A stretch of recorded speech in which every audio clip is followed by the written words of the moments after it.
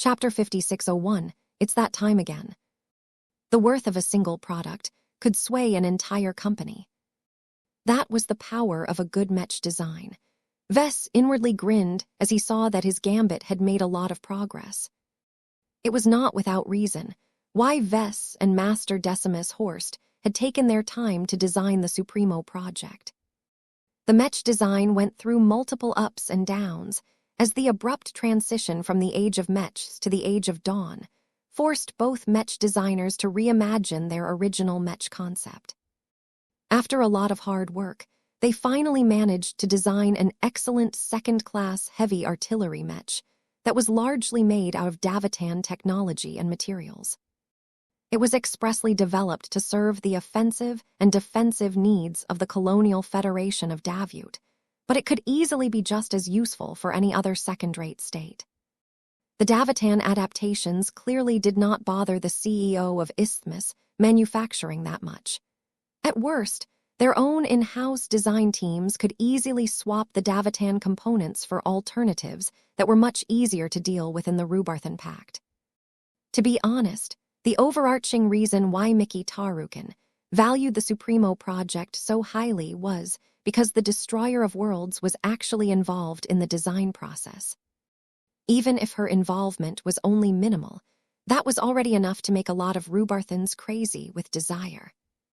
If there was actual concrete proof that she improved the Supremo project somehow, then that would likely turn it into one of the most popular second-class heavy artillery Mechs in the Rubarthan Pact. No, that should hardly be the limit for this Mech model. The Supremo project would likely catch on in the Red Ocean Union as well. After all, how many Mech designs could boast of having the capacity to channel a minute fraction of a god pilot's awesome power? As long as the performance of the Supremo project was high enough to back up everyone's expectation, it was bound to capture a large share of the market for heavy artillery Mechs. The only market where the Supremo project would fail to gain traction was in the Terran Alliance. There was no way the Terrans would permit the widespread use and proliferation of a Mech that was empowered by a Rubarthan god pilot. It didn't matter if the Terrans themselves did not make use of the Supremo project.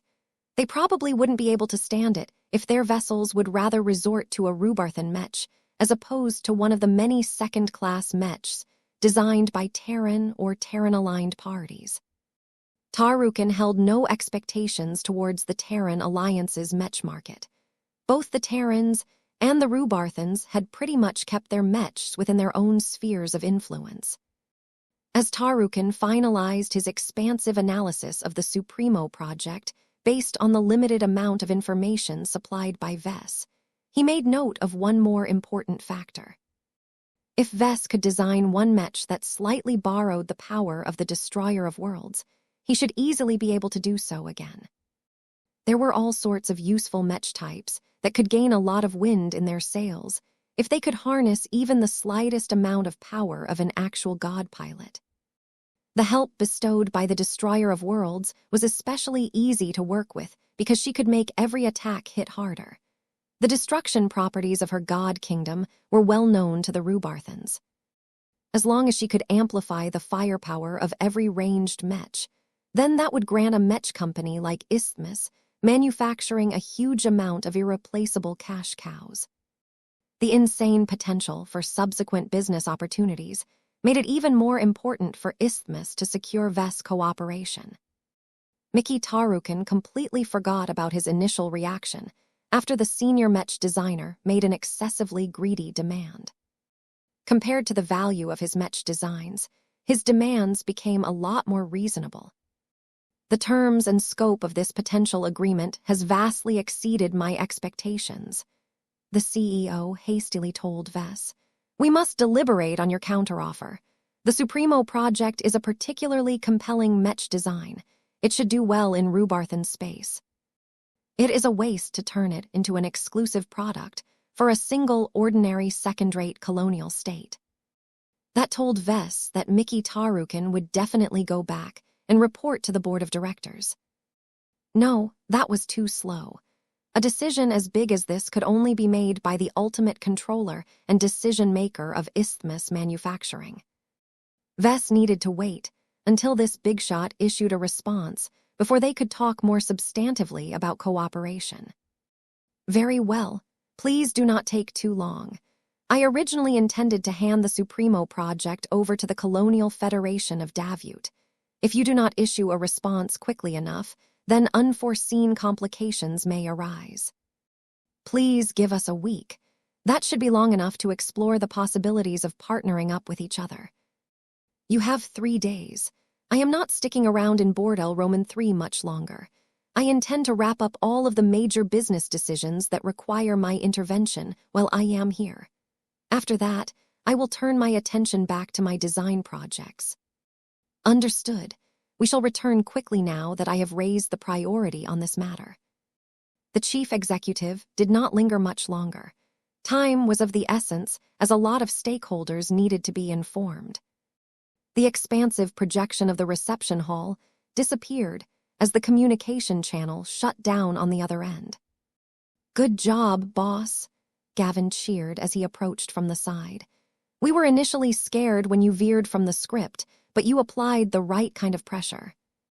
Asking for 20% ownership in a company as massive as Isthmus Manufacturing may still be excessive, but the number shouldn't be large enough to shut down the negotiations outright.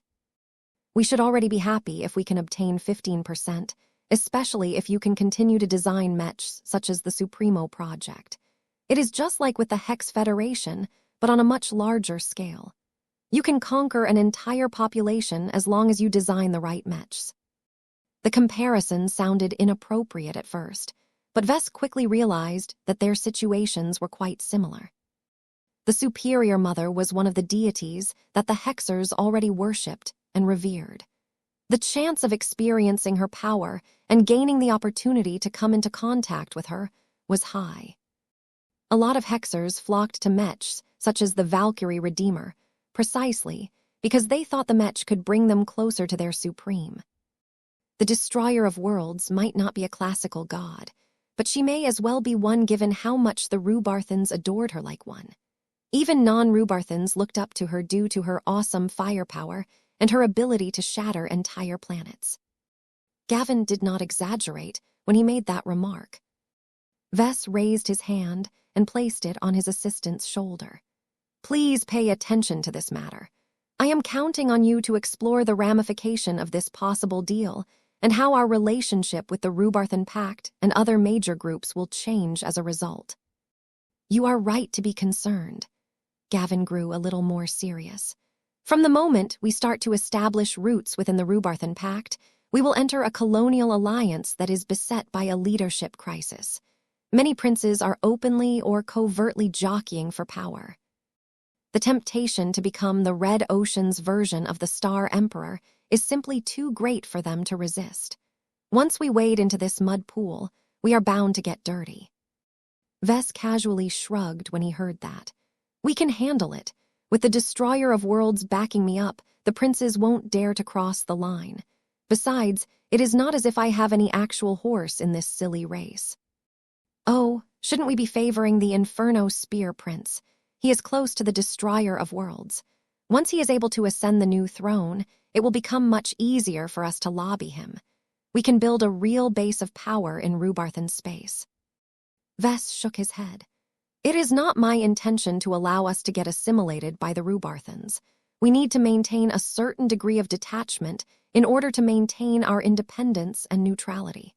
Cozying up too much to the Rubarthans will just cause us to get alienated from the Terrans. We should keep everything strictly business. Owning stock in a large mech company and designing a few exclusive mechs for them still falls within the business scope of a mech designer. Besides, the Destroyer of Worlds actually doesn't care about the Inferno Spear Prince all that much. It's complicated. I have already said too much. Anyway, please follow up on this issue. I think it won't take long for the Impresario Prince to make up his mind and contact me directly. Gavin nodded in agreement. That is a likely possibility. If the 5733rd prince truly takes the initiative to contact you in a hurry, then we have already won this bet. There is no way a big shot like him wants to talk to you more directly just to refuse your counteroffer. Vess really looked forward to seeing that happen. The repercussions of forging a successful deal would be great, but he was confident that he could deal with them. This was a time where the Larkinson clan must continue to sustain its rapid expansion in order to keep up with his rapidly growing demands. Miuo. Both Vess and Gavin interrupted their conversation and glanced at the gem cat that was moaning and squirming on the desk. The injured but healing cat had come under increasing strain all of a sudden. What is wrong with your cat? I think it is finally time for him to use the kitty litter box once more. It was gem time again. Vess had been waiting for so long to get his hands on the next batch of gems. Mio, Mew, Medio. Given recent events, Lucky's upcoming batch of gems were bound to possess particularly exotic and remarkable properties this time. You can go now. Vess hastily dismissed his assistant. Lucky needs a bit of personal attention. Make sure to block any appointments in the next hours, including the urgent ones. Medio. Lucky appeared to be in even more pain, as his archimetal body had yet to heal from the damage inflicted by Master Quan. Hopefully, his self-evolving cat managed to make the right adaptations that enabled him to cope a lot better against this kind of attack next time. Vess didn't care too much about this, though. The only topic that remained on his mind was gems. Come on, buddy. Your digestion system has held onto the gems long enough. Let it all out. I hope that you have been saving up for something this time. Vess may have reduced his reliance on gems as of late, but that was not that big of a deal. If it was no longer cost-effective to apply the valuable gems to individual mechs, then he would just find another use for them. He just needed to figure out a way to safely extract and make use of what they contained inside their crystalline structures. As the minutes passed by, Lucky's metallic body convulsed increasingly more. At a certain point, the cat had finally reached his limit. Medio. 3 large and brightly glowing gems ejected from the exit port and slammed against the wall like bullets. Vess immediately ditched his cat and ran off to pick up the hot and steaming gems that had fallen on the office room floor. Just 3, they better be good. He already had a feeling that he had obtained a big prize this time. Chapter 5602, Heavenly Gems. Mew, Mewa.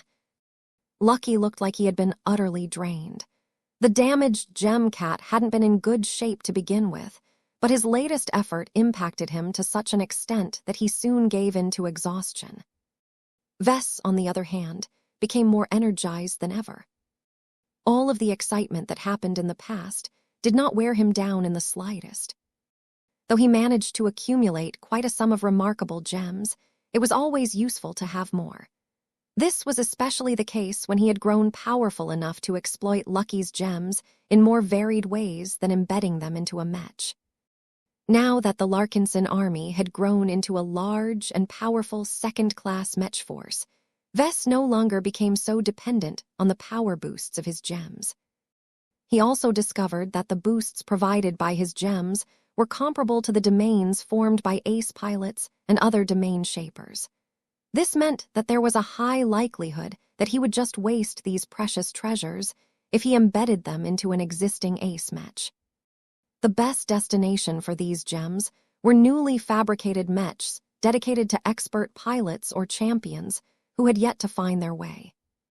As long as the properties of the gems matched their inclinations, the young but talented mech pilots not only gained a crucial boost of power, but could also comprehend the principles of the effects bestowed by the gems. Once these mech pilots successfully advanced to the rank of ace pilot, their domains would perfectly synchronize with the inherent properties of their gem-boosted mechs, thereby allowing them to gain a huge head start in integrating them further. If my suspicions are correct, a deeper synchronization of domains might actually help these pilots complete the second phase of the Mech body merger process one day. Of course, that was so far away in the future that there was little point in thinking about it now. A lot of accidents and complications could happen in between. The Red War became more intense every day, so the battles in the years ahead were bound to cause more serious casualties. Not even Vess could guarantee that the Larkinson clan's current batch of high-ranking Mech pilots would successfully reach their ultimate bottlenecks. This was why it became more important than ever for the clan to continually produce new expert pilots. The greater the quantity of high-ranking Mech pilots, the higher the chance that a handful of them would successfully overcome all odds and reach the third major cultivation rank. Vess snorted. "I'm thinking like a Mecher now. Everything has become a game of numbers nowadays." He did not really like this mindset.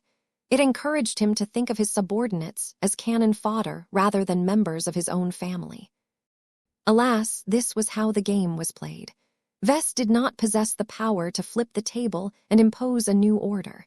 He could only adapt to the current reality and hope to grow strong enough to have a real voice one day.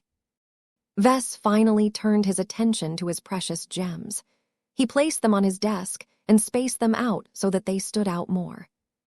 Before he examined them in detail, he could already tell that this new batch of gems were undeniably different from the previous ones. The gems that Lucky excreted in the past were akin to solid crystals.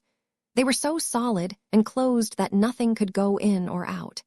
Vess now deduced that this was primarily done to prevent whatever was inside from spilling out until they became completely drained.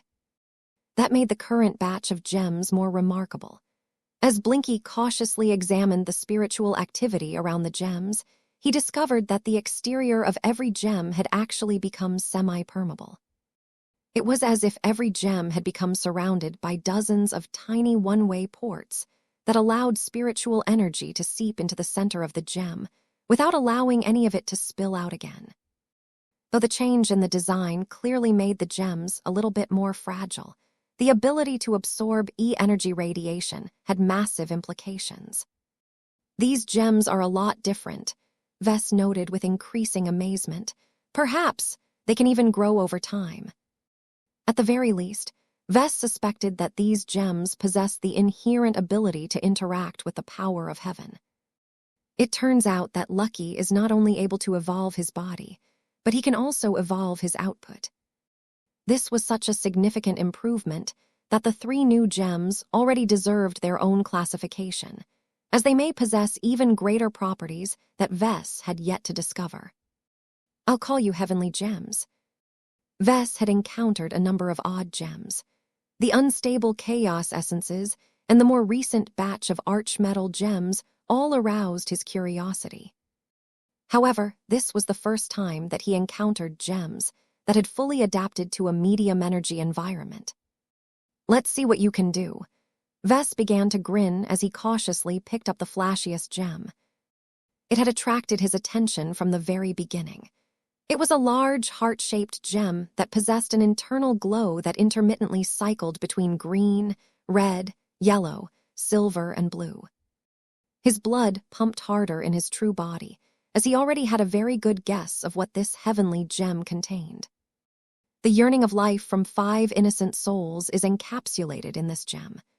Grants an inherent authority that greatly increases speed and efficiency of transforming the power of wood, fire, earth, metal, and water into other phases. Roman tutai. Vess fell silent as a lot of old wounds opened up all of a sudden. The heavy failure that took place on New Constantinople Roman 8 occupied the center of his attention once again. With the knowledge that he possessed today, he felt incredibly shamed by how stupid and ignorant he was back then. Inspiration had driven him to bring the elemental lord to life, but his overambitious work suffered from its creator's lack of understanding. The elemental lord had already been condemned to death from the moment he conceived of this ambitious idea. Vess vowed to never repeat such a painful blunder again. Even if he entered into a powerful, inspired state in the future, he needed to remind himself of this agonizing failure in order to rein in his unbridled creativity. He previously thought that he had paid an extremely heavy price for his avoidable failure. The guilt of killing his own child weighed so heavily on him that he had entered into a slump that only disappeared once he went on vacation. This was why he suddenly felt delighted to see that at least a modest remnant of the 5 brothers had managed to survive the calamity that disintegrated the elemental lord. It appears that even lighting tribulations can be fooled. Nothing was absolute, everything had exploits. Lucky was somehow able to smuggle out a piece of the elemental lord before the extraordinary 5-element mechs collapsed into ash without catching the attention of a ruthless heavenly authority. Vess really wanted to cut open his gem cat and see how Lucky actually worked. Ahem. He carefully put the precious heavenly gem into his pouch. He had no ideas about using the gem in any of his products for the time being. Now that he had a chance, however small, to redo the creation of the elemental lord, he needed to do the utmost to raise the chance of success as high as possible. If he wanted to bring the mech that he had envisioned into a proper form of existence, he needed to make extensive preparations. Vess had learned his lesson. He promised to himself that he would not think about giving the elemental lord a second chance at life until he thoroughly mastered the 5 classical elements. He also needed to work on his fundamentals and improve mech design capabilities well enough for his work to withstand a multimodal 81 strikes lightning tribulation. Let's see what else I have gained. He picked up the 2nd heavenly gem and actually felt as if he was holding a miniature power reactor. There was so much electric potential inside this gem that it could produce a remarkably powerful explosion if he converted it into a bomb. The final roar of a great beast is locked inside this gem, increases the electrical damage output of a mech by up to 200%. Vess started to frown. He did not think the heavenly gem was weak. A 200% boost was massive. The issue he had with the gem was that its amplification was extremely specific. Vess had encountered gems like that before. There appeared to be an inherent trade-off between potency and applicability. The electric roar gem clearly leaned much more towards the former than the latter. If his guess was correct, then the gem was unable to increase the output of the power reactor of a mech. That would have been extraordinarily useful for a high-end, first-class multipurpose mech. Those powerful machines depended so much on power output that its cost even started to rival the cost of their armor systems. If a single gem was able to make it so that they could channel 3 times as much energy than before, then that could boost the power of any energy weapon platform to a ridiculous extent. Alas, the heavenly gem's effect restricted itself to amplifying the power of direct electrical attacks. This should be an incredibly suitable gem for one of Ketty's new Storm Sword mechs, Vess concluded. Ketty's actually had more experience with electrical weapons. Stormblade technology continued to be useful as it was one of the many technical applications that received a substantial boost in the Age of Dawn. The rise of hyper-technology enabled Stormblade weapons to become even more powerful than before. Their ability to destabilize and overload energy shields had become even more crucial now that melee mechs experienced a revival in the hyper-generation.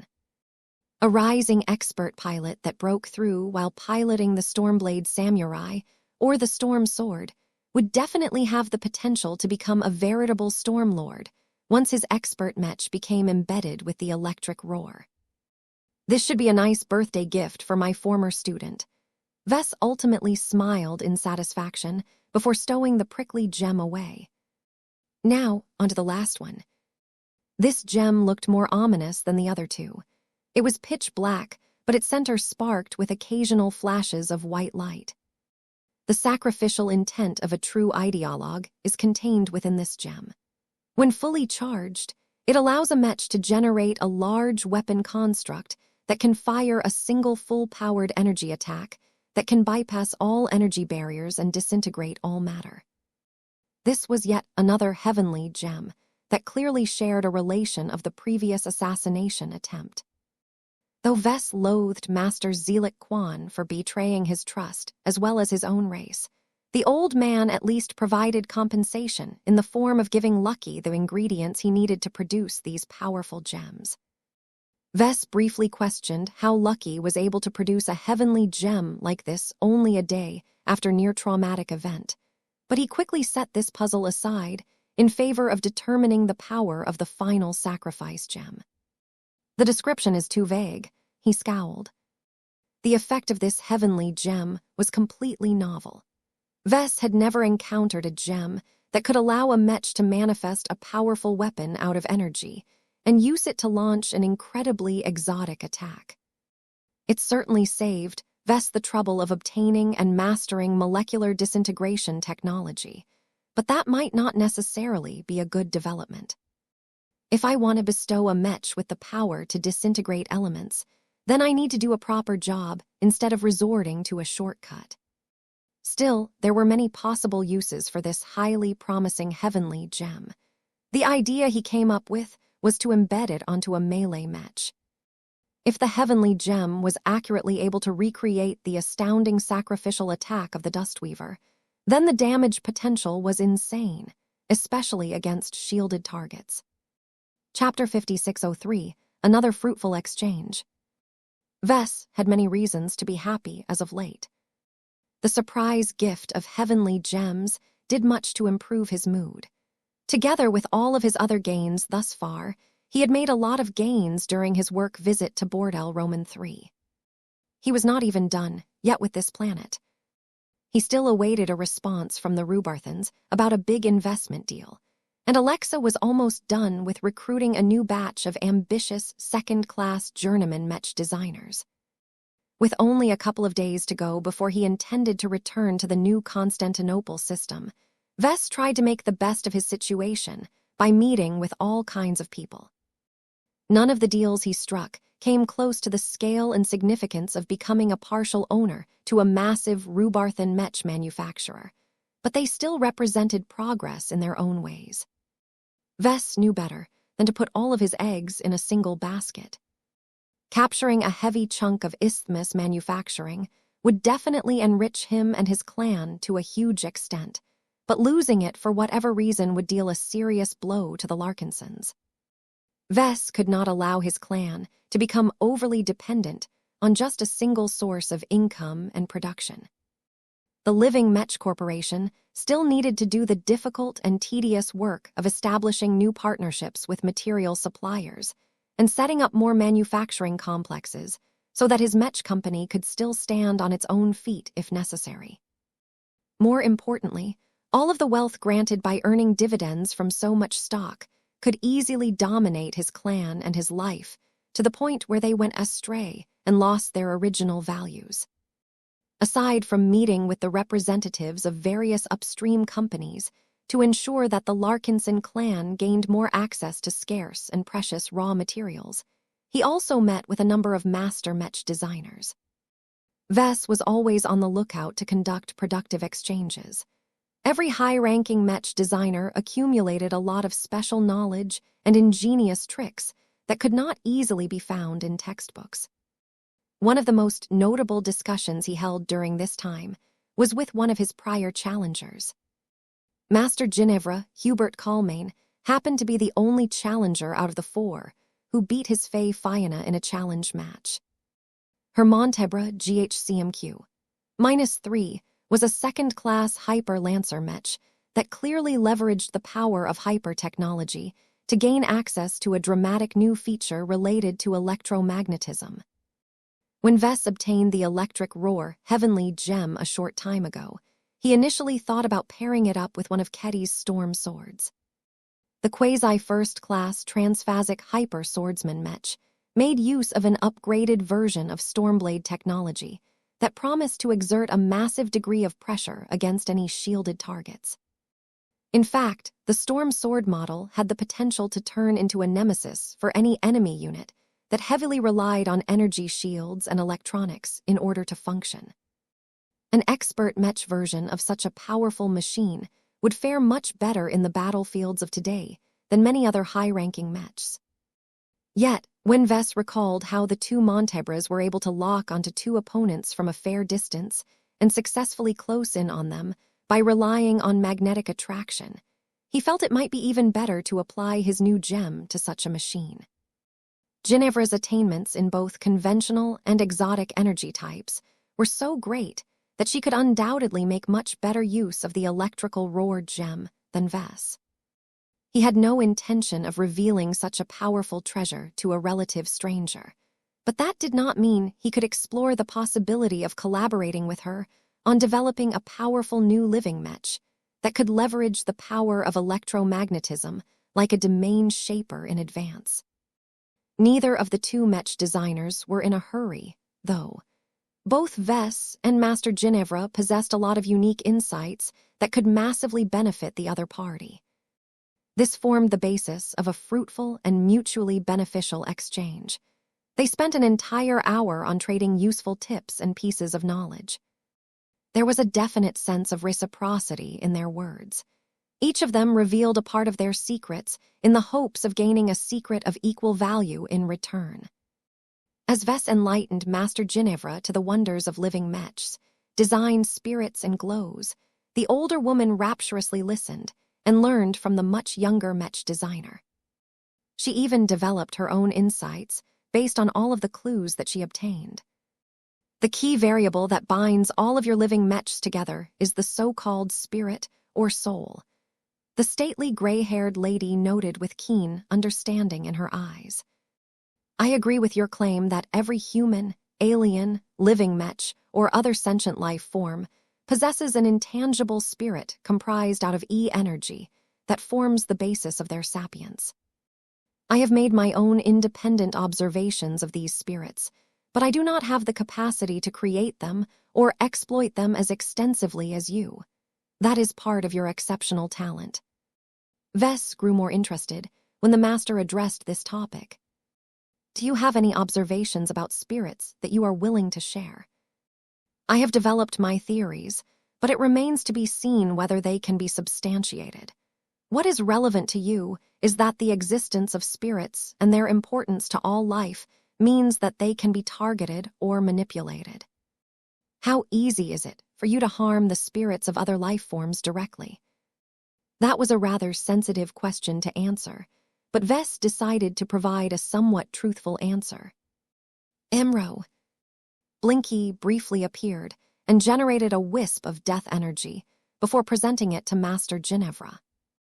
The quantity of death energy could pose a certain threat to human infants, but it was far from lethal enough to pose a serious threat against a master Mech designer. Ginevra Hubert Calmain did not even need to whip out a special scanner or anything. One of her eyeballs glowed brightly. It turned out that she had implanted herself with a high-tech cybernetic eye that could observe many different energy types. After a dozen seconds of observation, she cautiously extended her hand and experienced the effect of death energy in a more physical manner. The brief moment of contact did not cause the master Mech designer any damage, but she still experienced a degree of discomfort. Remarkable. This negative form of E-energy possesses a range of interesting properties. Is this the basis of your clan's famous battle formation attacks? The Penitent Sisters and the Glory Seekers had pulled off their characteristic battle formations often enough for the secret to become exposed. The more Vess attracted attention, the more people scrutinized his past. It shouldn't be a surprise that these incessant investigators managed to acquire footage of the Valkyrie Mechs, channeling the power of Helena or the Superior Mother. That is correct, Master. This is death-attributed E-energy. It can bypass all material defenses as if they do not exist and directly snuff out the spirits of life forms depending on their strength. It is a remarkably effective way to depopulate entire starships. Energy such as this should normally be anathema to all forms of life, but it is clear that you and several design spirits are able to handle it without suffering harm. This is an interesting contradiction that I would love to explore if I am not already preoccupied with my own existing research projects. What I would like to point out is that you have been making heavy usage of spirits for many years, yet still do not comprehend them on a deeper level. Vess frowned a bit. You are talking about studying the fundamental principles of sentient life. This is way too big of a research project for a single senior mech designer like myself. My goal is to design better mechs. It isn't necessary for me to crack all of the secrets that make life possible. I am not encouraging you to undertake this study straight away, Master Ginevra responded. I am bringing this subject up to you in advance so that you have a clear understanding of what you will need to study next once you have reached a bottleneck in your progress. I anticipate that there may come a time where you can no longer advance any further unless you truly understand the essence of life. The secrets that you can obtain from this research may even form the basis of your subsequent ascension to star designer. She was likely right. Vess smelled another grand design from this incredibly fascinating subject. That was also why he thought it was far too premature for him to engage in this deep and profound research direction. His creation and exploitation of spirits may be relatively shallow, but he could already do much with his existing capabilities. Vess did not have an urgent desire to deepen his manipulation of life. It was much better to figure out how he could squeeze more value at his current level. Minutes later, the conversation took a different turn. Vess began to inquire about how Master Ginevra managed to convert E-energy into conventional electrical energy and vice versa. The woman adopted a more confident demeanor. This is not a difficult feat as long as your understanding of energy and many of its forms has advanced to a sufficient degree. There are many physicists that adhere to the theory that everything is an expression of energy. I am familiar with the theory. I happen to believe in it myself, Vess said. His spiritual engineering endeavors taught him that there was not that much of a difference between spiritual energy and spiritual matter. The differences between the two were much less, making it easy for him to switch between one or the other. Yet that was not what Master Ginevra wanted to teach. Even solid matter is merely a form of energy that has taken on a special form or state that causes them to be solidified. This is why it is not that difficult to convert matter into energy. What is important is that easy conversion also applies to many different exotic energies.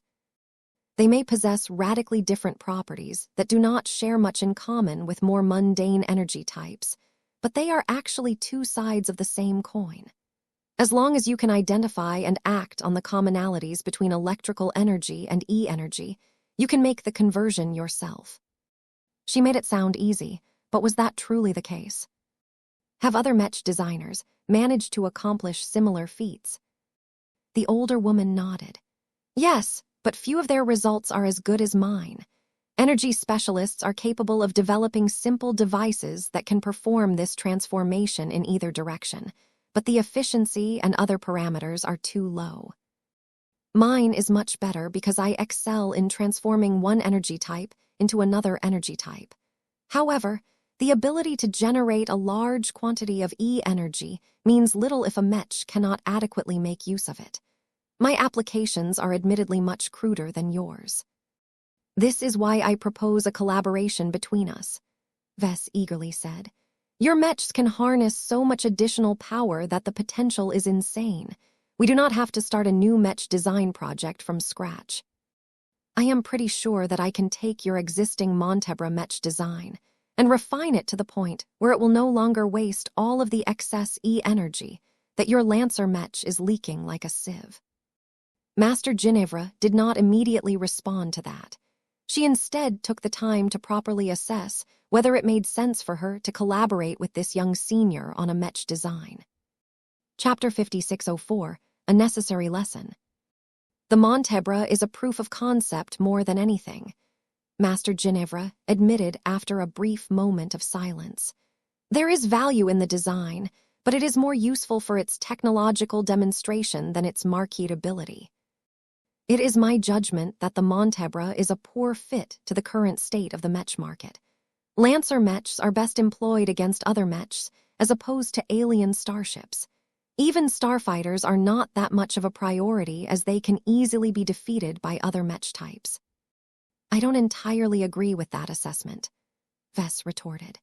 If we can channel the amazing electromagnetism properties of your Montebra design in a more offensive and destructive capacity, we can develop a comprehensive new work that can overwhelm energy shields with powerful EMP-like discharges. I have considered that approach as well, but the strain on the Mech is too great. Do you recall how my Montebras short-circuited many of their internals? The mechanisms that I have used to generate an explosive amount of energies in a short time interval are too rough and unstable. The power output is too inconsistent, and it is not yet possible for my work to offer sufficient protection against radical changes in the environment. It became clear that Master Ginevra did not look forward to collaborating with Vess. That disappointed him a lot. Is there anything about this potential collaboration that does not sit well with you, Master? It comes at an inopportune moment, she said. I have received multiple solicitations after the conclusion of the challenge match. I have received invitations to participate in much more interesting collaborative research and design projects that are much more relevant to my specialization. One of the most important priorities that I have set is to develop a much more efficient and scalable electrical energy to E-energy generator. Multiple research teams are working on this issue, and their work will eventually resound throughout our society. Once we are able to produce any type of E-energy on demand, the hyper-generation shall truly take off. The Red 2 may very well organize a mid-generation announcement in order to spread the results of our critical research. I see. In other words, the proposal made by Vess was too small in scope to interest the woman. The performance and the special properties of the Montebra had showcased a lot of useful and interesting experimental design applications. They put Master Ginevra on the map and attracted the interest of big research institutions. Perhaps she may have received a direct invitation from a research team hailing from the Red Association. Even if Vess was a Tier 3 galactic citizen with a lot of unique and interesting insights, what Master Ginevra cared about the most was advancing her own design philosophy. She could make a lot more gains in this area if she started to work together with many other like-minded specialists. Ultimately, Master Ginevra simply did not prioritize the Montebra design. She did not want to convert it into a mature product because it did not reflect her full design ambitions. Vess knew what sort of Mech designer he was exchanging with. Master Ginevra Hubert Kalmain was a hardcore research addict. She could happily spend several decades in a research lab without designing any Mechs during this time. After he realized this, he no longer insisted on active collaboration. Since that is the case, can I still work with the Montebra design by myself? He asked. I truly believe that I can take the foundation that you have set in your experimental Mech design and transform it into a truly powerful electrical lancer Mech. The master Mech designer shook her head. I am afraid that I cannot allow that to happen. The Montebra contains many dangerous and unstable design elements that should not be handled by non-specialists. The Mech is designed to channel strong energy surges, but it is actually not very effective at it. I fear that my work will one day produce deadly accidents due to improper adaptation and manipulation of these advanced components. It was much more difficult for Vess to maneuver around that argument. The Montebra was indeed a Mech that lived on the edge. He sighed. Very well. It appears that I have no future with the Montebra design. I understand your perspective. You are quite protective of your work. When my latest technologies are ready for widespread adoption, then I will be happy to allow you, and any other peer in the Mech industry, to apply them onto their own works. Until then, it is better to limit their usage in order to protect Mech pilots from accidents stemming from the use of immature tech. There were Mech designers who readily applied new and experimental tech onto their latest Mech designs. There were also other Mech designers that insisted on following the strictest safety standards in order to minimize the possibility of preventable accidents. It was difficult for the two to get along if they collaborated on the same project. Vess was still too young. He managed to invent a lot of fantastic stuff, but his high pace of innovation also made it difficult for him to wait long enough for his new tech to get tested. Master Ginevra was 180 years old and already accrued a lot of patience over the years. She was more than willing to hold herself back for a decade or so in order to obtain greater results. "We are too different from each other," Vess tiredly remarked. "You are an anomaly, Professor Larkinson," Master Ginevra pointed out. "You are still a senior, but the contributions you have made are disproportionately high. You have advanced to your current position far too quickly. Few, if any, Mech designer of your generation can equal your many feats. While I am not principally opposed to collaborating with a senior Mech designer, you are so young and successful that it causes me to question whether I have made the best use of my time when I was your age. Is the generational gap that much of a deal?" The older woman looked at Vess with an exasperated expression. "Masters such as myself are expected to be rational and objective enough to set aside any emotions that are not productive to the situation at hand. The reality is that we are still humans. Do you know how many Mech designers of the older generation are jealous of your talent and accomplishments? Coming into direct contact with a brilliant prodigy such as you highlights their own inadequacies. This is especially the case when you have outshined them in their current states. You are a record-breaking Tier 3 galactic citizen, while I am only a Tier 6 galactic citizen. I can assure you that many other masters whose galactic citizenships are much lower feel even more uncomfortable in your presence." Vess did not expect to be confronted about this. He genuinely grew perplexed for a moment. He was very much aware that he was an outlier in this regard, but he expected other master Mech designers to possess the age and maturity to look past these silly impulses. Evidently, he expected too much from them. Their jealousy and feelings of inadequacy, whenever they compared themselves to Vess, clearly hindered them from seeking to collaborate with him on all kinds of interesting projects. It was strange. Vess never really got the sense that Master Benedict Cortez and Master Decimus Horst wrestled with their conflicting feelings when they collaborated with him in the past. Then again, they were very different Mech designers. Vess had developed a close friendship with Master Benedict Cortez. Both of them also benefited a lot from each other when they worked on groundbreaking Mechs such as the Phobos. Master Decimus Horst was a lot more tolerant and patient with Vess. He was an academic and an educator. He was a lot more serious and passionate about teaching the craft to the younger generation. That was also why he patiently taught Vess a lot of useful knowledge about heavy artillery Mechs over the course of their collaboration. What Vess needed to realize was that the two aforementioned masters were the exception rather than the rule. He should not blindly assume that other high-ranking Mech designers were willing to get outshined by a much younger, but also much more talented colleague. Look to your own generation, Professor.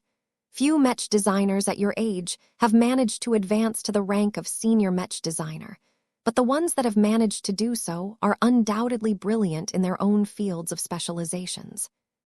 They are intelligent enough to develop their strengths to an extensive degree, but they are also young enough to hold the same ambitions, and while also possessing the right amount of ignorance to blindly charge forward without fully understanding the repercussions of their design choices. She made it sound as if young and fast-progressing Mech designers like Vess were a bunch of reckless fools who would only egg each other on if they started to group together. "Thank you for your advice." Master Ginevra gave him a patronizing smile. "I was young once too, many years ago.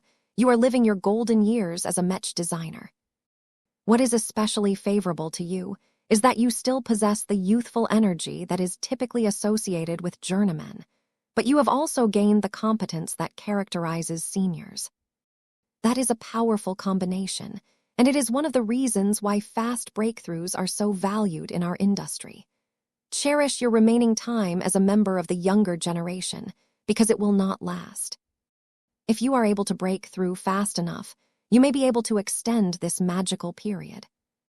Vess had no intention of wasting his time. He already held this mindset long before he exchanged with Ginevra Hubert Calmain. "What is it like to reach your age?" he curiously asked. "You emphasize the differences between my generation and yours so much that it is actually making me a little afraid of growing older." "Aging is a natural process of life," Ginevra sighed. "Life-prolonging treatments and other tech has allowed us to extend that process, but that does not stop our mentalities from undergoing extensive generational shifts that causes us to look at our lives and the reality around us in a different manner. It is harder for us to become passionate and fired up about anything. If we are unable to make any significant progress in developing our design philosophy, we simply cannot sustain our level of excitement. We become more detached from the moment and regard everything around us with an analytical or calculating mindset." "So you are becoming more rational?" "Not completely, no. As I have mentioned before, we are still prone to negative feelings such as envy and jealousy. What matters is that it has become difficult for us to rely on our emotions to motivate us into working harder and breaking past our limits. This is also one of the reasons why Mech pilots have a much lower chance of making any further breakthroughs once they become over a century old. We tend to believe that the future belongs to the younger generations. That reduces our drive to work harder." "I see." The lesson he received this time was a little general, but Vess valued it just as much as the technical knowledge shared by Master Ginevra. Vess felt it may be better for him to reduce his interactions with Master Mech designers. They were all a lot older and different from himself, making it harder to work together as equals. It was much better to stick to Mech designers around his own age, like his wife, and the other lead designers of the design department. Now that he thought about it, he indeed felt a lot more comfortable and at ease whenever he collaborated with the likes of Cadiz and Sarah Voikin. Though Vess had distanced himself from them by advancing to senior early, they still got along with each other pretty well since they were close enough in age. Chapter 5605, Enter the Atelier. The meeting with Master Ginevra Hubert Calmain ultimately ended without the result that Vess desired. Though he learned a lot about energy conversion and the properties of E-energy in general, he failed to gain her agreement to collaborate on the Montebre design. He did not blame her. She already taught him plenty of insights, and she was preoccupied with her own affairs. The biggest regret was that he could not get her to exchange the principles of her temp mechanism to him. The experimental tech had a lot of potential, but it was too immature and posed too much of a threat to the Mech and Mech pilot in its current form. It was not responsible to hand it over to another Mech designer, who did not possess the technological qualifications to harness it correctly. By the end of the lengthy exchange, both Vess and Master Ginevra stood up and shook hands yet again. "I have great respect for your work," the older woman said in a more familiar tone. "It is a great honor to meet with a rising star in the industry such as yourself. I would not be surprised if you will catch up to my level in a few decades and completely overtake my progress in a century or two. I feel more reassured with leaving the future of the Mech industry and human civilization in the hands of the younger generation. The great severing may have cut us off from the old galaxy, but we have gathered so many of our best and brightest in the red ocean that I think we should be able to persevere." Vess smiled back at her. "It will take a lot of time before we can step up and take charge of matters. We will have to count on our elders for quite a while, especially given how long you people are able to live. We may remain present in our society for longer than that. Longevity has become a much more active topic as of late. E-energy radiation is changing all of us. There is increasing speculation that the previous limitations have already been broken. Many philosophers and ethicists have begun to ponder how our society will change if the older generations continue to remain present in people's lives for centuries to come. This will put an increasingly greater burden on the younger generations, who will find that many channels for upward promotion remain closed due to the prevalence of highly qualified seniors. That was an interesting debate, but not one that bothered Vess too much at the moment. Cultivation had become a lot more accessible now that red humanity entered a medium energy environment. It had already started to spread in disguised forms, such as the release of the Hunter's Code. Sooner or later, people would realize that all of these weird methods enabled people to retain their youth and longevity without paying for expensive, life-prolonging treatments. That would give a lot of old people hope, but also make it so that they refused to pass on their wealth and positions to their descendants. If Vess was in their shoes, he would also feel reluctant to pass everything he built over the course of his life to his children. He really couldn't blame either side for acting on their own self-interests. The best way to relieve this potential time bomb was to expand the territories of red humanity and open up a lot of new opportunities for development. Yet that required a lot of fighting. Since many Mech pilots tended to be under a century old, that effectively meant that the younger generations had to pay for these opportunities with their own blood and flesh. How tragic. It was good that the new Elites program came to life. The empowerment of warlords granted the members of the younger generation a more direct pathway to power. If everything proceeded as anticipated, then a lot of old and stagnant players would slowly make way for a vigorous new wave of courageous and dynamic warlords. The only issue was that it would probably take a decade or two for these initiatives to produce the desired results. All of the old geezers who owned a lot of property and held all of the reins of power still held a lot of sway at this time. There were plenty of ways for them to utilize their existing means to build lifelines for themselves.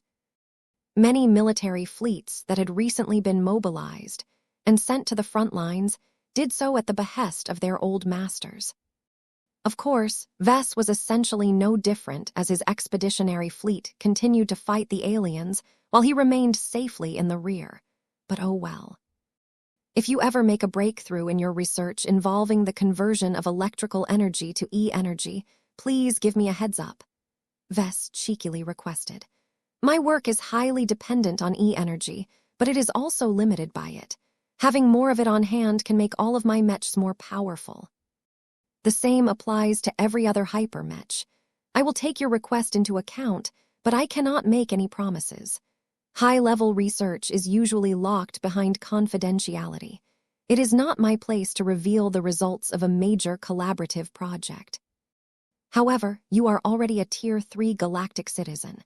You should be able to gain insider access through your own channels within the Red Association. She had made a good point. His status was a lot different now. If not for the fact that his schedule was already packed, Vess would have felt tempted to ask Jovi whether he could get involved in one of the Red Association's many secret research initiatives.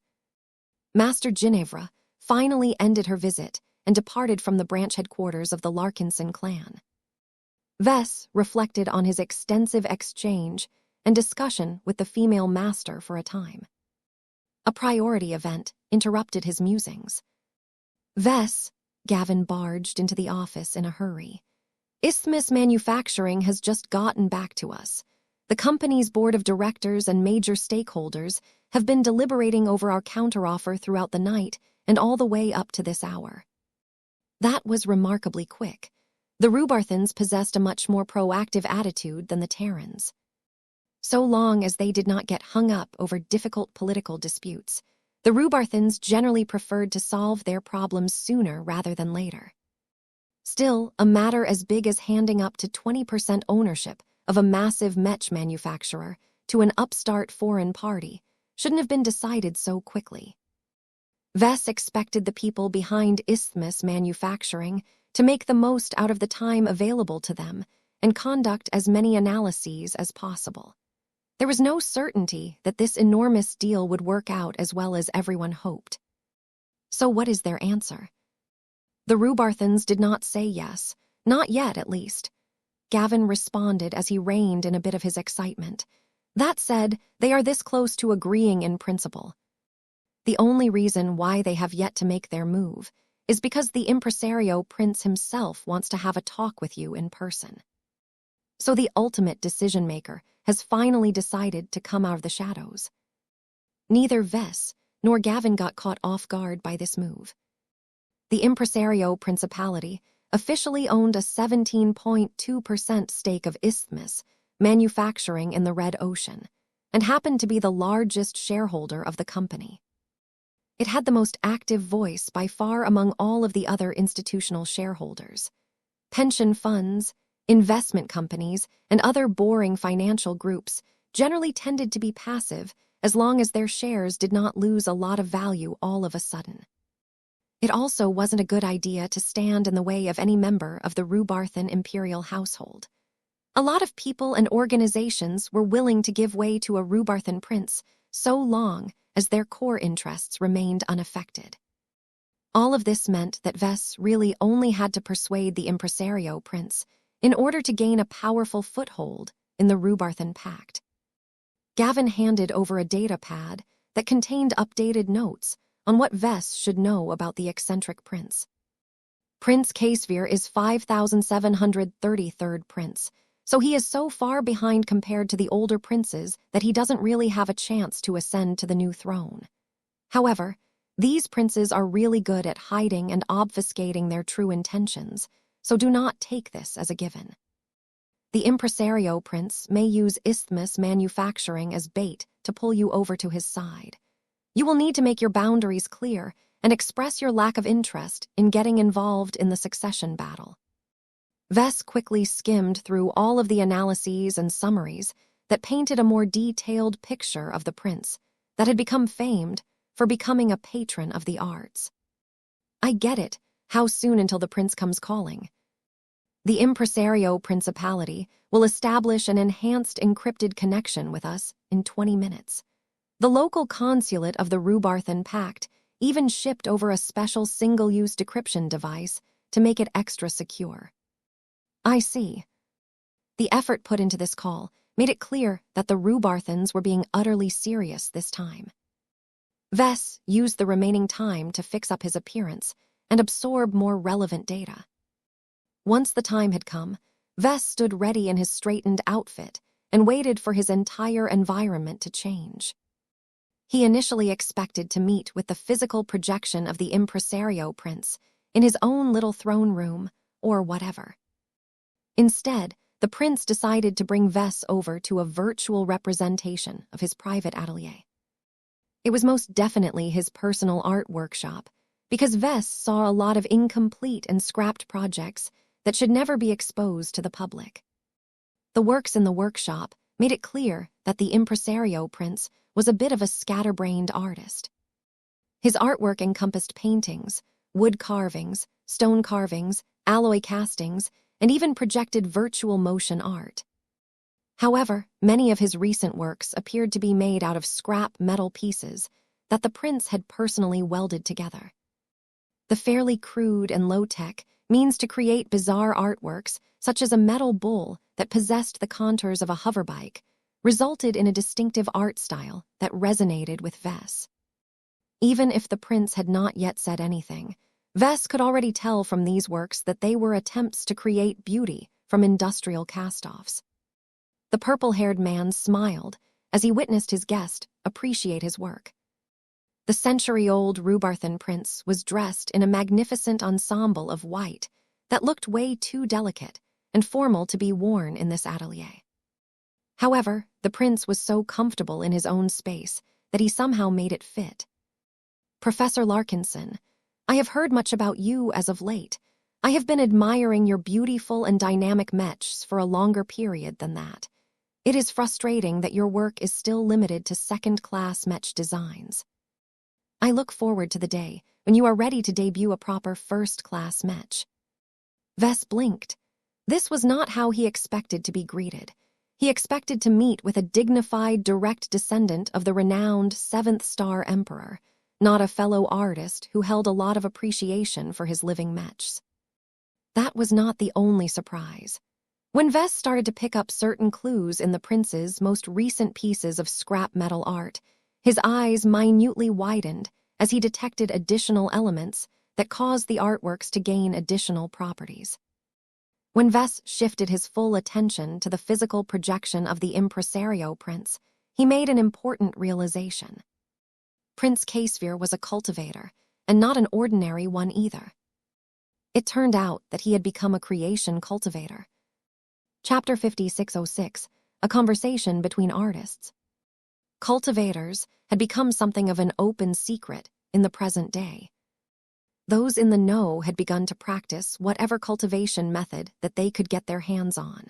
Few, if any of them, felt inclined to draw attention to what they managed to gain, because they were all motivated by selfish intentions. Human society was very much hierarchical and based on competition. Only a small proportion of people had a chance of occupying the positions at the top. The more competent and capable they became, the greater the chance they could climb up the ladder. It became a lot harder to defeat the competition if their rivals started to practice the same cultivation methods that made them smarter or better at their jobs. This was why the earliest wave of human cultivators all abided by an unspoken rule. Every beneficiary implicitly colluded with each other to prevent the general public from learning about the wonders of cultivation. Nobody knew how long this would last. The barrier of secrecy could collapse any day now, though Vess privately guessed that the current status quo could probably be maintained for a couple more years. While the general public still lived their lives as if hardly anything changed from the age of Mechs, the upper echelon had already begun to take advantage of the cultivation methods that they managed to obtain. There were two major sources of cultivation methods. The most common one was that these people managed to dig them up from their dusty archives. The problem with that was that the methods were generally obtuse and filled with strange meanings. The mechanics behind them were also highly inconsistent. Examples such as the Hunter's Code showed that there were people out there that possessed the ability to formulate their own new cultivation methods. Only genuine high-level cultivators should be able to do this. Since they were exceedingly rare in the Red Ocean, Vess did not expect that many people had access to more modern cultivation methods. Right now, Vess wondered which category Prince Casphere fell into. Was his background good enough to obtain a modern and much less confusing solution, or had he begun to practice a creation cultivation method that was many ages old? The answer to this question was extremely important. It could mean the difference between doing business with a rational cultivator or getting involved with a complete nutcase. Until Vess figured out the answer, he needed to display a lot of restraint and avoid making too many promises. "Your art is beautiful," Vess complimented. "I can see from the works around us that you have the heart of a true artist. I did not expect that a high-born scion such as yourself would work with low-value pieces of scrap, but you have treated each and every component with a level of care and respect that is rare. It is impressive to see how you have managed to turn these ugly and malformed pieces of salvaged metal into beautiful and surprisingly harmonious pieces of artworks. I especially like how you have successfully generated aesthetically pleasing designs from irregular patterns." Everyone liked to be complimented by their work. Vess was no exception to this rule. He knew exactly how to stroke the egos of creatives. Just as predicted, Prince Casphere's initially concentration expression bloomed in a smile that looked so handsome on his already dashing face that it had to have been engineered to perfection. "I appreciate your feedback, Professor. It means much coming from a renowned artist and Mech designer such as yourself." The impresario prince responded with a lyrical voice that straddled the line between masculinity and femininity. "Alas, I am far from reaching my height despite the years that I have dedicated to my various crafts. I have yet to create a single masterwork. You, on the other hand, have managed to accrue 9 masterwork certificates.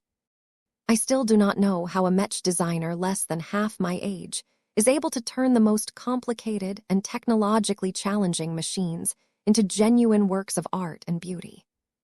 Was this what the Rubarthan prince paid attention to the most? It was quite a surprise, but it made sense in hindsight. "I am a Mech designer, Your Highness," Vess respectfully stated the obvious. "Since I was a teenager, I have dedicated almost every day of my life to designing better Mechs.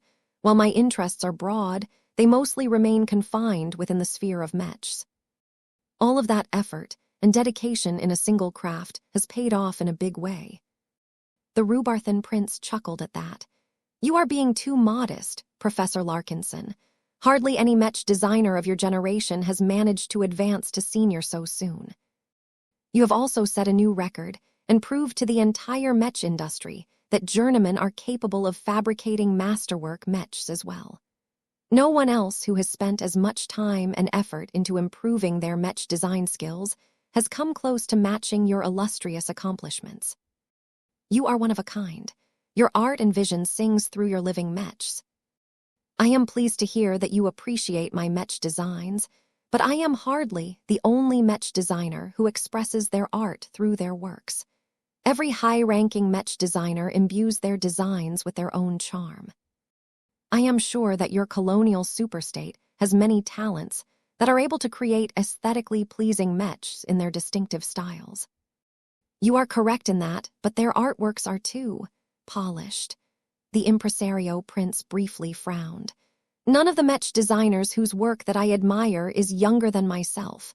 Each of them has completed a lengthy journey before advancing to master. Once they have reached this advanced stage in their life, their art style has already reached a stage of maturity. Their works are still as beautiful as ever, but their evolution has stalled. There is no progression between Mech designs anymore. Vess felt the need to stand up for his elders. This was his obligation as a Mech designer. I can understand your perspective, Prince Casphere, but I disagree with the notion that master Mech designers have stagnated in their work. Many of them are engaged in incredibly difficult research projects that can easily span for decades. It is customary for them to make relatively little progress for many years. Only when they have attained critical success in their ambitious research projects will their works be completely reinvigorated.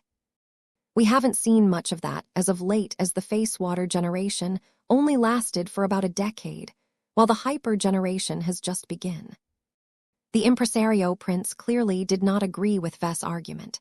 He openly shook his head while expressing clear disdain towards those old and terribly slow masters. That is no excuse for them to slack off and rest on their laurels. For whatever reason, from the moment they have realized their design philosophies and attained one of their greatest dreams, they slow down and stop feeling any urgency. It seems as if anything that took years to complete now takes decades to produce any substantial progress. This is why I prefer younger artists and Mech designers such as yourself. You are still in the prime of your life, and it shows in how productive you are. Your design style is constantly evolving. The Fey Fiona that you have released most recently are a far cry from the works that you have designed during the Facewater generation. Though the 5733rd prince possessed an extensive understanding of Mech designers, he was ultimately a layman. He was not initiated into the craft, nor designed a Mech of his own. How could he possibly understand all of the difficult burdens of master Mech designers? Reaching master might seem like a fantastic accomplishment, but it was ultimately not as significant as everyone assumed. A master Mech designer was just a domain shaper in the end. Compared to the true magnificence of a star designer, every master Mech designer was like a child. However, Vess did not accept this call to debate about this kind of stuff. He still remembered that he was here to talk about a potential agreement about obtaining partial ownership in a large Rhubarthan company. He coughed. I am still exploring my craft, Your Highness. It is in the process of doing so that I have gained an interest in isthmus manufacturing. I have many ambitions as a Mech designer, but I am unable to pursue them as freely as I like due to logistical constraints. I think there are many grounds for cooperation between my Mech company and isthmus manufacturing. With the help of the latter, I can introduce many of my works to a brand new set of consumers who reside in the Rhubarthan Pact. The impresario prince grew a little more serious now that Vess addressed the main topic for this call. Good art like yours indeed deserves to be appreciated by a wider audience. The prince nodded in agreement. I normally do not intervene in person whenever isthmus manufacturing has signed a new contract with a Mech designer, but your case is different. You are the first to turn what should have been a simple business transaction into a mutual investment deal. It is not unacceptable to grant you shares in Isthmus Manufacturing, but I expect much more from you in order to justify this extreme measure." Vess grew a little nervous. "Is my work to your satisfaction?" "I adore your work, as you can already tell, Professor. I have few objections to allowing Isthmus Manufacturing to produce your mechs and handle all of the downstream activities related to them within the Rhubarthan Pact. The greatest issue I have with your work so far is that they are only limited to second-class mech designs. I am working hard to gain the qualifications of a first-class mech designer. I am a quick study, so it should only take a few years before I can present a first-class mech of my own design." "That is to be expected." The prince nodded in an approving manner. "The other major issue is that your asking price is too excessive. The valuation of Isthmus Manufacturing is astronomical. It is a centuries-old mech manufacturer with a long heritage of stable business and prudent decision-making. It has developed close contacts and partnerships across multiple networks. With my help, the recently reorganized Red Ocean division of this company has not only maintained its footing in the rapidly changing economic situation of the Rhubarthan Pact, but it has also managed to increase its footprint by acquiring dozens of distressed smaller mech companies. Your Highness, I understand that Isthmus Manufacturing is a valuable mech company, but my value is no less impressive. It is not a loss to give me a 20% stake in your company," Vess insisted. The impresario prince shook his head as he began to show the attitude that was expected from a true-blood descendant of the current Star Emperor. "As great as your potential may be, it will take many years for you to live up to your promises. It is not too late for you to acquire more shares by drawing from your own war chest. In the meantime, it is much more appropriate for you to start your long-term cooperation with Isthmus Manufacturing with a more proportionate degree of ownership. It is relatively customary in the mech industry, at our level, to bestow master mech designers with a 1 to 3% stake in a company. Given the high demand and the beautiful artistry of your recent mech designs, I have little objections to granting you the treatment of a master as opposed to a senior." This was a huge step down compared to his initial asking price. If Prince Casevier thought that Vess was willing to gamble, then he guessed wrong. "I am afraid I cannot agree with this, Your Highness. I progress quickly, so it takes much less time for me to realize my potential. I do not want my mechs to be controlled by a company that I can hardly influence, so I must insist on meeting my original demand." It looked like this was going to be a difficult negotiation. Chapter 5607, The Motivation of an Artist. Vess was not willing to budge from his initial demand. 20% ownership was his bottom line. If not for the fact that he feared he might scare off the Rhubarthans entirely if he demanded a higher figure, he would have asked for 40% instead.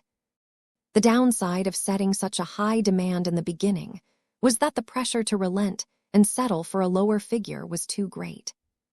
It was customary for both sides to make painful concessions in order to meet each other halfway. Vess did not want to do that. He had no intention of weakening his position until he only gained a fraction of what he sought. How could he do that? He could pull out the Nova Stella statue or present the Supremo project again, but he had the feeling that it probably wouldn't work. His previous call with Mickey Tarukin could easily be recorded and played back to every relevant party.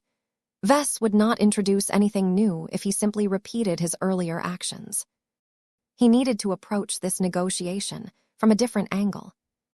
How could he persuade the impresario prince to give Vess a much greater share of a large and profitable mech company than normal? Vess took another look around the workshop. The 5,733rd prince was born far too late. Due to having at least 5732 older siblings, Prince Casevier was so far behind in the race that his chances of ascending to the throne were too slim. This was true in both the old galaxy and the new frontier. The competition may be a lot less intense in the Red Ocean, but all of the older princes that managed to get caught in this side of the Greater Beyonder Gate were not incompetent. Whether it was the Smokestack Prince, who quietly managed to gain widespread influence across entire economic sectors, or the Inferno Spear Prince, who possessed the greatest martial strength among the princes. Each of them possessed strong advantages that gave them a much more solid foundation in the battle for the throne. As for Prince Caesvir, his principality was not a big deal. His low position in the imperial hierarchy also made him rather unattractive to many Rhubarthan players who wanted to gain the patronage of a prince. However, he was not one of the many thousands of useless princes who gave up on any pretense of doing anything useful in their lives. The impresario prince gained his name by investing a lot of resources and effort into building a media empire. His soft power had grown to a considerable height after he became in charge of many different media and entertainment companies. He also subsidized a lot of artists, causing these cultural influencers to always say a good word about their generous patron. All of this enabled the impresario prince to gain a benevolent reputation within Rhubarthan society. He was not a prince that Rhubarthans would think of when they thought about the most likely candidates to inherit the throne, but he was definitely a prince who had made them laugh and cry through the many works he sponsored. Even though drama broadcasts and art exhibitions could not win him any battles, the prince's dedication to his art betrayed a certain element of ambition. It was subtle, but that was because Prince Caesvir had only gotten started as a creation cultivator. Vess and Blinky had been making constant observations all this time. They closely examined all of the clues they could find from his various artworks, as well as his evolving spirituality. The clues painted a certain picture that Vess was not certain about. The impresario prince was most definitely passionate about his art, but his motives may not be so pure. The purpose of creating all of these works was not to entertain or enrich the lives of his audience. Instead, Vess gained the sense that the Rhubarthan princes' various works were made with the subtle purpose of manipulating the audience. Although all forms of art sought to manipulate the people who experienced them in one way or another, the motives were usually more innocent and benign. Vess did not see that in the works of Prince Caesvir. His latest works, which consisted entirely of reworked and welded pieces of scrap metal, evoked a stronger and more abrasive impression. If ordinary people viewed these works, they would probably gain a different impression of their maker. Instead of regarding the impresario prince as a sophisticated and cultured patron of the arts, they would instead begin to view him as a prince who was much tougher and firmer than he appeared on the surface. This was not due to the subtle spiritual effect that the fledgling cultivator managed to imbue in his artwork. It was the weak effect, combined with the striking visuals of his scrap metal art, that produced a considerably stronger composite effect. It was rather ingenious. Vess imagined that this was how many art-oriented creation cultivators worked. They might not be able to craft anything as powerful as an artifact sword, or as technologically imposing as a combat mech, but extraordinary artists had their own way of earning their place in the cultivation community. What was the ambition of the impresario prince? What did he seek to accomplish by embracing a niche form of creation cultivation? Vess refused to believe that Prince Caesvir did not have access to more direct and powerful Kai cultivation methods. He could collect a lot of clues from observing an artist's personal atelier, but Prince Caesvir only started to settle on a new course well after the Age of Dawn had begun. This presented far too little clues for Vess to make any definite conclusions. Vess had little choice but to make an educated guess and hope his bet paid off. It would be terribly awkward if he had misjudged the situation. "I see you care a lot about your art, Your Highness," Vess stated as he inexplicably turned the conversation back to the initial topic. "Your skills and foundation are strong. I expect nothing less from a Rhubarthan prince who has access to the best tutors and the most luxurious learning facilities." What is impressive is that you did not merely rely on the conveniences of your high birth. I can see you are not afraid of getting your hands dirty in order to shape your work by hand. That is an admirable quality for a man of your high station." The prince looked amused at Vess. A prince as old and educated as him should definitely recognize the ham-fisted attempt at changing the topic. "My accomplished tutors have given me well-meaning advice that I have followed to the end. A true artist must not be afraid of spending long hours in hardship and isolation. What we present to the public are only brief instances of our lives. Every beautiful piece that has reached completion is the result of long hours of toiling behind the scenes. To be honest, I have reached a bottleneck in my art journey several decades ago. Try as I might, I have failed to create a masterwork that I can truly take pride in. This has been one of my persistent regrets. Several of my older siblings have already managed to succeed where I have failed." The prince genuinely sounded regretful about this, and Vess did not doubt the other man's integrity. While there was a chance that this entire setup was a giant performance staged by a prince that was also passionate about acting and stage plays, Vess did not think that he was meeting a false version of the impresario prince.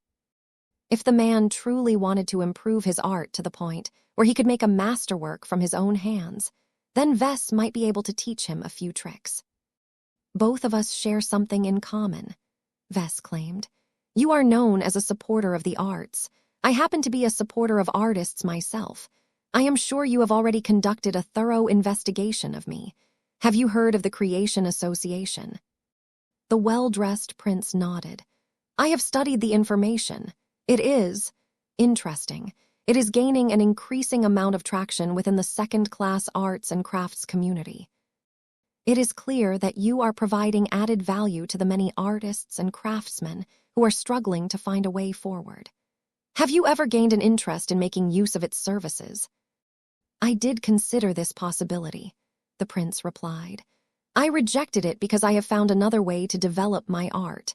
Can you see the progress that I have made through my most recent works?" Vess nodded. "I can see that you are gradually becoming more proficient at imparting your works with greater meaning." Prince Caesvir became a little more intense. What is the purpose of art? Why do people dedicate their lifetimes to practicing music, painting expansive vistas, or creating sculptures that represent great figures whose names shall resound in history? Is it because they want to record their lives and history so that the later generations can gain an understanding of our current struggles? That can serve as a possible motivation for some artists, but that is not my purpose. I see little reason to leave behind a record for our distant descendants when I still have many years left to shape my own life. No, I seek to improve my art in order to achieve greatness, just as you. Is it not fulfilling to become known as a great artist and be appreciated for it? Is it not a dream to be able to gain so much weight in your community that everyone will respect your words and deeds? My art seeks to impress the masses and make them acknowledge my greatness as a maker and a visionary. That was a rather egoistic motivation to become an artist. That did not make it any less valid. Plenty of artists throughout human history had gone on to make historical masterpieces that still received a lot of appreciation to this day due to ego trips. All an artist needed in order to succeed was ability and fame. Prince Caesvir definitely enjoyed a massive advantage in the latter solely due to his high birth.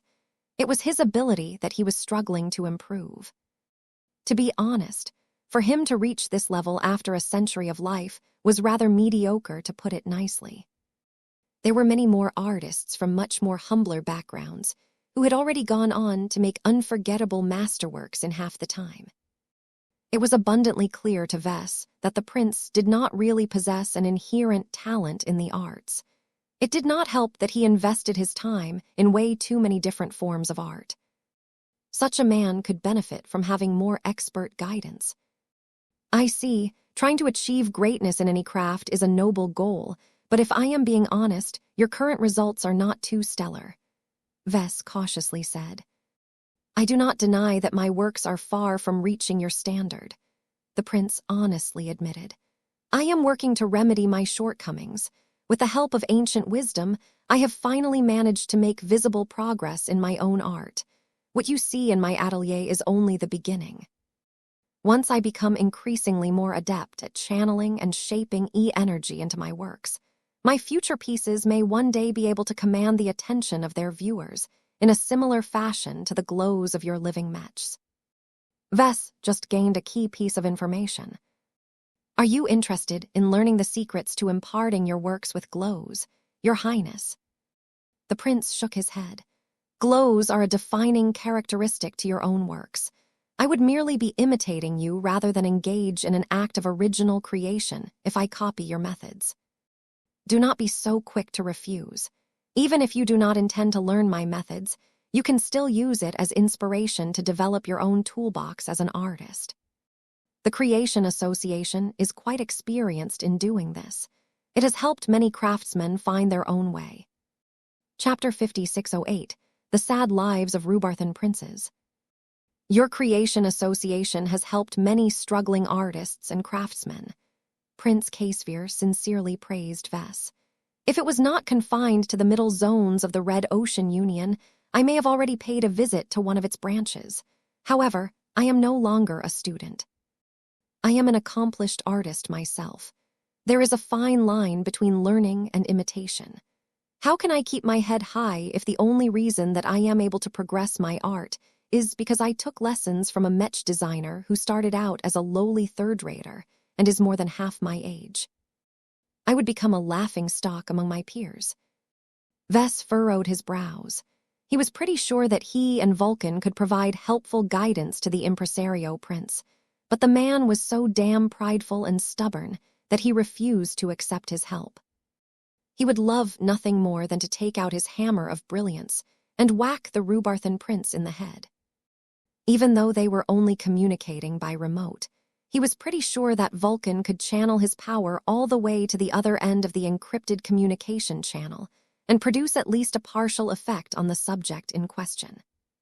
The impresario prince was over a century old, and he spent much of his life struggling to develop himself into a successful artist. His frequent dabbling in different art fields caused him to accumulate a lot of messy and scattered knowledge. As a Mech designer who dabbled in many different fields himself, Vess understood how challenging it was to tie all of these loose ends together and formulate creative new solutions based on synergies that had never been established before. It only took a single moment of inspiration to give people the push to unite all of their previous efforts into a breakthrough of their methods. Vess let out an exasperated sigh. "I may be younger than you, Your Highness, but I am pretty sure that I am your senior in terms of the quality of my work and the contributions that I have made to society. It is not a shame for you to make use of my services. Isn't it your dream to create your first masterwork? I happen to have a decent amount of experience in guiding others into making their own brilliant works. The Creation Association maintains a record of such cases. My direct guidance has also allowed my wife and my former student Keddies to create their own masterwork mechs." Despite this well-sounding argument, the prince still refused this earnest offer of assistance. "You do not understand, Professor. I am not being willful because I lack the maturity to accept a helping hand. I am a son of the greatest Rhubarthan alive. As long as I am a member of the Rhubarthan imperial household, I am obliged to uphold its honor and reputation at all times. I am not allowed to display any flaws. This is the burden that I must bear for my entire life. My rival siblings will not hold back in exploiting anything that tarnishes my name. If my transgressions are severe enough, then my good brothers and sisters will make certain that I no longer remain a problem in order to preserve the dignity of our imperial father. Not every prince born from his blood has survived to this day." That sounds pretty serious. Vess felt that the impresario prince was a rather sad figure. As the 5733rd prince of the Rhubarthan imperial household, the man had been born into one of the most privileged positions in human civilization.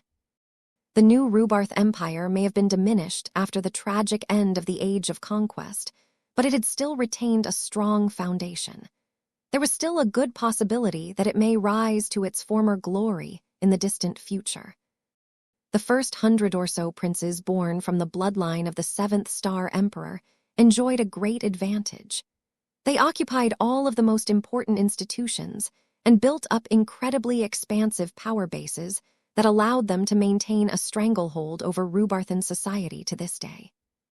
There was little left for the later princes to occupy, particularly when they had to compete against thousands of brothers and sisters at the same time.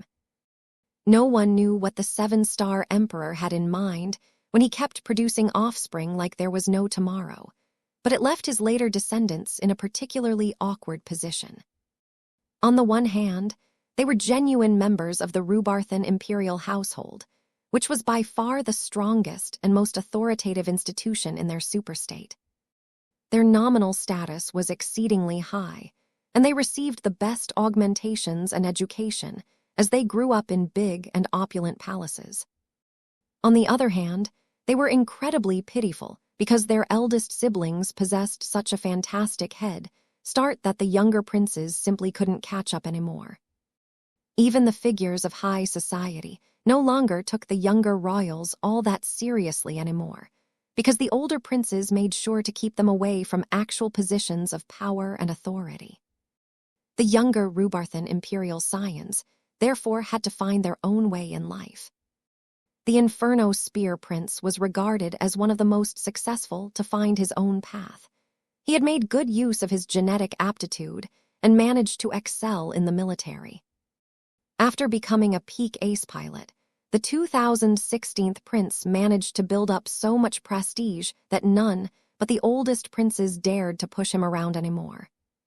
The Smokestack Prince was a lot older than most of his siblings, yet the 476th prince was still born a bit too late to take control over a large Mech army group or an important government department.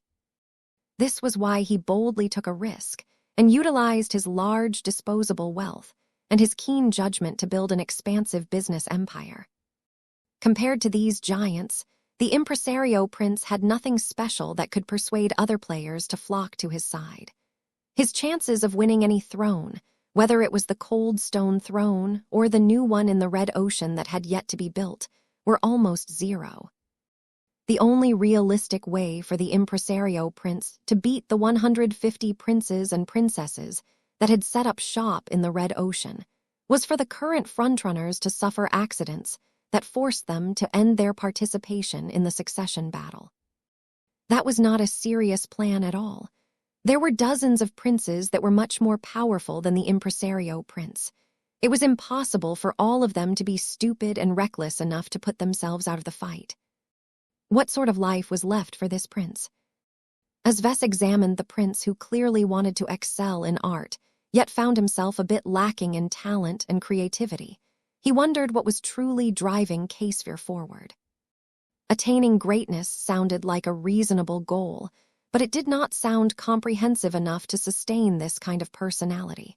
There had to be more to him that made up the complete picture. In order to obtain additional answers, Vess needed to prod the artist further. He relaxed his posture and looked closer into Prince Caesvir's eyes. The man clearly felt conflicted about a lot of stuff, yet he hardly revealed any of it through his body language and his expression. However, Vess could clearly sense the inner turmoil from the prince's strengthened but unstable spirituality.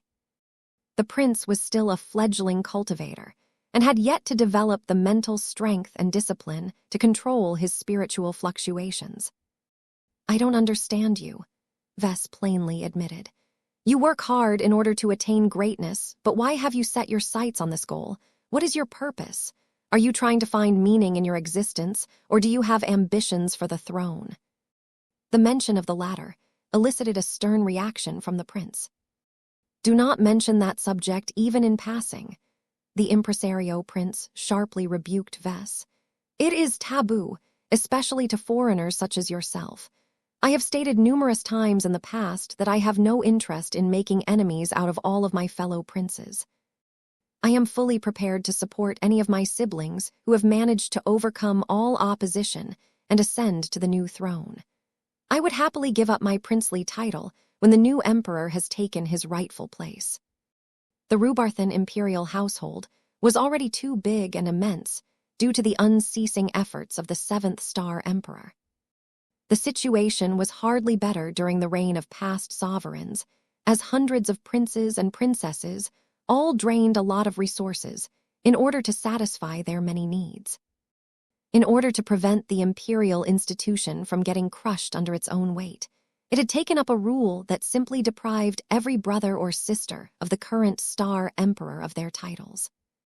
Not only that, but they also had to resign from any high positions and give back most of what the Rubarthan imperial household originally awarded them. Though the disruptions were usually great, this was the only way to defang the losing Rubarthan princes and prevent them from challenging the only sibling to succeed. Compared to the old princes, who would undoubtedly crash hard, as they lost much of the support and official authority that they enjoyed before, the impresario prince was in a much better position. His status hadn't been all that high to begin with, so he wouldn't lose all that much when he crashed. He would still be able to retain ownership in all of his entertainment studios and his shares in various companies. He had managed to build them up through spending his own money and putting in his own effort after all. His control over these sectors also wasn't overbearing enough to provoke the intervention of any regulatory institutions. The story was much different for the smokestack prince.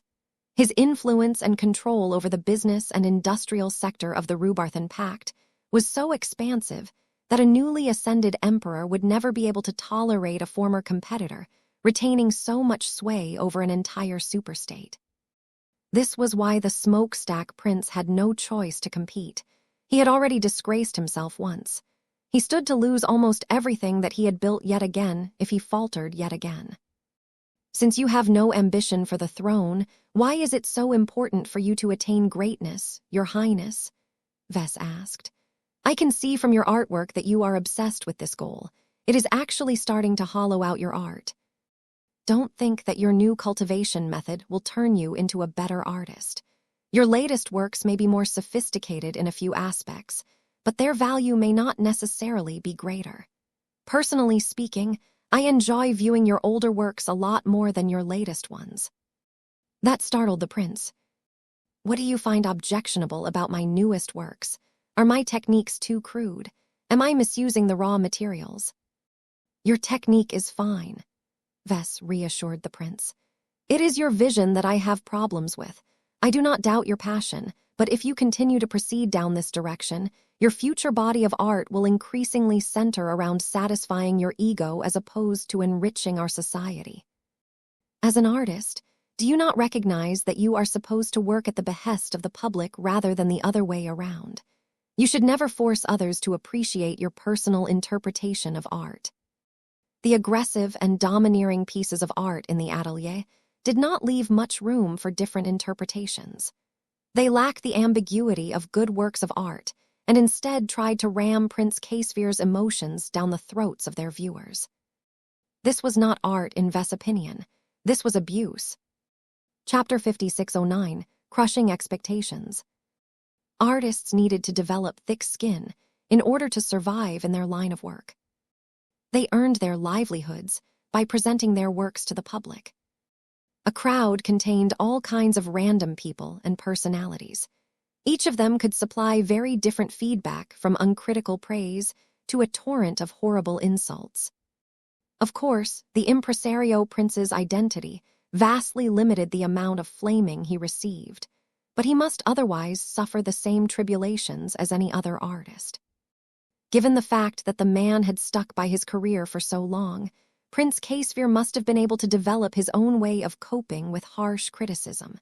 Such an artist should no longer be easily swayed by any feedback, no matter whether it was positive or negative. They had found their own vision and unflinchingly pursued it with the sincere belief that there was a place for their work in the society they were a part of. Each and every creation contributed to a body of work that could serve as a monument that could inspire the public for many years to come. Perhaps the impresario prince used to be on his way of building a legacy that could withstand the test of time, and avoid the fate of becoming one of the many thousands of princes whose names would be forgotten after their passing. Yet the most recent turn of events painted a much more ominous picture. The Great Severing changed many people's futures. The only question was whether it was for the better or for the worse. So far, Vess did not believe that gaining access to cultivation was doing Prince Caesar any good. Vess did not hide his judgmental attitude. Since the impresario prince had put up a wall, it was time to exert more pressure. At this time, Vess did not really pay attention to Caesar's identity as a prince. As far as he was concerned, the impresario prince was a desperate artist. Vulcan had guided many of them over the course of performing duties in the Creation Association. Vess moved closer and leaned forward until he tapped his finger onto the physical projection of one of the more recent scrap metal artworks. Although he was only able to touch an illusionary representation of Caesar's work, it was realistic enough to portray its essence. "Your work is beautiful, but only on the surface," Vess critiqued. "Let me be honest, Your Highness. It is painful for me to see how you have put decades' worth of skill and technique to use in this fashion. Any other artist in your shoes would have been able to fashion these pieces of metal together in a work that can serve the public in different ways. Yet out of all of the possible reasons for you to make your latest works, you have solely fixated on satisfying your own shallow ego. Your earlier work has earned my respect, but ever since you have practiced whatever cultivation method that you have acquired, you have completely misunderstood what your profession is all about. The fact that you are incapable of recognizing your fault is a sign that you are not able to control the negative repercussions of your cultivation. Qualified artists generally possess the ability to deflect harsh critique, but everyone had their limits. Vess was a creator himself, so he understood much better than ordinary people how to identify and exploit the weak points of an artist like Prince Caesar. This became evident when the impresario prince's impeccable training and education could no longer restrain his rising anger and indignation. The Rhubarthan prince wanted to deny the faults right away, but it was difficult for him to counter legitimate criticism. What was even worse was that the identity and the qualifications of the person who had supplied all of the critique was much greater than his own in this field. Under all of this negative stimulation, the sequelae of his cultivation method became more pronounced. "I am not regressing." The prince slammed his fist against his work table. "As accurate as you may be, I am still in the process of reorienting my art and my vision.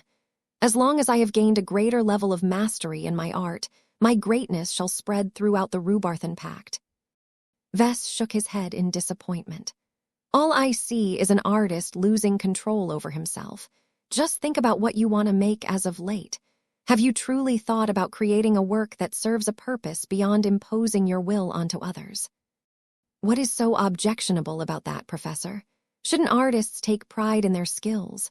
Regardless of my intentions, a work of art that looks pleasing will always earn people's appreciation.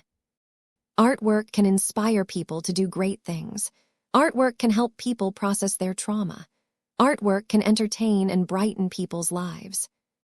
No matter whether your motives are noble or utilitarian, the common denominator is that the artist must hold the mindset of serving people other than themselves.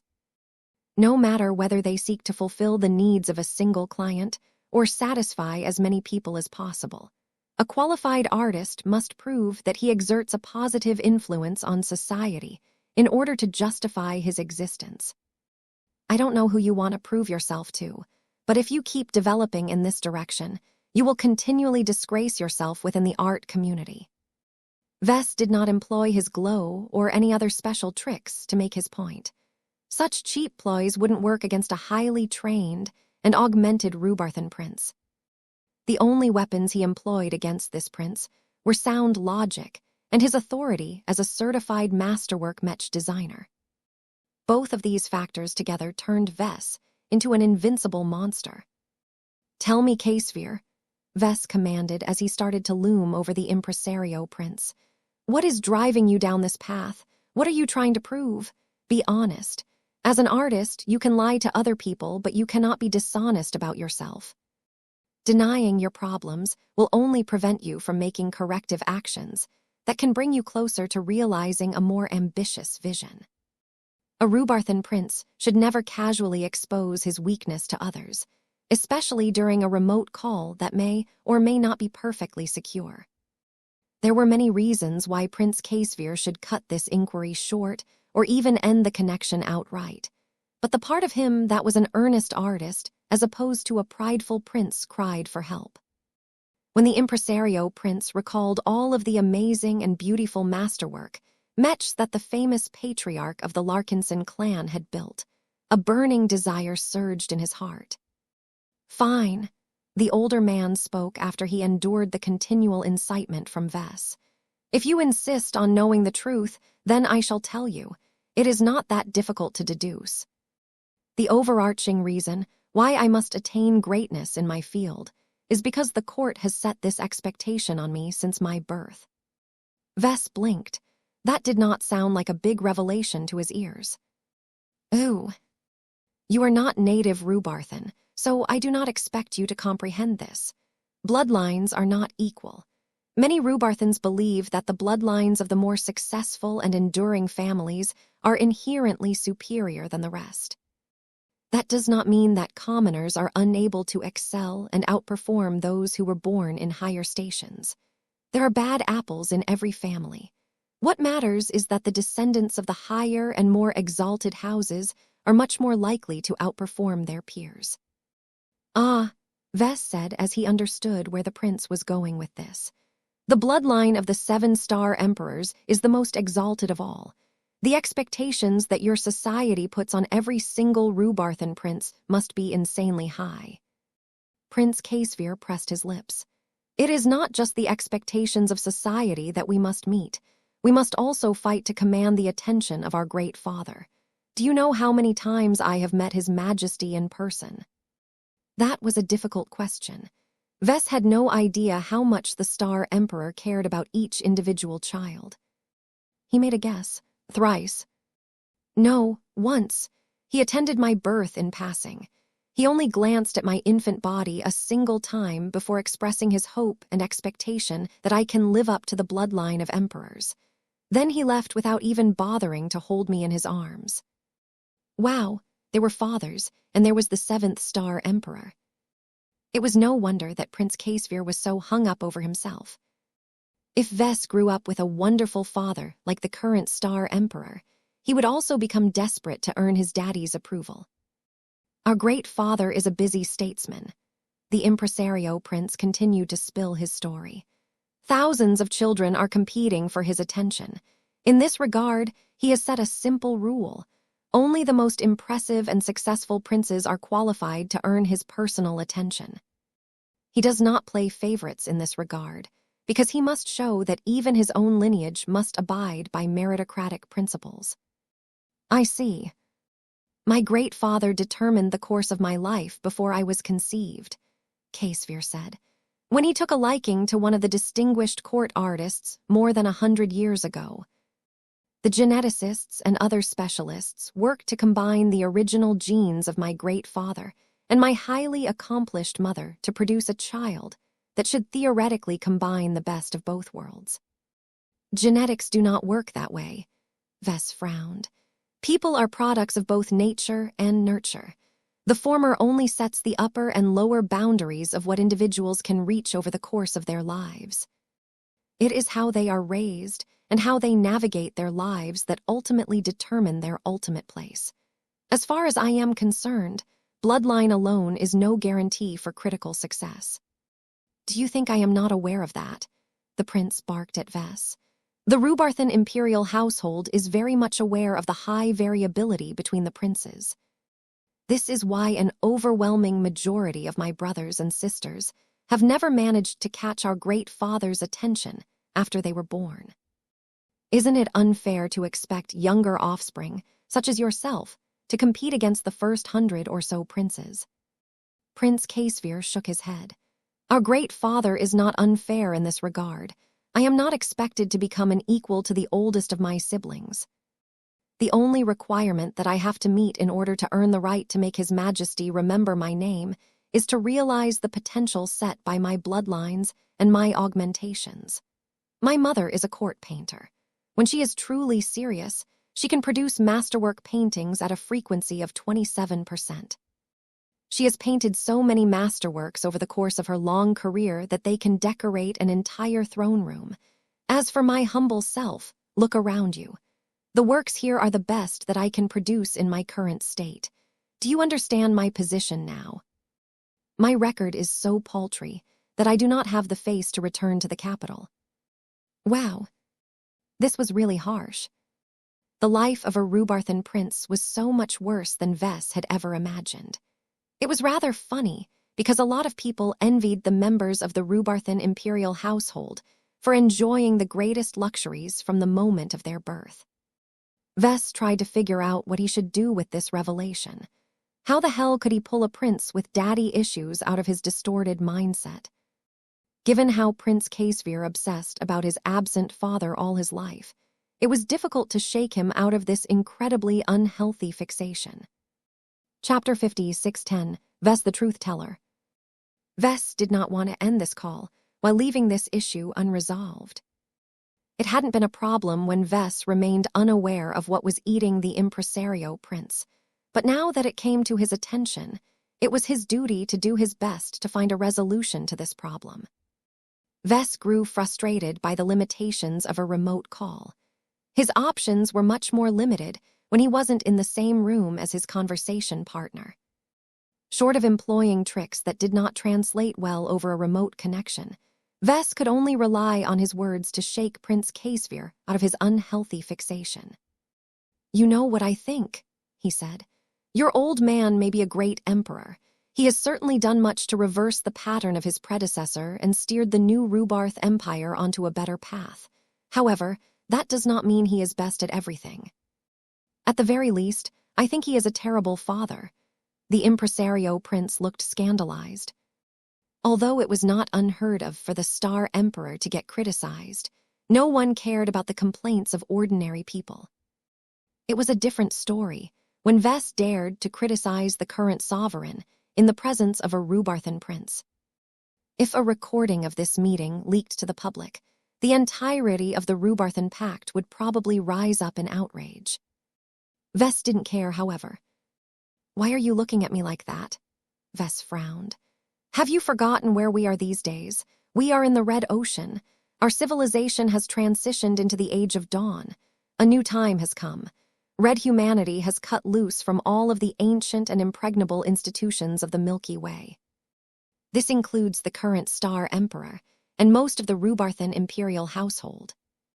Be that as it may, the Rubarthan Pact is still a colonial state of the new Rubarth Empire. Until one of us has successfully ascended to a throne of our own, we are still subjects of our great father." Vess snorted at that. "That is stupid. Your awful father can't do anything. There is no reason why you should continue to show any deference to him, especially when it is not deserved. I don't care how many Rubarthans respect him. As a father and the head of an expansive household, the current Star Emperor has done a terrible job at raising an actual family. If your childhood conforms to the pattern that he has set for the thousands of other children, then he really shouldn't earn any respect for his callousness. He doesn't love you and your fellow siblings at all.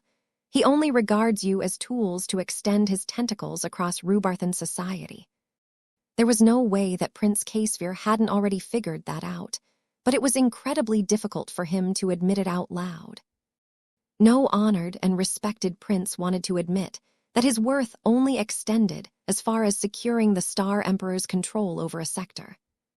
"Why are you insulting my great father? Do you not realize how much jeopardy you are putting yourself in? The Star Emperor is the father of the Rubarthan Pact.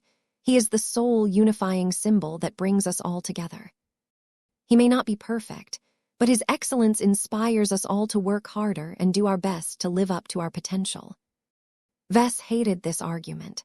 There was nothing wrong with expecting people to make good use of the opportunities presented to them, but this extreme obsession with success likely caused a huge amount of mental anguish within Rubarthan society. Screw your father, Ves spat. I am being serious. The Star Emperor earns no respect from me. Family is one of the most important institutions of the human race. His excessive propensity to produce offspring is already a perversion of the natural order, but I can accept it as long as all of his children receive the love and attention that they intrinsically deserve. Yet your old man is such an abysmal parent that he can't even be bothered to hold his own babies in his arms. How much affection is left in his heart? If he cannot bring himself to love any of his children without any utilitarian purpose in mind, then he is not qualified to earn my respect, let alone yours. Let's face it, K-Sphere, your dad is a heartless scumbag. Admit it, you know it's the truth. No, you are wrong, Professor. My great father has managed to defeat all of his competing brothers and sisters to win the throne after the disaster star has ended his reign.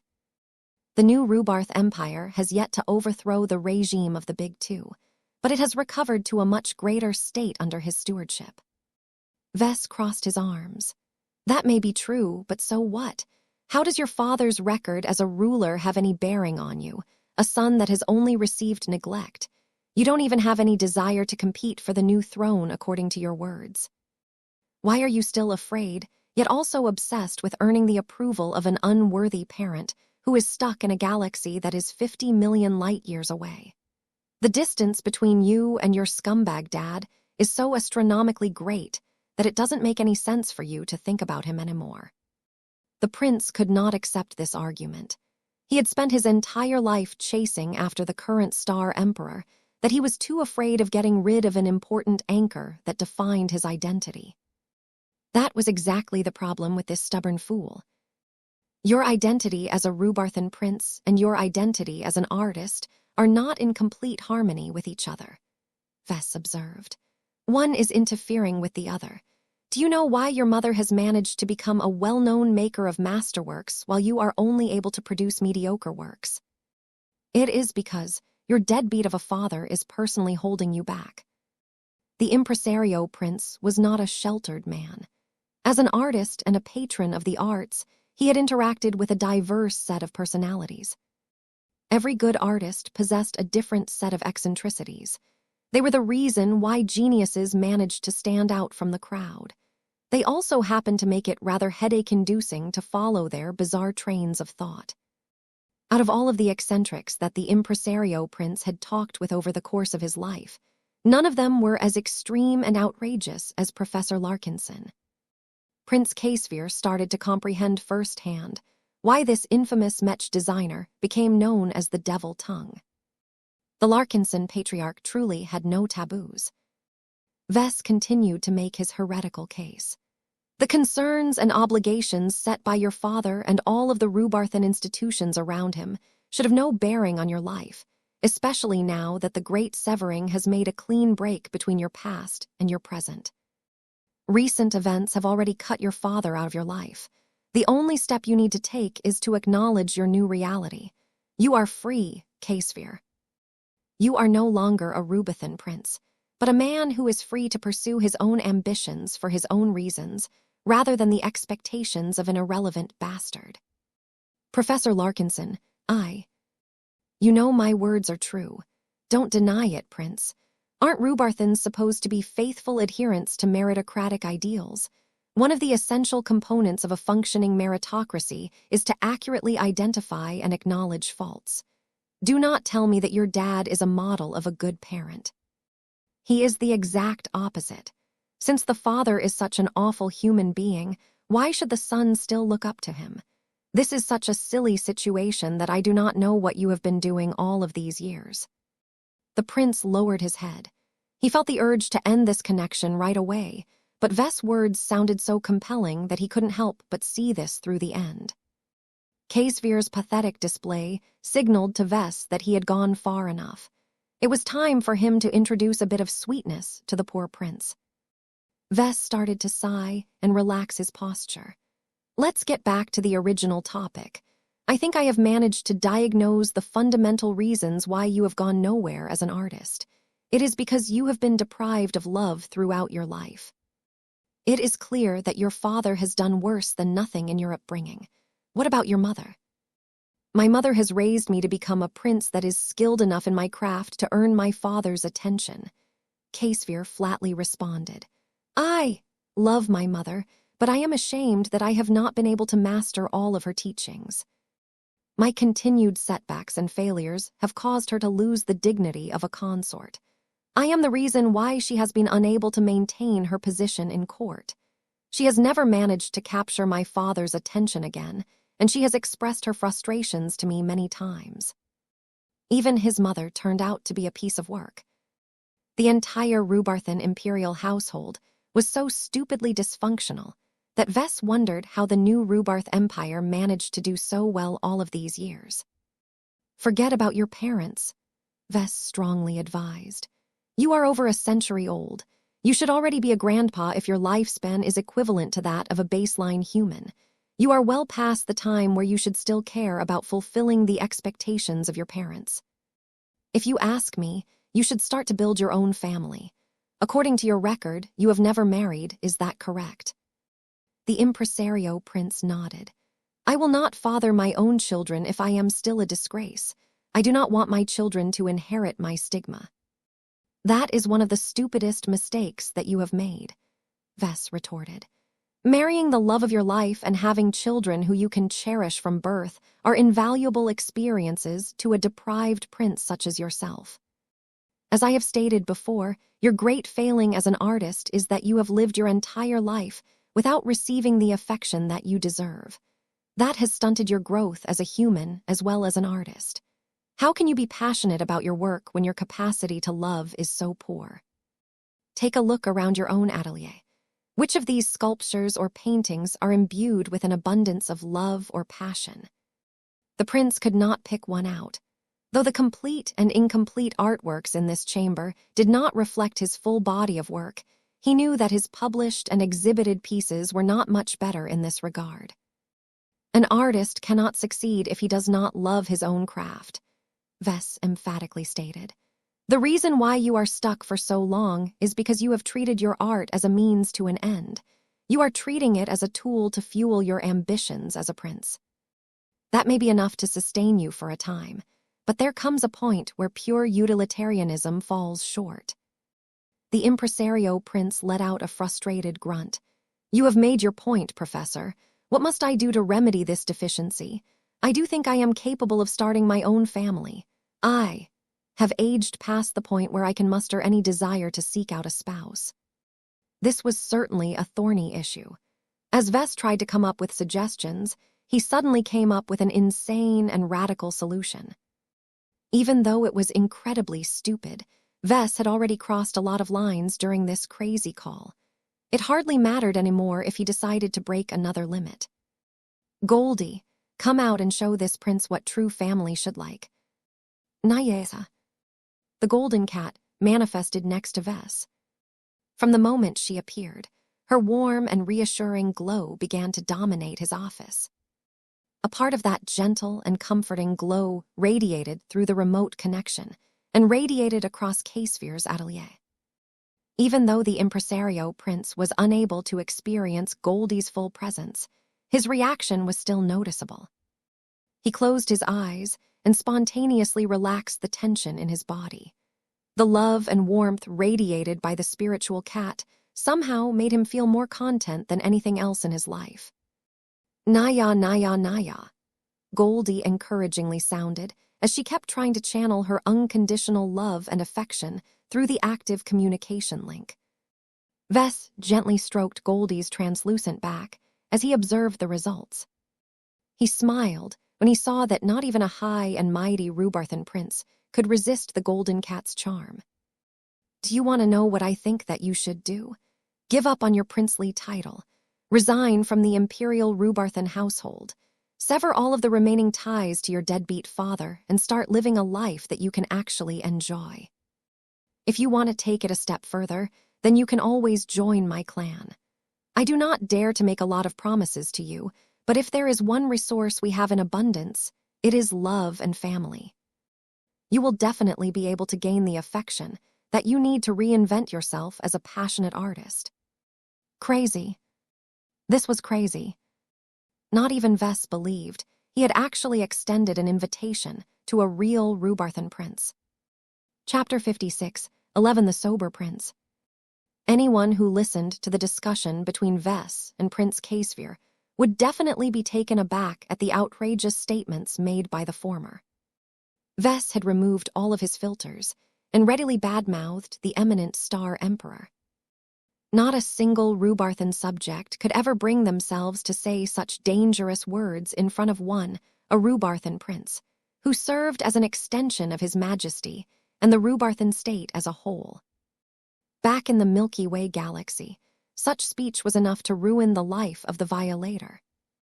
Unless the offender in question resided in a place like the Greater Terran United Confederation, there were plenty of touchy Rhubarthans who were more than willing to dispatch their secret assassinations to punish the culprit and deter others from questioning the greatness of their sovereign.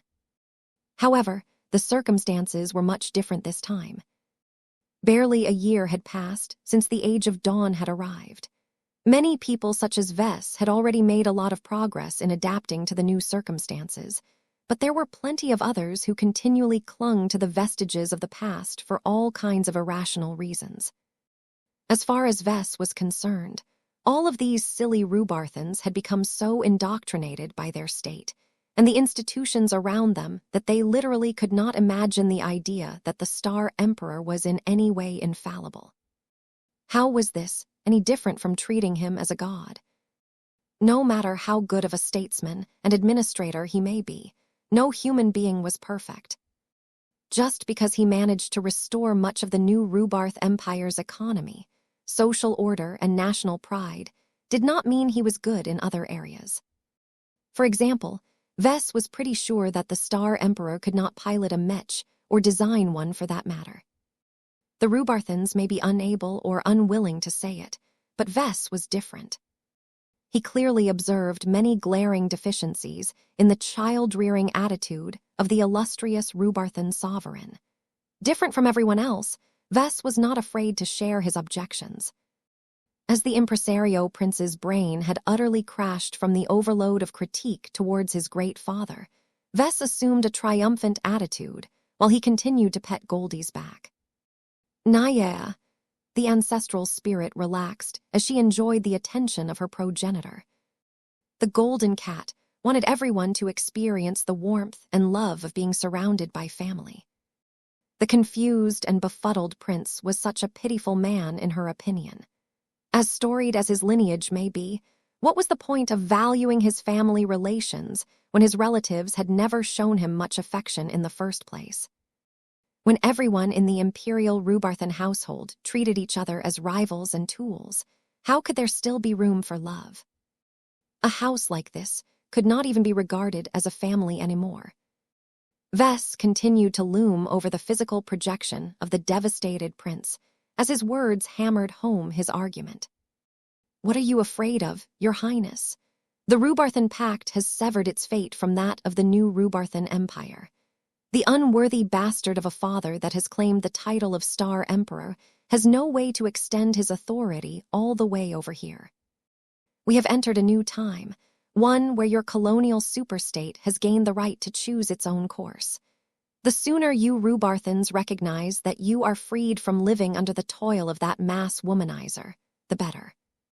The prince finally suppressed his inner turmoil to the point where he could supply a more cohesive response to Vess' incredibly inciting words. Your words may ring with an element of truth, but that does not mean that I should completely forsake my imperial heritage and embrace your upstart clan. Becoming a part of your band of misfits is utter madness. My brothers and sisters will not be able to tolerate my continued existence if I subordinate myself to you. I may not have any chance of winning the throne, but there are more advantages to retaining my position in the imperial Rhubarthan household than defecting to another organization. Vess inwardly sighed. The prince resisted the temptation to completely make a break from his troubled past and reset his life. It was to be expected. What sort of person would give up all of the status and privileges afforded to a prince of a first-rate superstate so easily? When Vess spontaneously invited Prince Caesvir to embrace the Golden Cat and join the Larkinson clan, he never really had a high expectation for success. What Vess sought to accomplish was to break open the stupid prince's overly rigid mindset. As long as a sufficiently powerful external shock completely tore apart the impresario prince's flawed and outdated assumptions, the man could finally begin to analyze his circumstances with a fresher and more open-minded perspective. Vess only needed to make a single opening in order to secure substantial gains from this conservation. "You won't remain a prince forever," he continued to argue. "The Star Emperor probably has a few centuries to go before he finally croaks, but his lifespan has become irrelevant now that the Rubarthan Pact has gone adrift. Sooner or later, the succession battle will be decided. That will be the moment where you and many of your siblings in the Red Ocean will be stripped of your princely titles. Since this is the case, why not make a head start in this transition and distance yourself from your dysfunctional house on your own terms? It is better to take your fate in your own hands than to leave it up to those who never showed any care of you in the first place." As logical as this argument may sound, it was still a step too far to the reluctant prince. "No more, Professor. I have already gone too far by listening to you insult my great father. I am not naive enough to believe that you are wrong, but I am not reckless enough to step too far out of line. I am not an immature child that needs to be coddled. I am more than capable of addressing my own affairs with the imperial Rubarthan household."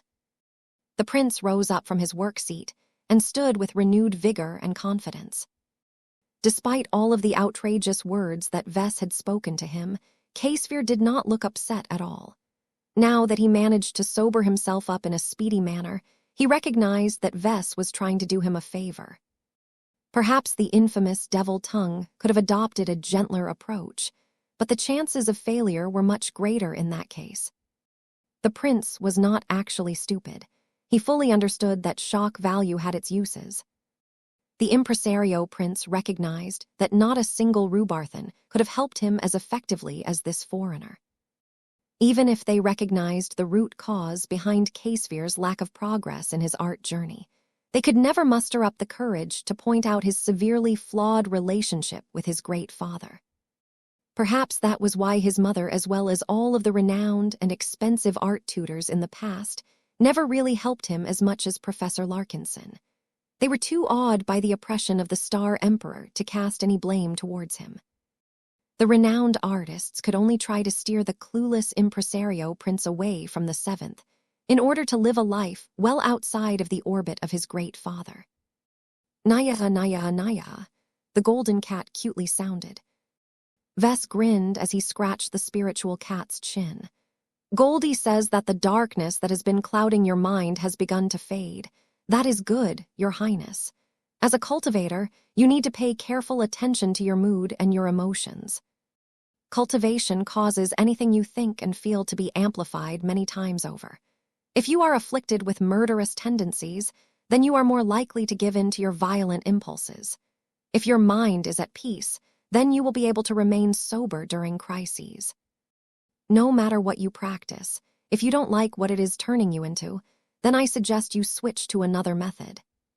"Thank you for well-meaning advice," the prince graciously said. "I do not require any assistance on that part.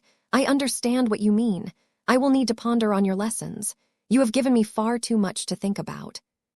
I am not willing to follow all of your suggestions, but your intervention has given me the perspective I needed to find a new direction for my art." The impresario prince looked around his atelier and grew increasingly more dissatisfied with his works, no matter whether they were old or new. The varied pieces of paintings, carvings, and sculptures all looked aesthetically pleasing in one way or another. The prince had mastered many skills and techniques to an astonishing degree, and it showed. None of his completed works exhibited any visible flaws. Yet for all of his technical mastery, the impresario prince's inability to comprehend love had caused his vision and his art direction to go astray. His works were barely different from the soulless art generated by artificial intelligences. If not for the fact that his art pieces could all claim to be made by a direct descendant of the Star Emperor, they would have gained far less recognition in the highly competitive art sector. When Casphere examined the fruits of his labor in the last few months and years from a very different perspective than before, it was as if a fog had been lifted from his eyes. The works which he previously took pride in now seemed so inadequate and full of flaws that he spontaneously gained the desire to burn it all down. Of course, there was no way a prince like him would give into such a self-destructive urge, but the point remained. The impresario prince needed to start over again. Only by resetting his current art direction and going back to his starting point would he be able to revive his passion in this profession. Nayeza. Seeing that Goldie had successfully made a difference, the energy manifestation rolled in Vess one last time before fading away. The warmth that previously affected the prince across the encrypted connection no longer influenced his mental activity anymore. Casphere immediately felt the difference.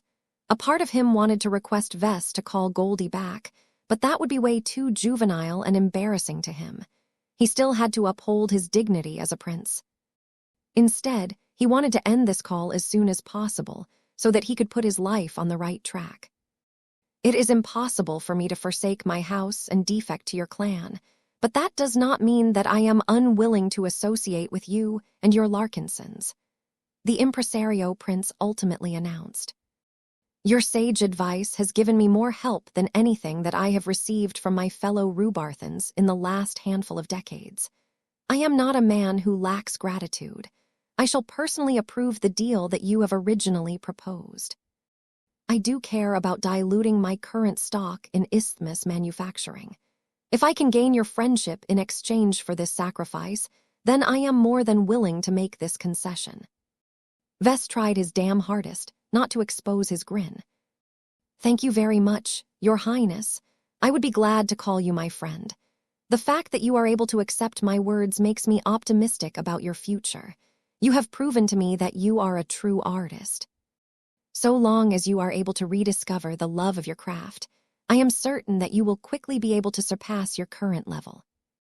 The two continued to exchange platitudes to each other, but Vess didn't really care anymore. The only concern on his mind was the fact that he successfully managed to swindle 20% ownership of an extremely lucrative first-class Mech manufacturer out of the prince. The best part about this transaction was that Vess did not have to give up anything substantial in return. The only measure he had to take in order to win this foolish prince over was to continuously hurl insults at his deadbeat father. Chapter 56, 12 Incredibly Lucrative.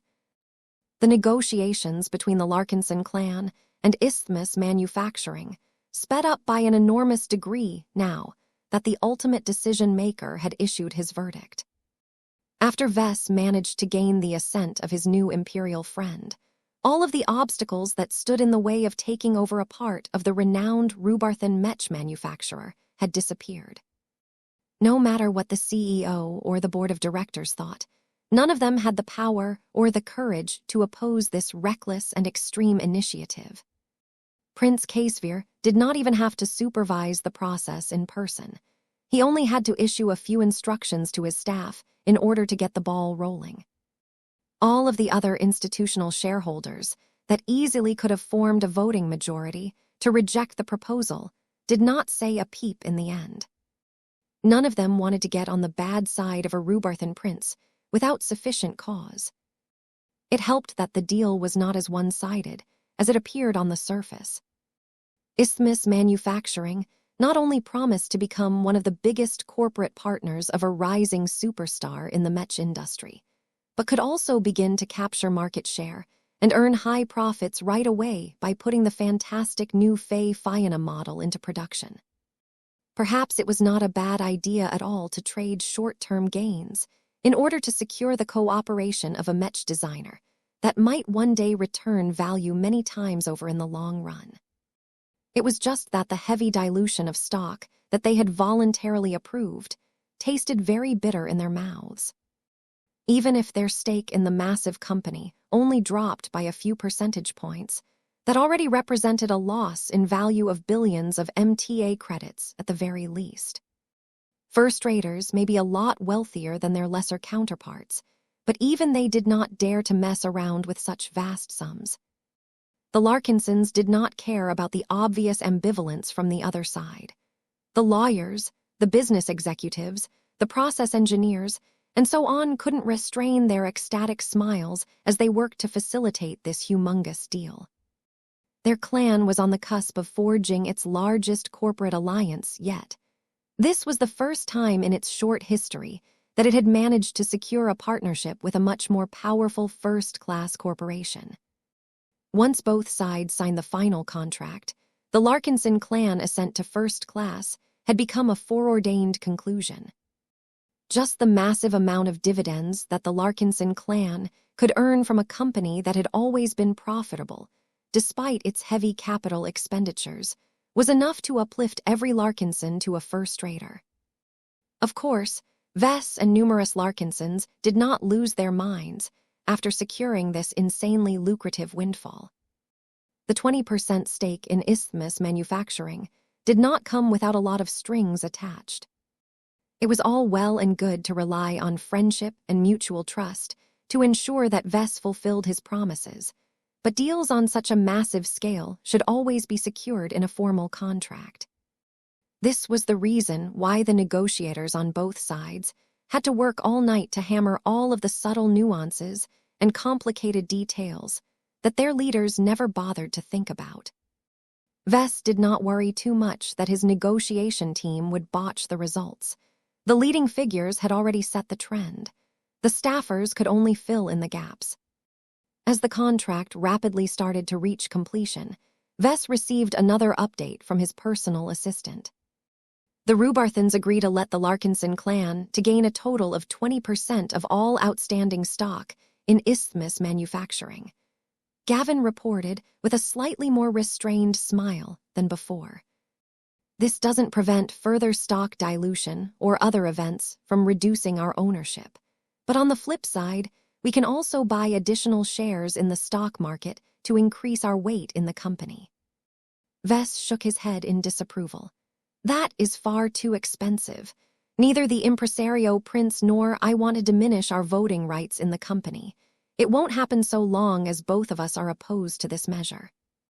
You're probably right.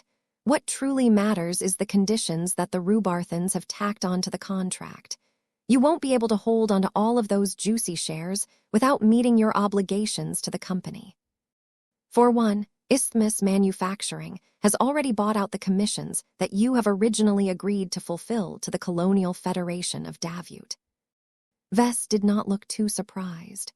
It's a shame that I cannot fulfill my original responsibilities to Davut, but I hope that my former client managed to get a huge payday out of this buyout. The deal the Davutans managed to secure with the Rubarthans is completely voluntary, Gavin assured. Our local branch over there has heard rumors that President Yenames Clive managed to leverage his position to extract a lot of useful concessions from the impresario principality. Davut expects to gain access to a lot of technological support, favorable trade channels, apprenticeship programs, and lots of cash. This will ease the deficit of his state and strengthen its foundation a lot further down the line. Besides, the Davutans also managed to retain the right to produce and field the commissioned Mechs themselves, so it is not as if they are actually losing anything meaningful. I see. That is a remarkable result. What conditions do we have to abide by in order to uphold the deal? Aside from fulfilling the original commissions, you and your Mech company are expected to regularly supply Isthmus Manufacturing with Mech models that can guarantee high sales. There is room for the occasional dry spells, but if you no longer bother with designing any commercial Mechs one day, it becomes difficult to justify your continued stake in the company. The good news is that the contract is not solely dependent on your output. The reason why our clan is the legal entity that will hold all of the shares is to spread the benefits and obligations to our other Mech designers. If Caddies or one of the other lead designers manage to design a bestseller by themselves, they can fulfill the contract obligations on our behalf. That was rather clever, though Vess felt it was a bit of a shame that he could not place all of those lucrative shares under his own name. It was better and more reassuring to let his clan take over this heavy responsibility. As long as Caddy's, Alexa and the other lead designers became good enough, Vess would gain the space to spend his time on other productive activities. What else is in the contract? What about the exclusivity terms? Just as you have previously agreed, Isthmus Manufacturing gains the exclusive right to produce, distribute, sell, and provide aftermarket services of all LMC products within the borders of the Rubarthan Pact. The Rubarthan Company will be able to do all of this while paying lower rates for all of these rights. Our clan and Mech Company must agree to never initiate any direct Mech-related business activities by ourselves or through any other business partners. The time limit of this exclusivity clause is 98 years. So the deal ends at 100 AOD. Yup, Gavin replied.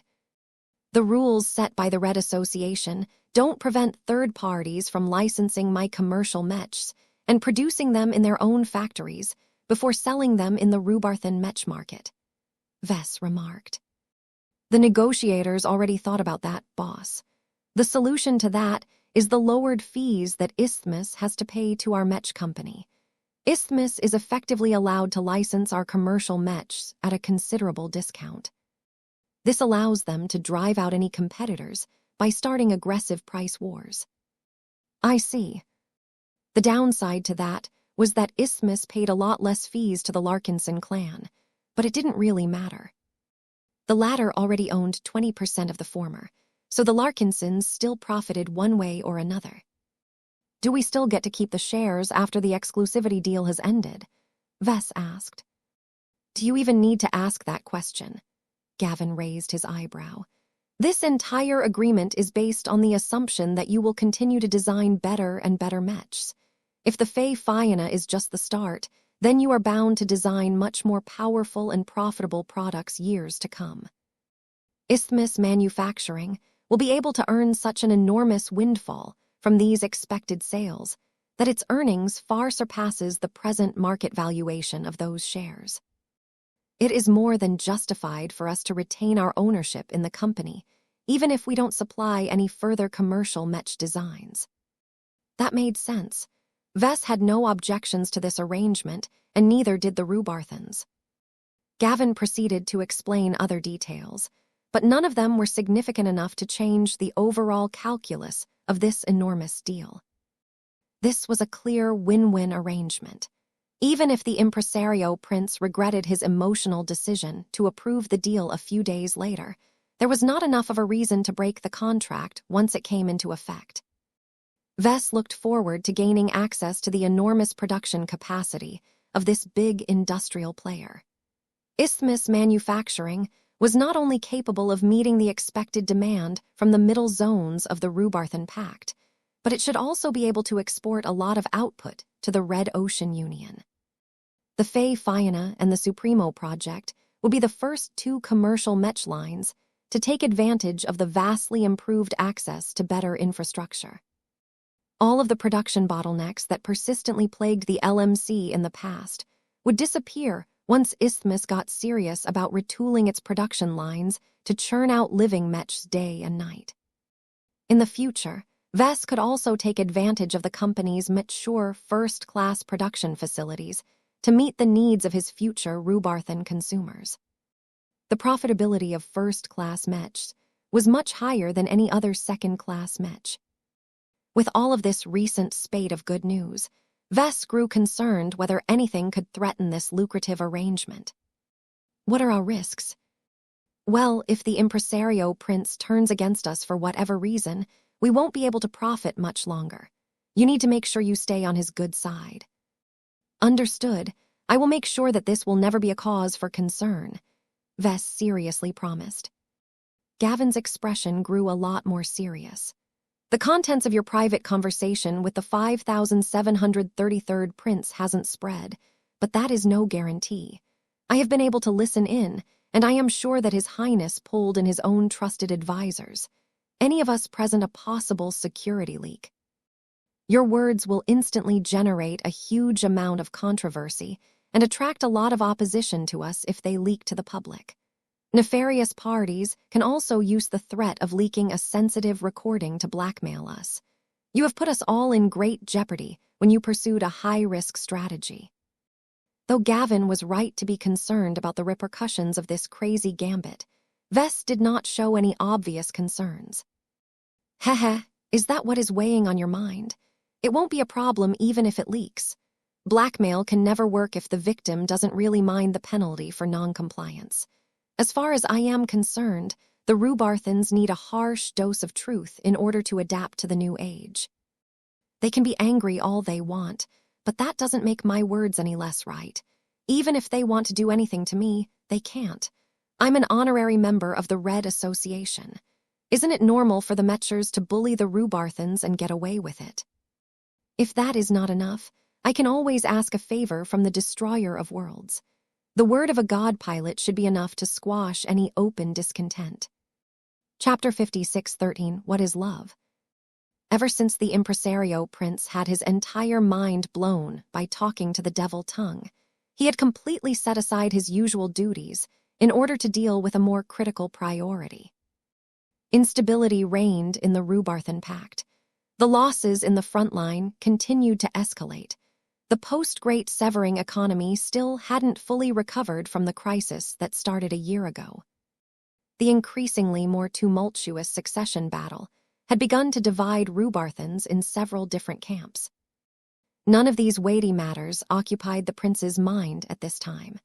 How could the very real problems of the first-rate colonial superstate possibly exceed the importance of his flawed art journey? The impresario prince lived for his art. His principality and all of his expansive holdings within Rhubarthan space turned him into a wealthy and individual man, but none of them could directly improve his progression as an artist.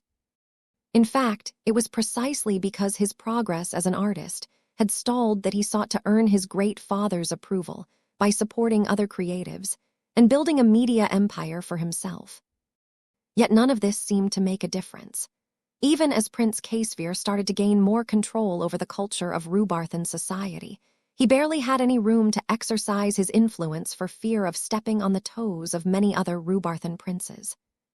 Unlike Caesvir, his more powerful brothers and sisters easily possessed the ability to retaliate against him. Their hard power was much greater than his own. Soft power was not enough to defend against their tyrannical moves. Becoming a patron of the arts was just a joke in his eyes. So long as his accomplishments did not attract the attention of the Star Emperor, then it was no different from wasted effort as far as he was concerned. At least, that was his previous mindset. Now that the prince looked back at his unceasing obsession with earning his great father's approval, he suddenly felt that this was the true joke all along. I'm a clown. Shame and other complex feelings filled his heart. Prince Caesvir tried so hard to justify his behavior, but whenever he did so, the poisonous arguments voiced by the devil tongue surged in his mind. Professor Larkinson may have been abrasive when he confronted the issue, but his logic was still sound. Prince Caesvir was willing to admit that much. He did not want to replicate his more stupid and impulsive princes who refused to admit their own faults due to their overwhelming pride. As one of the weaker and less successful descendants of the Seventh, Caesvir was all too familiar with confronting his faults. He just never dared to designate his great father as the root of his problem. It is never too late to correct my course, he told himself. Many artists failed again and again before they found their own path to success. Of course, the harsh reality was that the frequency of this happening was too low. Far too many artists ended up muddling their way through life and never managed to break past their ceilings for the entirety of their careers. Caesvir believed he was different from these failed cases. His technical skills had earned universal praise. The best art-oriented augmentations combined with the best teachings that the imperial Rhubarthan household could arrange had made him good enough to produce masterworks in theory. He only needed to fix his mentality and form a healthier mindset in order for his renewed art career to experience the renaissance that he had always desired. A chime sounded in the prince's personal atelier, causing him to regain his awareness. Compared to just a day before, the entire place looked drastically different. The prince had grown so disgusted at the sight of all of his flawed and deficient works that he had readily ordered his men to throw them into the incinerator. If not for the fact that all of his sold and donated artworks already turned into other people's possessions, the impresario prince would have ordered to retrieve these pieces as well before erasing them from this plane of reality. "Sir, your shipment has arrived," the voice of one of his assistants transmitted into the chamber. "We have just completed a deep inspection and found nothing wrong. We can transfer it to you right away if you wish." "Please do. I have been waiting for this shipment for too many hours now. I am impatient to begin my quest for love." It only took a few minutes for a bot to enter the private workroom. The bot deposited a single box that the prince impatiently took in his possession. Casevier examined the markings as well as the electronic data attached to the container and nodded in satisfaction. "You are finally here," he said with a voice filled with impatience. He pressed a single button, causing the box to unfold on his favorite work table.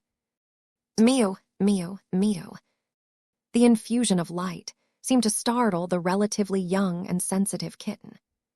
The juvenile cat flailed his adorably small limbs as he struggled to climb out of the clean white blanket that served as his bed.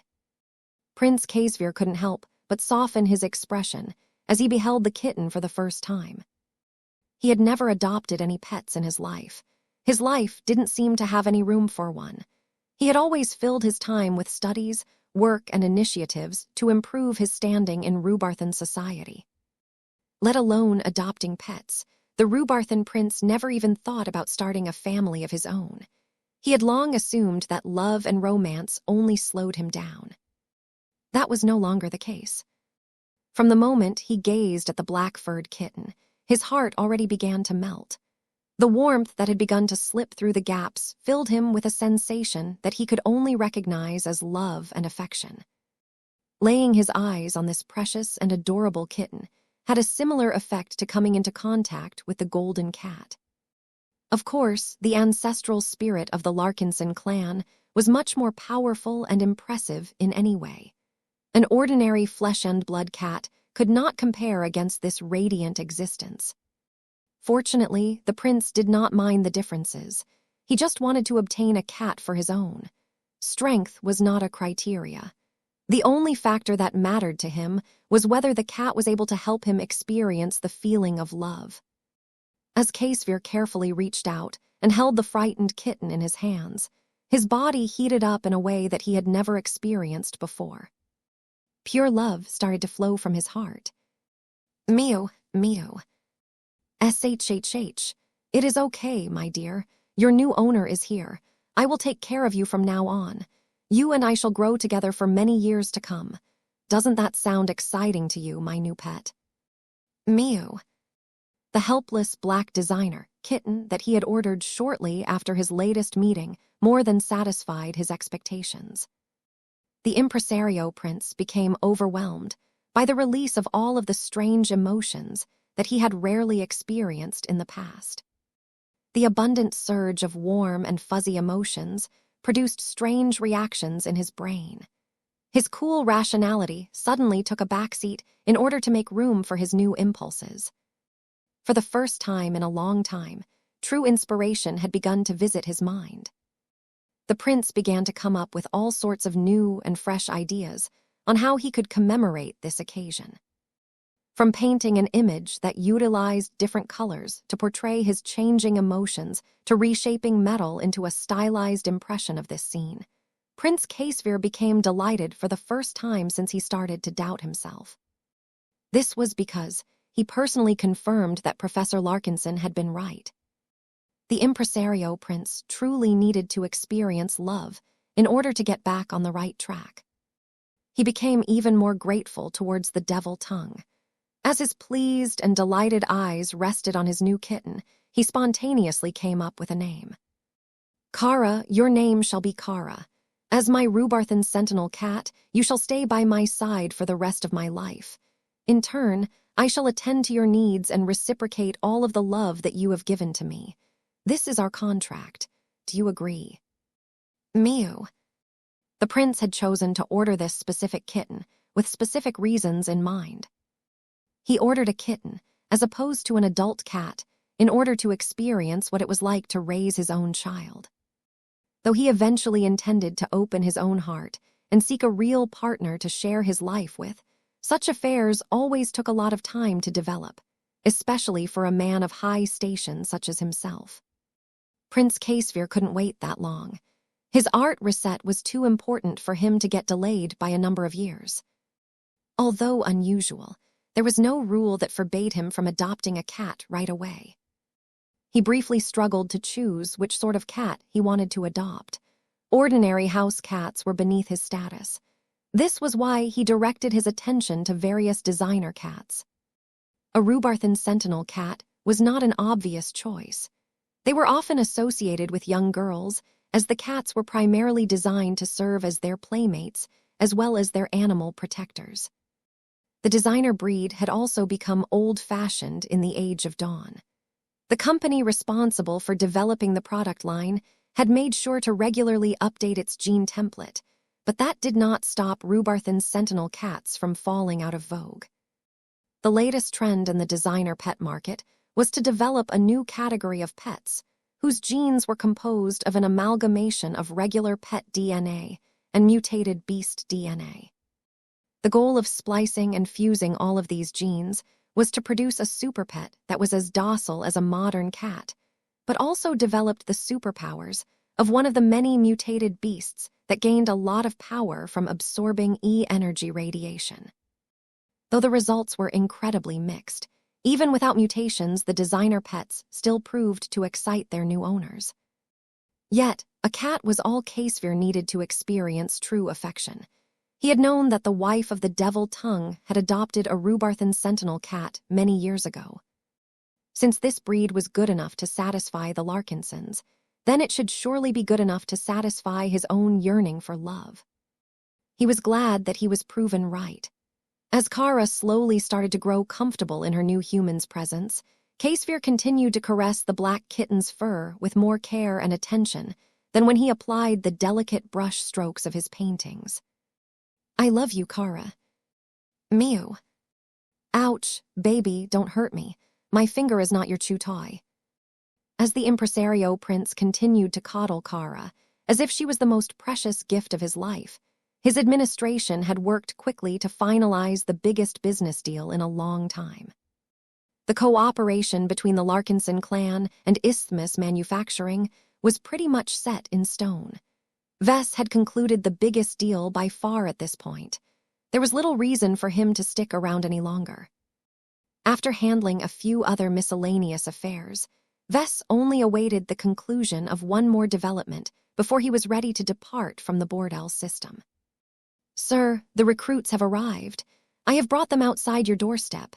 Each of them are awaiting your summons. Alexa reported to her mentor after several days of absence. Are they any good? I believe you will be pleasantly surprised. They are not as brilliant as you, but no journeyman Mech designer can make this claim. That aside, they are more competent in their own fields.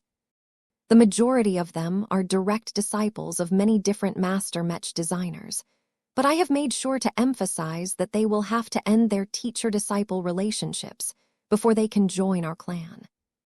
I see. Well, bring them in already. Chapter 56. 14 lead designer candidates. The design department of the Living Mech Corporation had grown enormously since its humble beginnings. Starting from the time where Vess designed his mechs all on his lonesome back in Cloudy Curtain, the design department had slowly developed an extensive hierarchy as it continued to fill up with more and more personnel.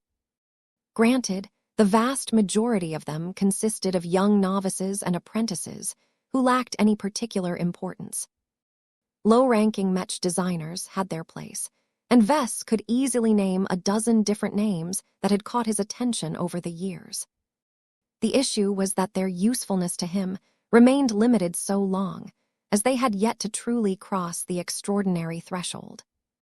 Whether it was their knowledge base, their affinity to mechs, or their ingenuity, they simply did not possess the ability to lead projects that could output mechs that satisfied the standards set by the miracle couple.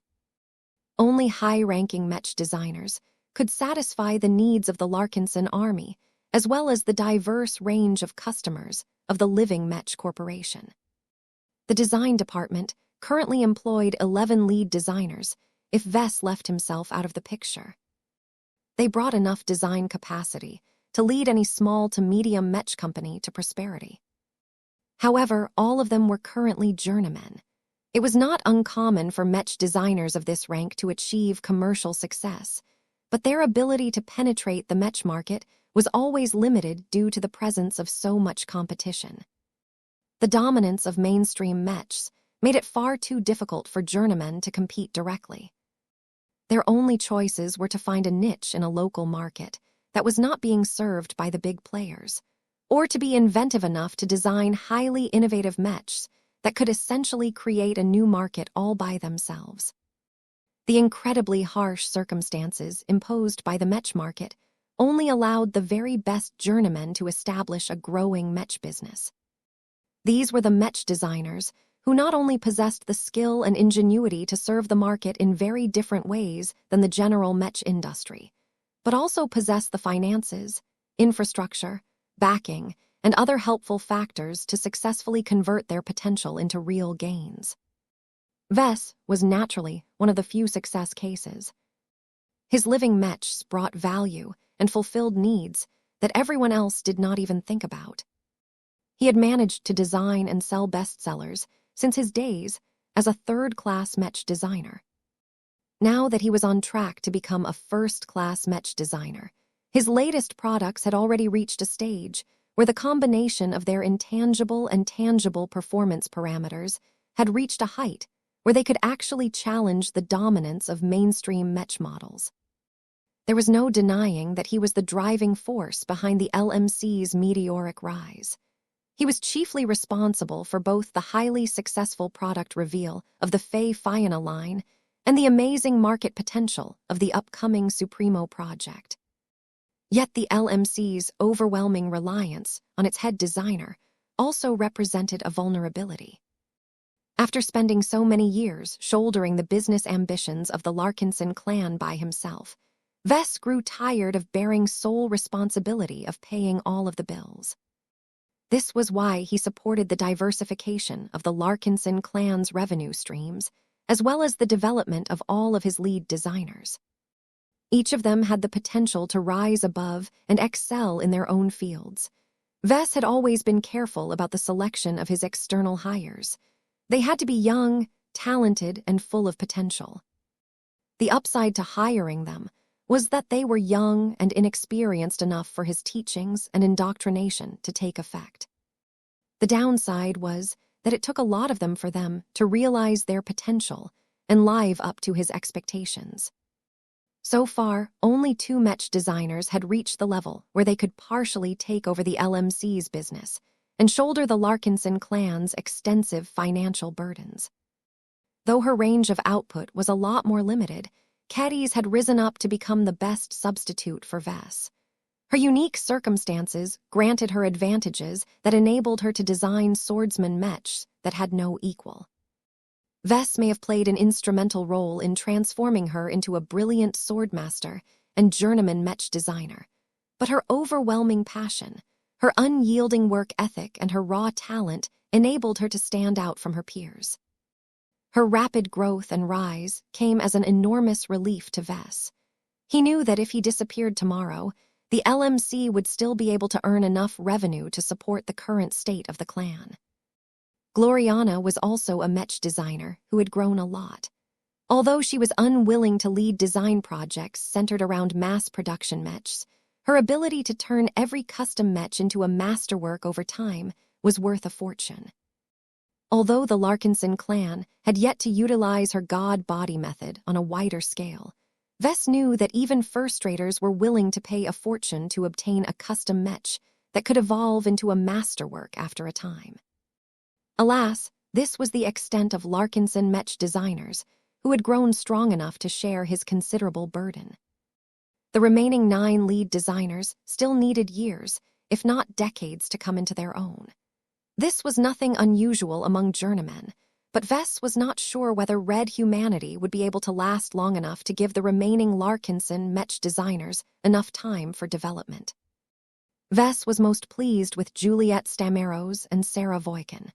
Both of them specialized in mobility and defense. These were 2 basic but indispensable aspects for any Mech design. It was no surprise that the 2 journeymen managed to accumulate a lot of practical experience as a result. Their workloads may be a lot heavier than their other colleagues, but their persistent efforts rapidly polished their design skills and allowed them to gain a more comprehensive understanding of a wide variety of mechs. The remaining journeymen were not bad either, but they lacked the time, accumulation, or opportunities to shoulder greater responsibilities in the near future. This was why he encouraged them all to undergo EdNet training. The accelerated simulated learning program was exactly what they needed to speed up their progress and promote the quality of their work in a hurry. It was partially because he had sent so many Mech designers off for EdNet training that Vess had to put special emphasis into recruitment. Vess had a habit of making decisions that primarily paid off in the long term. This usually worked out well enough, but in this case, it had hollowed out the design department in a time where the LMC needed to refresh and expand its current catalog of commercial Mech models the most.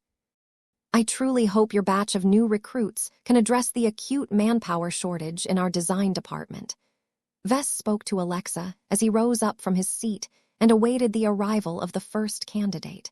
How many journeymen did you manage to bring over this time? What? You underestimate how attractive you have become as an employer. Alexa smirked. Aside from the qualities that you have long been known for, the events that recently took place on this planet have elevated your stature even further.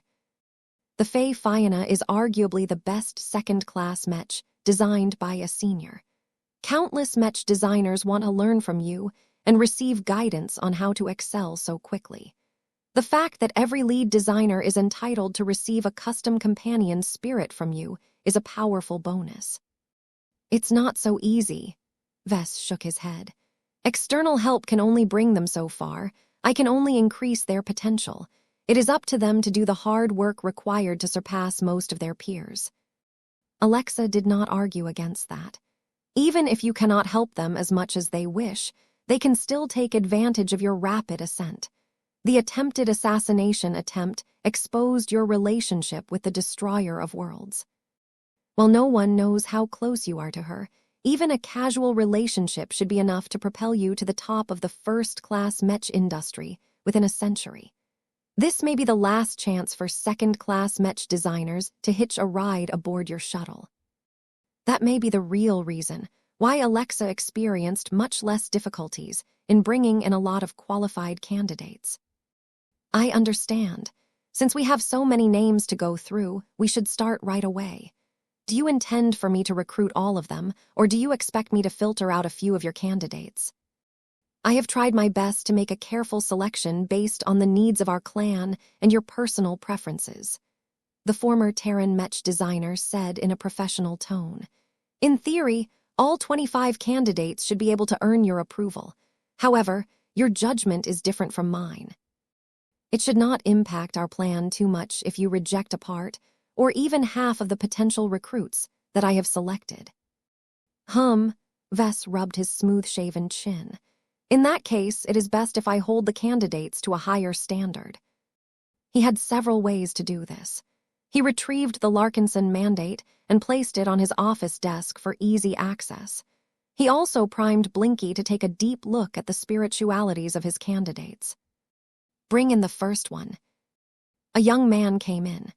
He looked to be in his early 30s, but possessed a sense of confidence and poise that spoke of superior upbringing. Name? Victor Macmillan, the man answered in a crisp accent. Design philosophy. Class Roman 3, Close Surface Energy Shield Systems. Oh. Vess immediately developed a greater interest in this candidate. The design department had long been lacking in defensive specialists, especially ones who possessed particularly strong attainments in the development of energy shield generators. While Sarah Voikin and Beatrice Hendricks both excelled in designing powerful armor systems, this was not enough to satisfy people's needs anymore. The rapid advancement in energy shield technology in the last 2 Mech generations had caused them to become a lot more practical than in the past. They had always been known as energy-hungry gadgets, but never delivered a satisfying degree of protection until fairly recently. The rise of face water technology and hyper-technology had rapidly turned energy shield generators from a luxury to a necessity for many second-class mechs. It was high time the design department hired an actual energy shield specialist.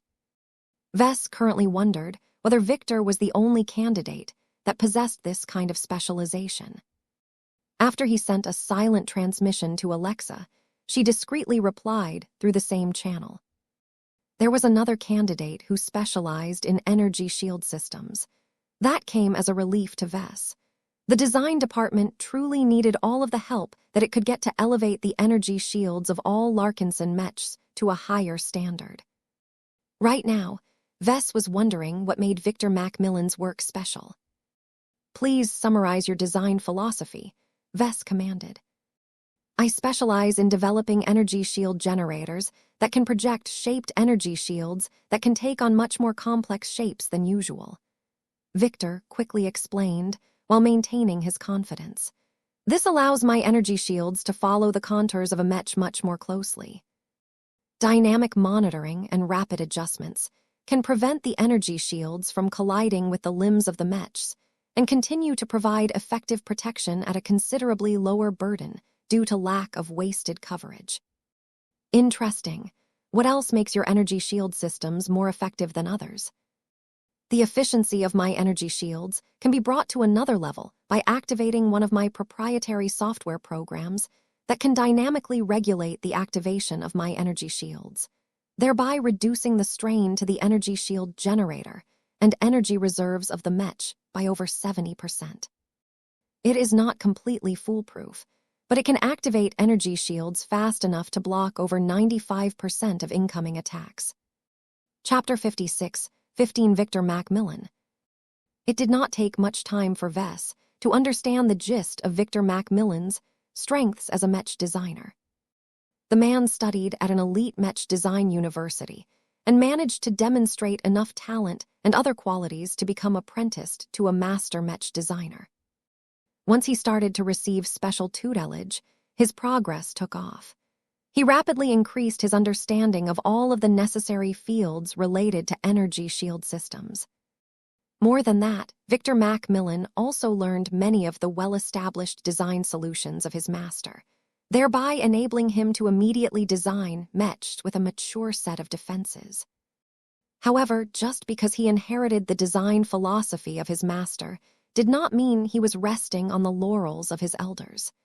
Years after he set out on his own and emigrated to the Red Ocean, he had been working to increase the efficiency of his master's signature invention even further.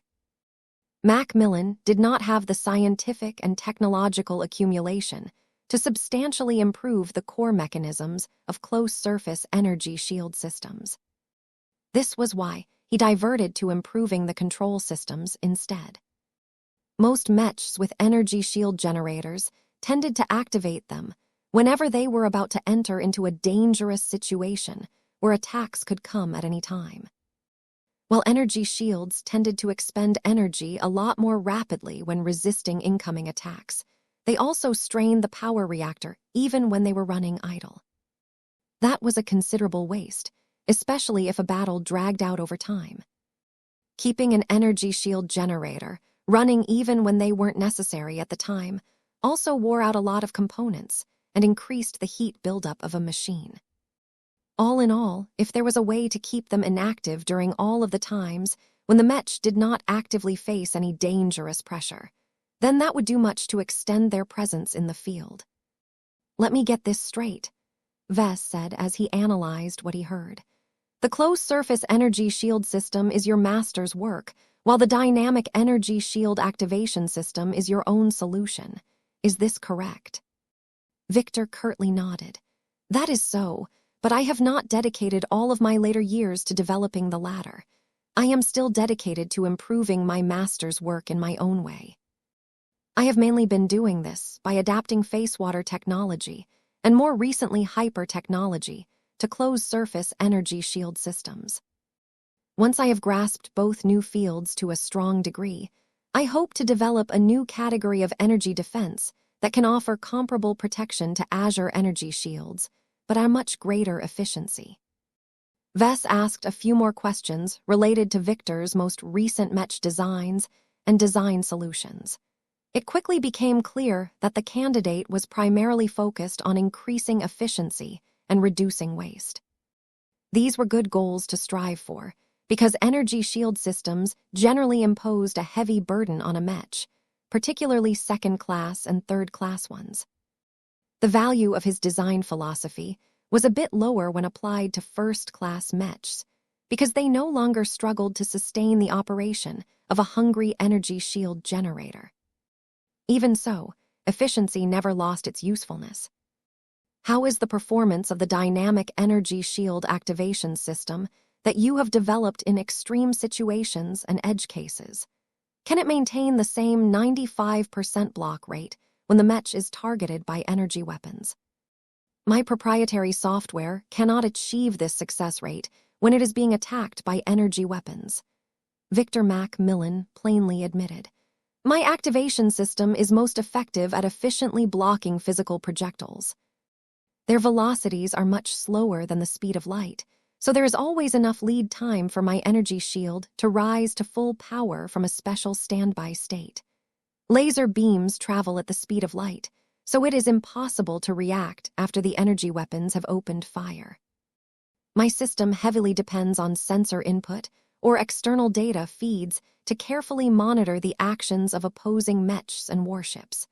There are usually indications when they are about to open fire. Even exotic alien weapons with strange operation rules can be deciphered by the adaptive learning component of my software after gathering enough observation data. That sounded fairly useful, but Vess still felt this was a gimmick that any decent, high-ranking Mech designer could come up with. They just didn't bother to do so because they had better things to do with their time. So far, Vess' impression of Victor Macmillan was not entirely good. The man had yet to develop any truly strong or original design solutions by himself. However, his foundation was strong, and he still had plenty of time to refine his specialization in the future. How large are your energy shield generators? Vess questioned. Can they be small enough to fit inside a light Mech? The efficiency of my energy shield systems has made them much more suitable to be mounted into smaller and lighter Mechs. Their energy shields can last up to 3 times longer due to all of the energy-saving measures that I have implemented, Victor proudly answered. That meant that Victor Macmillan was an efficiency-oriented Mech designer. He mainly sought to improve his Mechs by making his systems cheaper, less demanding, and more long-lasting. This did not mean he ignored the need to improve the hard defensive parameters of his energy shield systems, but he did not obsess over it like other specialists. This made Victor a lot more suited to work on lighter and more limited Mech designs. Larger and heavier Mechs possessed a lot of capacity for everything. Efficiency was not that big of a deal. Instead, they pursued greater power even if they generated more waste. All in all, Victor was a good addition to the design department. His work was already relevant to the LMC's many second-class Mech models, which meant he could be put to work almost right away. Before we proceed, do you have any questions about the job that you are applying for? I am sure that Miss Strian here has already given you plenty of answers, but she is a fairly recent hire, so she doesn't know everything. Victor Macmillan was not shy about asking questions. I have heard from your disciple that each lead designer has the opportunity to obtain an EdNet quota and undergo an accelerated deep learning training program that entirely takes place in virtual reality. How can I earn this benefit? Well, the man certainly had a definite goal in mind. Vess was not surprised that a journeyman like him developed a strong desire for this rare reward. There were few second-class employers who would ever think about allocating their rare and precious quotas to unrelated Mech designers. Our clan has accrued over a dozen permanent EdNet quotas, and we will earn more in time, Vess calmly answered. Currently, anyone can redeem this quota after earning enough Larkinson merits, which you can earn by making any sort of contribution to our clan. It is not difficult to earn Larkinson merits by performing your normal duties, but if you want to get a head start and outpace your peers, you will need to work harder and be more inventive in your solutions. How many merits must I earn in order to secure a quota? The redemption price of an EdNet quota is affected by supply and demand. There are many Larkinsons who are yearning to undergo up to 20 years of focused learning in order to be promoted to first raters. However, Mech designers play an especially important role in our clan. They have priority on any quota. As long as you are decent enough, you should be able to redeem this reward within 10 or so years, provided that you have not spent your Larkinson merits on other attractive rewards. This was reasonable. Vess wanted to hire a lot of journeymen in order to expand the design department's pipeline for second-class Mech designs. If he made it too easy for these Mech designers to earn an EdNet quota, he wouldn't be able to get any use out of them in the short term. While it was possible for first-class Mech designers to go back to designing second-class Mech designs, the journeymen still needed to put in the hard work and prove their dedication to the Larkinson clan before he was willing to lend them a hand. I have heard that the lead designers of the design department are able to receive one of your impressive companion spirits for free. Is that true, Professor? Vess nodded. That is true. This benefit should ordinarily be redeemed for Larkinson merits, but our manpower shortage in the design department is so great that I am willing to suspend the requirements and grant people companion spirits upfront. You can consider it as prepayment for all of the services that you will render in the future. It is an investment and not so much a welcome gift, Victor said. That's pretty much correct. Companion spirits can open up a lot of possibilities for Mech designers. They can also help you speed up your understanding of hyper-technology and work around our proprietary design solutions a lot better. I can guarantee you that you will become a much better Mech designer once you acquire a helpful and supportive companion spirit. This was everything that Victor Macmillan needed to hear. He was completely sold. No other second-class or first-class Mech company was willing to provide comparable benefits to their journeymen. Seeing that both sides were happy with each other, Vess held up the Larkinson mandate and gestured Victor to come close and place his palm on the purple and golden book cover. I hope that you have prepared yourself for this, because you will only receive one chance. Please make your oath and pledge your loyalty to the Larkinson clan. Victor did not appear to have any strong attachments to other organizations, because Goldie approved of his joining without issue. A spiritual connection seamlessly formed between the two. From today onwards, Victor Macmillan had become the latest member of the Larkinson clan. That proceeded faster than I expected, Victor said with evident relief as he started to get acclimated to all of the additional sensory information fed by the Larkinson network. Thank you for taking me in, Professor. I am grateful that you have accepted me into your fold. I am eager to start my work on your Mech design projects. There is no hurry for the time being. You are not yet familiar with the Larkinson clan. You will need to spend at least a couple of weeks to understand how we operate before we are ready to assign you to a Mech design project. In the meantime, you should already gain access to our extensive internal library. If you do not have any ongoing assignments, I highly recommend you take advantage of our learning resources. I have written a few guides on hyper-technology that should be of considerable interest.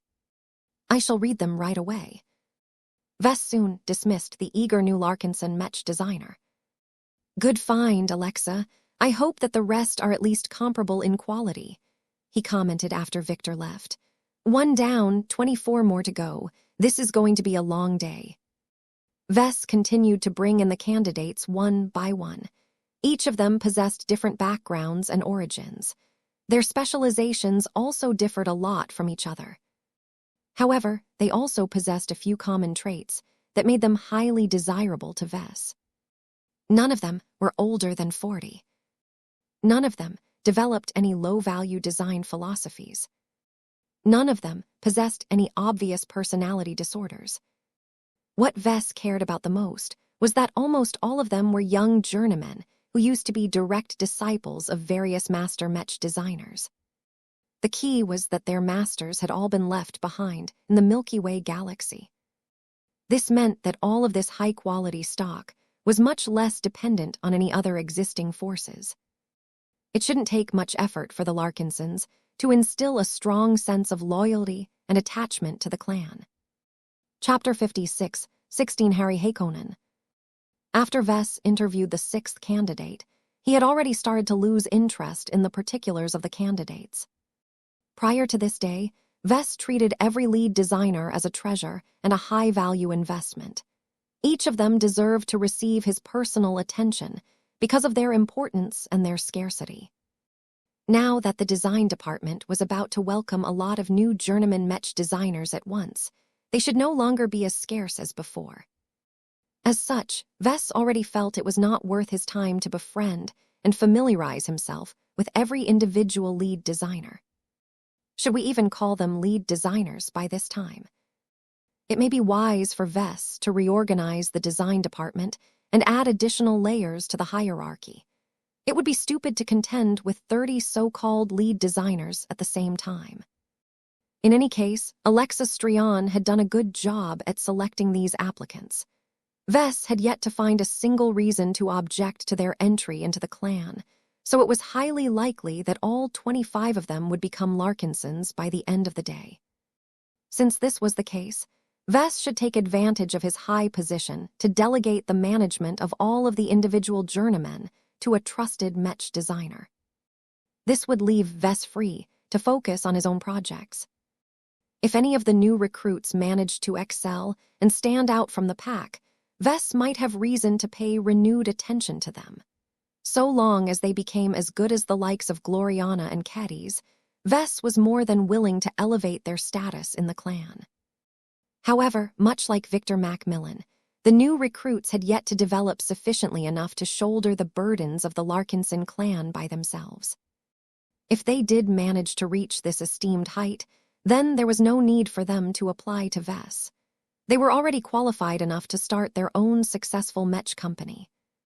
As the journeymen continued to enter the office and present themselves to their latest employer, Vess found out that over half of them previously worked in other respectable Mech companies based in the Bordel system. However, once they learned that the Larkinson clan was looking to recruit new journeymen, they quit their jobs as soon as possible and sent their applications right away. They took considerable risks to join the Larkinson clan. If their applications got rejected for any reason, then they had to look for an entirely different job. While Mech designers of their caliber should always be able to find employment, the hassle and the disruptions to their lives were still considerable. Only one other Mech designer managed to arouse a greater degree of interest than normal. Name: Harry Hakonen. A tall, straight-backed Mech designer wearing a clean gray business suit responded. Design philosophy. I inherited my class Roman II design philosophy from my master. It is called Precision Focus Laser Weapon Systems. Vess immediately perked up when he learned that the tall journeyman specialized in energy weapons. Interesting, he said with a smile. So your mastery of laser beam weapons is particularly high. The man slightly relaxed his posture and started to express his passion. That is correct, sir. Laser weapons are one of the basic and most fundamental weapons of our civilization since the Age of Stars. Humanity has come in touch with many powerful weapon systems since that time. There are many advantages to using positron weapons, plasma weapons, and destroyer weapons, but despite the growing competition, the most simple and basic laser weapons have never lost their relevance. It was so interesting for Vess to meet a fellow connoisseur of laser weapons. He immediately understood where Harry Hakonnen was coming from. After all, his Luminar crystal weapons also made heavy use of laser beams. Laser weapons are versatile, efficient, scalable, economical, and most importantly effective at much longer ranges, since their output travels at the speed of light. Exactly, Professor. Harry's eyes lit up. Laser weapons may not be the most powerful choice available to our customers, but they are most effective in spaceborne battles due to their ability to strike at targets that are beyond the range of other weapon systems. However, their effectiveness at closer ranges are not as good. This is where my design philosophy comes in. It is a means to dramatically increase the effective damage inflicted by laser beams at close to medium range. Wait, what? Shouldn't precision-focus laser weapon systems be oriented around designing armaments that can attain greater accuracies at longer ranges? That is a common misunderstanding. While I am capable of designing precision rifles that are optimized for sniping enemies at longer ranges, my main body of work is different. Many of the mechs that I have designed have all subverted the conventional rule of thumbs when it comes to machines armed with laser weapons. They are still threatening at range, but they are even better when they dogfight their opponents. This is because of the special focusing crystals that I have added to the weapons. Vess grew more and more interested in Harry Hakonnen. He truly thought that a design philosophy that included the word precision should have been oriented towards marksman mechs. But it turned out that the energy weapons specialist primarily designed mechs that were not afraid of brawling enemies up close. What is special about your focusing crystals? I am glad you asked, Professor, Harry grinned. As you know, every laser weapon uses a focusing crystal to even out the laser beam that emerges from the weapon barrel. In the overwhelming majority of cases, the focusing crystals are shaped to straighten the beams as much as possible. The goal is to attain a perfectly straight beam that can maintain perfection cohesion at a theoretically infinite range. This is impossible to attain in practice, as the imperfections of the focusing crystal, as well as other flaws, prevent the laser beams from dispersing across longer distances. Trying to make energy weapons fire perfectly straight beams was as difficult as telling a person to walk a perfectly straight line for several kilometers on a completely flat and featureless plane. While Vess heard of high-tech solutions that enabled certain models of first-class multipurpose mechs to achieve this exceptional result, the cost was so prohibitive that it was completely unaffordable for second-class mechs. As Harry talked, Vess already started to get an inkling of what precision-focus laser weapon systems actually meant. So your weapons are different. They don't fire perfectly straight laser beams. Yes, that is correct. The focusing crystals of my laser weapons are deliberately more convex in shape than is necessary to produce straight laser beams. Every time my laser weapon opens fire, it unleashes a laser beam that narrows in width until all of the energy of the attack converges on a single point in space. This is the coordinate where all of the power of the weapon discharge is concentrated to the greatest degree possible. Any adversary that is struck by a precisely focused beam will suffer much greater damage than getting hit by a straight and less concentrated laser beam. Alexa had already grown familiar with Harry's design philosophy, but this was completely new to Vess. He readily understood the advantages of being able to land precisely focused laser beams onto a target. The concentration of damage was much greater, which effectively meant that it became a lot easier to pierce through armor.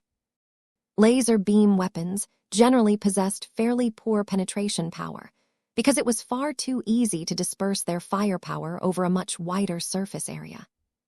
However, if rifleman mech started to fire more precisely focused energy beams, the concentration of so much firepower in a tiny surface area would dramatically produce a greater impact on any solid matter. Even energy shields would find it difficult to withstand these attacks. It was much easier for energy barriers to resist attacks that were more evenly spread across their surface. Highly concentrated attacks induced much greater strain on the energy shield generators as they struggled to resist a spike of outside pressure. Still, as much as precision focus weapons sounded better than more conventional energy beams, they still possessed one overwhelming flaw. As far as I recall, energy weapons that fire converging energy beams have never managed to catch on due to the difficulty of attaining perfect focus on targets, especially fast-moving ones. Vess pointed out. The advantage of conventional laser weapons is that straight beams are just as deadly at point-blank range and at longer ranges. So long as they strike the target, the Mech pilots can be assured that their attacks have dealt consistent and predictable damage. This is not the case if energy beams are only able to attain their optimal damage potential in 3 dimensions rather than 2. The failure rate must be high. It is not as bleak as you think, Harry said in a familiar fashion. He must have met many doubtful Mech designers over the course of his career. My master has worked hard to reduce the limitations of this approach. The key component is the focusing crystal. It is not a pure crystalline object, but it is also organic. This results in a focusing crystal that can increase or decrease its convexity very quickly with minimal lag time. Vess nodded in understanding. That indeed sounds useful. The faster the focusing crystal can change the distance where the laser beam converges all of its power to a point in space, the more applicable it becomes. However, this shouldn't be enough. The focusing crystal must concentrate the energy beam at the precise position of a Mech in a very small window of time.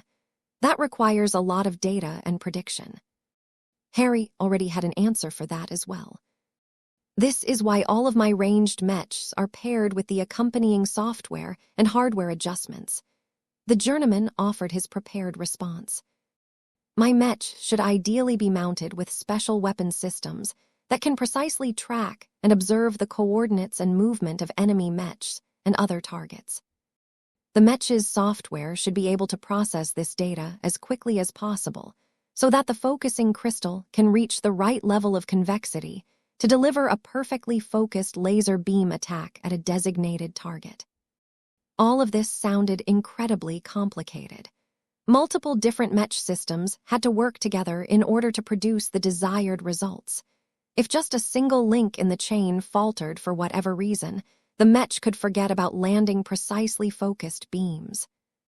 How consistently are your Mechs able to achieve perfectly focused hits? It is quite high. Qualified hits happen at roughly 80% of the time against most Mechs and starfighters. Light Mechs and more mobile starfighters are more difficult to pin down, especially when there is heavy jamming, but effective focus can still be attained 30% of every hit.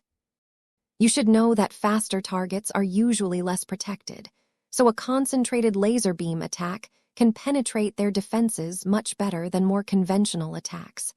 It is not impossible to cripple an opposing light Mech with only a single salvo. That certainly sounded impressive, but Vess reserved his judgment. There had to be other complications to this quirky weapon system. What if the Mech is unable to fire or land perfectly focused laser beams?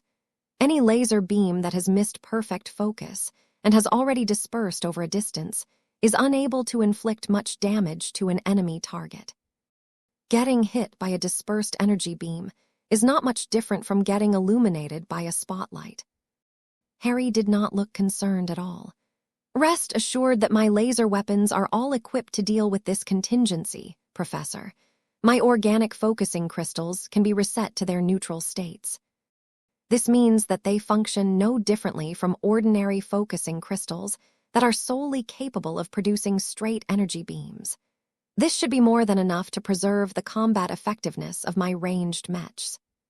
Chapter 56, 17 Vast Increase in Net Worth. Vess became delighted with the new batch of Mech designers. Alexa Strion had proven her competence and usefulness in an excellent, incredibly thoughtful selection that closely matched his own intentions. Each of the new recruits easily satisfied his minimum expectations. Many of them brought additional extras to the table, such as independently developed custom Mech systems.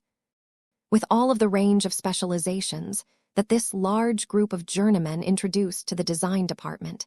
It became Theoreta Mech completely in-house, without relying on any third-party licenses. Of course, it was far too slow and inefficient for the Larkinsons to invent the wheel themselves all of the time, when there were perfect licenses available on the open market. It was still better to have those specialists around than not. Vess knew it would make a massive difference in all of his Mech design. He was able to consult the expert opinions on essential parts and systems such as sensors arrays, Gauss weapons, power reactors. Lidge, he already had a good taste of that when he collaborated with Master Decimus Horst on the Supremo project. Not only was the Akkad wisdom in the field of heavy artillery mechs, but he was also able to utilize his extensive network of contacts among his peers in high-level technical support. But he could also gain a lot of direction just by exchanging ideas with a diverse range of experts. In short, the addition of so many confident and motivated journeymen was bound to enrich the design department and significant of the output going forward.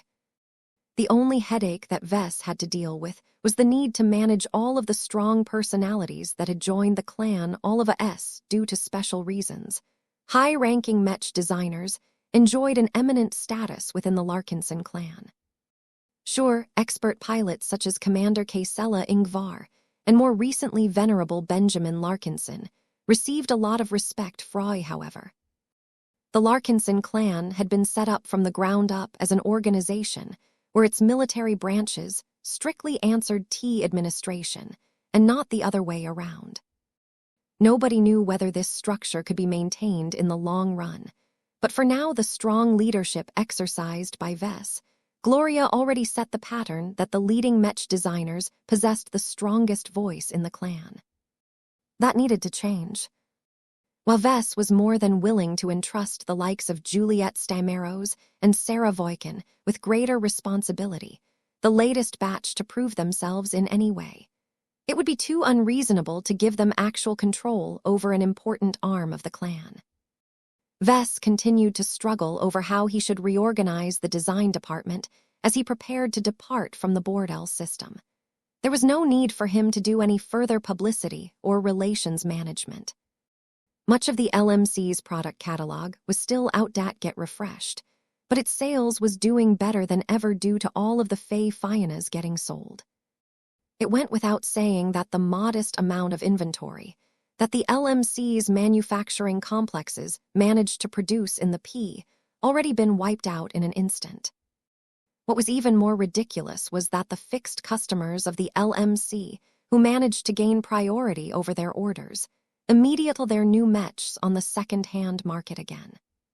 The brand-new Fey Fianas hadn't even been pulled out from their large shipping containers before they got sold to rich customers, 10 times the market price, just so that they did not have to wait for many months to finally receive their new hyper-drone mechs. What these people did not know was that the Living Mech Corporation had finally solved its persistent lack of production capacity. Hours before Vess was scheduled to teleport back to the Blue Jay fleet, he and his staff paid a visit to the local branch headquarters of manufacturing. As a large mech producer that was highly active in both the first-class and second-class mech market, the big company also passes footprint on board El Roman III. It was here that Vess and his entourage received a warm welcome.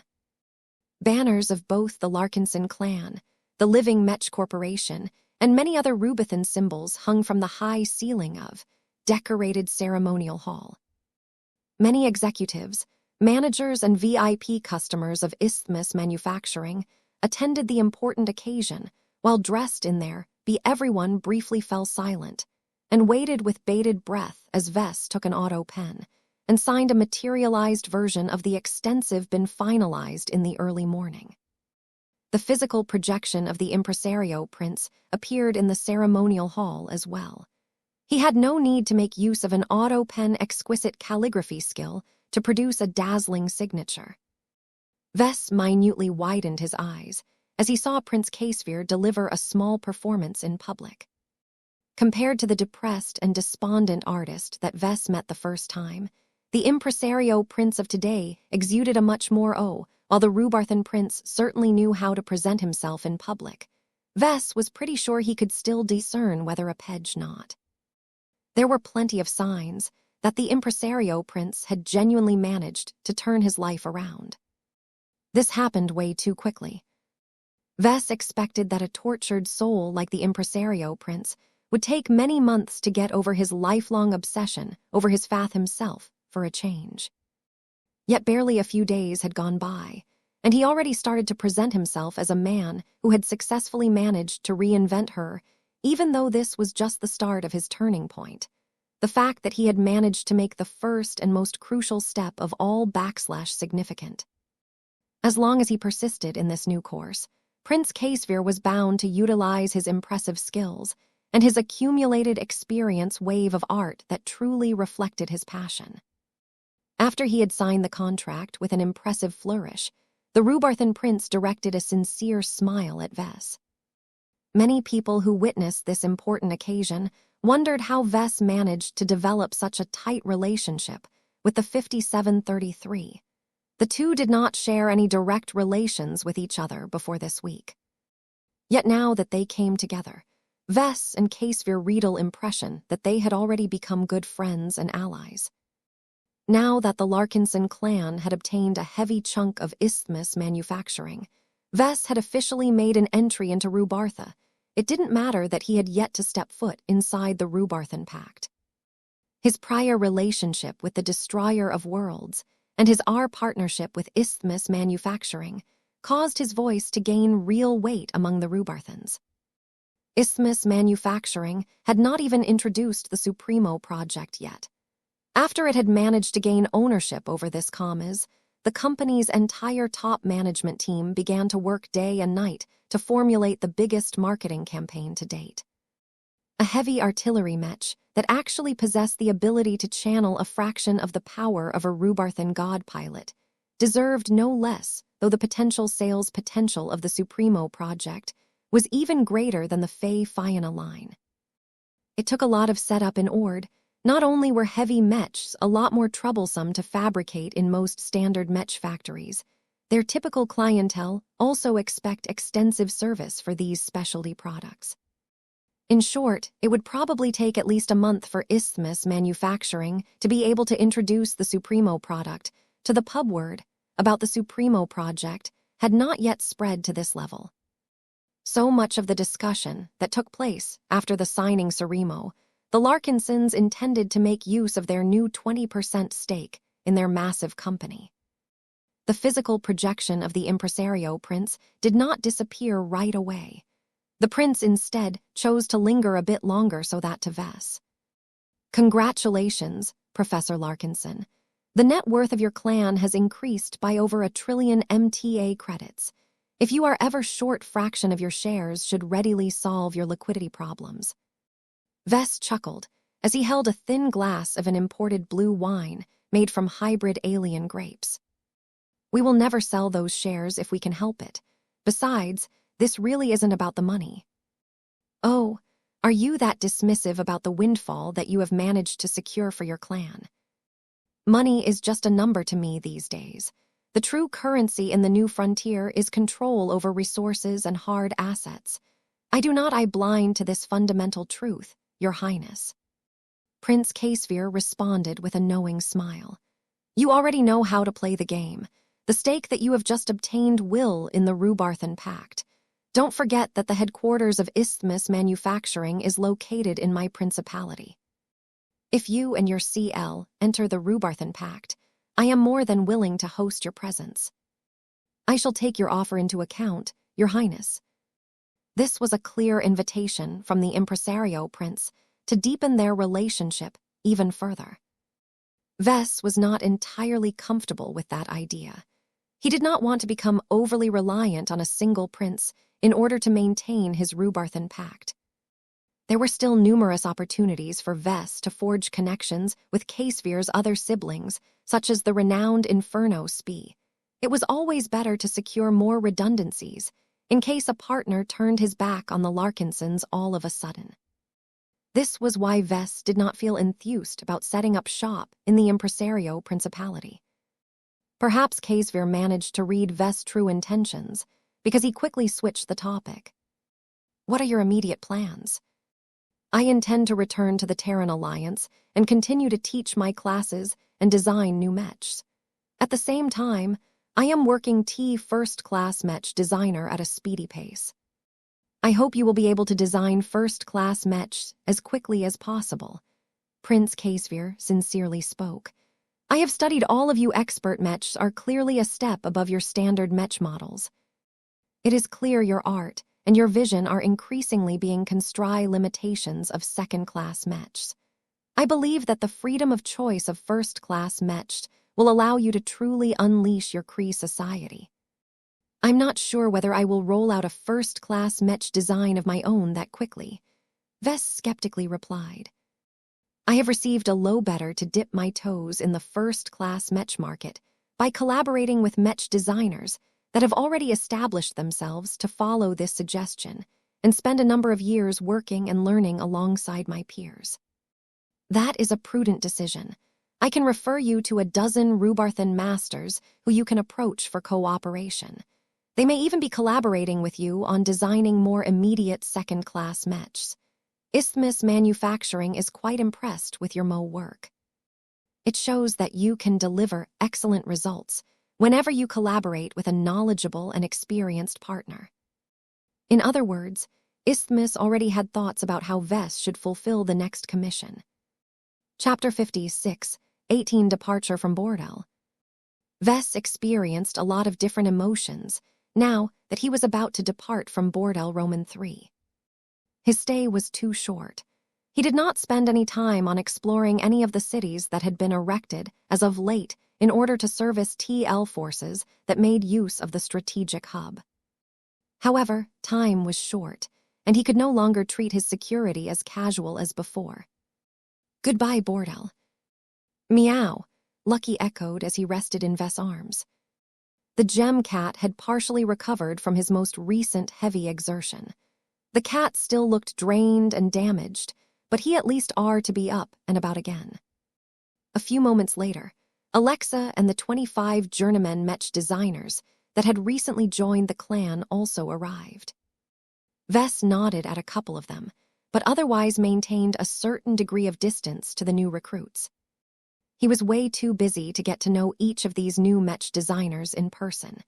He understood a lot better now why leaders always cooped themselves in their ivory towers.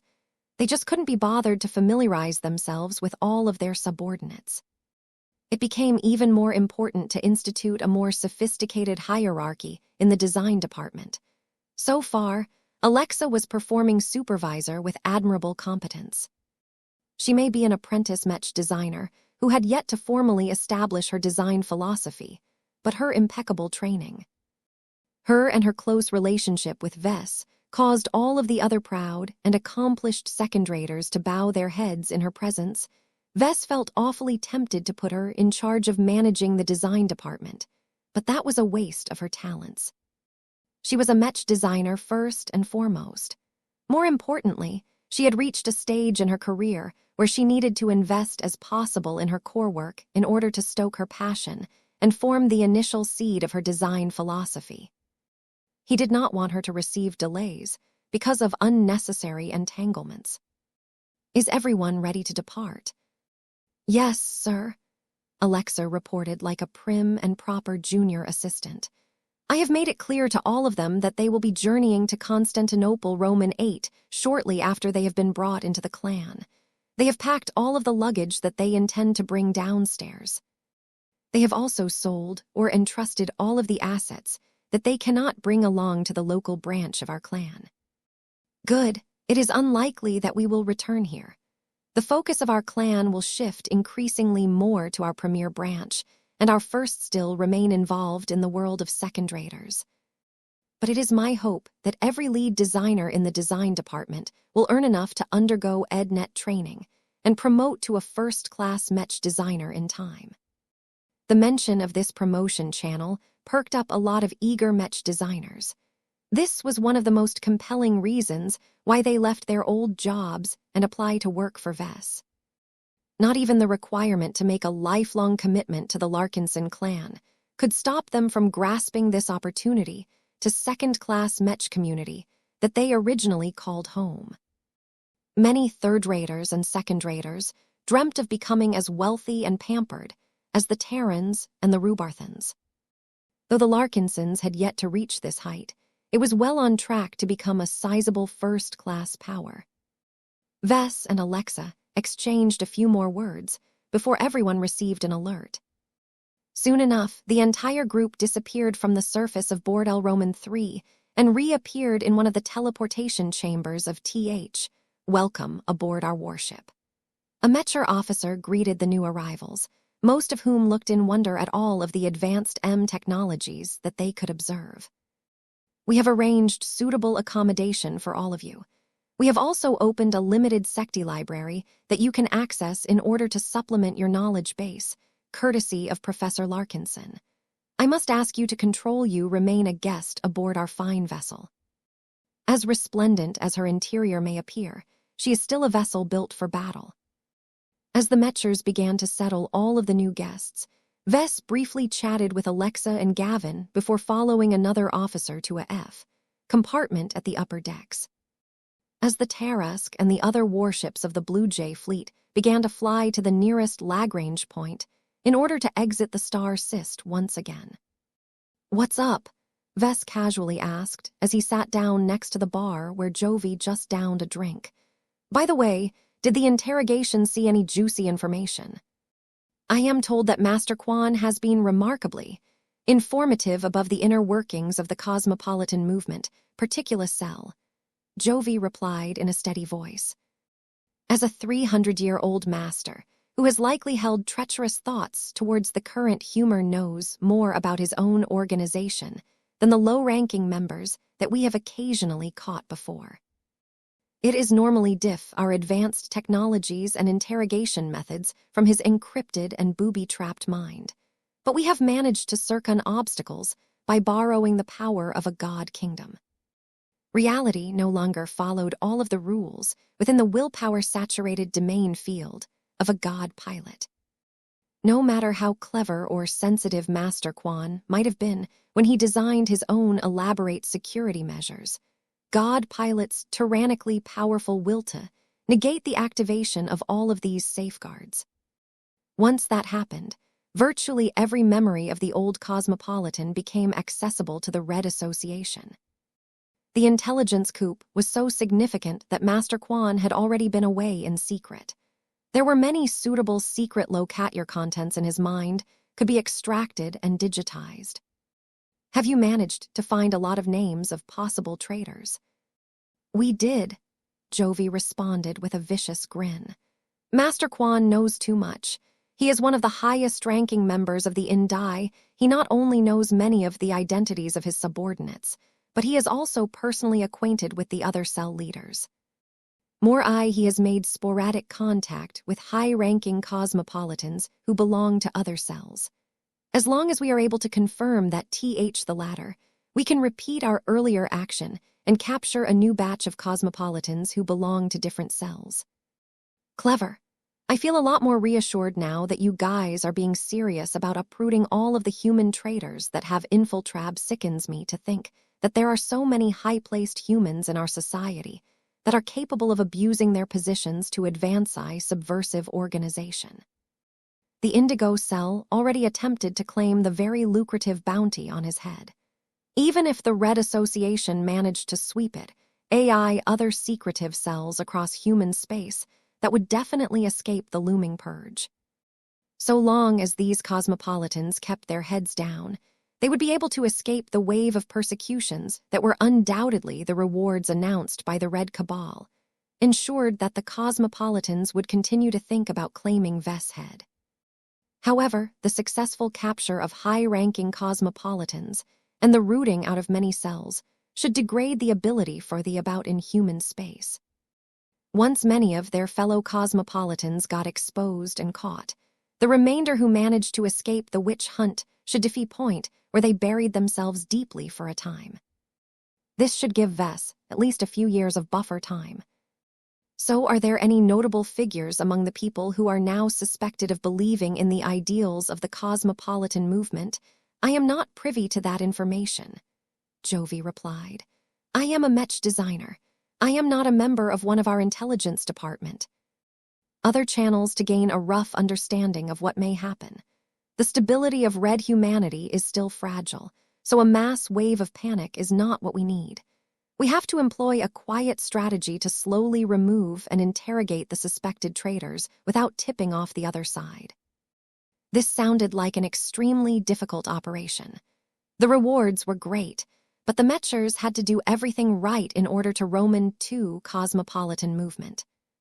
It was too bad that Vess clearly did not have the right to obtain insider information about this big operation. He already imagined the possibilities. The most exciting way for the Mechers to deal a serious blow to the cosmopolitan movement suspected traitors with body doubles. Tearing down the dangerous cells from the inside sounded so delightful to Vess. If you can't tell me about any specific plans relating to the cosmopolitans, can you at least share more general information about their sights set on my head? After all, it is really annoying that I know almost nothing about them. It doesn't help that you guys share any information about the cosmopolitan movement. There are good reasons for that, Vess. I do agree with you that you deserve to know more about them. What do you want to know in how big is the movement? No one can provide you with an accurate answer to this question. Jovi shook his head. The decentralized structure adopted by them makes it impossible to obtain a complete headcount. We have always made estimates in the past. The interrogation of Master Quan has revised our estimates upwards. We currently believe that there are 5 to 10 million people in the Red Ocean who hold cosmopolitan ideals. What? That much? 10 million was only a tiny fraction of the total population of red humanity, but it still represented a formidable group if they all join. It is not as exaggerated as you think. Not all of them are of great significance to the movement. Vess. Many of them are relatives of different cells. The truly dangerous cosmopolitans are the core members. They do not confine their activities to remaining under cover of valuable information. There should be roughly hundreds of thousands of cadre who are truly willing and able to commit sabotage, other risky actions. Vess grimaced. He did not look forward to living in a society with hundreds of thousands of fanatics who were crazy enough to target. What about their spread? He asked. I'm sure that they have managed to infiltrate every state, but what about the Red too? Have whether there are hidden cosmopolitans among the Red Association and the Red Fleet. I cannot say anything about the Red Fleet. As for the association, there are most certainly people with cosmopolitan sympathies. Jovi sounded almost defeated when he made this admission. Vess did not blame the Mechers. No organization was perfect. The cosmopolitans excelled at infiltration. They definitely prioritized hidden agents in the most powerful organizations of humanity. A part of Vess wanted to ask whether the xenotechnician was among the group of suspects, but he did not dare to follow through with it. Was too dangerous for him to question the loyalties of a star designer. Chapter 56-19 Need more hulls. As the Blue Jay fleet continued to journey back to New Constantinople Roman VIII, Vess busied himself with checking up on his projects and developments. For example, Vess received an update on the matter of Vulcanites, sending their novice Mech designers to him in order to benefit Froy. The eternal Vulcan Empire is based further away, so it will take time for the novices to arrive in the New Constantinople system. The Vulcanites expect a lot from you. They hope that at least 2 or 3 of the young dwarven Mech designers will be able to end of their stay. As long as you can satisfy this demand, we will gain ownership of a serviceable first-class fleet carrier. The Vulcan refit the ship to fit our needs. I really hope those dwarven novices are competent enough, Vess said. I can't guarantee any results. I can only try and do my best to obtain additional first-class ships from other parties. We can't rely on the Vulcanites alone to fulfill our first-class ship needs. They to give us another ship after they have given up a strategic fleet carrier. The value of first-class starships was too great. Everyone needed more of them. The more first-class hulls under their control, the S weather the ongoing storm. Gavin had his own ideas on how to address this issue. Our position has improved by a lot compared to before. The success of the FT relationship with the Destroyer of Worlds and our newly obtained stake in Isthmus Manufacturing has elevated our reputation and level. It should be possible for us to approach major parties and trade their shipbuilding services for other major favors. He was right. Ever since Ves got promoted to a Tier 3 galactic citizen, he already had the option to cooperate with other groups on TH, however. His background and backing were still too thin for him to establish a stronger bargaining position. He would have to make order to obtain even a single first-class hull. This time was different. The deal he had made with the Vulcanites might be affected by other factors. But the fact that he was able to teaching obligation for outright ownership of a first-class fleet carrier was a definite sign that people really started to take him serious. Ves felt much more confident in his ability to negotiate much more lucrative deals with major players. I have been thinking about forming new deals with the Terrans and the Rubarthans, respectively. Ves spoke. I don't entirely trust, but it is undeniable that he carries a certain amount of weight in the Rubarthan Pact. He can definitely arrange a shipyard to build a carrier or fleet carrier for us.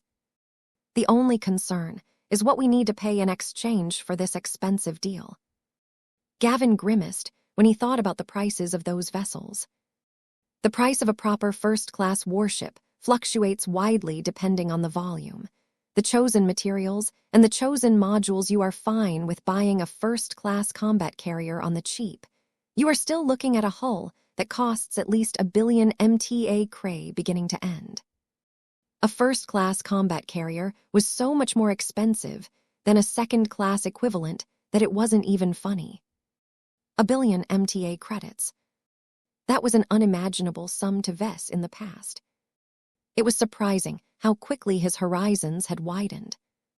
It might not be possible for the LMC to earn 1 billion MTA credits in profit of the Fae Fiona and Supremo projects, but it was only a matter of time before his partnership with Isthmus Manufacturing gave V. This was because Isthmus Manufacturing earned revenue from selling other Mech lines, including first-class ones.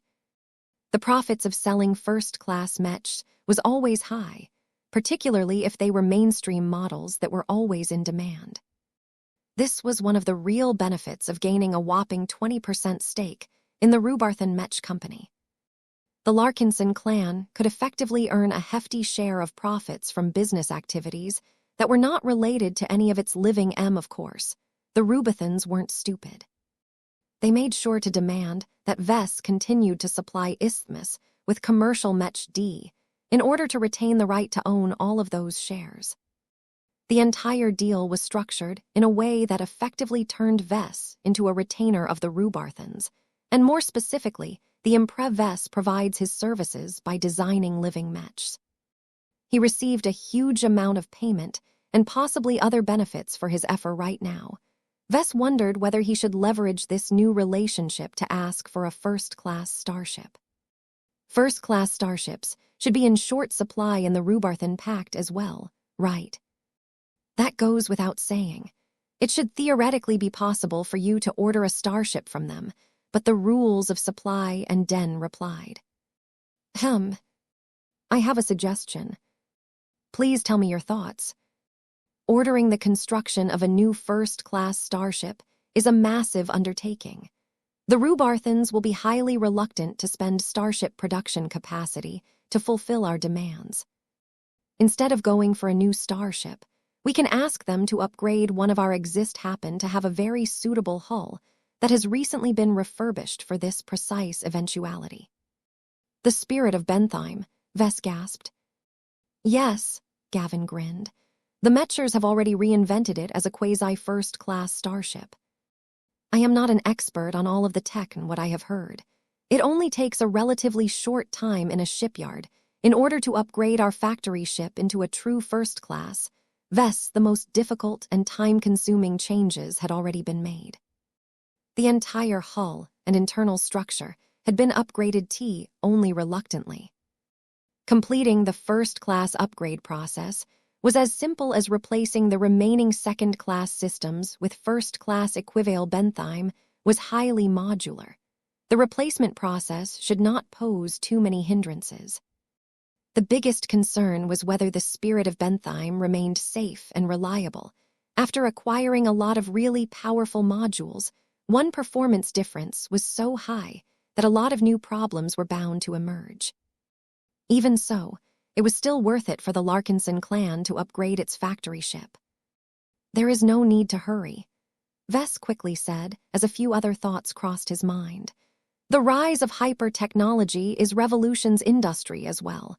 It is best to wait a few years for the rapid pace of innovation to slow. By then, the shipbuilding sector should be able powerful upgrade solutions than before. The more elaborate the upgrades, the longer it takes to complete all of the upgrades." Gavin frowned. "If you have a need of the SB, best to start its refit process sooner rather than later." His personal assistant made a good point. Vess had great plans for the next decade. Once the Greater Beyonder Gate opened up, the era of warlords would begin in truth. That was the time where many different human powers would compete against each other for supremacy. It would be a lot more convenient if the spirit of benthime became available for the riskiest and most lucrative missions. "I'll think about it," Vess eventually said. "It may be possible for us to apply certain upgrades ourselves. The diligent Ovenbird grant shipbuilding capabilities. As long as we implement all of the simpler upgrades ourselves, it will take a lot less time and effort for N to implement the remaining upgrades." He even thought about applying this approach to other Larkinson ships, but he quickly dismissed this option. Ships such as the Vivacious Y and the Dragon's Den were second-class starships from top to bottom. Upgrading them to first-class require a complete rebuild. A shipyard might as well construct a brand-new first-class capital ship, if that was the case. Vess and Gavin talked about other possible opportunities to acquire additional first-class starships. "Don't forget about the Terrans," Gavin reminded Vess. "Now that we have formed strong relationships with the Rubarthans, the anxious about deepening their own relationship with you. You should take advantage of their desperation and see if you can add a Phi 2 in your negotiations with them. The DeVos ancient clan is currently in a tight spot, but there are several larger Terran clans that to build a starship for our clan." That was certainly a viable option, but it was questionable whether the Larkinsons could gain more than 1 or 2 first-class Hulk. "This is too slow." Vess voiced his dissatisfaction. "What about second-hand starships? It should be much easier and faster for us to previously owned hulls." "Don't get your hopes up, Vess. We are far from the only ones who have this idea. The best starships tend to be traded directly between organizations. The remaining second-hand starships in good condition are actually being put on auction as of late. The seller wants amount of profit possible, and auctions are always effective at driving up the price." Vess immediately lost his mood when he heard that. The Larkinson clan should be able to meet the requirements to attend these exclues. Whether it could win a bid was another matter. "I see. Please pay attention to these auctions and tell me if one is starting in the near future. I might want to take a look and see Hawks willing to pay for a used first-class starship. I take it that lots of other goods get sold during these auctions as well." "I presume that is the case. Alexa Strion can probably tell you more about them. I don't advise you to participate in an auction 2S to build a warchist first. If you attend one too soon, you might get distracted and depressed by how much money you need to earn anything good." Vess did not quite agree with this argument. He felt it was better to gather intelligence in advance so that he knew what to expect with Ernest next time. He suddenly came up with another idea. If these high-level auctions center around putting rare and highly desirable goods up for sale, I'd be able to earn at least a part of the necessary funds. Of course, this was easier said than done. Vess was sure that he could earn a lot of MTA credits from selling the opportunity to obtain it, but the Red Association restricted him from handing out this reward to outsiders. Without this obvious solution, it would take a lot more effort for Vess to come up with goods that could sell for hundreds of millions. Gavin was clearly skeptical about this idea. It will take more than a masterwork mech or art piece to raise the necessary funds. The in these auctions are not stupid. They are not willing to squander exorbitant amounts of money on second-class luxury products. So the most desired goods are those that can directly increase people's chances of surviving the Red War. Chapter 56, 20 Massive Upgrade. I'm back. The journey back to New Constantinople Roman 8 did not last long at all. The superdrives of the warships of the Blue Jay fleet had shrunk transit times to such an enormous extent that travel became a lot more convenient in the new frontier. Of course, only the major powers had access to this luxury.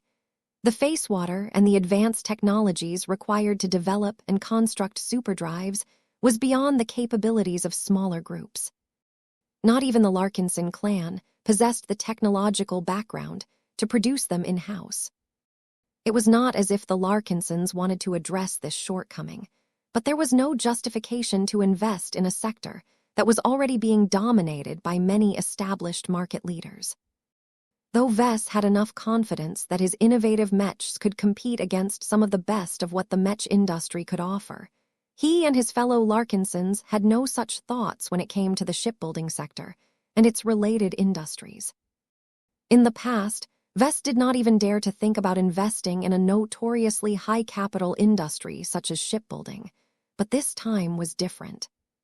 The gains he had made during his visit to Board Al Roman III were too rich.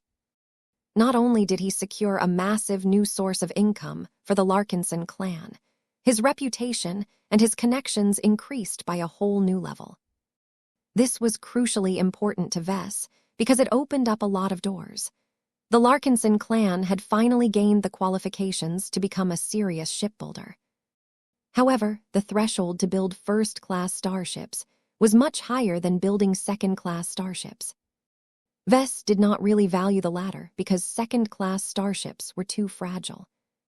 They might be serviceable when deployed against the fleets dispatched by the poor and exploited minor races of the Red Ocean, but they could easily be demolished by any serious fleet that hailed from one of the major races. Humans may be willing to play by the rules, but the aliens had no reason to do so. There was no barrier stopping the major alien warfleets from detouring through the middle zones so that they could smash apart a lot of underpowered mech forces.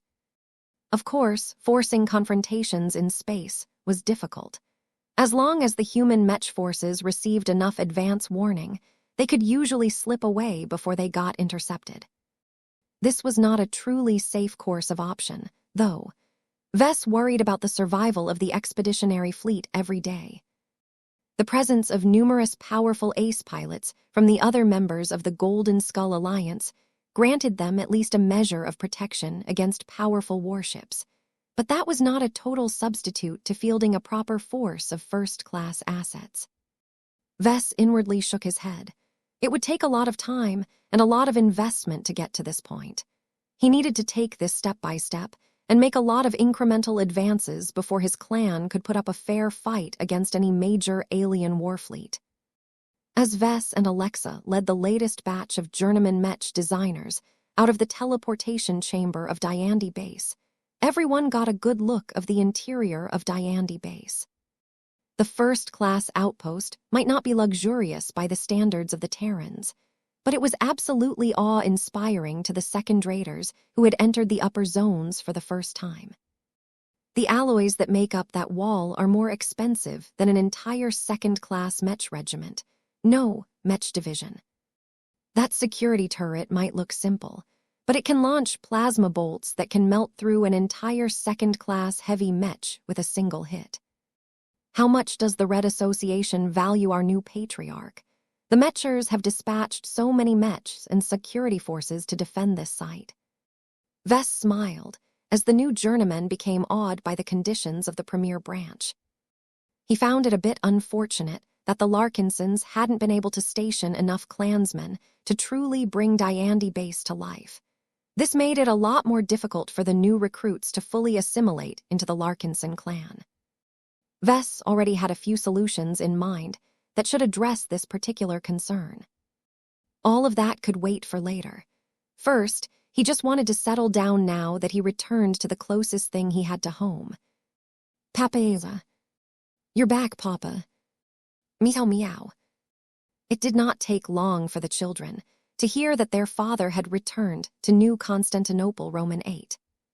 Soon enough, 3 different munchkins crowded around their father and pleaded for hugs and kisses. Ha ha ha, calm down, little fellows. There is more than enough time for us to cuddle with each other. It had only been a few weeks since Vess had split up with his children after departing from Aucanon VI, but this seemed like an eternity to the latter. Even Clixie missed Vess and Lucky's company. The Rhubarthan sentinel cat, wearing a prominent golden collar, affectionately brushed her body up against Lucky's archimetal body. Meow meow meow. Meow meow. Meow. Meow meow meow. Meow. As the cats and kids made all kinds of happy noises, a single clearing of the throat immediately caused them all to regain their composure. A woman stepped into view. Dressed in a luxurious and fashionable cross between a red coat and a black business suit, Gloriana Wadden looked like she had returned from the Violet Central Star, known as a reinvented woman. The sheer superiority radiating from her caused her to stand out from any other Mech designer. Aside from Vess, no one present was able to match her strong presence. Gloriana smirked when she saw that her entry produced the intended effect. She clearly wanted to put up a show for her audience. It was best to show all of the newly recruited journeymen from Bordel Roman 3, who was in charge of them when they started to take up their duties. You have returned, and so have I, she said. Vess already began to smell her intoxicating, flowery scent. Though it was completely new to his senses, he enjoyed the pleasing associations that it inspired. Both of us have made a lot of gains on our trips, Vess smiled. Husband and wife embraced each other after a long time of separation. Each of them had changed so much. Gloriana had missed the creation of the Elemental Lord, did not get acquainted with all of the mutated beasts of Aucanon VI, and had no involvement with anything that took place on the surface of Bordel Roman 3. At the same time, Vess had little clue what Gloriana had been doing when she and Saintess Ulrika Vraken made a special trip to the Violet Central Star node. It had been a long time since Vess last visited the Red 2's major strategic hub for second-class immigrants. The star system had already been highly developed at the time. The Mechers and the Fleeters had developed it even further, enabling its occupied satellites to reach a level of prosperity that could rival the main star systems of the old galaxy. Gloriana had done much more than replace her old second-class cranial implant for a superior first-class product, while she visited one of the centers of human civilization. Not only was there a huge amount of shopping opportunities, but entire communities of Mech designers had sprung up as well. A visiting Mech designer could harvest massive gains as long as he or she had enough money and reputation. Still, the main purpose to visiting Violet was for Gloriana to complete the biggest upgrade of her life. The old Erestal 015 bioimplant that the Wadden dynasty originally arranged for her had served her well for a long time. It significantly sped up her learning and also contained a lot of handy processes that enabled her to design her mechs with greater speed and rigor. She wouldn't have been able to advance to the rank of journeyman mech designer so quickly without this crucial aid. Now, her visit to a specialized implant development company had enabled her to replace this old and outdated implant with a cutting-edge model that was top-notch in many measures. The favor that Vess originally secured during the Survivalist Conference granted Gloriana a chance to get the best of what the Mechers could obtain at this time. The value of this opportunity was intimately high. Neither Vess nor Gloriana dared to produce a concrete estimate because they were afraid of figuring out this sum. Nonetheless, the performance and the features of Gloriana's new cranial implant must be extraordinarily great because Vess could immediately tell the difference when he came close. As husband and wife ended their hug, Vess looked astonished when he sensed the newfound strength in Gloriana's head. "Honey, let us hold this discussion elsewhere," the invigorated female Mech designer suggested. "That is a good idea." Vess was incredibly curious about what sort of improvements his wife had gained that caused her mind to reach such an extraordinary state. He quickly turned around and issues a few orders to Alexa and Gavin to arrange the new journeyman. After that, Vess and his immediate family all went back to the central building and entered their penthouse apartment in order to enjoy a private moment. "Hitty, I missed you, Lucky.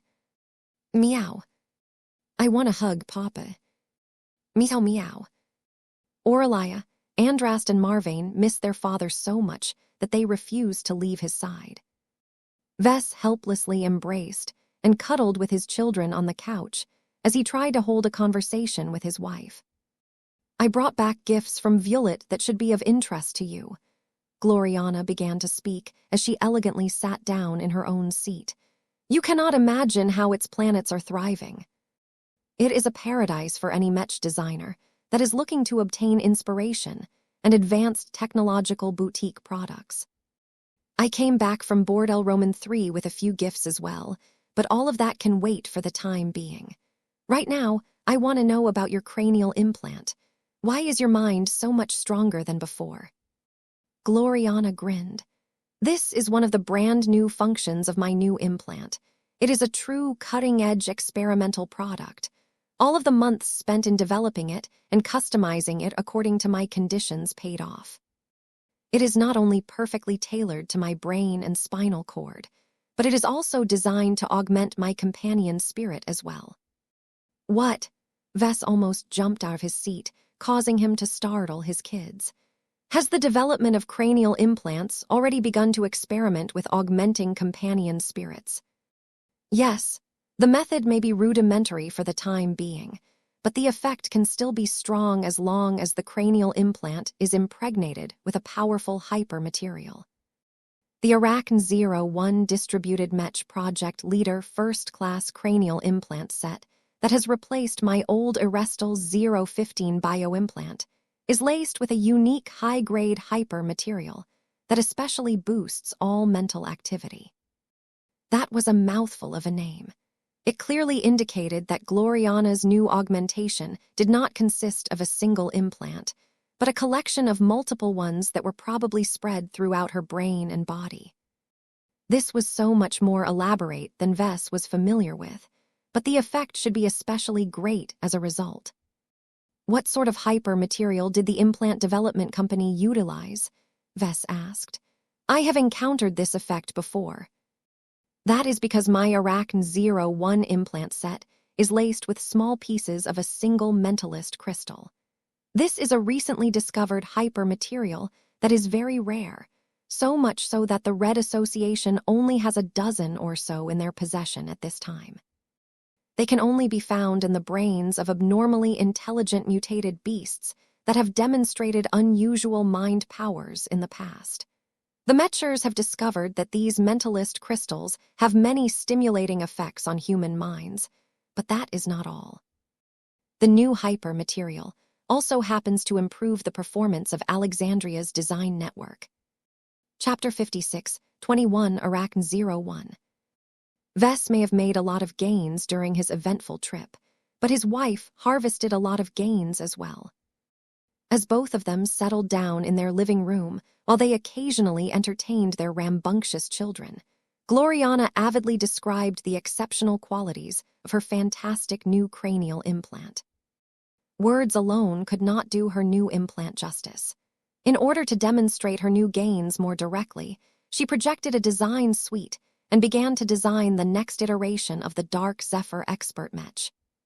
Compared to her previous self, Gloriana's design efficiency had reached a whole new level.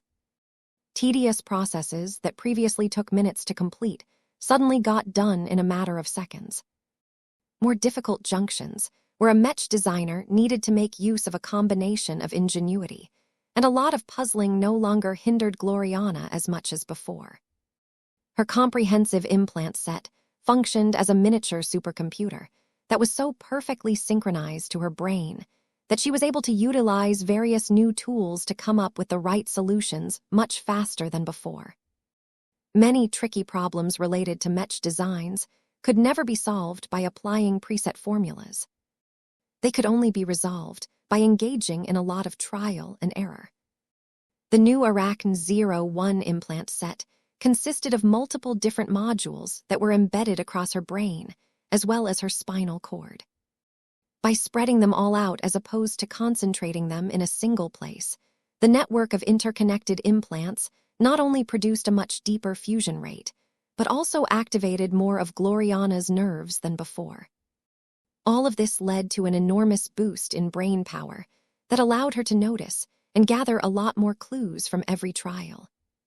Furthermore, Gloriana was also able to analyze and process the data much faster and more comprehensively than before, allowing her to narrow down the most optimal implementations in a fraction of the time.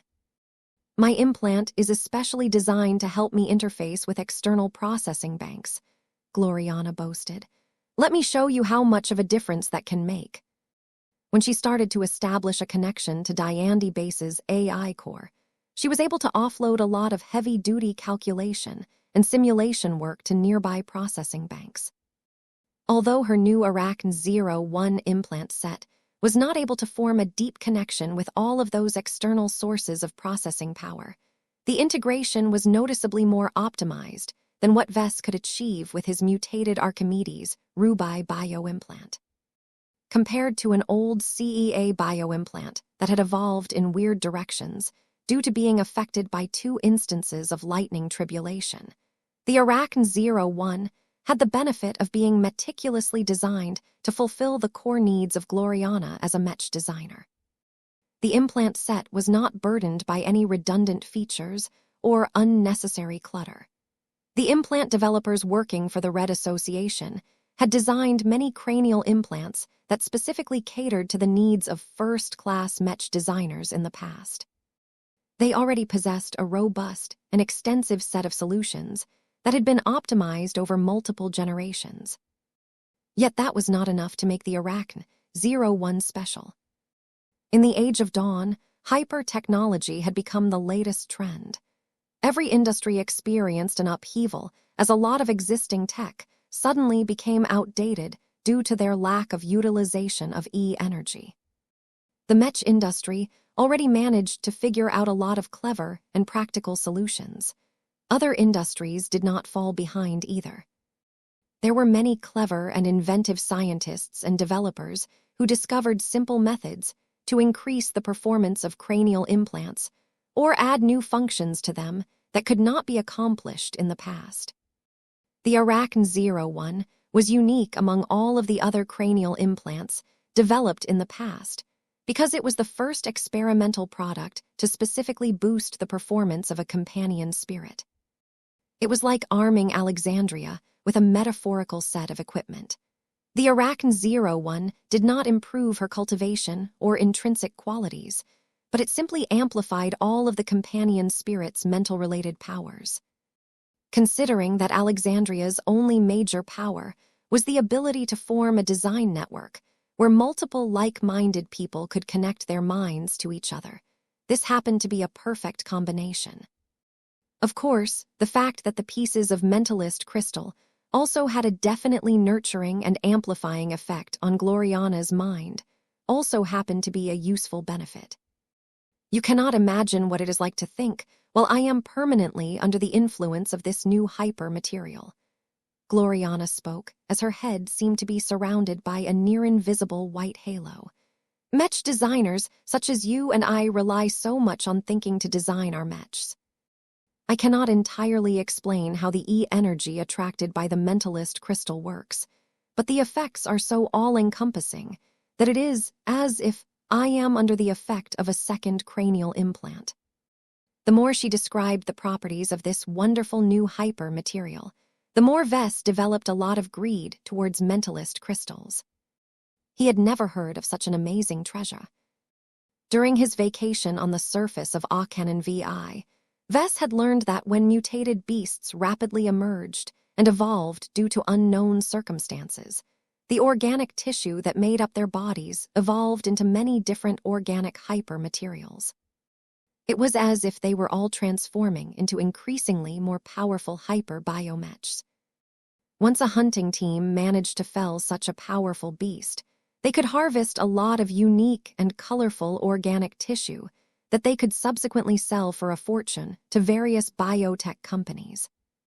Though Vess had acquainted himself with a number of remarkable mutated beasts and the special organs that could be harvested from them, he had not encountered anything comparable to a so-called mentalist crystal up to this point. Gloriana did not look surprised at that. Mentalist crystals only appear in the brains of mutated beasts that strongly seek to become smarter. This is rare as the competitive pressure in many untamed planets force exobests into improving their hard combat power. From what the Mechers have told me, mentalist crystals have only been found sporadically among existing apex predators that do not feel threatened by the local fauna. Instead, they have become acquainted with humans and understood that it is their intelligence that makes them much more dangerous. As long as the pressure is strong enough, a lucky apex predator may develop a powerful mutation that is primarily oriented to improving their mental power. That sounded weird, but plausible.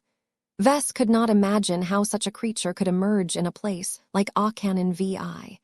The hunting preserve produced so many mutated beasts that no existing apex predator would be able to relax. It was extremely doubtful whether the planet that he had visited recently could produce a single mutated beast who developed a powerful yearning to improve its brain power. What sort of abilities do these creatures possess? Vess curiously asked. I have only heard descriptions.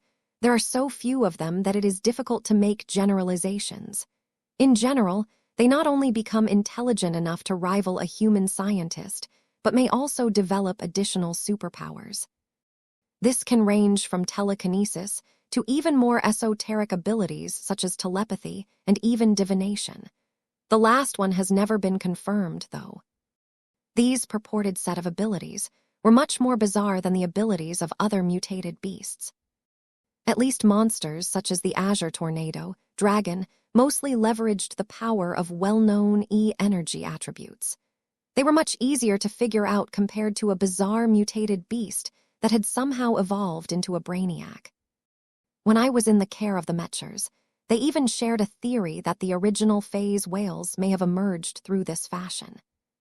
It explains why a race of whales can become so smart and proficient in biotechnology when there are so few factors that promote the development of a complete civilization. Vess could see how this theory may be right, but it was not his business to prove its validity. Let's get back to how the mentalist crystal boosts your functions, he said. Can you bring out Alexandria and connect me to her design network for a moment? I want to experience the differences myself. Certainly.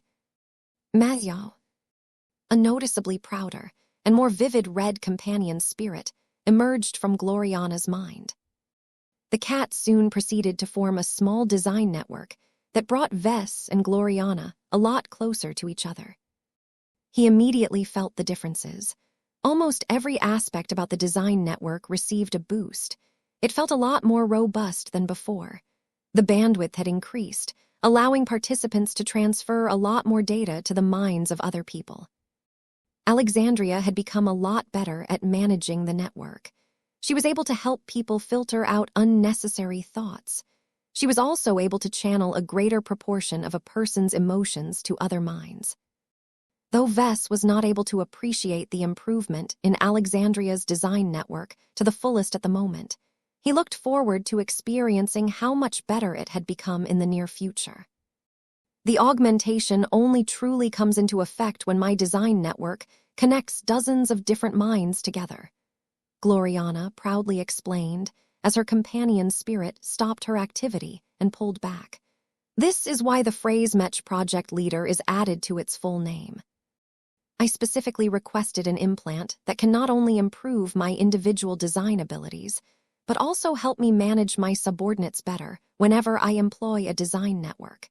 It is my companion's spirit's greatest strength, and I believe it has much greater room for development. That is not a bad idea, Vess admitted. Both Alexandria and Blinky possess the ability to form design networks, but it was just a side benefit to the latter. Blinky's main strengths rested in his Blinkhiverse and his energy manipulation capabilities. His cultivation should primarily focus on these areas in order to deepen his specialization and make him much more useful in his existing roles.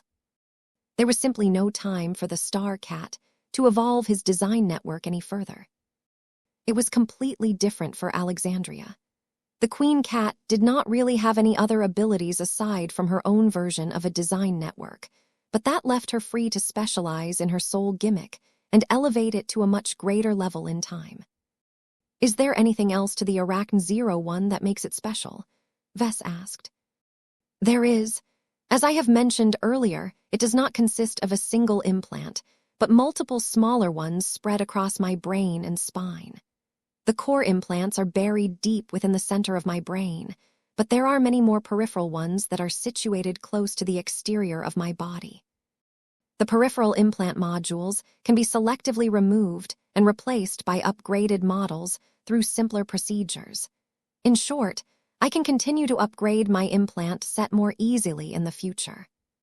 This was a much more advanced and high-tech implementation of a cranial implant. Vess had never even heard of it, which meant that it was either an innovative new approach or a product that was solely reserved for the people who ranked at the top. Gloriana most certainly benefited enormously from receiving such an advanced implant set. However, it was also clear that this experimental new product probably entailed a lot of risks. This was probably the first cranial implant set that not only integrated pieces of mentalist crystal, but also sought to augment a companion's spirit. A lot could have gone wrong. The fact that Gloriana managed to return from Violet in a healthy state did not mean that this was an assured outcome. The implant developers essentially treated Gloriana as their test subject. They just dazzled her with a lot of new and expensive technologies to divert her attention away from the considerable risks.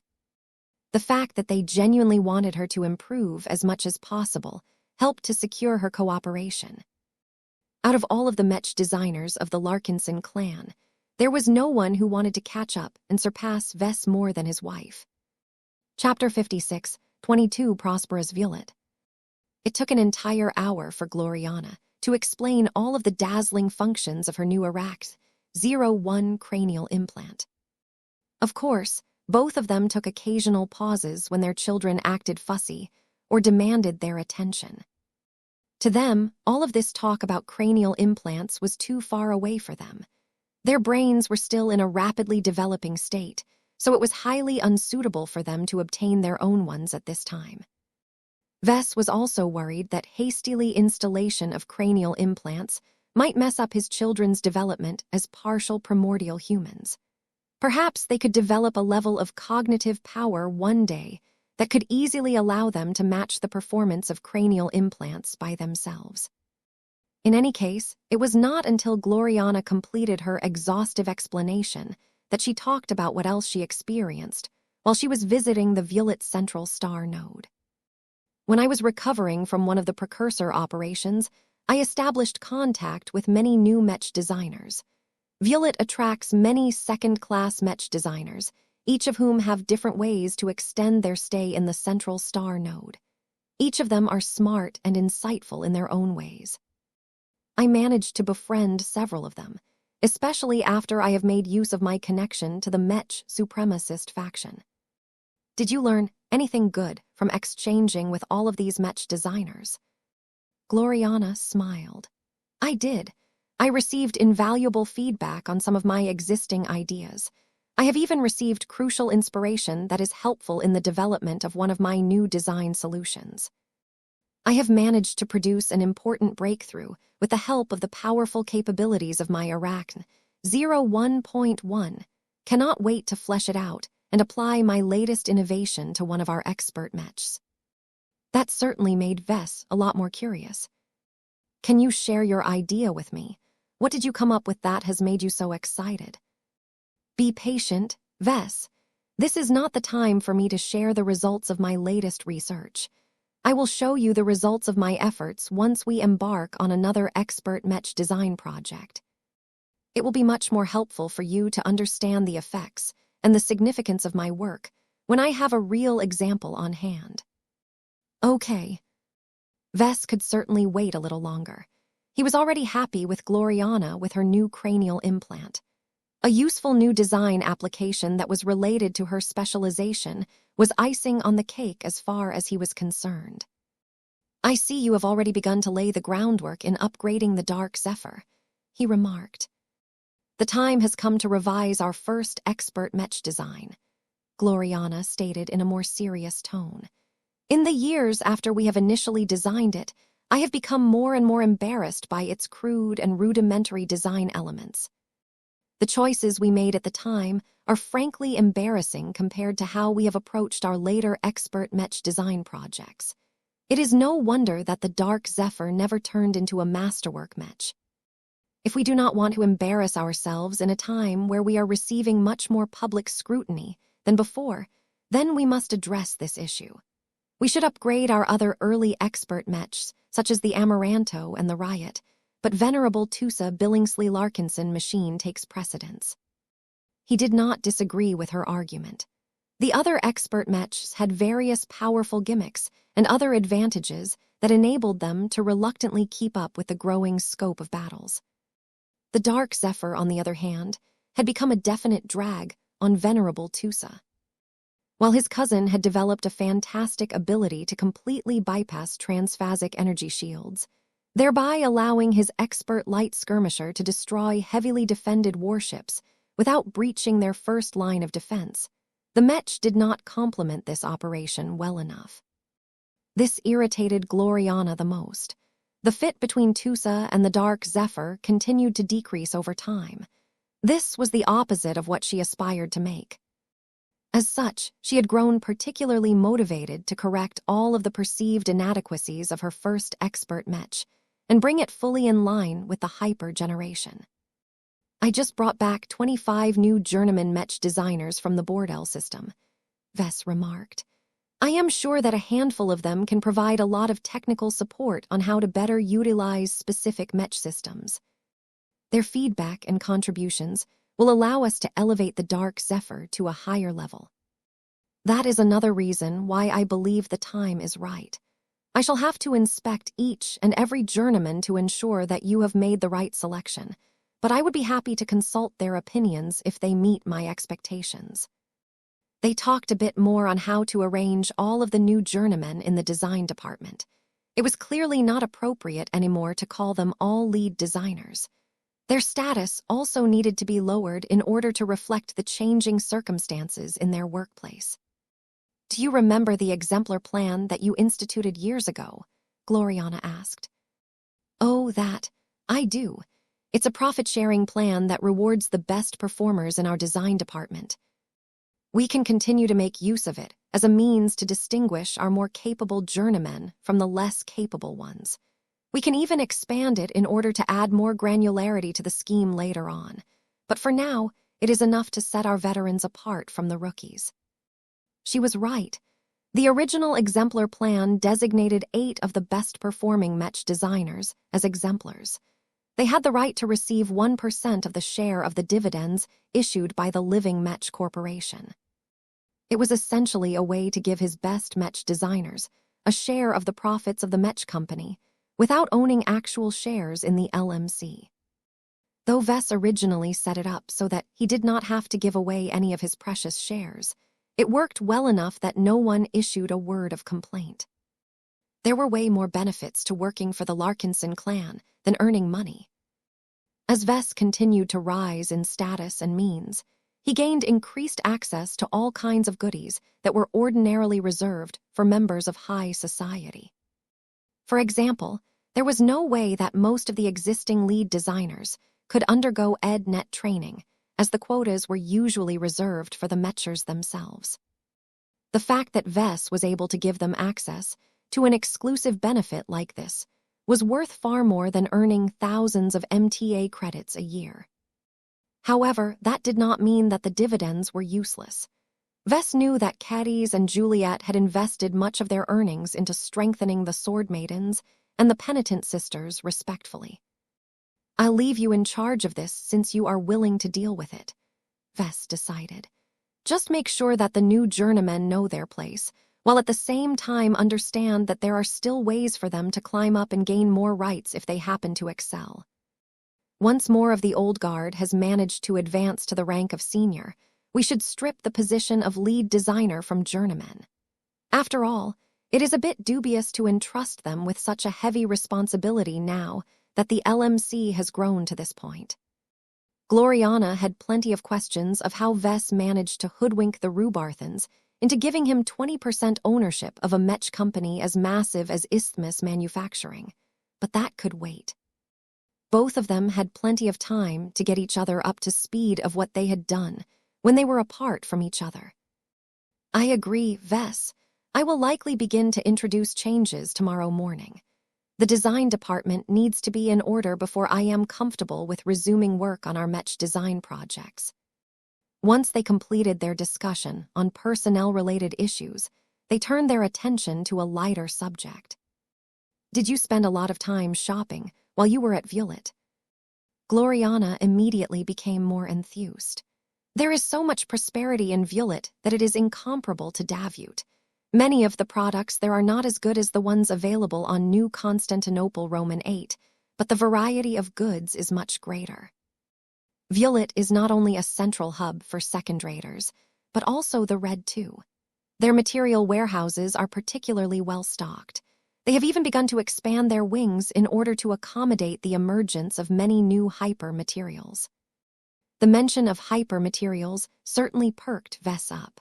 One of his regrets during his stay in Bordel was that he was unable to browse and inspect all of the diverse goods for sale in the local material warehouses.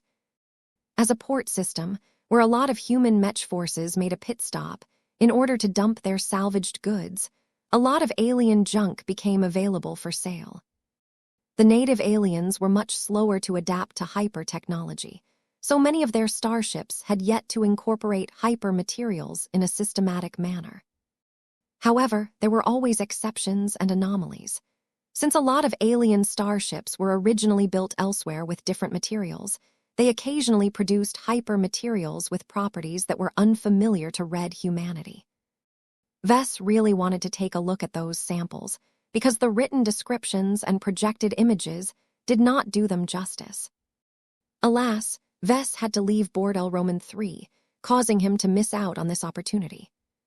He was happy that Gloriana did not experience this difficulty. She avidly highlighted numerous samples that had caught her interest in one way or another. "The most hyper material that I have seen is so special that it is locked in a vault located on the underground floor of an auction house," Gloriana mentioned. "I had to leverage my connections in order to obtain permission to view it in person. The visit was worth it. From what I can tell, the value of this powerful new hyper material should be no less from a whole mentalist crystal." That sounded interesting. More powerful hyper-materials could be used in so many different applications. They could make anything a lot stronger as long as they were correctly used. "What is it and what can it do?" Vess eagerly asked. "It is a newly discovered hyper that was only known by its code name until recently. The hyper produced a strange fire that continually burned without any external input. It's on fire." "In a manner of speaking," Gloriana answered. "It is a strange exotic. It clearly produces a real flame, but it does not actually produce a strong exothermic reaction. Instead, whenever it touches anything, it actually causes an object to lose heat and freeze until it has reached a temperature that is close to absolute zero." "Wow, it can do that by itself without being put into a freeze weapon or whatever." She grinned. "Yes. It sounds amazing, does it not? Its freezing potential can be magnified by at least an order of magnitude if it is properly integrated in an appropriate weapon system. This is only one of the many wonders that I have discovered in Violet. The prices for the rarer exotics and hypers are high, but they are all worth the expense. Oh, how much did the ice fire rock sell for eventually? 1,300,000 MTA credits, Gloriana succinctly answered. That is an astronomical sum for second-raters. It is not a particularly high sum for first-raters, Gloriana retorted. There are still a few visitors to Violet that possess the financial strength to raise the necessary funds. I guess you're right. By the way, are you curious to see what I have brought back from Violet as your first gift? I do admit that I have been wondering about this for a while now. Please do not tell me that you bought an expensive handbag for me, Gloriana. Of course not. I bought them for myself, his wife responded. I know your tastes. Your gift is much more practical. She called over a bot that carried a metal box with a decorative red ribbon wrapped around its surface. Once the bot had reached the center of the room, the gift box automatically unwrapped and unfolded. The present happened to be an icy blue rock that happened to produce a silent blue flame that was so chilling that it already started to lower the temperature in the room. It took a few seconds for Vess to make the connection. What do you think, Vess? Are you happy with my gift to you? This hyper has so many useful applications. Chapter 56, 23 Ice Fire Rock. Vess became speechless for a long time. Was this gift valuable? Undoubtedly. The newly discovered hyper that had apparently been bestowed with the simple name of Ice Fire Rock was a rare manifestation of a medium-energy environment. Just as its name suggested, it had an affinity with the attribute of ice. Blinky could clearly perceive the energy vortex surrounding the rock that was constantly drawing in ice energy. Ice was considered to be a derivative of water for whatever reason, so Vess possessed a slightly greater than average understanding of this attribute. The ocean caller did not excel in this concept, but it was clearly familiar with this particular elemental expression. Vess actually found the ice attribute to be a bit weird. It was a composite between the concepts of low temperature and water. He would have thought that the frost attribute should be more common in nature, but apparently everything had to be interpreted through the lens of the 5 classical elements as much as possible. Whatever the case, ice was a fairly powerful element for cultivators to specialize in. It was a good way to apply the power of water in more pronounced effects. Ice excelled in both offensive and defense, from causing bodies to lose so much heat at once that they turned into frozen popsicles to generating thick ice walls to block incoming attacks. Wielders of ice naturally belonged on the battlefield. However, ice had a lot of other uses as well. It could be used to keep people cool in a hot environment. It could also be used to forcibly stabilize overheating components. As long as the cultivator was clever enough, there were many ways to make use of ice outside combat. The ice fire rock did not simply freeze stuff, though. A normal ice hyper would have simply cooled the temperature around it in a uniform manner. The object that Gloriana obtained through an auction house deviated from this pattern by channeling its freezing power to anything that touched its odd blue flame. Blue flames usually signified greater heat than regular orange flames, but this was different. The fire produced by the hyper did not generate anything that reminded Vess of warmth. Instead, it continually drained the air it came into contact with of heat. This was why the living room quickly became colder as the ice fire rock appeared out of its enclosed container. The advanced environmental regulation systems quickly became more active and pumped in additional heat in order to compensate for the inexplicable drop in temperature. However, the room only became warmer for a brief moment of time before the ice fire rock started to produce an even stronger flame. It was as if the injection of additional heat affronted it on a personal level. Vess and his children watched on with amazement as the larger and more violent flame became even more determined to suck out all the thermal energy from the room. Howl. Blinky carefully observed the strange hyper. The companion spirit was perceptive enough to obtain a clear view of the reaction promoted by the ice fire rock. Vess suddenly stiffened as he realized what was happening. The ice fire rock is naturally converting conventional thermal energy into ice energy. Gloriana proudly nodded. Exactly. Did you think I would spend 1,300,000 MTA credits in vain? This properly alone turns the ice fire rock into a valuable research object, especially for a so-called spiritual engineer such as yourself. This rare new hyper contains a natural blueprint on how you can convert heat into energy. As long as you are able to replicate it, you can generate artificial energy with any potential power source. This was an amazing find. It instantly reminded Vess of his recent exchange with Master Ginevra Hubert Calmain. Such a rock undoubtedly fell right into her ballpark. Vess even had the impulse to call her right away and solicit her opinion on this odd hyper. Vess felt a lot better about his wife's profligate expenditure. She might be a lot less conservative than him when it came to spending money, but she wasn't stupid.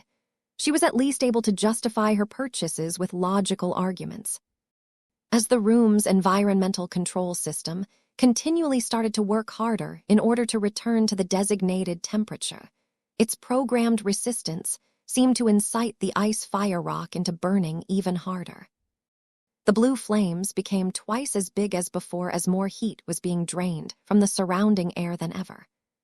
Frosty condensation started to form on the floating bottom plate that held the rock. A real chill started to spread across the room as the ice fire rock never seemed to run out of energy in its attempt to produce negative entropy. This hyper is actually using heat to produce cold, Vess uttered. What is amazing about this is that the process is so efficient that no excess heat is being generated at all. If there is, then it would just get fed back into the cycle to the point there is no waste anymore. The net result is that the process is nearly 2% efficient. Vess realized that the ice fire rock was very aptly named because it actually made use of both ice and fire-attributed energy to sustain its elegant operation. It was a hyper that encapsulated the duality between two fairly opposing elements. Normally, an attempt to forcibly combine ice and fire attributes together would either produce a violent explosion or cause the two to produce anti-synergy. This did not happen in this case. The natural processes induced by this magical hyper effectively utilize the power of fire to grant the rock the ability to treat heat energy as input rather than output. This was a miracle.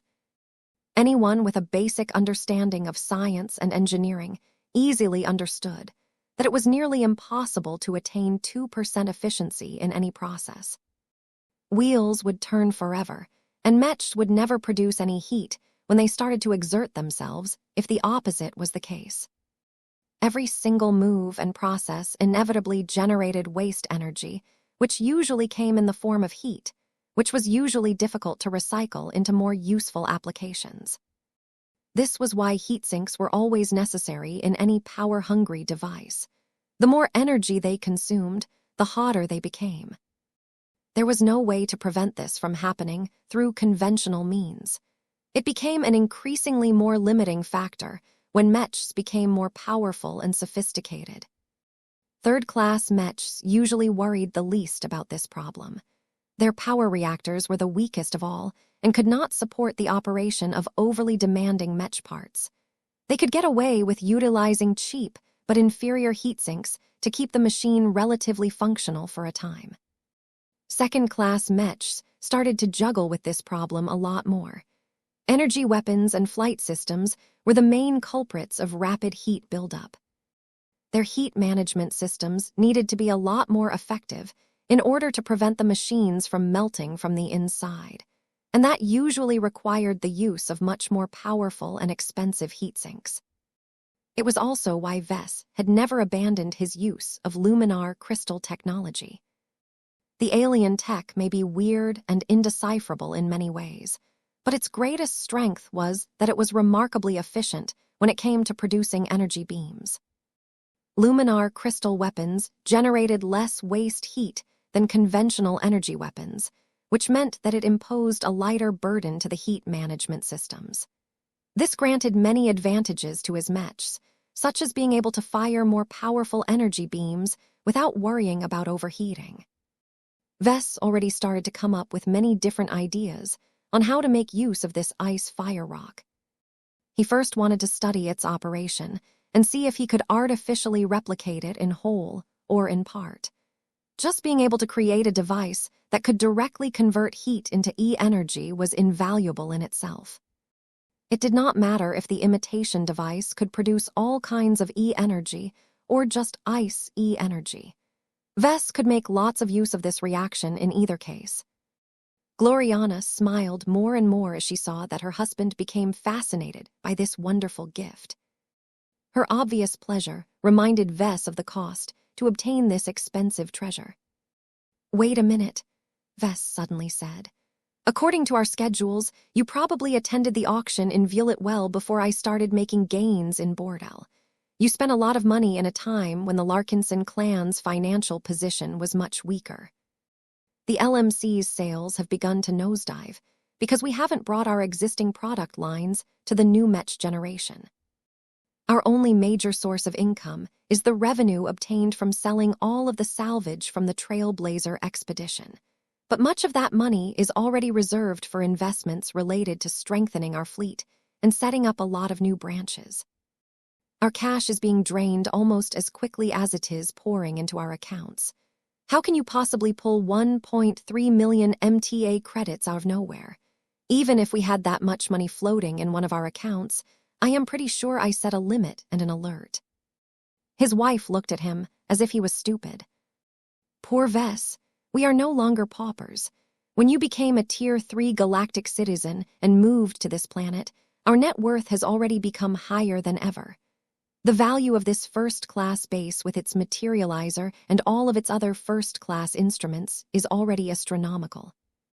This does not even take into account the worth of all of our other assets, from the spirit of Bentheim to all of our intellectual property. If it is necessary, we can selectively sell them in a hurry in order to raise a large amount of cash, but that is completely unnecessary. We can just use our net worth to expand our credit line." "You mean?" "Do you remember the Yemtar Trade and Commerce Bank?" She grinned. "We have been using its banking services for years. The Great Severing caused severe disruptions to the entire banking sector, which made it a lot more difficult to borrow large sums of money because everyone's assets and liabilities had become split between two different galaxies. The turmoil has ended by now. Yemtar has a good understanding of our finances, so I hardly encountered any delays when I requested it to expand our line of credit. From what I have been able to gather, the bank isn't worried at all how much money a Tier 3 galactic citizen wants to borrow. They always have ways of paying back their debts. In fact, it is more favorable for the bank to continually collect interest payments from all of its well-heeled clients." That was certainly true. Tier 3 galactic citizens were big shots without exception. None of them reached such a high position without working hard enough to rise above their peers. However, Vess was still uncomfortable with loosening his previous spending limits. He suddenly narrowed his eyes in suspicion. Given his wife's proclivities, she definitely purchased way more than this interesting gift. "How much money did you actually spend during your trip to Violet?" Gloriana crossed her arms. "It is not much compared to our current financial strength. There is no need for you to worry about it. If I knew that you had managed to become a large shareholder of Isthmus Manufacturing, I wouldn't have been so restrained in my spending.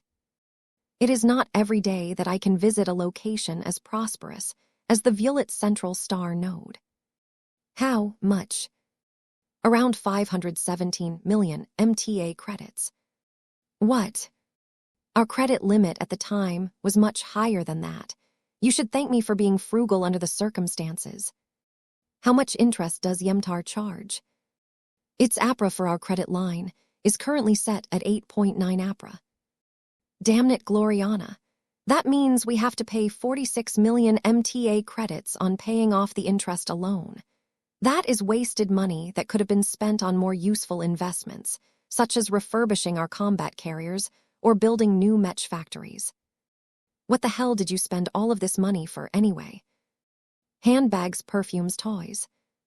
Chapter 56, 24, The Price of Status. Vess almost wanted to faint when he heard how much money his wife had spent during her visit to Violet. 517 million MTA credits. It hadn't been too long ago when the entire Larkinson clan struggled to earn over 10,000 MTA credits.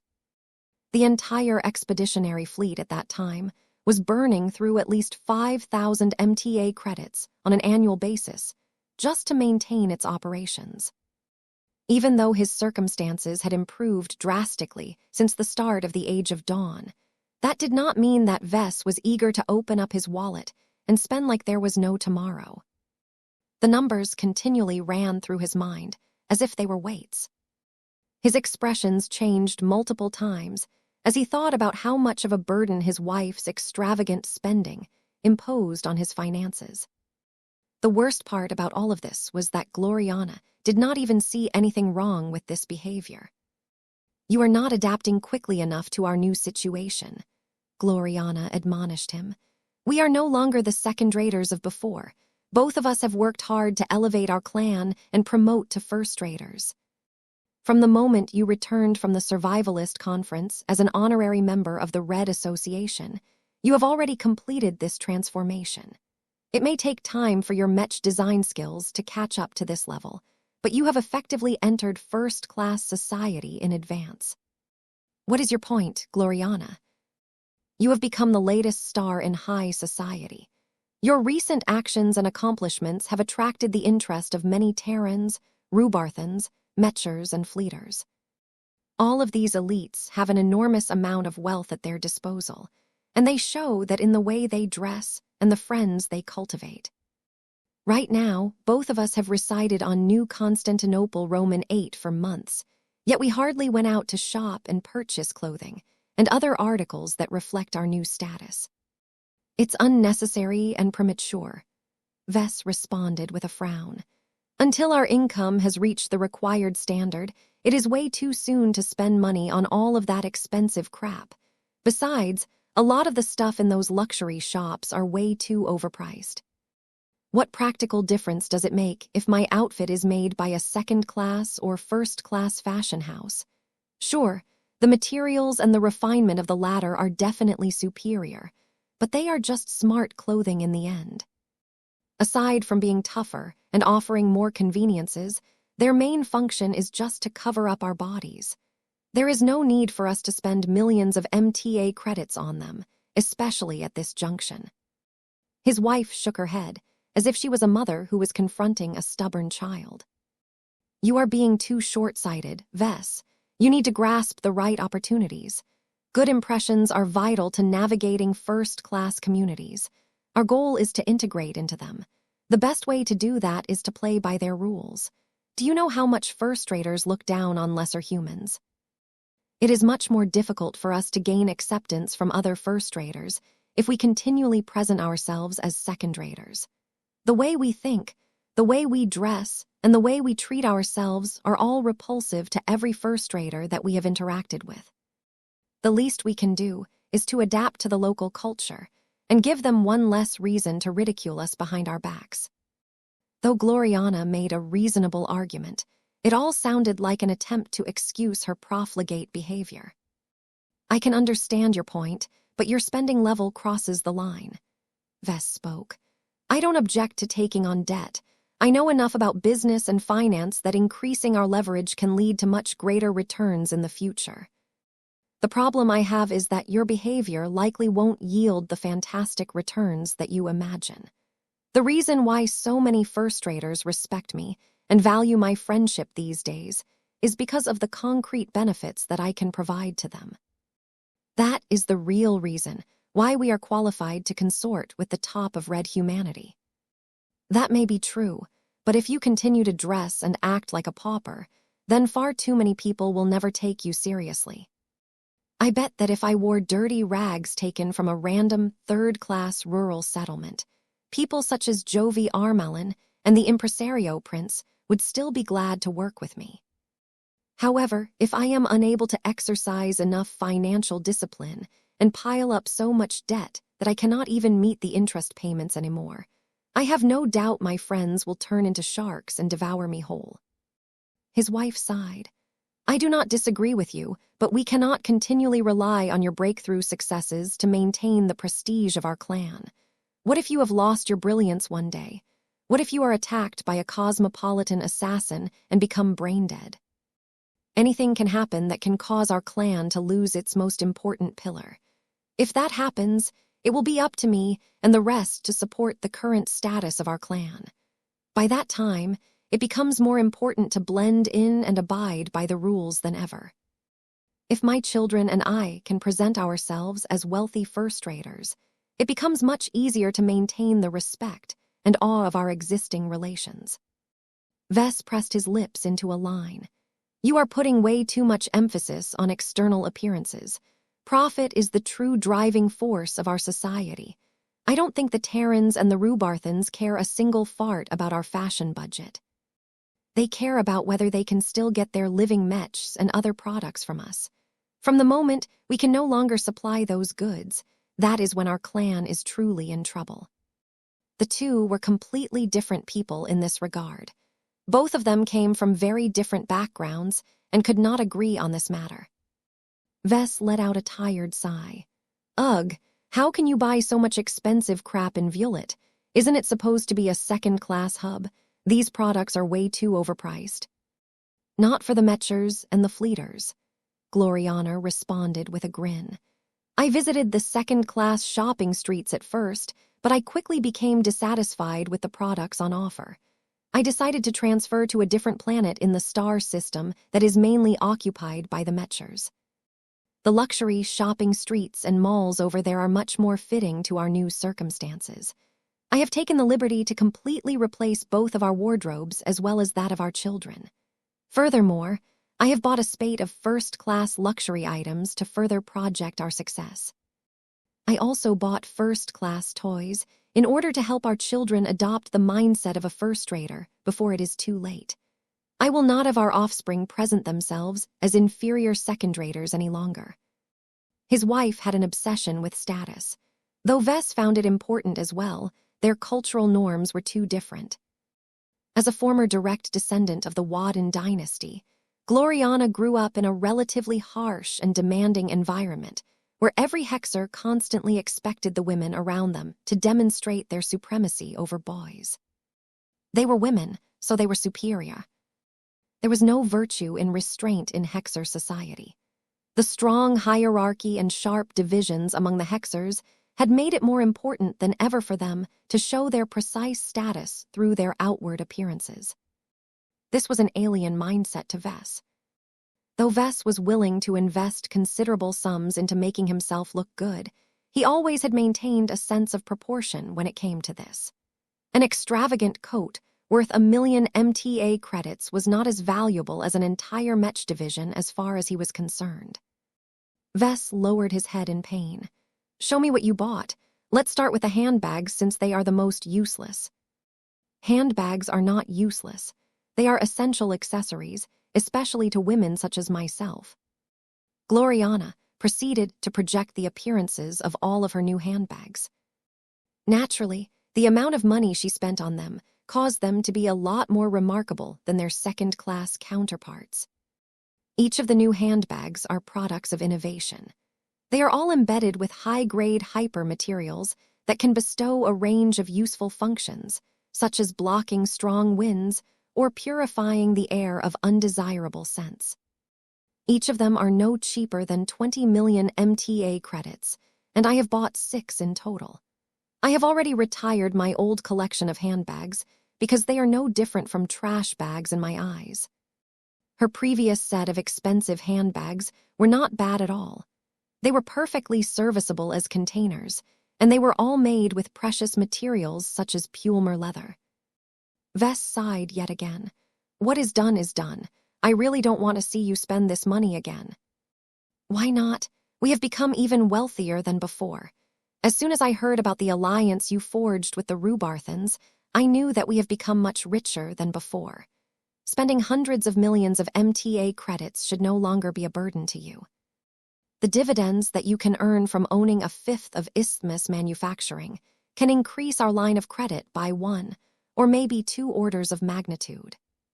Enough, we are not taking on more debt, Vess insisted. If I had the cash, I would have paid off the 517 million MTA credits that we owe to Yemtar immediately.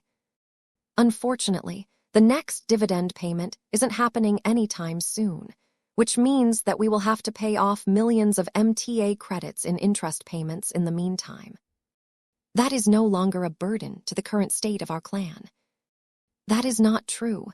Our clan is expanding in scope with each passing day. There are many places that need a lot of money in order to bring them to our level.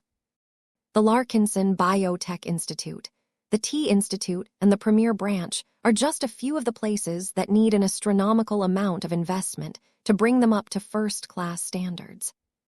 All of the millions of MTA credits that we spend on interest payments means less money for more productive investments. I do not understand why you treat our debt as if it is a dangerous burden. Gloriana frowned. As I have mentioned before, we can fully meet the interest payments, if not in the present time, then in the future. Yemtar is primarily owned by the Mechers, so our bank will not make it difficult for us if we have temporarily run out of liquidity. You fool, that just means we have given the Mechers a lot of leverage. They will insist that we do stuff for them in order to repay our debt. We can always spend the many MTA merits that we have earned so far. That is even more wasteful. Vess could not stand the thought of squandering lots of money on servicing debt. It might be a little more acceptable if Gloriana spent much of the 517 million MTA credits on more useful goods, such as the ice fire rock, but that was not the case. He eventually decided to pay the debt as soon as the clan received its first dividend payment. Together with the money earned from selling all of the production licenses for his new Fey Fiona models, he should be able to get rid of this burden as soon as possible.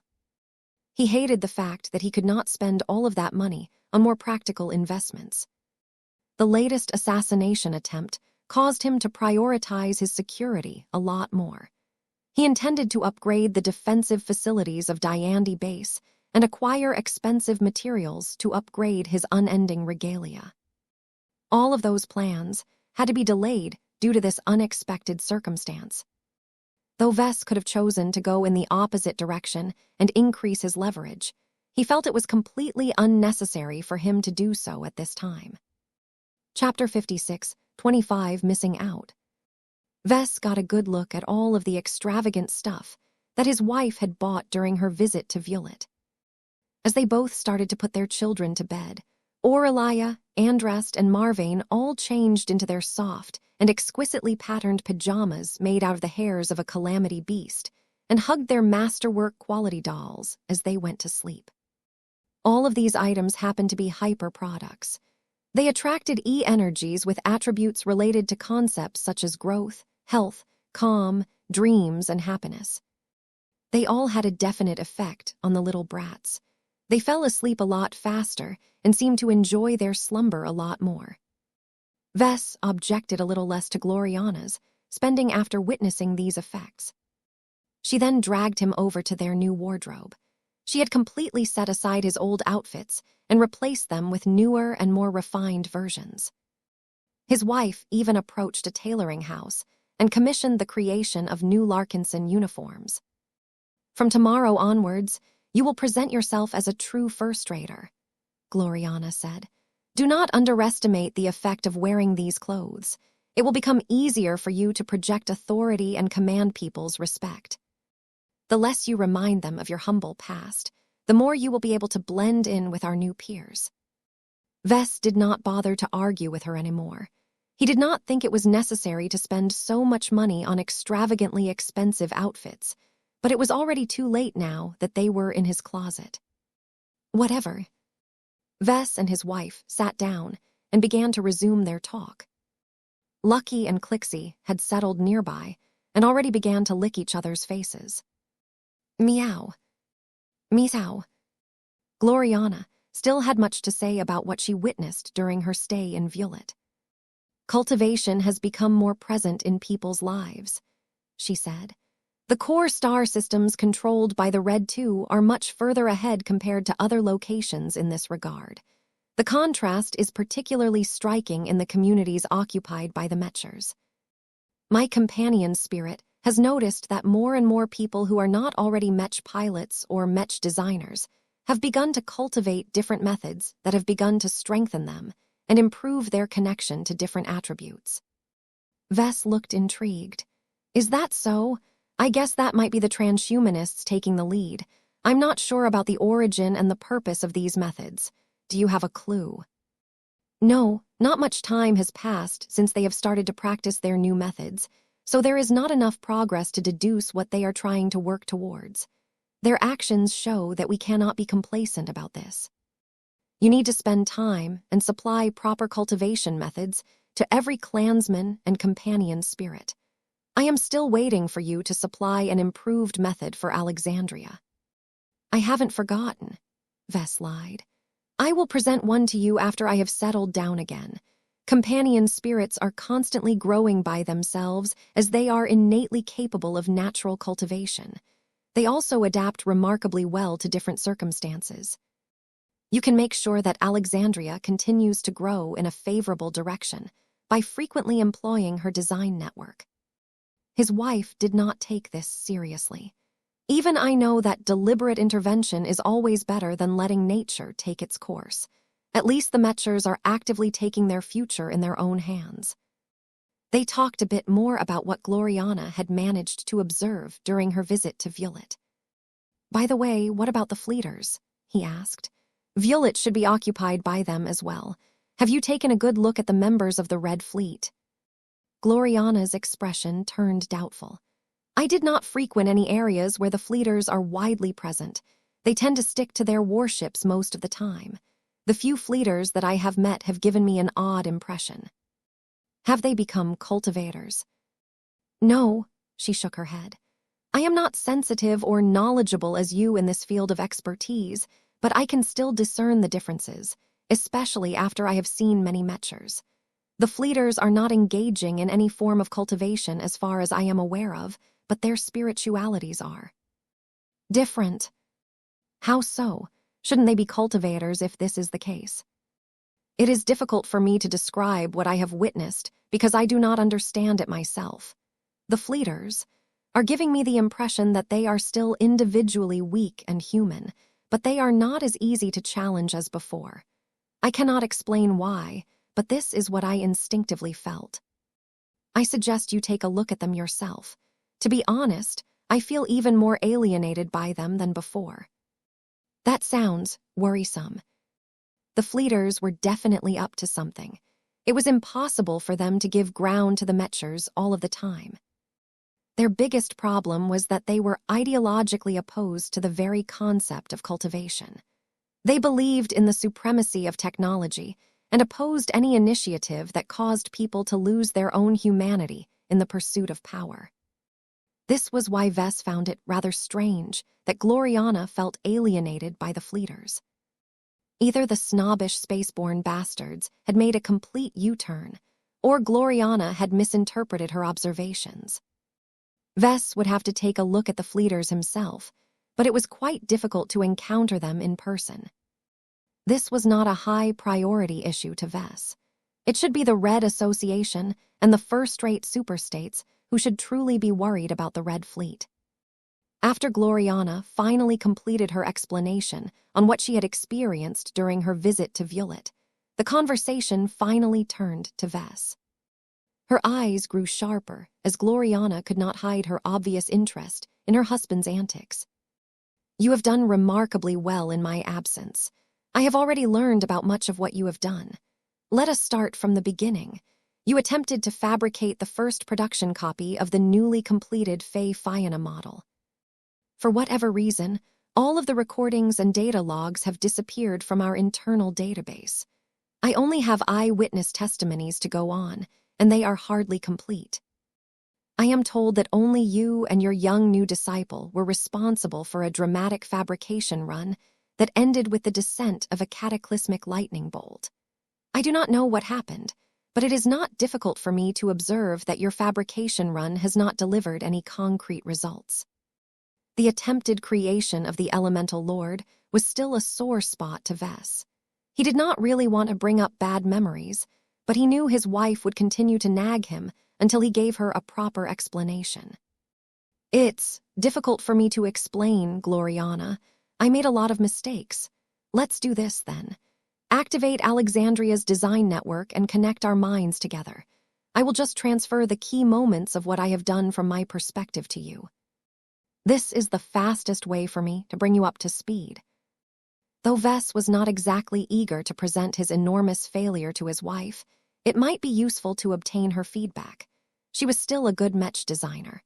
Her advice might help him make the redo of the Elemental Lord even stronger when he was ready to reprise this bold attempt.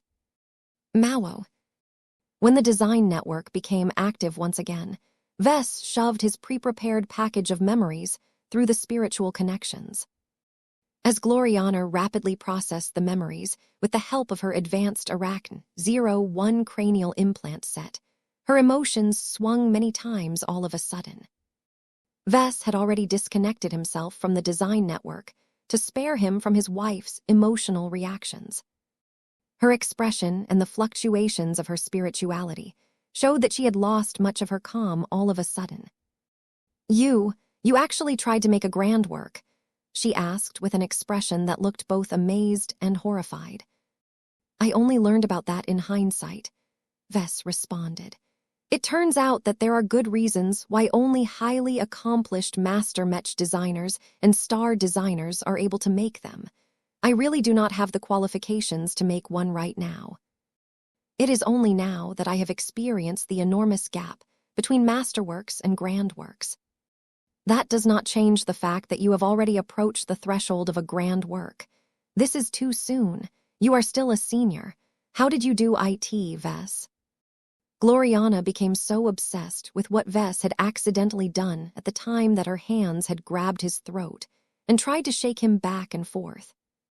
Naturally, her gesture was completely useless. His true body was far too dense and strong to get shaken by her in this manner. Vess gently pried her delicate hands away from his neck. "Calm down, honey. One of the reasons why I transferred my memories directly to you is so that you can get most of the answers that you want. I got struck by inspiration when I started my fabrication run. This is not the false inspiration that can be induced by hitting myself with my hammer of brilliance. This is a genuine moment of serendipity, and it has changed my life forever." Gloriana frowned as she continually ran through the memories. The perspective from Vess was not complete, but it still gave her a decent understanding of all of the hyperactive ideas that were running through his mind at the time. It was impossible for her to comprehend the specific processes employed by her crazy husband. This was because even he did not fully understand what he was doing and why he made certain steps over the course of his work. He had surrendered himself nearly entirely to his own intuition and gut feeling. This caused him to complete many processes that had no clear basis in logic or theory. She grew increasingly more frustrated when she realized that Vess' memories held little reference value to her. There was no way for her to learn any tricks that could help her raise the quality of her work and get closer to the threshold of a grand work. The fundamental reason why this was the case was because they were too different from each other. If Gloriana wanted to create a brilliant work on her own one day, then she needed to get inspired herself and create an unprecedentedly powerful work by relying on her own ingenuity. Once she realized this, she no longer felt as jealous and upset with Vess as before. Even if she happened to be present during this amazing fabrication run, her gains wouldn't have been much better due to the enormous differences between their work. Still, she could have made other gains if she was present at the time. She still remained upset at the fact that Vess had randomly gone off to make a Mech that had the potential to become a grand work shortly after she left for Violet. "You may have ultimately failed, but you learned many lessons from this attempt," Gloriana eventually said as she pressed her palm against his chest. "You should be proud of this accomplishment. I hope I will be present next time you do this, because I will not let you run wild to this extent again." A competitive fire surged in her mind. Gloriana had become frightened by how her husband had taken such a massive step forward without her. She needed to step up her game if she wanted to remain as his equal. Her thoughts went back to the Dark Zephyr Mark Roman II project and the other upgrade projects. The next iterations of her old expert mechs will be the vehicles that should enable her to realize her latest advancements. Chapter 56, 26 Useful Feedback. Gloriana expressed continuous amazement at what Vess experienced after he departed from New Constantinople Roman 8. She had already heard a part of what Vess had done on Aachen and VI by questioning their children. Yet even she did not know that her husband harvested the complete spirituality of the Azure Tornado Dragon. As her beloved, Gloriana clearly understood the significance of this move. "Are you thinking about turning it into your latest design spirit?" "Maybe," Vess said as he continued to cuddle with his wife as they gazed at a projected view of exotic alien vistas. "I need to be more careful about this. My collection of design spirits is already considerable, and I haven't even made full use out of all of them. Expanding it further will make it harder for me to manage them all. There is nothing actually stopping them from cutting off their connections to my Mech designs and splitting off to go elsewhere." That surprised his wife. "You have been making use of them all this time without binding them with contracts or restraints." "That's not how I work," Vess responded. "Each of them are either my creations or my partners. It is not right to treat them like slaves. Doing this will more than likely incur a backlash as they can withdraw their support or even tamper with the mechs that they are overseeing. Our relationships have always been based on trust and mutual interest. Besides, the design spirits previously did not have any good alternatives because the old galaxy is a low-energy environment. The imaginary realm over there is completely barren and filled with corrosive energies. The Age of Dawn has changed that," his wife quickly deduced. "Unlike before, your design spirits can sustain themselves even when they no longer have access to the spiritual feedback of so many Mech pilots." Vess nodded. "The power balance between me and my design spirits has become a lot less lopsided than before. Fortunately, all of our existing design spirits have spent years growing stronger with my assistance. They are unlikely to leave due to inertia. The same cannot be said for any new creations. They will grow up in an environment where I am not the only choice for sustained growth. Coercing them to work for me is not a reliable means of maintaining control. Life always finds a way. I can use as many means as possible to bind them to me, but they only need to succeed once to break out and take revenge." He and his wife fell silent for a minute as they mulled over these considerations. Design spirits played a vital role in the success of the Larkinson clan. The loss of any of them would plunge the value of certain Mech lines and initiate a crisis of trust among the LMC's customers. While Vess did not think that any of his current stable of design spirits would maliciously break off all relations without notifying him in advance, he needed to be prepared for any contingency. If this is the case, then maybe it is better to be less restrained about making additional design spirits, Gloriana suggested. "You are still holding back because this is your old habit, but we are not living in the age of Mechs anymore. Now that we have entered the Age of Dawn, E-energy and mutated beasts have become particularly abundant. I believe you should be able to find and harvest the spiritualities of enough powerful creatures to make substitutes for many of your current design spirits. You don't have to use them right away. You can store the spare ingredients and only bring them out if you need to obtain a replacement for one of your lost design spirits." That was actually a good suggestion. Gloriana reminded Vess that he was no longer stuck in the past, where it took a huge amount of effort to find powerful mutated beasts and high-quality spiritual ingredients. The quantity of mutated beasts had skyrocketed, and so had their variety. It no longer became implausible for Vess to obtain a mutated beast that possessed rare and exceptional domains such as space or even devouring. Of course, the demand for mutated beasts with these particular talents was still high. Not just Vess, but many other researchers hungered for creatures that possessed amazing superpowers. Fortunately for Vess, his recent visit to Aachen VI had given him a clear understanding of the modern hunting community. He had seen plenty of hunting teams return from their latest trips with dead or living mutated beasts among their spoils. A large number of biotech institutions paid handsome rewards for the retrieval of all manner of powerful and exotic mutated beasts. There was no need for Vess to visit Aachen VI or any other hunting planet in person.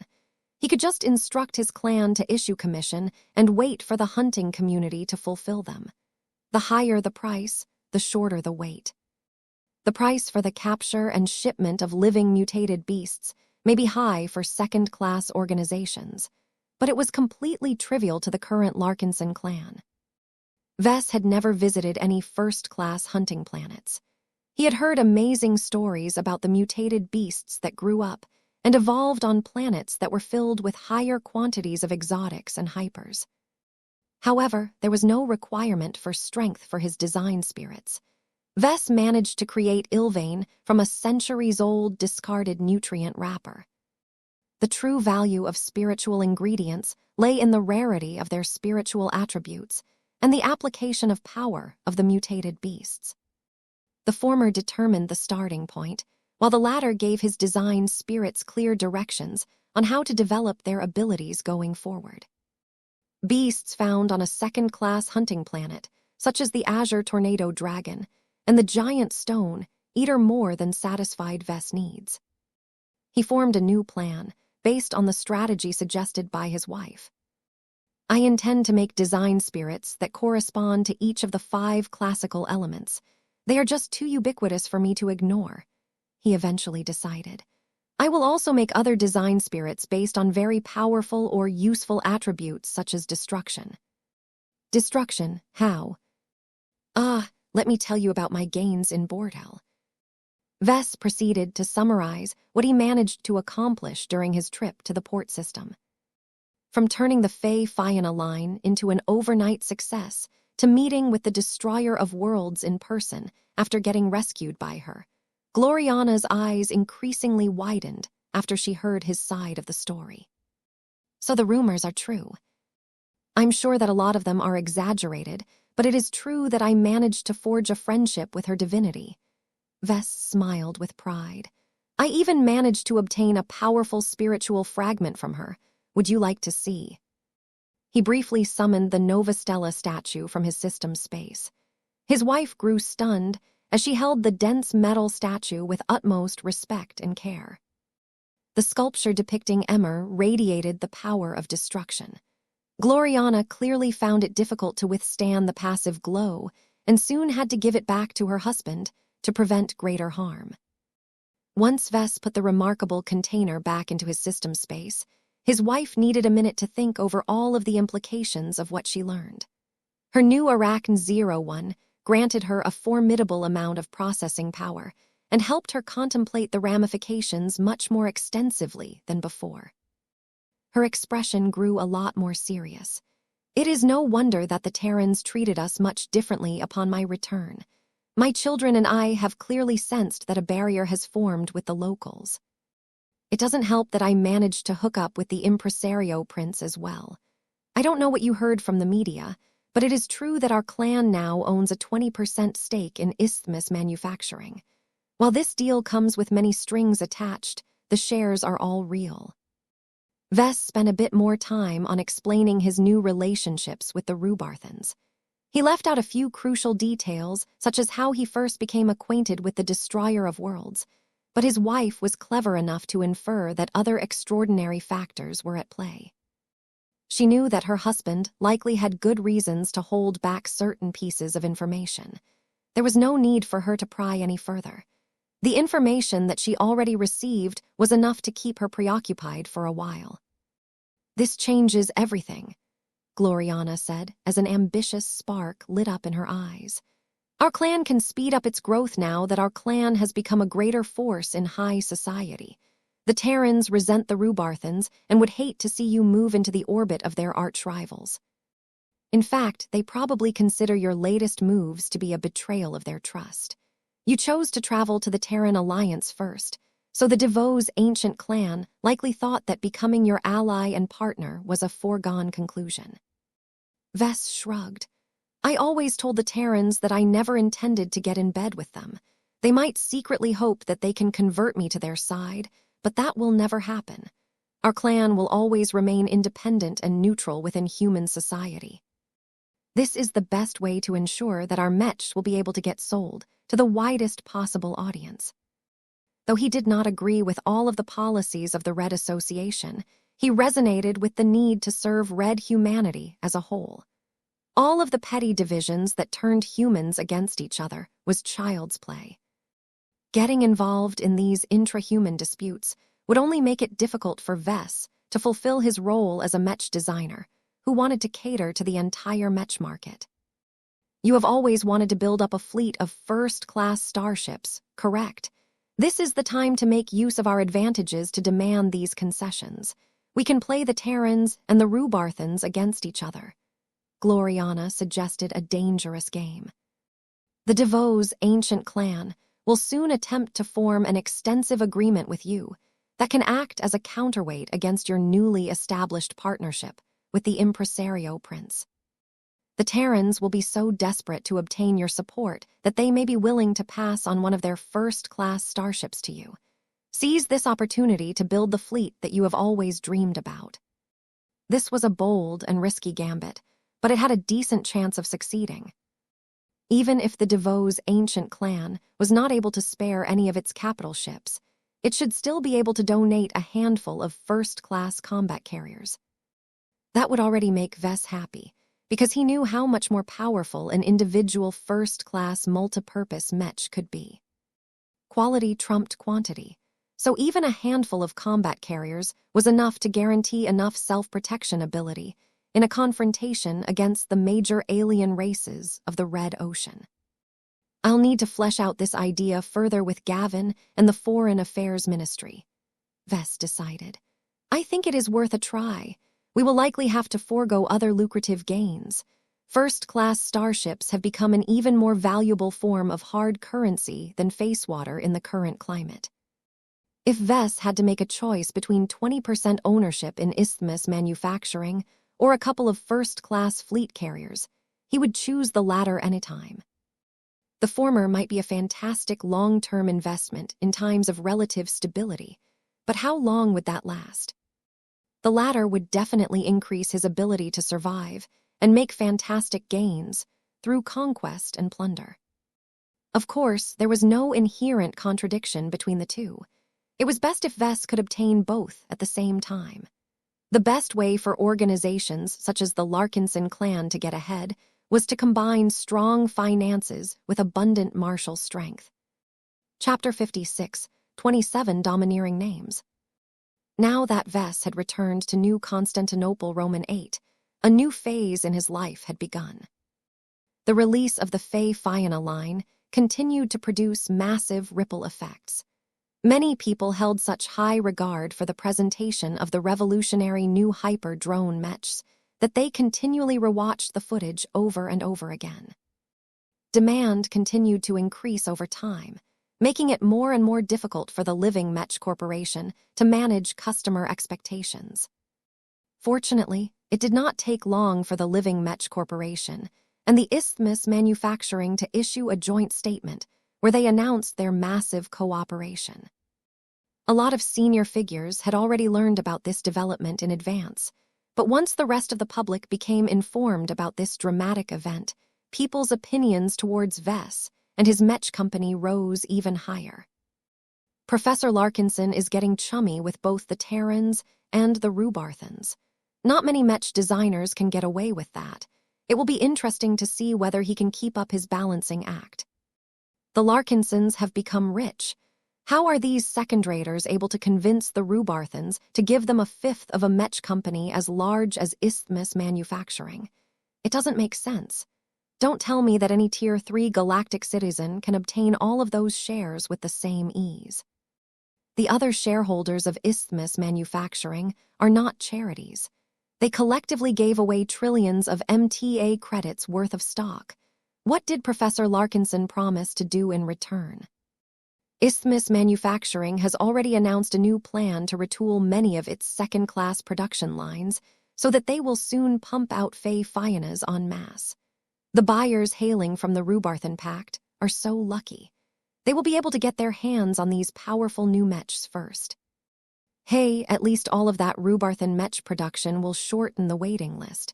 I was originally scheduled to receive my order 7 months from today. With luck, that will soon be cut down in half. A lot of customers reacted to the news with delight and optimism. They had a strong interest in the success of the Fae Fiana. The fact that such a large and reputable Rubarthan mech company chose to partner with the Larkinsons to expand the production of living mechs added a lot of legitimacy, and certainly to this much-hyped mech line. More importantly than that, Isthmus Manufacturing had a huge amount of mech factories at its disposal. Even if only a part of them allocated their production capacity to the Fae Fiana, that could already increase the monthly output of living mechs by 5 to 10 times, depending on the Rubarthan company's commitment. This assuaged a lot of concerns about the LMC's ability to fulfill its astronomical amount of orders. In fact, a lot of potential customers that previously turned away because they worried too much about the enormous delays in production and delivery had changed their minds.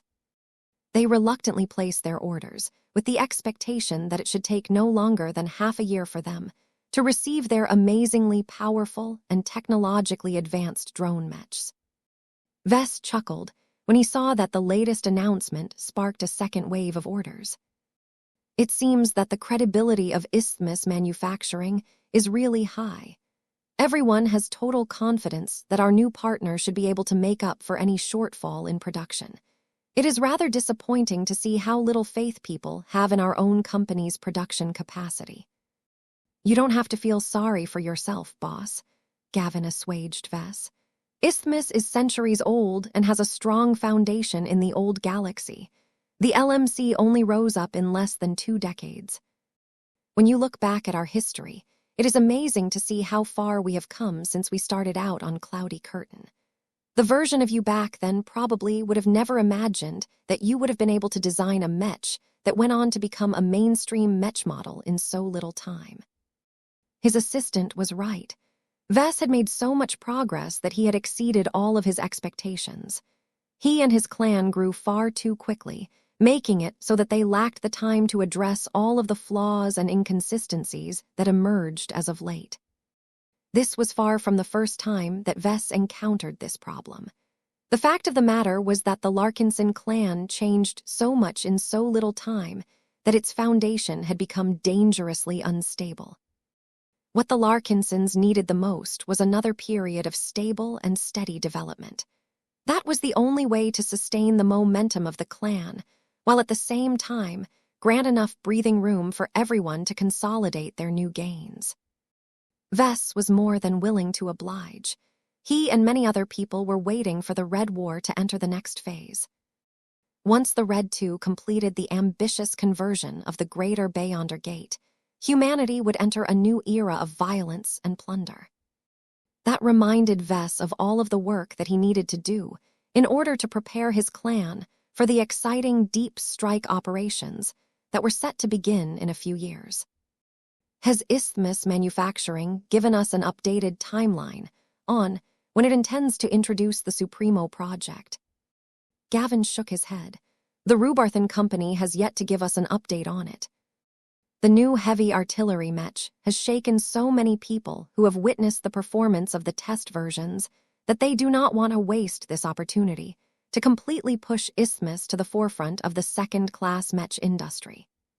Do they need my help? No, Gavin shook his head. No offense, boss, but you have a habit of sucking up all of the attention. That is not what Isthmus wants. The company wants to strengthen its own brand name among its customer base in the Rubarthan Pact and the Red Ocean Union. Its executives are more than confident that they can do a good job of marketing your new commercial heavy artillery mech without relying on your characteristic flamboyant stage performances. His assistant made it sound as if Vess was an overly dramatic attention seeker. He was not that bad. Still, he could see where Isthmus was coming from. The Rubarthans did not want to be reduced to supporting characters in this new partnership. Otherwise, it would only be a matter of time before they became his vassals. By the way, the marketing department of our new business partner has mulled over a proper name for the Supremo project. For various reasons, the marketing executives are not particularly enthused about calling it the Supremo. It makes your heavy artillery mech sound like a child's toy. They want to give the upcoming product a more dignified name, particularly because it is tied to one of their eminent god pilots. Vess personally thought it was not a bad idea to stick to calling it the Supremo. It was a fairly short but distinct name that could easily become another valuable addition to the mech community's lexicon. However, now that Isthmus Manufacturing had taken over the original commissions, the Rubarthans had the right to set the final names. I take it the Rubarthans have already come up with their own alternatives. They came up with 3 different suggestions as a matter of fact. They are currently trying to finalize their choice. You can make your own recommendation, but Isthmus cannot guarantee that it will follow suit. Vess didn't care too much about that. What are the proposed names? The names in contention are as follows: the Kitty Howl, the Ultimatum, and the Godhammer. You're serious. I am only conveying what I have received from our new channels with Isthmus Manufacturing. Gavin confirmed. None of the 3 names sounded normal for a mass production model. The Kitty Howl was clearly the silliest of the 3 suggestions. It was a clear reference to Emma and the Destroyer of Worlds. It was a deliberately understated name that produced an ironic contrast to the awesome power of the actual living heavy artillery mech. The Ultimatum sounded a lot more domineering. It was the name that resonated with him the most. He actually found himself liking it over Supremo because it just sounded so awesome. It also had a much closer association with doomsday weapons. As for the Godhammer, Vess did not like all of the associations it evoked. It sounded just as impressive as the Ultimatum, but it did so in a different fashion. His upcoming product would definitely be unable to maintain a low profile if the Rubarthans claimed that the new heavy artillery mech could strike down enemies with the power of a god pilot. All in all, the 3 proposed names all had their good points. Vess wouldn't feel too dissatisfied if any of them got selected in the end. Tell the Rubarthans that I strongly recommend they go with the Ultimatum. The Supremo project is so powerful in its current iteration that its real space performance should already speak for itself. There is no need to tarnish the model with all kinds of silly and over-the-top associations. Ultimatum is a clean and simple enough word that conveys just the right dominance to complement our product. Gavin nodded in understanding. I shall convey your words to our new partner. Is there any business that I need to know about? Nothing further with the Rubarthans, no, but the Terrans are eager to speed up their negotiations with you. The DeVoe's ancient clan invites you to its palace that is located in the capital city of Sandon to hold formal talks. Vess grinned. He had been waiting for this. The Devossans were finally ready to get off their lazy butts. Have the Devossans made any indication of what they seek from our clan? Well, they are still interested in acquiring a kinship network for the Terran Alliance as a whole. Your most recent assassination attempt has actually spooked a lot of people, especially other high-tier galactic citizens. Each of them have bounties on their heads by virtue of their status. The thought that any trusted human by their side could turn against them at any moment is scaring them out of their wits. They think that connecting everyone to an exclusive kinship network should give them a powerful means to monitor and guarantee everyone's loyalties. That made a lot of sense. The Red Cabal had inadvertently helped to expand Vess' business. He would never thank the aliens, of course. I see, Vess responded. Please tell the Terrans that I cannot give assurances that my kinship networks can detect hidden double agents. If Master Quan had been able to lurk within human society for so long without drawing any suspicion, then his ability to partition and camouflage his mind is top-notch. Even I cannot guarantee that a kinship network can overcome these exceptional means. It should at least raise the threshold of treachery by an enormous margin. That should be enough to give these troubled Vips peace of mind. Vess was fine with that, as long as nobody cast any blame on him if the kinship network happened to fail. Are the Devosans planning to do other business? Most certainly. They will definitely seek to bind you in a deal that is similar to your arrangement with Isthmus Manufacturing. As long as you agree to design a few mechs for the Terrans, you can ask for heavy concessions in return. Vess smirked at that. This should be a fine occasion for me to ask for a couple of first-class starships. The DeVos' ancient clan was not in a good position at the moment. Its territory was located a bit too close to the front lines, and its mech armies were a lot weaker than the bigger ancient clans.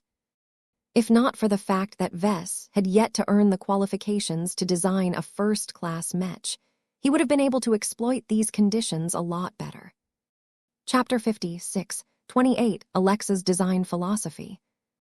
Vess held a lot of expectations towards his upcoming meeting with the Terrans, but any deal he made with them was ultimately secondary to his own works.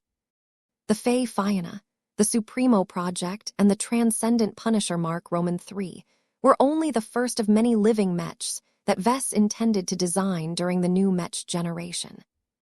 Many more previously successful mech lines deserved to be turned into more modern hyper-mechs. When Vess entered the main design studio of Diandi Base, he stood in front of a lot of new faces. The 25 journeyman mech designers who agreed to join the Larkinson clan all looked eager and motivated to start their new careers. Hundreds of assistant mech designers stood further in the rear. Many of them had been brought over from the expeditionary fleet, but Alexa had also recruited a batch of other talented apprentice mech designers that were more than happy to work for the Larkinsons in exchange for an opportunity to complete a leap in class. Alexa Strion and Gloriana Wadden Larkinson stood on opposite sides of the patriarch of the Larkinson clan. The former Terran consciously stepped backward in order to avoid the association that she was competing with Gloriana. Nonetheless, Gloriana openly frowned at Alexa. Her intuition told her that the younger woman had become closer to Vess in the last month. The two had become a lot more comfortable in each other's presence. Not only that, but Gloriana also sensed other clues about Alexa that put the mother on edge. Fortunately, she was professional enough to keep her temper in check and focus on the more immediate priority. "Welcome to the Larkinson clan," Vess greeted the new arrivals. "Here, you will begin your new journey as a Larkinson. Each of you have been thoroughly vetted and tested, so I have no doubt that you will be able to find your place in my design department. I cannot promise you that you will be able to remain in the premier branch on a permanent basis, but I can promise you that each of you will have a fair shot at earning an EdNet quota. We will track every contribution you make." No one doubted Vess' words. His credibility was high, and they had already heard from numerous other Larkinsons how well the Larkinson clan treated its lead designers. Vess continued his speech. "The harder you work, the more Larkinson merits you can earn, yet grunt labor can only get you so far. The faster you improve, the sooner you can undertake greater responsibilities, allowing you to earn more merits per project.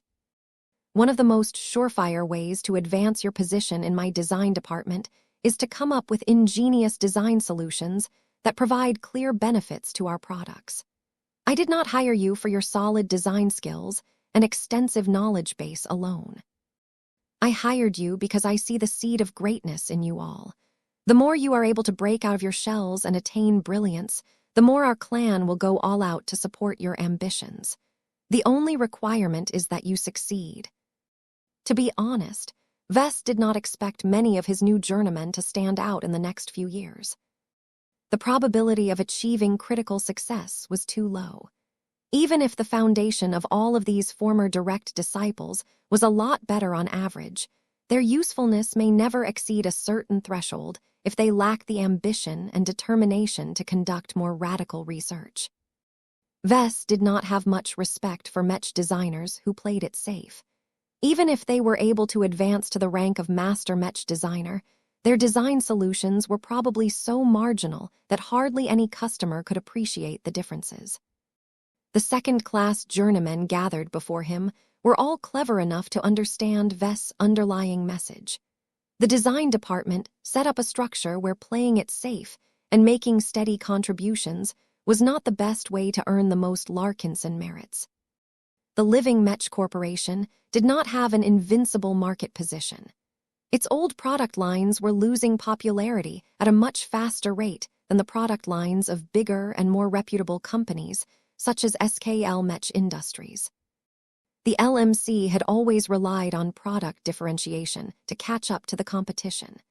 Now that the Larkinsons had begun to compete across the entire second-class Mech market of red humanity, Vess could no longer shoulder his growing responsibilities alone. He needed the help of many more lead designers. However, Vess admittedly did not look forward to managing each of them in person. This was why he had decisively thrown the ball at his wife. Unlike him, Gloriana was more than eager to take charge of all of the personnel in the design department. She took a step forward at this time, causing everyone's attention to switch to the well-dressed woman. Vess had chosen to go to work while wearing a new first-class patriarch uniform. It had been customized by an engineering team led by a master tailor from Violet. Their combined efforts resulted in a work that might not have turned into a masterwork, but came awfully close to reaching that level of quality. Much of the reason why his outfit cost so much was due to its exceptional materials and expansive amounts of miniaturized tech. Though the extra comfort and amenities most certainly made a difference in his daily life, he was already fine with wearing his previous outfits.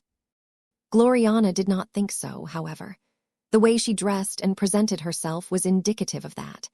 She had chosen to wear a red patterned suit over a white lab coat that not only offered excellent protection against accidents, but also made her look bigger and more imposing. Do not think you have become Larkinsons just because you have adopted our family name, she spoke to the crowd. Before you are ready to take part in design projects centered around upgrading our existing Larkinson models, you must first learn how our current living mechs work.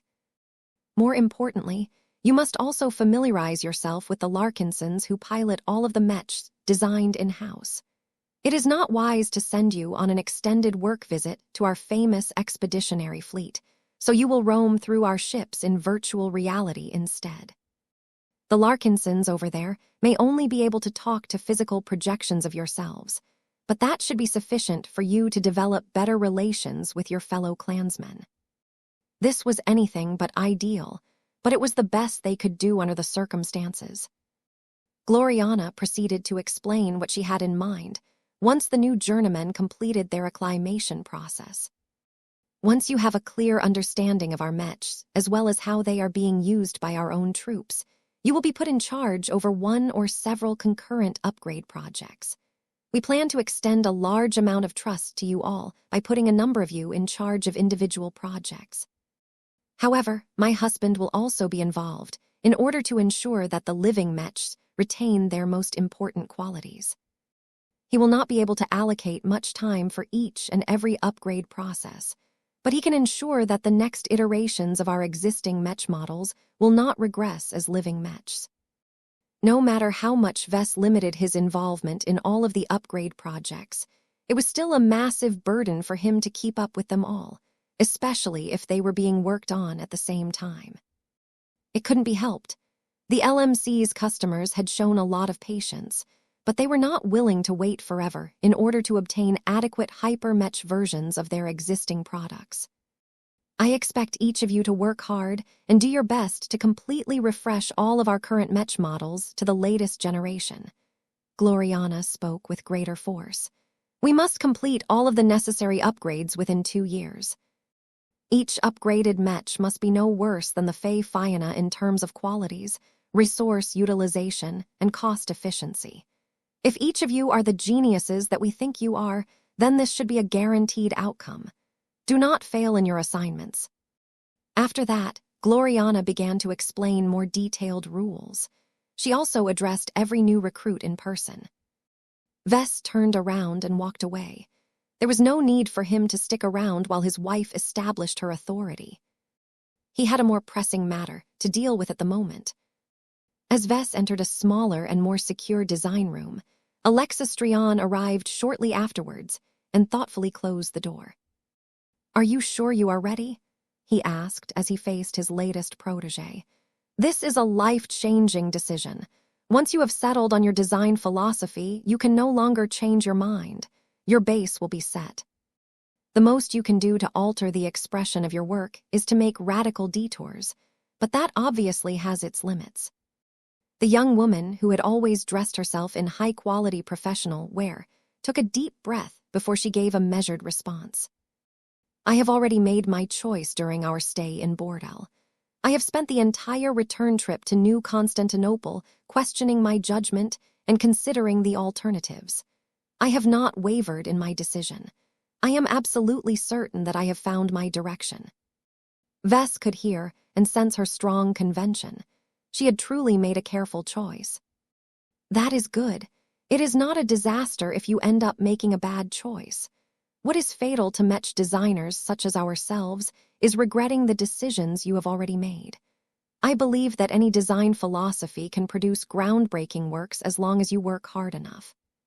That said, a more optimal starting point can save you decades, if not centuries of struggle. What is the design philosophy that you have chosen for yourself?" This was the big moment that both of them had been waiting for. Alexa swelled with pride as she explained her reasoning. "As you know, I originally sought you out because I became inspired by your living mechs. It had always been my dream and my ambition to design a mech comparable to the Ouroboros. My grandfather always gushes about his unique machine and has always expressed his regret that he is unable to find its original maker. I want to be the Mech designer who improves his machine. I am cognizant that my chances of doing so are slim and that you may be able to do a better job, but I will still work hard in order to service the needs of the next generation of Mechs and Mech pilots." That was a healthy mindset. If Alexa wanted to gain the qualifications to upgrade the Ouroboros herself, then she needed to work hard for at least 50 to 2 years in order to become powerful enough to work on such an important project. That took way too long. Red humanity needed to go all out into strengthening itself in the next half-century. It was impossible for Alexa to put her selfish needs over the survival of their entire civilization. Lamb, highly encouraged by your mindset. Your dedication to the people we serve is an admirable quality. Now, what is the design philosophy that you have chosen to settle upon?" Alexa did not open her mouth right away, but took the time to summon her companion's spirit. Mayatilda, Mayatilda." Maya appeared and started to fly a few circles around the young lady before settling on her shoulder. The predominantly white spiritual ragdoll cat looked particularly energetic at this hour. "Every living Mech is born in a workshop or a factory," she started to explain. "When they are complete, they eventually get shipped to their buyers where they are promptly being put to use without too much regard for their own feelings. Do not misunderstand. I do not think that living Mechs are being mistreated, but you have to admit that they are not receiving the sort of systematic guidance and nurturing that humans such as ourselves direct towards our children. As a father, you should be well aware of the value of upbringing." Vess narrowed his eyes. He already started to have an inkling of what Alexa was working towards. "Goon.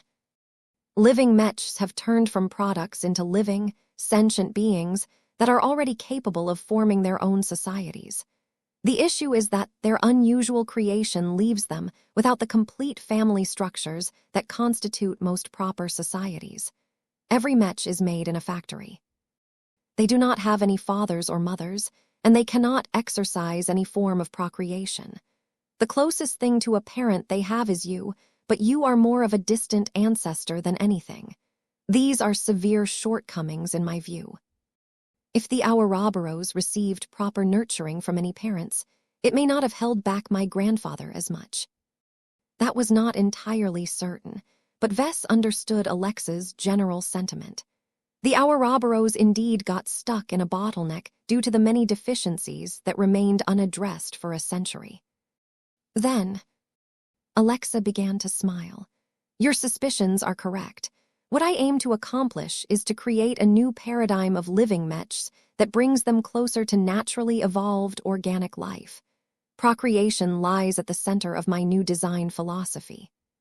Simply put, I want to create a mechanism for existing living mechs to get together and donate a part of their power, and possibly their knowledge, into a special seed. This seed can be retrieved by humans and be sent to a mech factory to form the basis of a new living mech that essentially represents the child of the previous two living machines. What?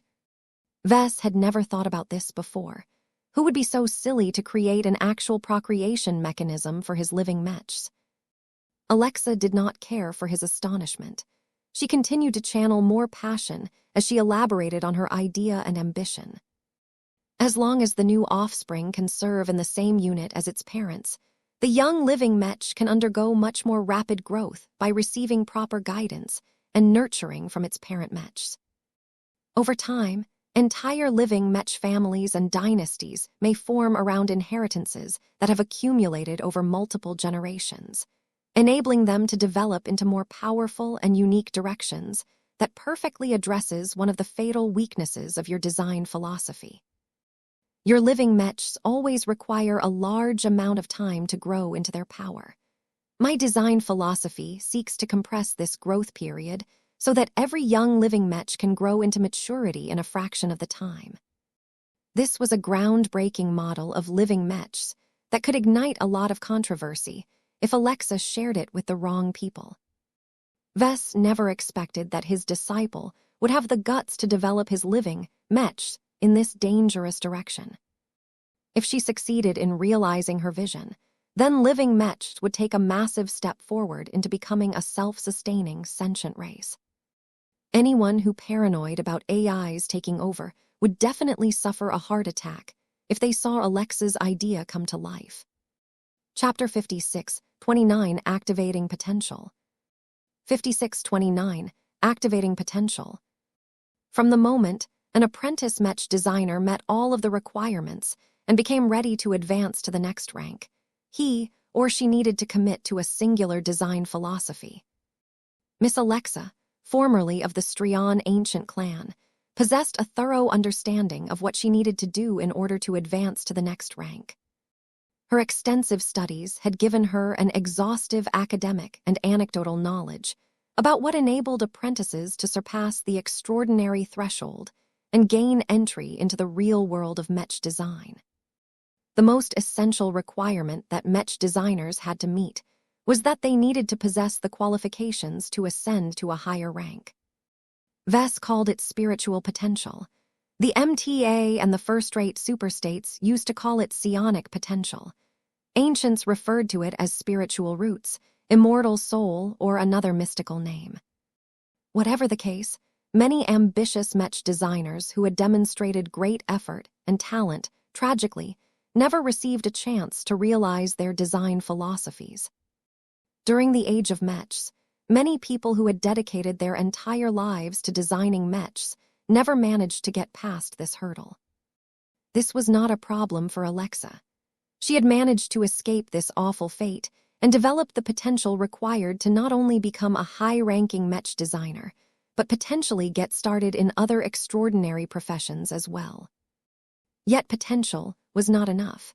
Mech designers also had to form a design philosophy that was worth pursuing.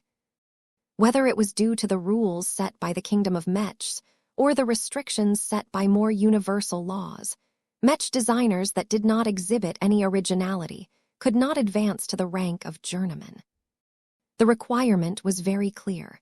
It was okay for novices and apprentices to apply what they had learned from their teachers without too much thought about making it better. Yet those who aspired to do better had to demonstrate at a fairly early stage that they possessed the capacity to engage in original research and make certain accomplishments in their chosen field. The Mech industry exploded since the start of the age of Mechs due to the successive accumulation of new and original technological innovations. Every high-ranking Mech designer that rose up from the ranks contributed a new collection of original and valuable technological advancements to the entire body of Mech design. Yet all of that explosive development also made life more difficult for many Mech designers of the younger generation. The more time passed by, the more Mech designers had managed to exhaust the research potential of many common scientific fields and subjects.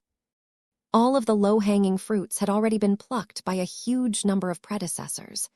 This significantly increased the burden of up-and-coming Mech designers. They needed to research more exotic and difficult topics in order to break new ground and earn the right to advance to journeyman. This burden was too great to bear for the average person. People could be taught how to design a Mech according to existing methods and formulas, but it was harder to turn them into a researcher with the ability to engage in original research.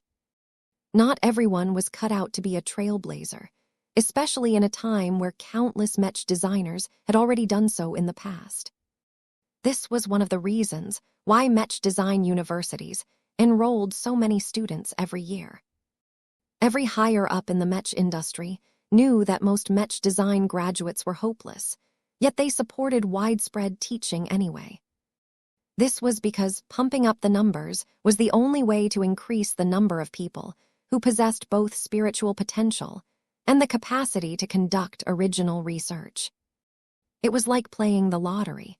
The chances of winning a prize by purchasing a single ticket was minuscule.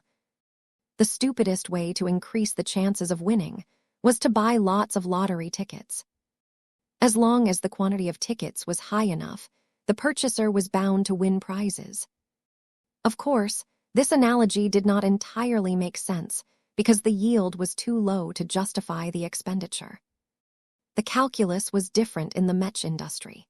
Even if raising millions of Mech designers could only produce master Mech designer in the end, it was still worth it because the contributions of the latter were so valuable that it more than made up for all of the previous expenditures.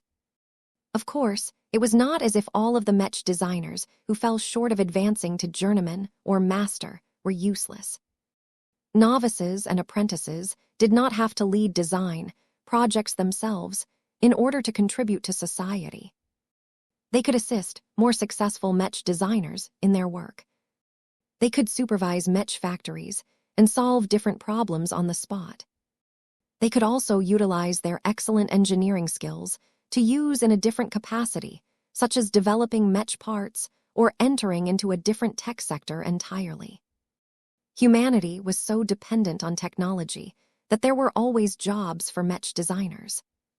Yet that did not change the fact that many people who dreamed of becoming the next big star designer never managed to make it past the first major threshold. At least that was the case during the Age of Mechs. The Age of Dawn introduced a sweeping set of changes that appeared to change the equation. The proportion of Mech designers advancing to the rank of journeyman Mech designer went up each month. What was remarkable was that this rate continued to increase over time. There was no sign that this pass rate was dropping anytime soon. This had little to do with Alexa, though. She already knew that she possessed the potential to break through. She even possessed the confidence that she was smart and flexible enough to engage in any original research of her choosing. Mech designers, as privileged as her, no longer had any reason to worry about the failure rate. What they were truly invested in was selecting the most valuable and useful design philosophy possible. Elite first-class Mech designers tended to be a lot more luxurious in this regard, both because they were much better versed in a diverse range of high technologies, but also because they disdained the more plebeian specializations typically adopted by second-raters and third-raters. The descendants of the Terran ancient clans had always been raised with the expectations that they would put themselves at the forefront of their respective fields. The young scions who had been raised to become Mech designers enjoyed the best conditions, so they had a lot more to prove than others. Strictly speaking, Alexa Strion Larkinson no longer had to bear this heavy expectation. She had formally severed her ties with the Strion ancient clan. There was no obligation for her to pay back all of the money and resources invested in her upbringing. Yet Alexa did not feel relieved at all. Her pressure had actually become even greater than before. The main reason why Vess brought her into the clan was because she possessed the potential to inherit the mantle of living mechs and develop it in another direction. How could she relax when the specter of disappointment constantly loomed over her shoulders with each passing day she spent as a low-ranking Mech designer? Alexa respected her new mentor enormously.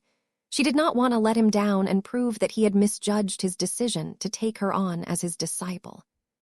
Vess hadn't actually taught Alexa all that much.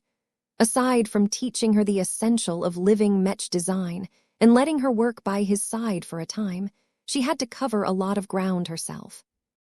This was not a sign of neglect. Vess knew Alexa's circumstances well enough that she only needed direction at the beginning. She was more than smart and productive enough to complete the rest of her journey by herself. It was also the reason why Alexa had taken her time to formulate her design philosophy. She needed to go through many twists and turns and discover the various pros and cons of different choices by herself. Only she could make the choice that would determine the future of her Mech design career. After an exhaustive period where she had spent much of her free time on thinking about how he could bring her mentor's work to the next level, she had eventually settled her mind on extending the range of capabilities of living Mechs in a special manner. As Vess tried to process the explosive implications of Alexa's shocking announcement, the woman in question passionately explained her rationale. "Your living Mechs are fantastic. They are new and unprecedented. They elevate Mechs beyond the means of existing Mech designers. For the first time that I can think of, Mechs have acquired some of the traits of actual living beings. Their developing sapience means that every machine of your design has the potential to grow alongside their Mech pilots and become as powerful as the Ouroboros one day." Yet, the female Mech designer grew a little more subdued when she thought about her grandfather's Mech. "I have grown up under the shadow of my grandfather and his unique Mech for many years. I am all too familiar with their pains and struggles. Not only has it taken most of a baseline human's lifetime for the Ouroboros to become the famous ace Mech that it is known for today, but it has been impossible for anyone to replicate this miracle of mechanical creation. I don't want other Mech pilots and owners to experience the same trials and tribulations." Vess' expression turned serious as well. He could feel the earnest pain and emotion in her voice. Alexa did not settle on her design philosophy on a random whim. She chose this direction due to a burning need to resolve a problem that no other Mech designer at the time had been able to solve. If the problems related to the Ouroboros could have been solved a lot sooner, then there was clearly no need for Alexa to go down this route. Yet it was exactly because her grandfather's subsequent advancement had long been constrained by the inadequacies of his Ouroboros that drove Alexa into developing the ultimate solutions for these problems. As far as she was concerned, not even Vess was fully capable of solving the problems that had long plagued his grandfather and the other members of her former ancient clan. "One of the defining characteristics of your works is that they are all born with fantastic potential. No other Mech have shown such an amazing capacity for growth and evolution as yours," Alexa said in an appreciative tone. "Yet you invest so much time and attention into potential alone that you are not paying enough attention to the actual process of growth. It takes so much time for living Mechs to realize enough of their potential that there are too many factors that can go wrong in the meantime. What I seek is to make this journey shorter, smoother and less prone to error. By making it so that living Mechs can come together and produce children, Vess asked in a slightly baffled tone. I can understand your logic, but there are many problems associated with your goal of enabling mechs to procreate. Have you even designed a mech that can independently conduct this process without active human intervention? In fact, I did. I designed 2 different first-class living mechs that can conceivably procreate on a completely independent basis. Alexa activated 2 different projections that showed off the mechs that she had designed during her free time in the past few months. One of them was clearly a smart metal mech. This was probably the easiest way to design a mech that could independently reproduce. As long as it had access to enough nanites or raw materials, it could produce the physical shell of the offspring mech with low logistical requirements. The second one was a lot more complicated. It was a true classical metallic mech. In order to grant the power of sexual reproduction to this mechanical product, Alexa split this work into a male and female variant. When Vess saw this mind-boggling living mech design, his mind went blank. He had never contemplated such a pair of mechs before. Chapter 56:30 Project S1. 56:30 Project S1. In order for apprentice mech designers to advance to the next rank, it was not enough for them to settle on an original design philosophy and conduct successful research. The people who designed mechs for a living did not call themselves scientists or researchers for good reason. The approach, mindset, and work processes were substantially different, though there was also a lot of overlap. However, any mech designer that wanted to formulate a design philosophy and realize it could not get away by conducting research alone. They needed to apply their theories and inventions into actual mech designs and prove that their work had practical value. A mech designer whose research capabilities was stronger than their design ability often did not go far in their careers. They lacked the love and comprehension for mechs that enabled them to break the conventional standards and improve them in a way that had never been done before. The same was true for the opposite. Mech designers who excelled at designing mechs yet found it difficult to conduct original research were unlikely to advance to the rank of master. They actually had to be ingenious and rigorous enough to understand deep knowledge and be able to innovate beyond the current capabilities of their civilization. In short, good mech designers had to excel in both areas. As a first-class mech designer who attended one of the oldest and most exclusive universities located on old Earth, there was no question Alexa's ability to design first. In order to design the mechs that represented her chosen design philosophy for the first time, Alexa did not have to design mechs according to first-class standards. She could have settled for second-class mechs that she had grown increasingly more familiar with as she assisted Vess in his work. It would have made her design projects a lot cheaper and easier to complete. Yet she chose to implement her design philosophy into true first-class mech designs because they were her root and her original area of expertise. Of course, there was no need for her to pull out all the stops and design a fully featured first-class multipurpose mech. She had settled for designing fairly basic first-class mechs that were not that complicated, enabling her to avoid any excessive bloat.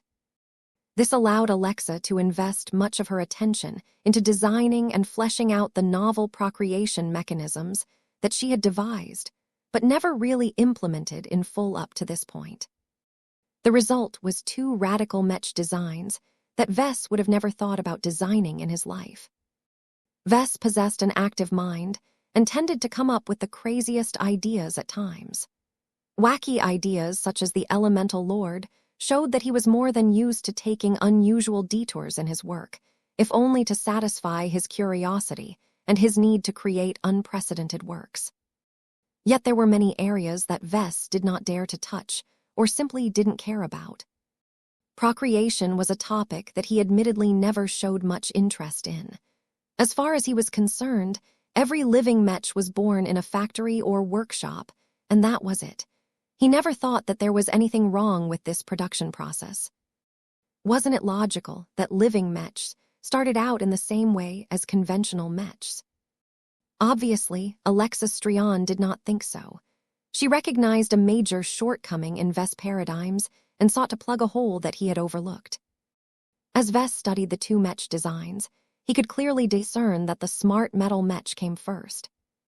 This was easy to figure out, as it was a lot easier for Alexa to implement her idea when mechs came in a much more malleable form.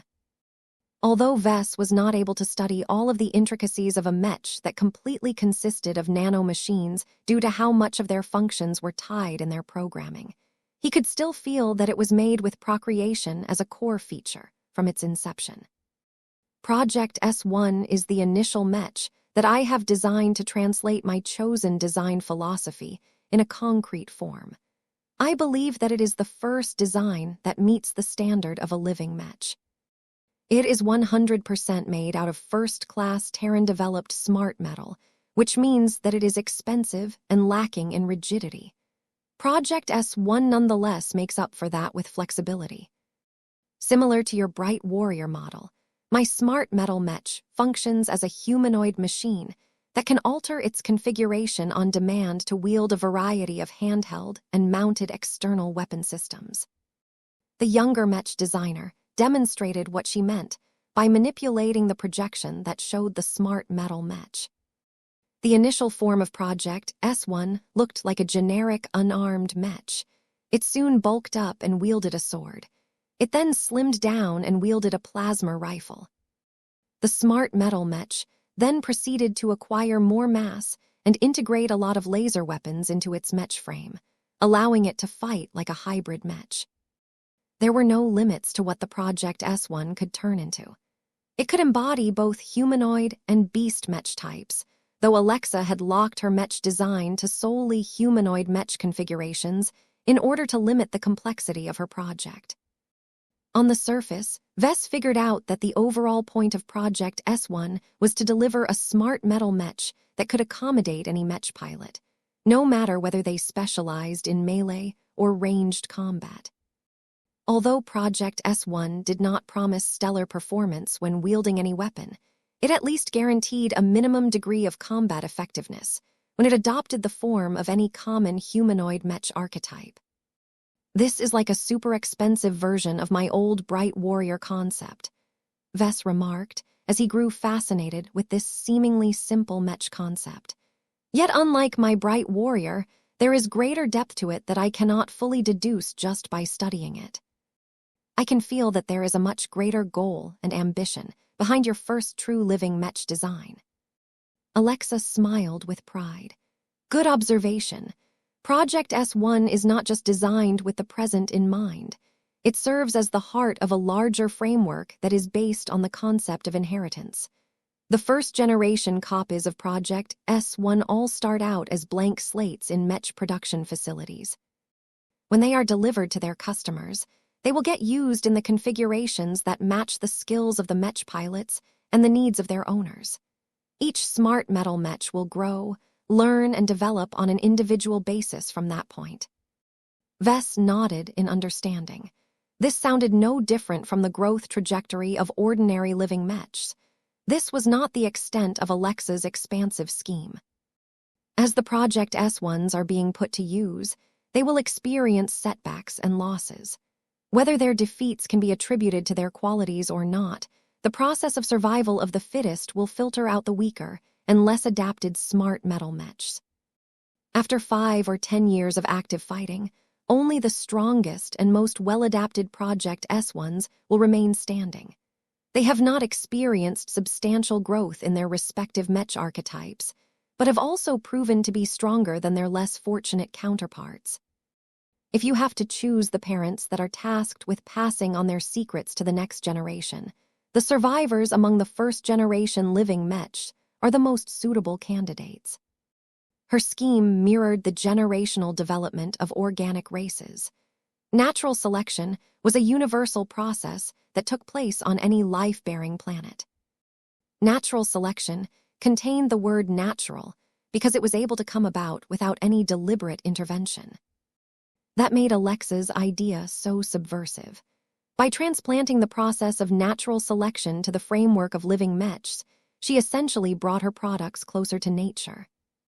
How does your Project S1 produce the next generation, exactly? Vess inquired. Can they generate the second generation of their mech model through parthenogenesis, or do you require your smart metal mechs to engage in a mechanical form of sexual reproduction? Theoretically, Project S1 can do both, but I have decided to restrict it to the latter, sir. This is a principle that I have deliberately adopted because parthenogenesis is too selfish and solitary to match my ambition. By demanding that my living mechs can only procreate if at least two of them come together to produce a single offspring, I can encourage the formation of more complex social structures. Complex social structures, Vess repeated the phrase. You mean families. You want second-generation mechs to be raised by both a daddy mech and a mommy mech, is that correct? His disciple nodded. It is a much more desirable social unit than a single parent and a single child. Two parents who care about their offspring will be able to teach a wider range of lessons. Any mistakes or bad habits acquired by one parent mech will not be blindly passed on to the next generation. Have you thought about applying a more communal child-raising model? I did, but that may lead to unexpected consequences. It is best not to be overambitious. The initial family unit should be identical to a typical human family structure. The commonalities between the two will make it much easier to promote mutual understanding between the living mechs and their human owners and mech pilots. That was extremely important, as humans tended to get freaked out whenever their complex machinery behaved in a bizarre or inscrutable fashion. Continue, Vess said. I have the feeling that this is not the extent of your new framework. The process of procreation is never meant to end in 2 or 3 generations, Alexa emphasized. Let us assume that my Project S1 model will remain usable and relevant for many years. As the original Project S1s continue to get used, they will constantly grow and eventually procreate when they have reached a mature stage. The second-generation smart metal mechs that are born from the originals will grow up faster and become much better prepared to confront the challenges that their parents have experienced. It is conceivable that their growth trajectories are considerably better. Once they are ready to reproduce, the third-generation living mechs will not only be able to benefit from the gains of the second-generation living mechs, but also acquire a part of the inheritance passed on by their grandparents. Vess widened his eyes. He finally understood what Alexa was truly trying to create. A couple of reproduction cycles was not enough to produce dramatic results, yet as long as they continued to take place over a longer stretch of years. The growing number of Project S1s would have accrued so much collective strength and knowledge that the 20th or 30th generation of living mechs would enjoy much better starting and growth conditions than their distant ancestors. A second-generation project, S1 might start out 20% stronger than the first-generation copy of the smart mech model. A 50th generation project, S1 could start out 300% stronger than the originals that started their lineage. This intricate process of growth, procreation, accumulation, and inheritance reminded Vess of one enormous concept. He looked at Alexa with an astonished expression. If these reproduction cycles continue to take place over decades and centuries, then a huge web of family relations and inheritances will form. This can lead to the formation of larger and much more complicated social structures. That is exactly what I am aiming for. Only with a larger and more complex social structure will subsequent generations of living mechs be able to inherit the gifts and wisdom of their elders, even when their family units have broken down. Combat mechs live a violent life. It is inevitable for parents to fall. This is not a complete loss, as the child mech should have already inherited a part of their spiritual strength and talents. The responsibility for raising the child mechs can be left to the grandparents, more distantly related living mechs, or dedicated teacher mechs. In short, the chain of inheritance will remain unbroken, as long as the living mechs grow numerous enough to form their own dynasties, and eventually an overarching civilization. A civilization built by living mechs alone. Alexa certainly did not hold back in her ambition. Chapter 5631, Project S2. 5631, Project S2. Vess finally understood what Alexa was truly trying to make. Procreation was just the starting point. It formed the basis that enabled the rise of potentially huge social structures among her living mechs.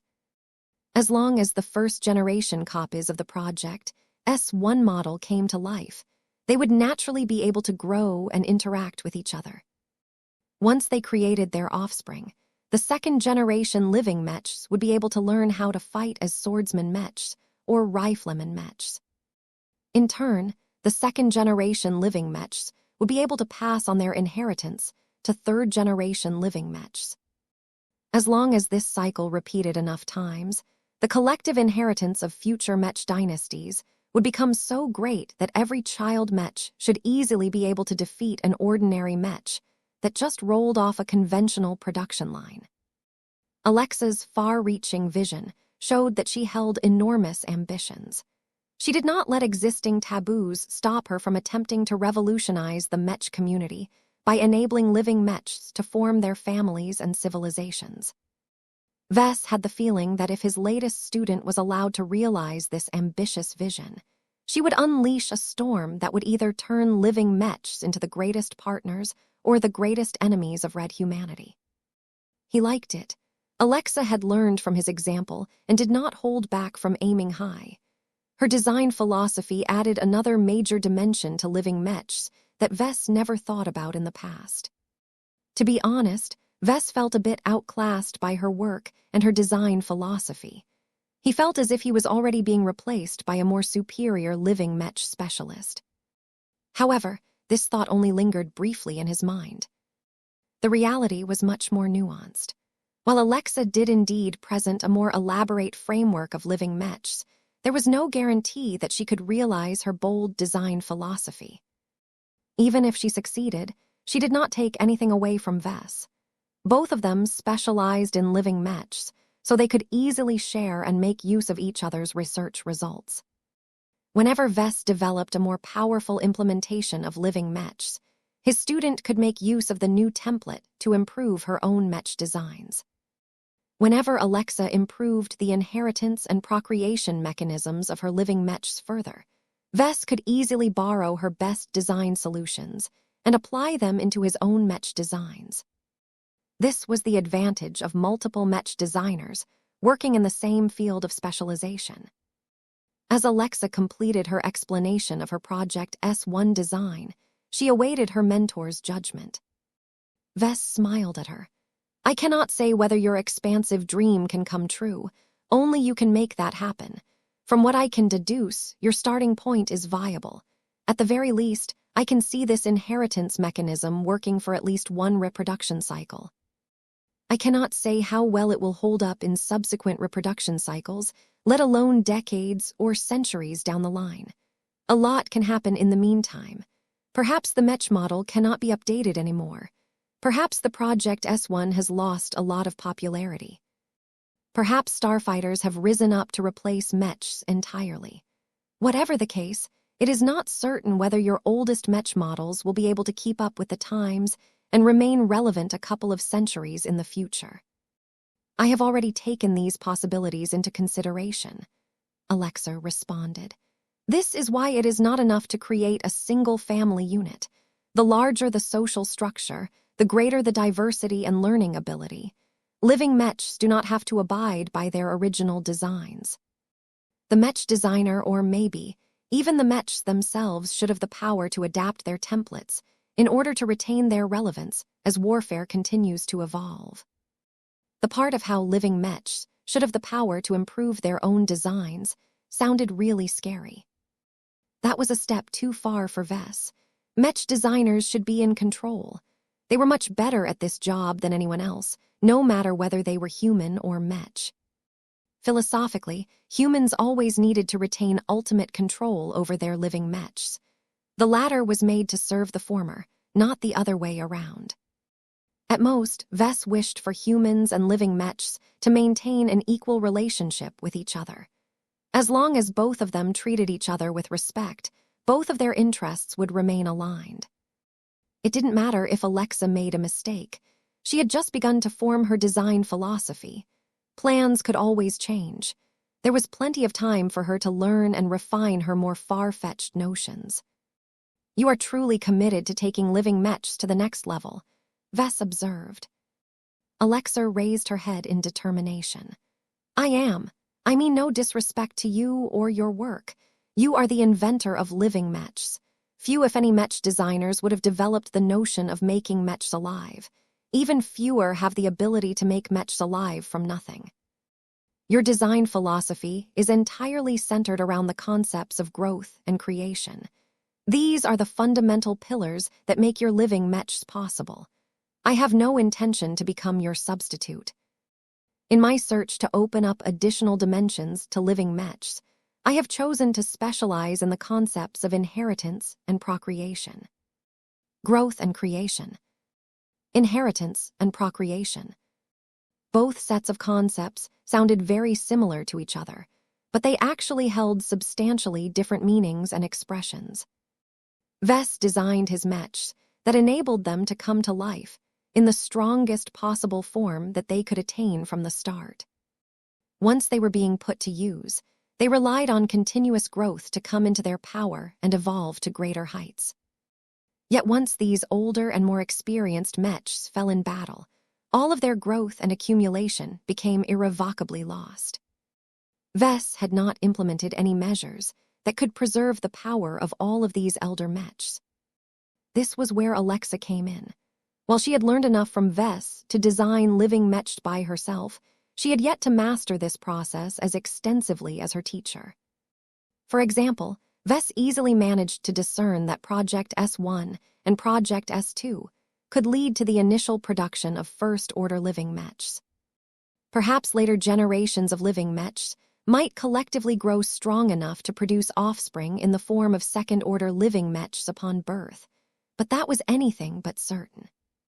Vess also wasn't sure whether Alexa was able to impart additional qualities to her living mechs. This could include design spirits, mech-specific cultivation methods, and ascension runes. However, she added dimensions to living mechs that fleshed out their system and made them more complete.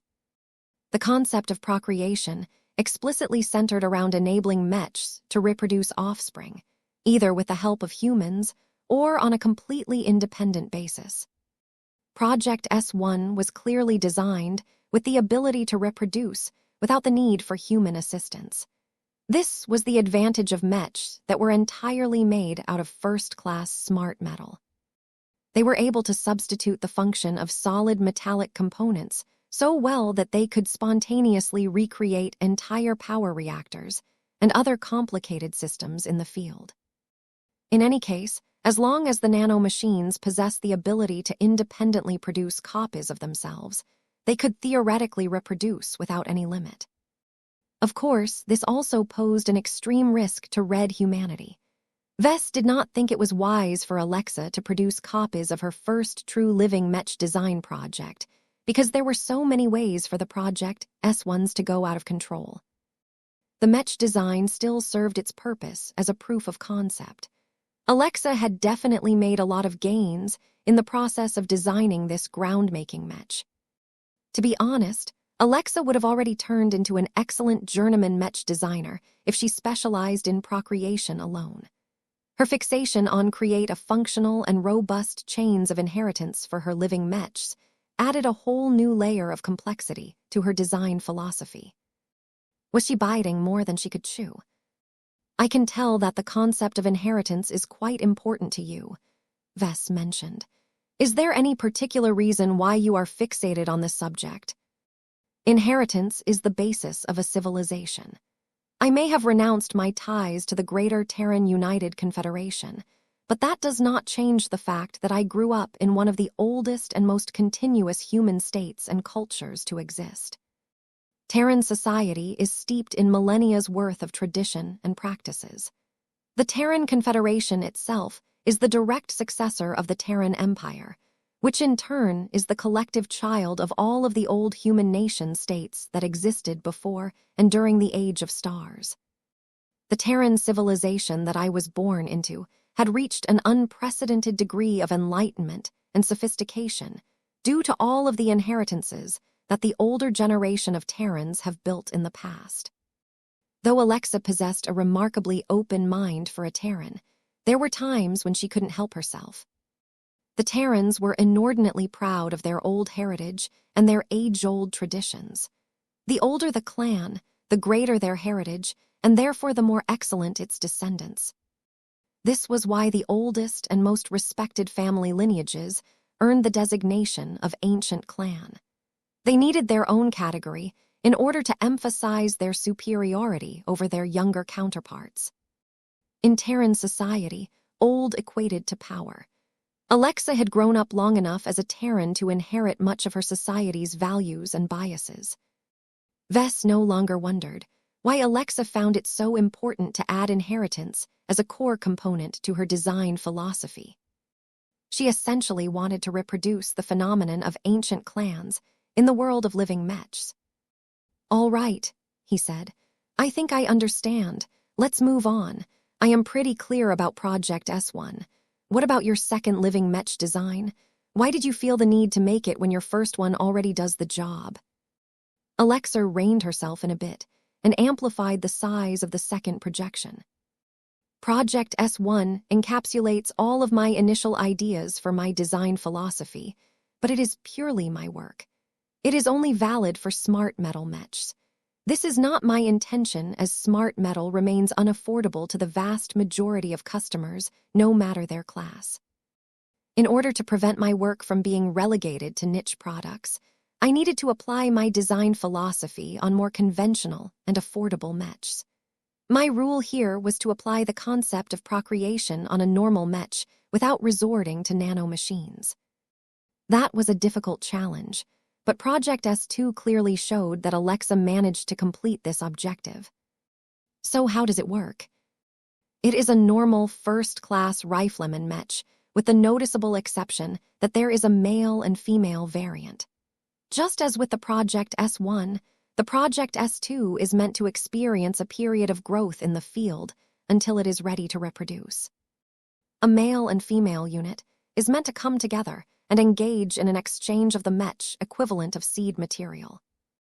Vess looked down at a very specific section of the male mech. "Why doesn't it have a codpiece?" Alexa awkwardly coughed.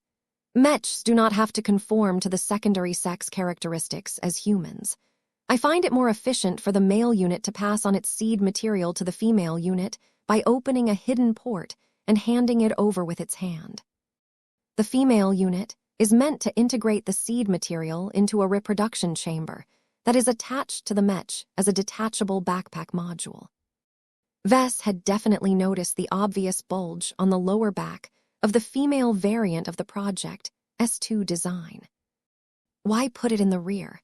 Why not put it in front so that it can look more similar to a pregnant human female? I tried, but I found that I had to make too many changes for it to be worthwhile at my current level. It is too inefficient to integrate this module in the belly of the female unit. The so-called reproduction chamber is not a technological marvel. It is basically an adapted self-repair and self-replication system that is typically mounted on support-oriented mechs. Instead of fabricating mech parts in the field, it is dedicated to producing a child mech in the form of a scaled-down version of a mature machine. If all goes well, it should not take too long to form the offspring, but that depends on how quickly the donated E-energies of the two mechs are able to fuse together. I do not have a clear estimation of how much time must pass to complete this essential process. You have yet to fabricate either of these two living mechs. I wanted to gather your feedback before I made the attempts, Alexa responded. What is your opinion? Do you approve of either of my works? Well, Chapter 5632, Unnatural Reproduction. Vess became thoroughly impressed by Alexa Strion's ideas. She did not let him down at all. Alexa studied him carefully over the months, and clearly adopted a number of his best practices. His design philosophy, his values, his work approach, and above all his courage all became objects of study to her. This encouraged her to show less restraint in her work. The Project S1 and the Project S2 both contained a lot of subversive elements as a result. Though the two Mech designs contained a lot of extremes that might cause a lot of Mech pilots to be taken aback, Vess believed that there should definitely be people who appreciated the value that her design philosophy could bring to the table. Adding procreation and inheritance to living Mechs might not be everyone's cup of tea, but he believed that there was definitely a market for this sort of product. The Terrans and many other groups that valued family, legacy, and generational accumulation would likely embrace Alexa's specialty products as long as they had proven their worth. Vess definitely became convinced that her work had a place in the Larkinson clan. He had always been a strong adherent to investing in the long term. Many of his early efforts had already begun to pay off, while others would probably take a few decades, if not a century, before delivering powerful results.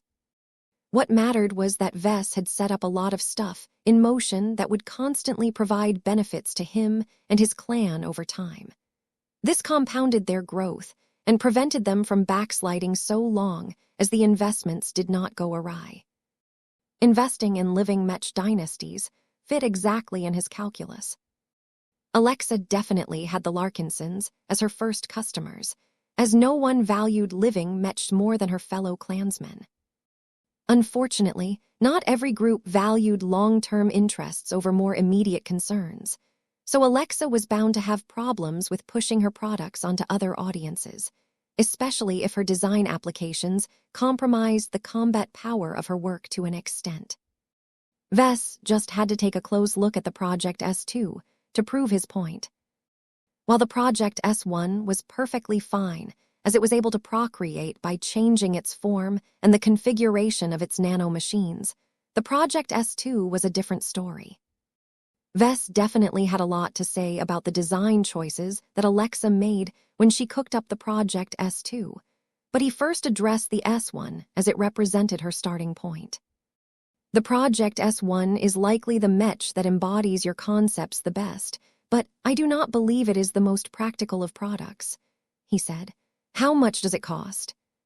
Even if this Mech design is just a proof of concept that you do not intend to realize at all, I do not believe you have spent so much time on fleshing out your design philosophy without knowing how much this costs. I can tell this smart metal product is not cheap. It is too tough, flexible, and fault-tolerant. Alexa's prideful smile dropped a bit. You are correct. The target audience for his Mech design is exceedingly small as a result. The estimated production cost of the S1 is at 150 million MTA credits if it consists entirely of the strongest and most difficult-to-produce first-generation nanomachines. But its effective performance in the field is only equivalent to a first-class Mech that costs at around 30 million MTA credits. In other words, as long as Vess ignored all of the fancy smart metal gimmicks, the S1 was overpriced by at least 5 times. Was the capacity to alter its configuration and regenerate its battle damage in the field in a matter of seconds worth the enormous price premium? The answer wasn't as clear-cut as it seemed. Smart metal Mechs generally tended to outperform their regular counterparts so long as they did not fight against Mechs with overwhelming offensive power. Smart metal Mechs tended to fare well in battles of attrition. However, their extravagant upfront expenses made it so that they were more of a luxury product, that only the wealthiest customers considered them to be a viable addition to their Mech rosters. Your design philosophy is highly geared towards mass production models, Vess remarked as gazed as the smart metal Mech with a more critical eye. The performance of the S1 does not appear to be remarkable. It does not possess any pronounced strengths compared to similar products on the market. Few people with the money to spare will want to invest in a Mech that will only really begin to pay off decades from the time of purchase, especially if the upfront costs are so high. It will be very difficult to purchase or produce enough copies of these expensive models to form an actual living Mech dynasty. Even I cannot bear the thought of committing my clan to such an action. Though Alexa already deduced this rationale, it was still hard for a creator to hear one of her babies being disparaged, especially from an authority figure she respected. The S1 has already served its purpose as far as I am concerned, she said. It would be fantastic if I can gain the opportunity to fabricate it, but I cannot justify the expenditure. This is also one of the reasons why I had already begun the development of the S2 before I completed its predecessor. There was nothing much for Vess to comment on. The S1 had plenty of good points. He believed that its offensive and defensive capabilities could easily be upgraded with the help and cooperation of several lead designers, but it was all moot. All of the tweaks in performance would not change the fundamental flaw, that it was too damn expensive to be utilized on a wider scale. The Project S2 was a more practical Mech. Vess did not possess a full understanding of how first-class multipurpose Mech worked, but the S2 was configured as a simple rifleman Mech, so its complexity was much reduced. Alexa possessed solid fundamentals, so the S2's design was pretty clean and devoid of any unnecessary frills. Though its combat parameters were relatively balanced and unexceptional as a result, the resulting stability provided a better platform for her to add the optional reproduction modules to the Mech.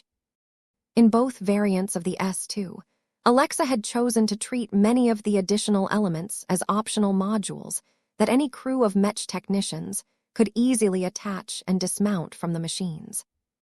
When you designed the S2, you chose to prioritize function over form, is that correct? Vess asked. Alexa nodded. I think that most customers will not be able to stomach the idea that they have to pilot a weakened and less combat-capable Mech, just so that they can produce a child Mech that promises better performance in the future.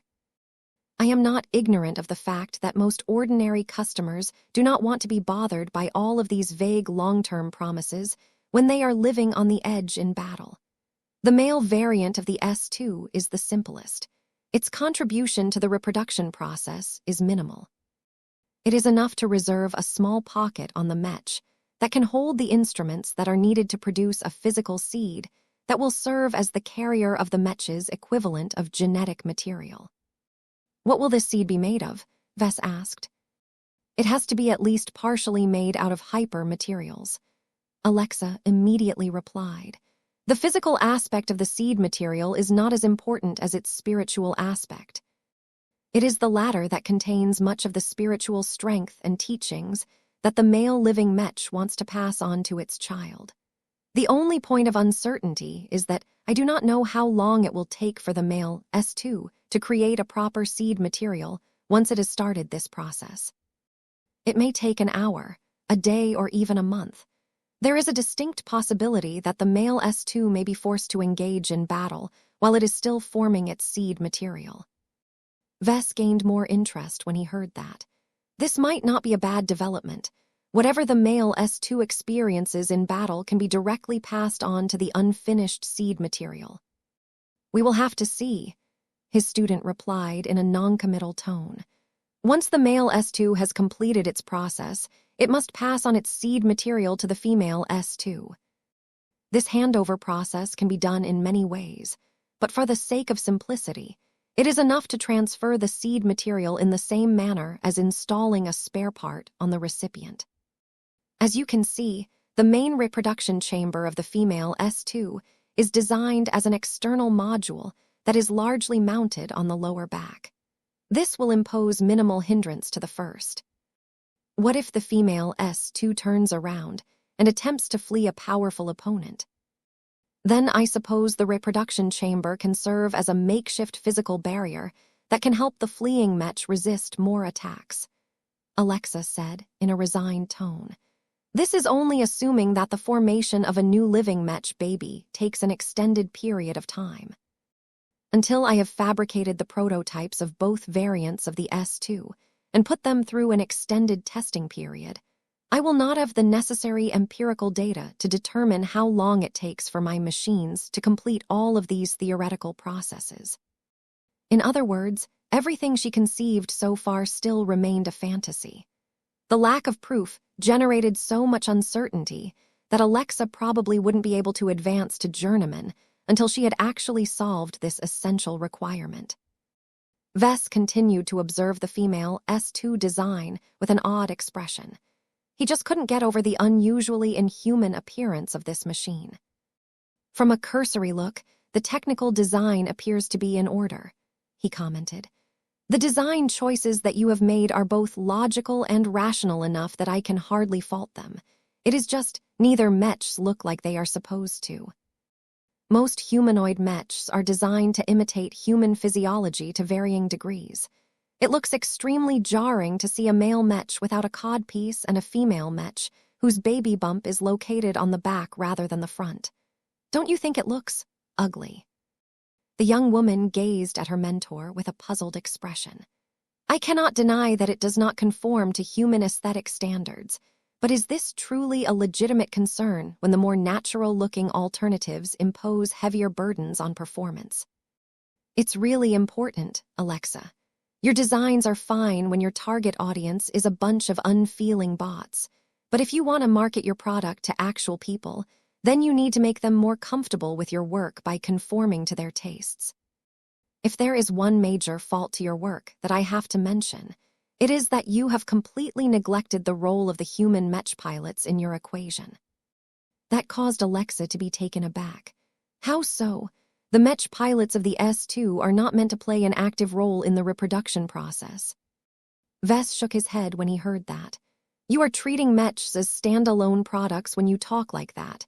This is wrong. Mechs are only complete when they are interfaced with a human mech pilot. When these machines procreate, do you expect them to do everything while letting their pilots remain bystanders? Yes. That is too short-sighted. These mechs are not independent entities. They are assets owned by humans. The least you can do is mandate their involvement in the procreation process, if only so that they can supervise and control this potentially dangerous activity. Also, do not underestimate how much the mech pilot can contribute to the child mech. I think the next generations of living mechs can become even more attuned to humans if actual mech pilots have contributed to their formation. That is an unsubstantiated theory, sir. You are adding a large amount of complexity to my framework. I know, but this is a necessary measure in my opinion. Do not forget about the original purpose of mechs. They exist to serve mech pilots. If you leave them out of consideration, then your living mechs will begin to deviate from the norms and values of the mech community. Do you really want to go this far, Alexa? That caused the woman to fall silent. Vess crossed his arms. Besides, there is another major fault to your mech design. It is too cold and inhuman. I highly suggest that it should mimic the human process of procreation more closely. His words sounded baffling to Alexa. Did he not realize how extensively his suggestion would impact the combat performance of her works? Why? 5633, The Romance of Mechs. The act of procreation should not be treated as a clinical procedure. Vess explained his thoughts. It should be a sacred process where the acts will result in a miracle that comes in the form of a precious new life. You do not have to follow my advice, but I strongly believe that there should be a strong sense of ritual to your reproduction process. The love and other strong emotions evoked by two living mechs that are deeply enamored with each other should enable them to impart much more strength in the product of their union, thereby resulting in a stronger overall result. Alexa tried to process her mentor's arguments as best as possible. His words accused her of focusing too much of her work on the living mechs themselves, thereby causing her to neglect the feelings of her mech pilots. She did not entirely agree with this assessment. I think I have put sufficient effort into serving the needs of the owners and users of my products. The Project S2 is meant to fight with little to no obstruction from its reproductive modules during ordinary times. Once the male and female variants are ready to produce a child mech, The deed should be completed in the least cumbersome fashion as possible. The more the reproduction process reduces the combat effectiveness of my mechs, the more the human mech pilots will become adversely affected by the added complications. Even if a mech force is able to set the pregnant S2s aside, that still puts a number of combat assets out of commission for a time. I do not disagree that adding more burdens to the reproduction process will result in greater limitations, but the same can be said for humans as well, Vess retorted. When human females decide to have children the traditional way, they are often afforded both pregnancy leave and maternity leave. These are accepted forms of accommodation, because we humans find it important to give parents the time to nurture their babies. As a woman, Alexa understood quite well how valuable this was for humans. That did not mean that this dynamic should be the same for living mechs. With all due respect, sir, I think you are going too far in anthropomorphizing your living mechs. Previously, you have always treated them with a balanced approach. You treat them as living beings when appropriate, but you never lose sight of the fact that they are combat machines that are built for purpose. This suggestion of yours crosses the line that you have previously set. You are asking me to make unnecessary changes that directly reduce the performance of my mechs in order to satisfy human whims. You suggest that these additional measures will improve human sentiments and lead to better output, but you have no proof to back up your assertions. It is a great risk to implement these changes. She had a point. Just as Alexa had no real data to back up her many assumptions, Vess also did not have any proof he could pull out to convince her that his opinion carried actual weight. However, Vess designed living mechs for many years. He created a lot of design spirits and other living products as well. He possessed a much greater insight and comprehension of life and creation than an apprentice mech designer who had only recently dipped her toes in a field that he had single-handedly pioneered. Even if he did not have any direct data related to the procreation of living mechs, he could still make a lot of inferences based on his existing understanding. Vess waved at the projection that showed off both variants of the S2. Your academic understanding of mechs and related technologies is impressive, but I feel that you are a bit deficient when it comes to understanding the mech pilots who entrust their lives to them. Ever since you joined my clan, you have rarely interacted with the mech pilots of our clan. That is partially my fault, as we have spent much of our time in the design lab, as opposed to the expeditionary fleet where many of our mech pilots are grappling with my products every day. The woman frowned. What is your point, sir? I think your work lacks flavor and personality, Vess bluntly said.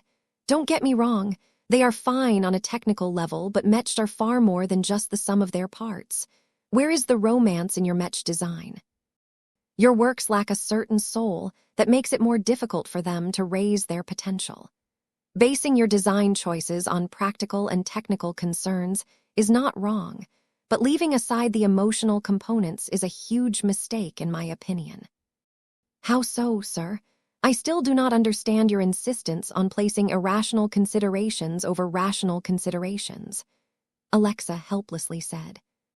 Think about the basics of mechs. They are machines that are never meant to fight on their own. They borrow the strengths of mech pilots because only humans can add qualities that can elevate their performance. What you should know is that the various advantages of mech pilots are mostly irrational in nature. I am a firm believer in the assumption that human potential is unlimited. They can start from ordinary mech pilots and continually break their own limits until they ascend to the rank of God pilot. What is important is that out of all high-ranking mech pilots, none of them are rational. Each of them derive their superhuman power from values such as love, pride, sacrifice, and other noble concepts. This is the romance of mechs. This is the source of growth and evolution of mechs and mech pilots. Why are you overlooking this powerful force when designing your mechs? Vess had not taught that many lessons to Alexa, but that was because she was so damn educated that she already figured out a lot of stuff by herself. Even if she did not understand a theory or an instruction right away, she only needed a small hint in order to set her on the right path. This was the first time since she joined the Larkinson clan where her vaunted cleverness failed to put her in sync with her teacher. This was because the lesson this time did not revolve around logical and falsifiable theories. Vess' arguments were largely based on metaphysical theories and assumptions. That made it difficult for him to convince Alexa that he was right. He let out a sigh. Only you are in control of your design philosophy. It is not my intention to impose my style on you, but I think you should put serious consideration in how your works affect your target audience on an emotional level. Designing the S2 in a more human fashion is not a counterproductive act, in my opinion. It will cause your products to resemble humans even more, which will subsequently promote greater emotional attachment and commitment from Mech pilots. It would be even better if the initial process of conception is much closer to the human method. Every living Mech interfaces with a Mech pilot for so many hours that the former learns a lot about the latter. More than that, a living Mech will begin to develop the same desires as its human partner. I think that your products will derive a much greater sense of dedication and fulfillment if they can engage in a more relatable form of love. Making. His words caused Alexa to look at him with a flat stare. Did he know how ridiculous his suggestion sounded? Are you being serious about designing living Mech with the express intention of allowing them to make love with each other as if they are humans? Such acts only take place in the most lurid places of the galactic net. Vess innocently raised his palms. Don't misunderstand me, Alexa. I am not making this suggestion because I want to indulge in my fantasies or anything. What I am trying to convey is that you need to consider the feelings of everyone involved. It is not just the Mech pilots that you should please, but also the living Mech themselves. Each of them are alive, which means that each of them have their own wants and needs. Don't you think it is a dream come true if living Mechs are able to imitate their human partners in the act of creating a new life? His words were finally beginning to affect his student. Alexa did not look as confused as before. Though she did not have a lot of experience interacting with living Mechs, she knew them well enough that the smarter and more developed among them had become remarkable human in nature. Vess grinned when he saw that he had breached past her wall. Let me give you a suggestion before you go through with fabricating the S2s. You should try and make contact with existing living Mechs and solicit their opinions. What do they think? Are you sure they are willing to procreate in the clinical manner that you have originally proposed? Or are they much more interested in imitating the humans that they care about the most? Your design philosophy introduces a massive factor in their lives, so the least you can do is inquire whether existing living Mechs welcome your contribution. The young apprentice's expression softened. This is a good suggestion. I should have done this in advance. You can use our channels to contact the third-order living Mechs that are currently stationed in the expeditionary fleet. They are smart, old, and expressive enough to provide comprehensive answers to your questions. Better yet, if you can do so, try and contact your grandfather as well. Let us see what the Ouroboros thinks about your design philosophy. Alexa clearly thought that these were excellent suggestions. I will do so at the first possible opportunity. Maybe you should wait until you have designed an alternative version of the S2. Try to design the male and female variant in a way that causes them to resemble the human form a bit more, Vess suggested. You don't have to copy every human secondary sexual characteristic in your Mech designs, but your works should at least share a much closer resemblance to the humans who are supposed to pilot them. Living Mechs do not just want to become strong. They also want to experience the fullness of what life can offer to them. They have been living vicariously through their Mech pilots each time they are interfacing with each other. I think it is time to give Mechs a more direct way to experience one of the wonders of life. Perhaps Vess might have crossed a line and imposed too many of his own values and opinions on his student, but he felt it would be a serious shortcoming if Alexa just proceeded with her current interpretation of her design philosophy. His student ultimately sighed. I suppose I will have to delay my advancement to journeyman by a couple of weeks, if not months. It will take time to design the alternative forms of the Project S2. It will take even more time to fabricate them and put them to the test. It is worth it, Vess said. You do not want to start off as a high-ranking Mech designer on a flawed footing. It is best to take your time and make absolutely sure that you have formulated the right design philosophy for yourself and your target audience. Even if my advice turns out to be incorrect, you at least managed to confirm this by conducting your own investigation. Neither of the two minded the additional delay. Alexa had taken years to search for a potential solution for the Ouroboros. She could have advanced a long time ago if she settled for a more accessible design philosophy. Besides, she truly grew curious about Vess' theories and assumptions. Was there any truth behind the romance of Mechs? She felt compelled to find her own answer to this question. 5634, deviating from a template. Hours later, Vess reunited with his wife. Alexa had already left Diandi base so that she could visit a branch office of the Strion ancient clan. That was one of the few places in the new Constantinople system where she could establish a fairly secure communication link with her grandfather. Vess, meanwhile, summarized Alexa's work to Gloriana. His wife listened to his retelling with a critical attitude. Your protégé has definitely taken after you, for good and for ill, was her first remark. I did not expect a former Terran such as herself to go so far in her attempt to transform the framework of living Mechs. As a Mech designer, my first doubt is whether her design solutions will earn enough traction from her clients and customers. Her design philosophy makes a lot of promises, but many of them will not truly pay off until decades later. You know that ordinary Mech forces would have long replaced their outdated Mechs with new ones, correct? Upgrading existing stock is only done in a few cases as the expense and hassle of doing so is not worth it for most groups. Vess nodded. I agree with you, but I am sure that there are people who will appreciate what she brings to the table. At the very least, I am already convinced by her concept of inheritance. I think it is an excellent way for the existing generation of living Mechs to pass on a part of their strength to the next generation. This way, if the Larkinson army ever suffers a terrible loss, we will have a sizable batch of replacement Mechs in reserve that can fill in the shoes of their parents. In other words, it is like an insurance policy. I can see what you mean. I do not want this to happen. I put so much effort into designing my expert Mechs. Ideally, I would like to see all of them transform into God Mech step by step, but too much can happen that can derail their ascension to godhood. What would happen if a lot of old and powerful living Mechs fell in battle at once?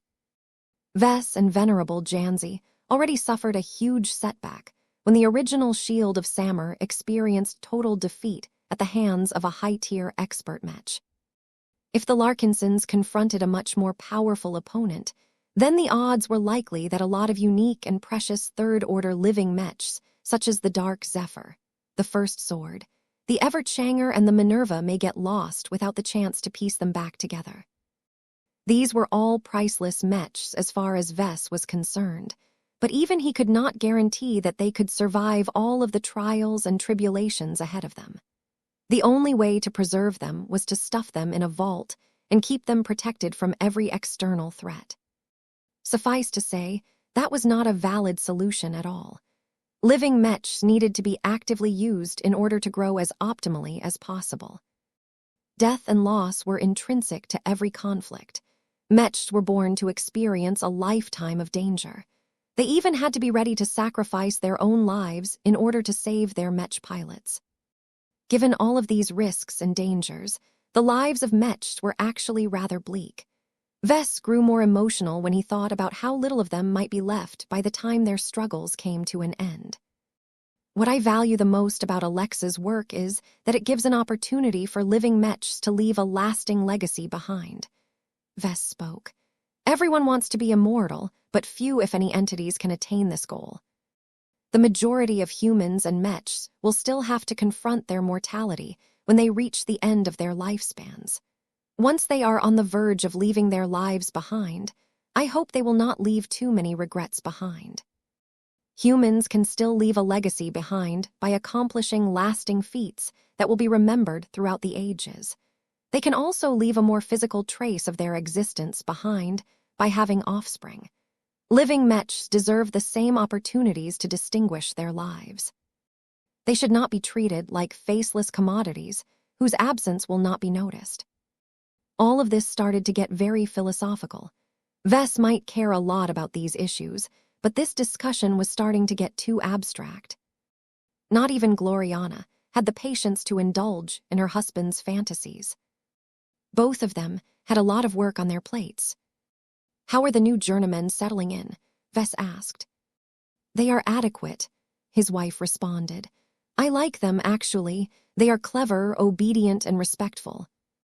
I feared that at least half of them may try to challenge my authority, seeing as we are all journeymen who are not too far apart in age. But Alexa has done well in setting the right expectations." Even Gloriana could not deny Alexa's usefulness. The former Terran was just too competent at her job. "Have any of the journeymen caught your eye so far? Do you have any favorites that you hold greater expectations than the other?" "I did manage to identify a handful of journeymen that may prove to be especially helpful for us once they have developed their design philosophies further, but it is too early to tell. All 25 recruits have good potential." Vess nodded in agreement. They spent a bit of time on swapping their observations of the journeymen that managed to attract their attention. "Victor Macmillan and Harry Kaikkonen are the most immediately helpful additions to the design department," he said. "That is not to say that the other 23 journeymen are not as useful, but we have spent too much time on completing our projects without benefiting from the help of an energy weapons specialist and energy shield specialist. This time is different. Our mech will no longer have as many shortcomings in these areas." Both Vess and Gloriana smiled. The additional specialists truly addressed one of the lingering shortcomings of the design department. "I am more confident in designing the next iteration of the Dark Zephyr than before," Gloriana said with satisfaction. "This is the only update that Venerable Tusa will receive before he is ready to advance to the next rank. He has already passed on an extensive list of complaints to me that he hopes that I can address." "Oh, what are his demands? Does he want to implement any notable changes to the design that we haven't already thought about?" Gloriana nodded. "The greatest shortcoming of the Dark Zephyr is his relatively weak attack power. This has never been much of an issue during the Age of Mechs, but now that the Red Ocean is in the grip of the prevailing war, the expert light skirmisher is more often tasked with fighting against alien warships. It is not that the Dark Zephyr is unable to inflict damage to enemy warships once he has bypassed the transphasic energy shield. The real problem is that it takes too many minutes for the mech to disable the vessel in question. The fact that Tusa has become overly dependent on expensive and wasteful transphasic grenades to inflict mass damage is an indication that the Dark Zephyr is struggling on this front. This was definitely a serious issue plaguing the Dark Zephyr, but Vess was not sure whether it was possible to completely solve it in the next update. "Light skirmishers are like this," he said. "They are typically armed with double knives because these weapons are light and flexible enough to impose the lowest possible burden onto the machine. It is possible to arm them with heavier weapons, such as swords and axes, but that will negatively impact their mobility. Even if we can upgrade the Dark Zephyr into a much more powerful quasi-first-class, high-tier, hyper-transphasic expert mech, is it truly a good idea to deviate from the established pattern that both Tusa and his battle partner have become accustomed to? I am afraid that a radical deviation may cause them to lose touch." His wife shook her head in disagreement. "I think you are seriously underestimating their capacity for adaptation. Both Tusa and his expert mech have been suffering from numerous inadequacies that have remained unaddressed for months, if not years. They are more than eager to embrace change." Besides, do you think a mech that is projected to become at least as powerful as our most recent Lionheart and Blood Ember Mark Roman II will struggle to wield weapons that are larger and heavier than a pair of knives? The early combat reports of both the Lionheart and the Blood Ember Mark Roman II were astonishing. When paired with experienced and highly competent high-tier expert pilots, their enormous power completely overwhelmed every other expert mech designed by the Larkinson clan. The gap between oldest and newest Larkinson expert mechs was so vast that venerable Tusser really couldn't bear the difference anymore. "Maybe you have a point," Vess reluctantly said. "Since you have brought up this topic, you should already have an idea on the weapons that the Dark Zephyr should bear. What are your suggestions?" Gloriana had been waiting for this. She activated a projection that displayed 2 different weapon systems. Since the Dark Zephyr must remain light and small, it is not advisable to install any integrated weapon systems into its mech frame. I think that it is still useful to mount a pair of luminar crystal guns onto its shoulder. They should ideally be designed to be as light and combat as possible. What is particularly important is that their output must be high, but their weapon barrels must be short. Is it possible for you to meet these requirements? It's doable, but the Dark Zephyr's limited energy reserves will drain faster if these luminar crystal weapons are put to use. The accuracy and precision of the shoulder-mounted weapons will also be fairly poor. A light mech moves way too quickly and erratically to serve as a stable firing platform. Both these factors will severely limit the effectiveness of this weapon system. Gloriana smiled. These are acceptable shortcomings. The Dark Zephyr is not meant to employ the shoulder-mounted luminar crystal guns on a general basis. It is a waste to employ them against alien starfighters or breaching powerful transphasic shields. They need to be loaded with an attack phase crystal that is highly effective at quickly breaching through thick layers of hull plating. The sooner the Dark Zephyr is able to reach the engineering bays of a large warship, the sooner Venerable Tusa is able to neutralize the enemy vessel.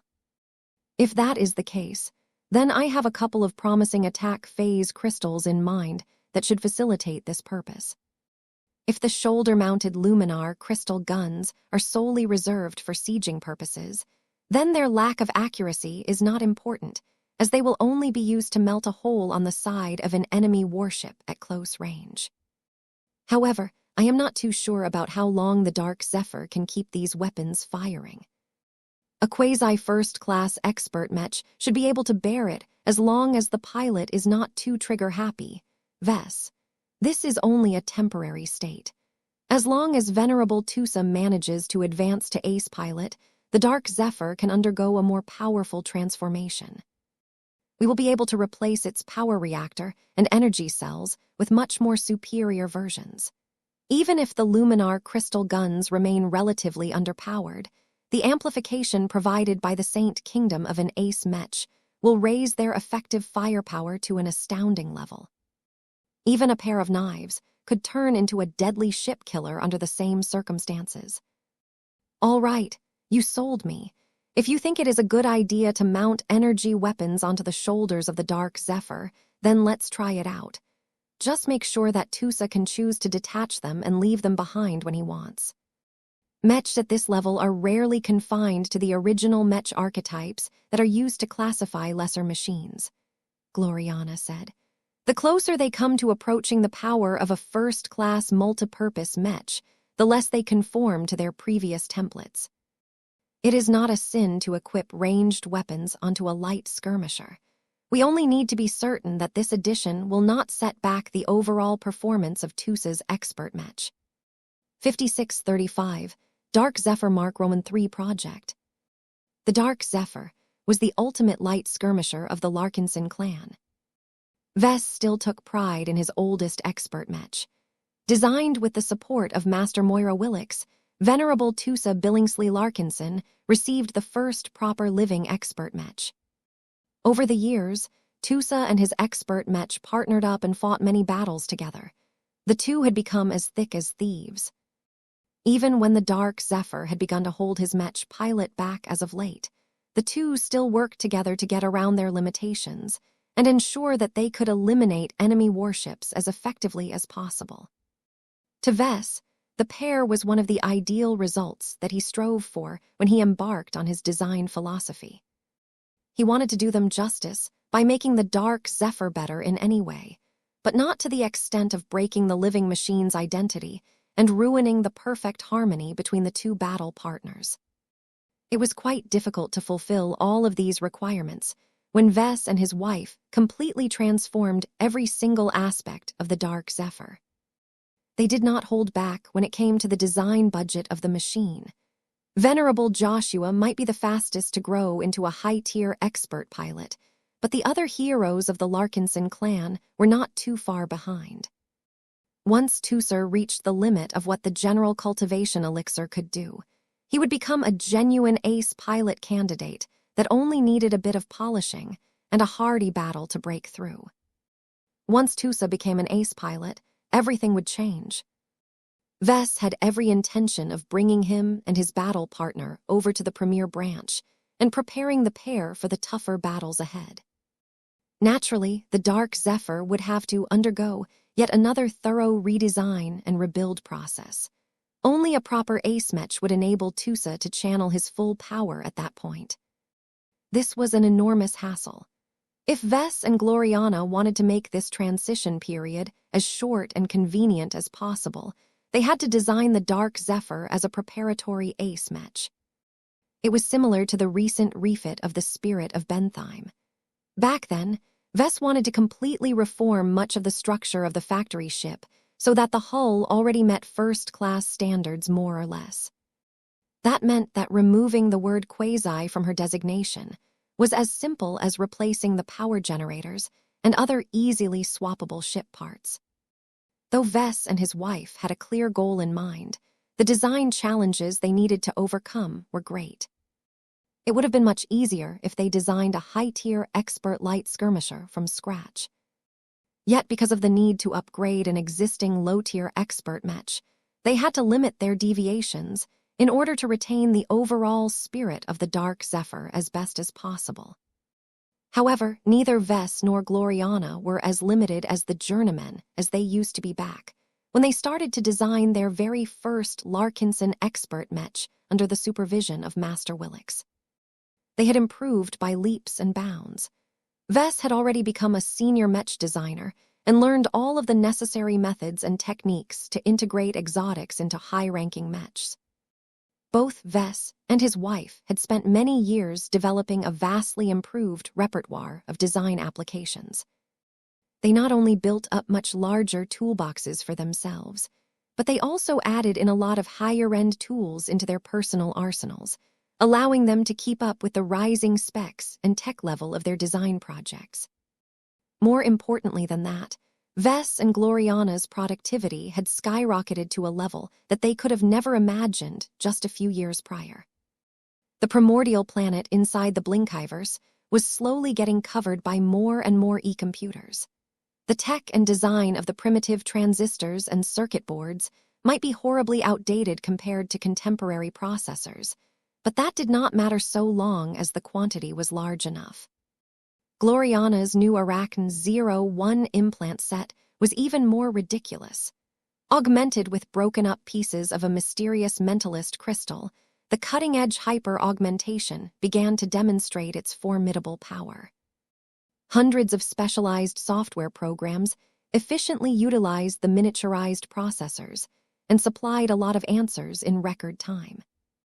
Even though Vess and his wife were still in the process of forming a draft design, the pair had become so meticulous in their work that they managed to produce a much better overview of what the upgrade project entailed. This was incredibly valuable, as a more detailed and correct draft design could provide a lot of correct guidance in advance.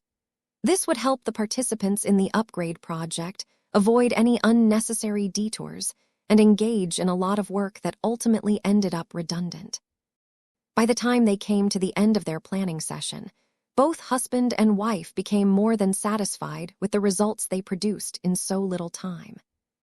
The vastly increased complexity of the high-tier version of the Dark Zephyr did not hinder them as much as they feared. Both of them were fully capable of designing such a powerful and complex mech in considerably less time it took to design the Lionheart. If neither of us get distracted by too many other design projects, we should be able to complete the Dark Zephyr Mark Roman III project in 4 months, Gloriana optimistically estimated. This should make your cousin Tusa more than happy. I do not think he is willing to be as patient as your grandfather and uncle. 4 months was a difficult target to meet, especially when the upcoming version of the Dark Zephyr required them to redesign virtually everything. Vess did not offer any objections, though. The Dark Zephyr was still a light mech, which meant that it was smaller and contained less design elements in total. Mark Roman III, shouldn't it be called the Mark Roman II? We already upgraded the Dark Zephyr once before, Vess. We upgraded much of its old tech to second-class Heartland-level standards. We also mounted it with grenade holsters. Oh, I don't consider that to be a proper revision. At best, it is just a mid-generation upgrade. It should be regarded as version 1.5 rather than 2.0. I disagree. The two argued for a bit before Gloriana finally managed to get her way. Dark Zephyr Mark Roman III it is, she said with an upturned chin and a satisfied expression. I shall be leading this project. Juliet, Caddies, and you have worked on the original, and I would like the 3 of you to contribute to the design again. Juliet has gone off to EdNet training, Vess reminded her. It will take at least 3 years before she gets back to us again. The same applies to most of our other established lead designers. Gloriana was well aware of this. A mech as important as the Dark Zephyr must receive the attention of a full high-level design team. I do not want to squeeze Juliet's design philosophy out of the picture, but we may not have an option. If they wanted to do a proper job, then it was best if they waited until Juliet came back from EdNet training with a lot of design experience and theoretical knowledge in her head. Yet how could they possibly wait so long? Venerable Tusa would probably grow mad during the long wait.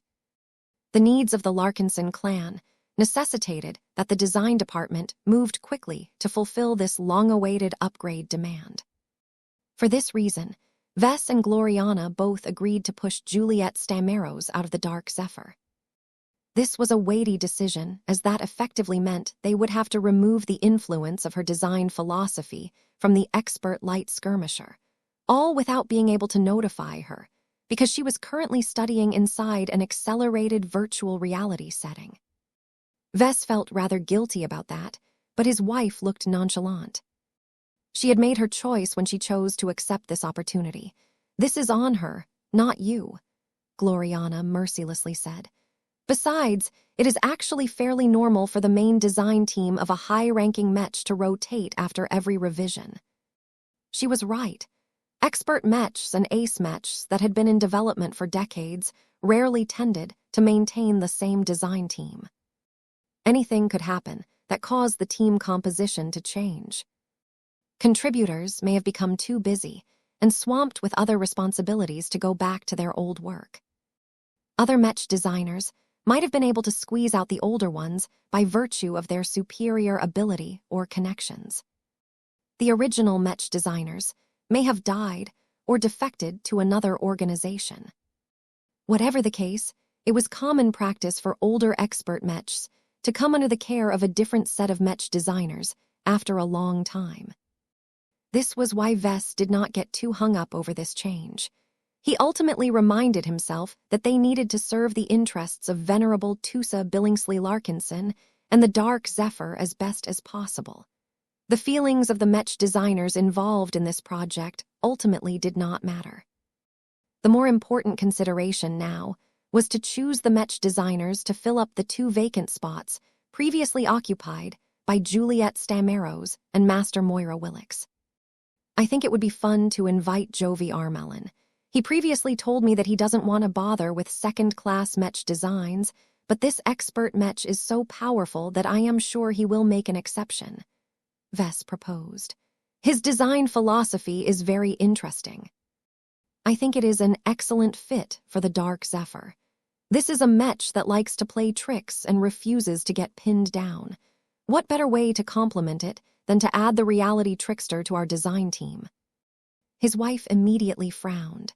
No, the Dark Zephyr is one of our clan's exclusive works. Do you want to leak all of the proprietary secrets of our high-end Mechs? The Mechers will know everything if one of their own is involved. That is pretty much already the case no matter what we do, honey. We still have to stand by our principles. We can upgrade the Dark Zephyr without outside assistance. If that is the case, then we have no choice but to turn to the new recruits, Vess concluded. If we want to complete the upgrade project quickly, then we will have to suspend the acclimation program for the selected journeymen. That should not be an issue as long as I am in charge. I will supervise their work more closely to ensure that they will not deviate from the demands made by Tusa. I am much more equipped to do this with the help of Alexandria. She was right. Vess no longer had any concerns about this issue. Who do you want to add to the design team? Vess asked. We need a mobility specialist, so it is essential for us to bring in Adrian Marceau. He is the youngest of the 25 journeymen, but he has formulated his design philosophy during the heyday of the short-lived Facewater generation. A few of the talented journeymen that came up during the previous Mech generation were quite remarkable. They had centered their design philosophies around the use of Facewater, which meant that they were much more capable of designing transphasic Mech than their older counterparts. Adrian Marceau was a part of this fairly recent wave of journeymen. He developed a class Roman IV design philosophy that was classified as instant combat warping. His work and design philosophy were best suited for highly mobile transphasic Mechs. Being able to work on the Dark Zephyr would definitely be a dream come true for this new recruit. Vess had no objections to this choice. Okay, what about the remaining slot? That depends on what else we would like to add to the Dark Zephyr. 5636 Combat Warp System. It went without saying that the composition of the main design team could have an enormous influence on the outcome of a design project. Right now, Vess and Gloriana were more than cognizant about the fact that the current design team of the Dark Zephyr Roman III was a bit unorthodox to say the least. Vess and Gloriana's design philosophies both improved the expert Mech in unusual and holistic ways. Neither of them focused on improving any basic properties, so there was a lot of room for Mech designers with class Roman II Roman IV design philosophies. They already chose to keep caddies in the mix in order to upgrade the familiar double knives of the expert light skirmisher. They thought about equipping the Dark Zephyr with an axe in order to help the machine break through obstacles faster, but they eventually chose to improve its original armaments instead. I think caddies might find it interesting to apply Stormblade technology to the Dark Zephyr Mark Roman III project. Vess shared his opinion. This should not only increase its effectiveness against transphasic energy shields that Tusa isn't willing or able to bypass, but it can also produce an EMP effect that can speed up the process of disabling large warships. The recently recruited Adrian Marceau had the capacity to upgrade the mobility of the Dark Zephyr. His design philosophy centered around granting Mechs the capacity to engage in warp travel in the middle of combat. The few Mechs that he had managed to design so far all exhibit extreme maneuverability over short distances. The light Mechs were equipped with remarkable transphasic flight systems that were fairly bad at travel over long distances, but excelled at short-range maneuvering. Adrian Marceau's prior work is interesting, Gloriana said. His co-developed combat warp system has plenty of shortcomings. It is energy hungry, inefficient, and has a low warp factor. More generic transphasic flight systems can allow Mechs to traverse longer distances considerably faster at a lower cost. Is it truly a wise choice to sacrifice the Dark Zephyr's long-range traversal ability in exchange for superior performance at shorter distances? Vess shrugged his shoulders. There are pros and cons to both options. I believe that integrating the Adrian's combat warp system into the Dark Zephyr leads to a better fit. Don't forget that a light skirmisher is already really fast in general. The already high acceleration of the Dark Zephyr will partially compensate for the limited warp factor, thereby making it so that Tusa doesn't have to wait for an eternity to reach the opposite side of the battlefield. Gloriana frowned. The Dark Zephyr will have to spend considerably more time to close the distance to the enemy. This can give the opposing side up to a few more minutes of grace. That is more time for them to attack our mech without being assailed by a powerful expert mech at close range. That is true, but I think the benefits more than make up for this shortcoming. The combat warp system promises to generate warp bubbles almost instantly, allowing the Dark Zephyr to quickly change direction and traverse short distances in an unpredictable manner. The warp bubbles are also stronger and a bit more resistant against warp interdictors and space suppressors. Vess liked this combat-oriented design application a lot because it enabled the Dark Zephyr to strengthen its best qualities even further. The Dark Zephyr had made a name for being the most elusive and difficult to hit Mech in the Larkinson army. Combined with the living expert Mech's resonance abilities, a lot of enemies had wasted their firepower in vain when they sought to wear down the defenses of this untouchable machine. However, the Dark Zephyr was not completely able to ignore the vast amount of gun batteries that a bunch of enemy warships could bring to bear. The expert light skirmisher's ability to fool the sensor systems of enemy vessels became a lot less effective at closer ranges. In addition, the greater the concentration of fire, the harder it became for the Dark Zephyr to dodge every attack. The combat warp system promised to make it a lot easier for Tusa's expert mech to counteract saturation fire by drastically increasing the living mech's maximum evasion range. The Dark Zephyr will become the ultimate duelist and guerrilla fighter if we go through with this adaptation, Vess eagerly said. He can outmaneuver any high-ranking mech or face fighter in a dogfight, and he can also approach heavily armed warships with greater confidence. So far, there is only one expert mech in our clan that can pursue ultimate maneuverability. I think this capacity perfectly matches the current character of Tusa's mech. Gloriana did not disagree with that assessment, but this was not a choice that they could make lightly. I hope that Venerable Tusa will be able to advance to ace pilot soon, because the Mark Roman III will not be able to supply enough energy to maintain the activity of the combat warp system for long. Each fast displacement attempt will consume a large amount of energy. It is still difficult for us to expand the energy reserves of a light mech, since there is so little space for additional energy cells. We should just trust Venerable Tusa to manage his energy reserves. He's not an idiot. Every light mech specialist is proficient in managing the limited resources at his or her disposal. The combat warp system doesn't have to be used to its full potential all of the time. After they figured out how Adrian Marceau's contribution would alter the characteristics of the Dark Zephyr, they needed to find another candidate to fill the fifth and last slot in the main design team. This was a difficult consideration. We can choose to amplify the Dark Zephyr's strengths or mitigate the expert mech's obvious vulnerabilities, Gloriana said. The Mark Roman III defenses will not be high if we proceed according to our current plan. I would have been inclined to add Sarah Voikin or Beatrice Hendricks to the design team if they were still available.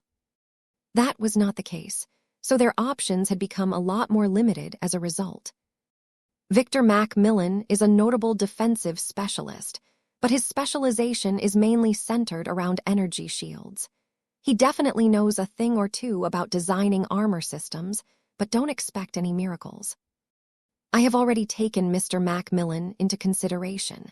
He is not a good choice for this design project.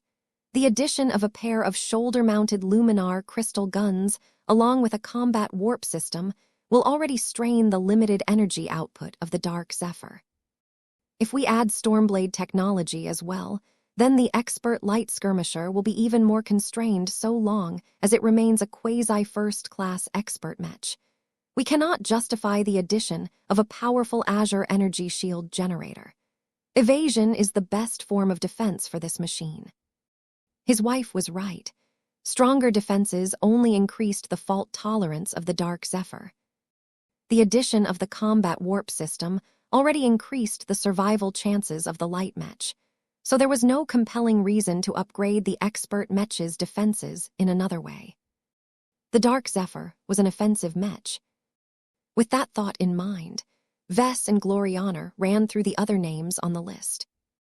Vess quickly settled on a specific individual. Ariana Rue, the ECM specialist. Vess nodded. Yes, the Dark Zephyr already utilizes ECM systems to make it harder for enemies to hit the expert mech. Its resonance abilities can produce related effects.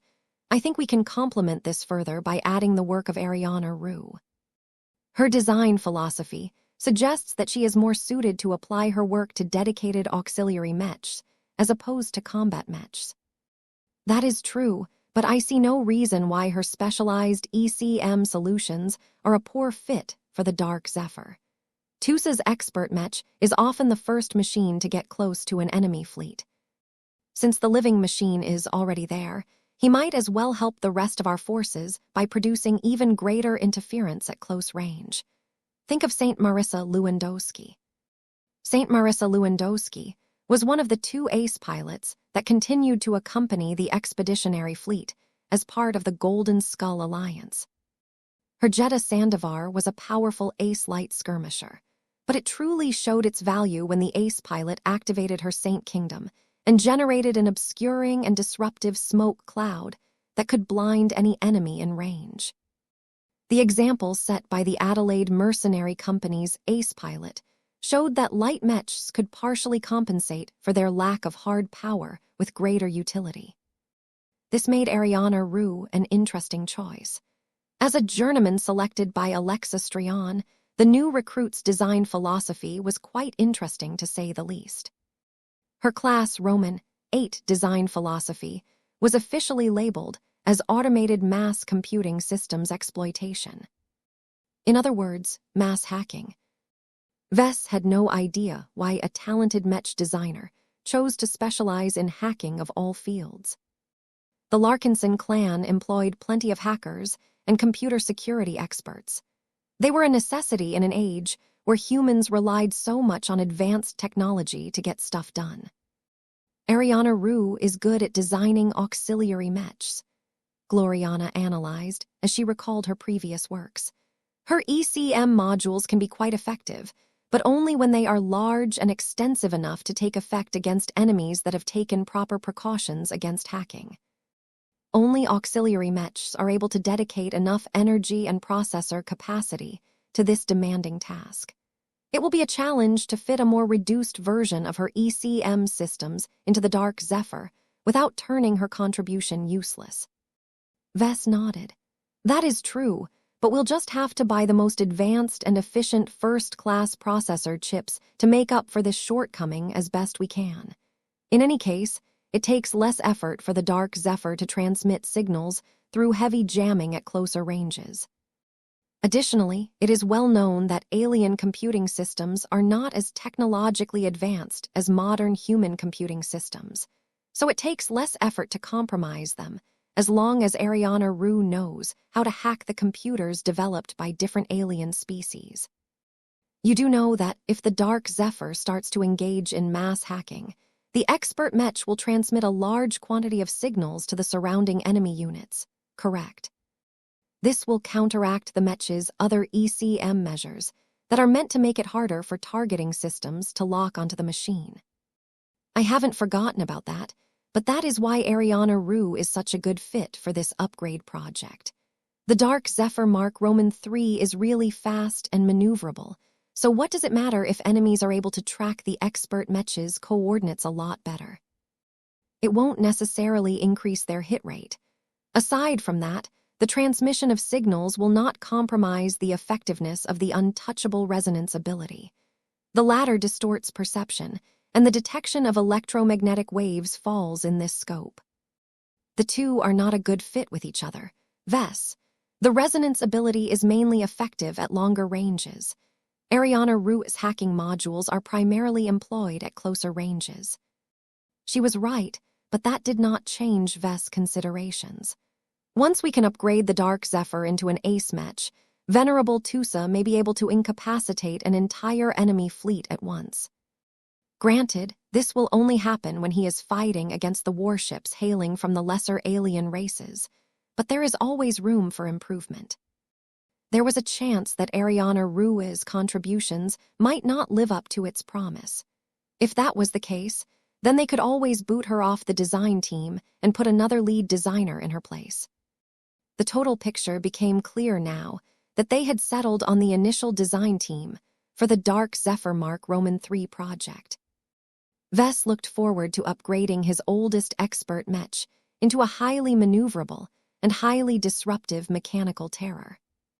5637, Talk with Tusa. Just as Vess and Gloriana anticipated, Venerable Tusa became ecstatic once he learned about the Dark Zephyr Mark Roman III project. Though he did not anticipate the addition of the combat warp system and a dedicated mass hacking module to his expert mech, Tusa was open-minded enough to understand the implications of these additions. I can see how better maneuvering and strong hacking abilities can increase my survivability and impact in battle. But are you sure the Dark Zephyr can keep all of this fancy tech running? The expert pilot questioned. To be honest, you will have to make a lot of judgment calls on how much power you want to allocate to these high-tech systems. Vess honestly replied. I highly advise against running all of them at full power all of the time. You will have to get accustomed to entering into battle with the mindset of only using the right tools for the right job. If the opposing units are not that good at tracking your mech with their weapons, then it is better to keep the combat warp system at low power. If you are fighting against Pulmar warships that are known for their relatively powerful computing systems, then it isn't worth the effort to hack the alien modules. Tusa's projection nodded. Understood. I can deal with that. I have been fighting for too long without enough options at my disposal. It would hardly make sense for me to complain about having too many ways to fight against our enemies. It will get even better if you manage to advance to ace pilot in the near future. Vess grinned. My wife and I will try to stuff as much powerful tech into the updated design as possible, but we cannot go too far. Those considerations will go away as soon as you break through. Not only will you be able to control much more powerful technologies, but once we start to integrate proper first-class tech into your new ace mech, we can put a much more potent power reactor inside your machine, especially now that budgets have become less of a constraint than before. You will go from wandering through a withering desert to relaxing in a nice oasis.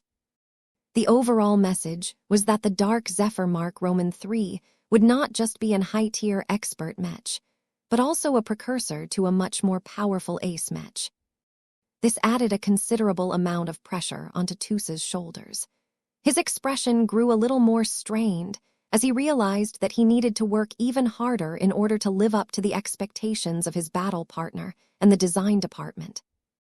The more time he spent as an expert pilot, the longer everyone else had to wait for the Dark Zephyr to unlock his greater potential. Given the kind of opponents that the Larkinson clan were fighting against these days, Tusa felt more and more that only ace mechs possessed the individual agency to fight against huge alien battleships. Seeing the Jeddah Sandovar and the Royal Jeem defeat one powerful enemy asset after another had made Tusa feel more inadequate than ever. After Vess had conveyed a summary of all of the important design characteristics of the upcoming version of the Dark Zephyr, he began to inquire about other matters. How is your battle partner doing these days? Is he happy? Not really, but you know why. I am sure you can make him happy again by applying your promised upgrade. How many ascension runes has he accrued? He has 12 of them now, Tusa said with a smile. We have put all of the new ones into the path of the Wind Dancer. Together with Trisk and Blackwing, we managed to streamline my ability to bypass transphasic energy shields. It is not as exhausting to pull off this move than before. I can sabotage more alien vessels in a single battle now. If the Mark Roman 3 can make it easier for me to free myself from the shackles of reality, then that would be great. I already have a few ideas on how I can facilitate this process. Your ability is absolutely powerful, and I have no intention of neglecting it. I want to make it so that no obstacle can bar your passage. From what Vess could ascertain, Tusa's iconic leap of true freedom was based on the concept of freedom. Freedom happened to share a certain relation to the wind element. As long as Vess integrated strong wind-attributed hypers into the Dark Zephyr, the Mech should not only become a lot faster, but also make it a lot less strenuous for Tusa to activate his strongest ability. What is the mood among the fleet? We're doing pretty well. When you left the expeditionary fleet, more than a few people thought that you had chosen to abandon us, but not many Larkinsons feel that way anymore. We are continually amazed whenever we hear about your new successes. Our Mech pilots have just begun to try out the Fae Fianna, and they have already started to fall in love with them. If your other hyper Mechs are just as good, then the troops really cannot wait to upgrade their old machines so that they can finally enjoy the benefits of hyper technology. They won't have to wait too long. My wife and I have already set a new plan after we have expanded the design department. If everything goes as planned, it should only take about 2 years to completely update our entire Mech roster. Vess promised. We will hold you to that. I heard that you have already completed an upgrade to the Transcendent Punishers. When will Ilvain's eye be able to pilot the upgraded Mechs? Their firepower is not bad, don't get me wrong, but more and more forces are starting to deploy hyper versions of their heavy artillery Mechs. Tell the Ilvainans that they don't have to wait long at all. Vess quickly replied. I plan to fabricate the initial copy of the Transcendent Punisher Mark Roman 3 very soon. Once I have confirmed that the new Mech has properly integrated its additional design spirit, I will clear the spirit of Bentheim to begin the exhaustive upgrade process. Given how much work it takes to upgrade a single machine, it will probably take a while to complete this process. Our manufacturing complex in Davut will try to pitch in as well. Commander Mellon will be happy to hear that. He's been waiting for this for a long time. I heard that once the updated Transcendent Punishers becomes available, he will resign from his position as a Legion commander and fully turn his attention to piloting Mechs. Vess raised his eyebrow when he heard this piece of gossip. Is Town Mellon struggling to fulfill his duties as a Legion commander and an expert candidate? He is. He has learned a lot about the bigger picture and what it takes to run a Mech Legion, but it's clear that he isn't really suited to lead anything. I think he will finally undergo apotheosis if he can go back to basics. He expressly spent the last year on recruiting more command personnel and expanding the staff of his Mech Legion. He also put a lot of effort into bringing up Commander Derek Cronon, who currently serves as his deputy. What do you know about Derek Cronon? Not much. He's a former citizen of the Ilvain Protectorate, just like Commander Mellon, so they are alike in many ways. It doesn't really matter because the Eye of Ilvain has a lot more personal than before. It is already able to run on its own at this point. I see. Vess personally felt it was a shame that Town was unable to maintain his leadership position, but maybe it was for the best. He just hoped that the poor expert candidate did not feel as if he had wasted the years he spent as a leader. How is your wife Rania faring? She's busy. A lot has been happening since the start of the Age of Dawn. She is spending so much time aboard the Dragon's Den that I have been seeing her less and less. She's a lot happier than before, though. The Larkinson Biotech Institute is making so many interesting discoveries that a party takes place over there every week. Director Ranuaden Larkinson kept Vess regularly appraised with her reports. Due to the unique capabilities of the Larkinson clan, the LBI adapted particularly well to changes wrought by exotic radiation. It should not take too much time for the LBI to complete enough innovations to run a profitable business. The hope was to turn the Larkinson Biotech Institute into the second or third economic pillar of the Larkinson clan. Vess talked a bit more with Tusa about the state of the expeditionary fleet. The more Vess heard about what went on over there, the more he grew nostalgic about the time he spent among the Larkinsons. Though there were certainly advantages to living in the new Constantinople system, Vess possessed a restless heart. He still craved adventure. "I need to go now, Tusa. It has been nice talking to you. Rest assured that we will try to complete the upgrade project as soon as possible. You should be prepared to take a trip to New Constantinople in order to initiate the actual upgrade process. I can't come to you, so you will have to come to me instead." The expert pilot nodded. "I already had a feeling that would be the case. I won't mind a vacation." Once the call came to an end, Vess went back to performing his other duties. Gloriana invested most of her attention on supervising the new recruits and laying the groundwork for the Dark Zephyr Mark Roman III project. She had also begun to explore the upgrade possibilities for the other expert mechs of the Larkinson clan. Fortunately for the likes of Venerable Deci and Venerable Joshua, unending alloy was a form of hyper-material, so the First Sword and the Evertshanger were already technically hyper-mechs. The problem was that the expert mechs clad with unending alloy did not fully utilize its potential. After all, back when Vess still regarded unending alloy as a prime material, he did not have access to an entire civilization's worth of study and technological accumulation on hyper-technology. This example taught Vess once again that the power of a civilization was much stronger and more encompassing than the efforts of any single individual. Still, the fact that many of the early expert mechs of the Larkinson clan were basically precursors to hypermechs meant that their performance did not fall too far behind. The Amaranto was just as capable of launching powerful precision attacks from long range as before. It had grown even more powerful due to the gradual strengthening effect of exotic radiation. Vess knew that his wife was eager to launch more upgrade projects, but she did not want to apply too many untested technologies at the same time. The Dark Zephyr could serve as a useful testbed for new technologies that the Larkinson mech designers hadn't been able to integrate in the Lionheart and the Blood Ember Mark Roman II. Gloriana had a big invention in the works, and Vess wanted to refine the technology aspects of the Dark Zephyr.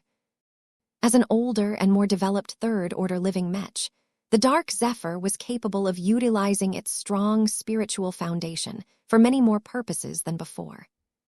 Vess did not have a clear idea in mind yet, but he was ready to explore numerous different directions to find out how to exploit a third-order living mech.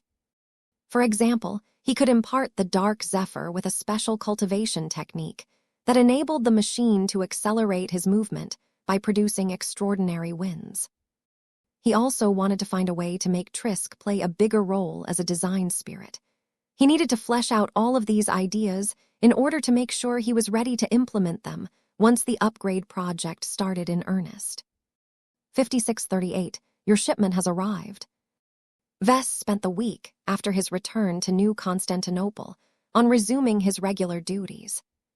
From managing his growing clan's affairs to resuming his lectures at the Eden Institute of Business and Technology, there was always a priority that needed to be addressed. Multiple major developments took place at the same time. The Larkinson clan and the DeVos ancient clan had already explored each other's demands and came close to forming multiple lucrative agreements. The Eternal Vulcan Empire had already dispatched a batch of 10 talented novice mech designers, but they would still take a bit of time to arrive due to long traversal distance. However, the primary reason why Vess did not engage in any intensive or important work was because he wanted to save up his energy. Each day, he waited for a progress report that conveyed the status of a number of important shipments. Vess had no way of speeding up the travel time of the vessels that carried his important cargo, but he could still track the passages and make sure he reached the peak of his condition by the time he finally received his first shipment. "Papa, Papa, can I borrow your flute again?" Aurelia asked shortly after she returned from another day at the Joan DeVos Elementary School. Sure, remember to treat it with care and respect. I know, Papa. The flute is just as alive as Lucky. Meow. The recovering gem cat raised his head for a moment before he went back to nuzzling his head onto Marvane, causing the little boy to giggle. Despite his busy schedule, Vess always made sure to spend at least a few hours every day with his family. His recent absence from his children, along with everything he had experienced during his trip to Bordel, made him value his time with his family even more. His kids were so innocent and energetic that Vess wanted to enjoy these moments forever. Yet it was exactly because they would grow up sooner or later that he cherished this pleasure while it lasted. Sooner or later, Aurelia, Andrast, and Marvane would all grow up and start their own families. Vess looked forward to those days as well, but he would definitely miss the times where he could play with his children without too many concerns on his mind. As the kids continued to play and run around in a private forest that fell within the expansive territory around Diandi Base, Vess began to think about how he should utilize the resources that he had recently accumulated. He had built up a small stockpile of Lucky's gems, the harvested spiritualities of different powerful entities, all manner of strange and useful hyper-materials, and more. In addition to that, the expeditionary fleet also accrued way more alien plunder than the Golden Skull Alliance knew what to do with it all. If nobody was able to make good use of all of the salvage, then the only way to profit from these goods was to sell them in a place like Bordel. He sighed. There is too little time. The current state of calm was illusionary. The Red War continued to intensify, and the transformation of the Greater Beyonder Gate remained on track. Further away from the Red Ocean, an unknowable extragalactic threat steadily moved closer at an astounding pace. How could Vess possibly relax under the circumstances? If he wanted to protect the lives of his children and everyone he cared about in the Red Ocean, he needed to step up and speed up his progress. At the very least, he needed to make use of much of the resources that were currently sitting around and doing nothing. Their potential remained untapped so long as they continued to languish inside his vault and other facilities. For example, he saved up a lot of gems produced by Lucky. A few of them were years old. Vess had almost completely forgotten about them, as there never appeared to be a good opportunity for them to play a useful role. Vess originally intended to save them in case he needed their power in a critical moment. But now that he had separated himself from the expeditionary fleet, he no longer valued this contingency option as much as before. He may as well let go of his restraint and make more proactive use of them. The pilots of Mech that he had blessed would definitely appreciate the additional boosts. His resource utilization might even save a lot of lives down the line. As the days went by, the first major shipment finally arrived. One of the Red Association's courier vessels had devoted much of her cargo space to carrying a large container. When the Mechers finally teleported the large and heavy container in one of the Mech hangars of Diandi Base, Vess went down as soon as possible. His wife curiously followed suit. "You have been waiting all week for this shipment," Gloriana said, as she wore yet another expensive first-class outfit that complemented her appearance nicely. "Will you start right away?" Vess nodded as he eagerly approached and transmitted the codes that would unlock the container. "I will. I especially rearranged my teaching schedule and worked with Gavin to address or postpone every other obligation in the next few days." After the locked container verified and accepted the codes, it soon began to unfold and completely flatten itself onto the floor. A large Mech came into view. Both Vess and Gloriana took in the living Mech that had traveled a long way from the deep frontier. He is called the Zeal," Vess said with a touch of appreciation in his tone. "He is one of the original Transcendent Punishers and has partnered up with Commander Town Melon for a long time. He has already lived so long that he has already evolved into a third-order living Mech. He should have gained the qualifications to develop Ascension runes by that time, but his current version model doesn't contain this innovation. Upgrading him to Mark Roman 3 should address this shortcoming as well as many others. Gloriana looked impressed. So this is why you insisted on delaying the completion of the Transcendent Punisher Mark Roman 3 project. Rather than fabricate a fresh new copy of your updated work, you wanted to upgrade an existing old stalwart instead. That's right. I already had the intention of giving Towns Mech my personal attention. The information that I have recently obtained from numerous sources has only strengthened my intentions of doing the Legion commander a favor. Commander Mellon is one of the expert candidates who has remained stalled for many years. Is that correct? Yes, but unlike with the case of Lainey Larkinson, who wants to strengthen her foundation and wants to attain a more powerful ability, Town Mellon has remained muddle-headed for far too long to make any progress. There are indications that he may have matured enough to find his way and take a step forward, but I want to give him an extra boost by transforming his machine into a powerful masterwork mech just to be sure. Gloriana understood her husband's plan. I see. You want to force his breakthrough by equipping him with a masterwork mech that is more easily able to drag him upwards. Is it not more convenient to subject him to your transcendence glow? That is true. I haven't forgotten about it. I already asked Venerable Joshua to give Town Mellon a powerful dash of the Transcendence glow in the next major engagement of the Expeditionary Fleet. Now that we have entered a relatively stable development period, we have time to design multiple new expert mechs, especially now that our productivity has skyrocketed. His wife frowned. Do not be too liberal with the transcendent glow. I am not too certain whether we can handle the increased workload. Do not forget that we have to keep up with our studies as well. It is better to become a first-class mech designer sooner rather than later. Don't worry about that. Even if I am not actively studying, then my cyborg leg is making sure to engage in continuous self-study. In fact, Vess had access to more incarnations that could help him study a lot of stuff. Vulcan actually mastered a lot of advanced and diverse knowledge, but the problem with his method of learning was that it was not directly transferable. He was still able to consult with his external incarnation and master the principles of high technologies a lot faster. It was like having a private tutor that understood him the best. The two soon turned their attention back to the Zeal. The mech looked as if it was completely dormant, but Vess was not fooled. Every third-order living mech was able to maintain a considerable degree of awareness even when all of their systems were shut down. Zeal, are you ready to receive your long-awaited upgrade? The heavy and imposing six-legged mech began to exhibit a bit of activity. Its large 3 eyes flashed in pure white. "So okay, I guess that means you're eager and happy." Gloriana stared at the Zeal for a few seconds before she suddenly frowned.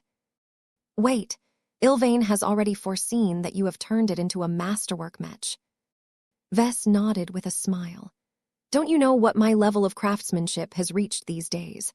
As long as the fabrication run is important enough, I am very confident that I can reach the second rung of Senfaven's ladder of craftsmanship.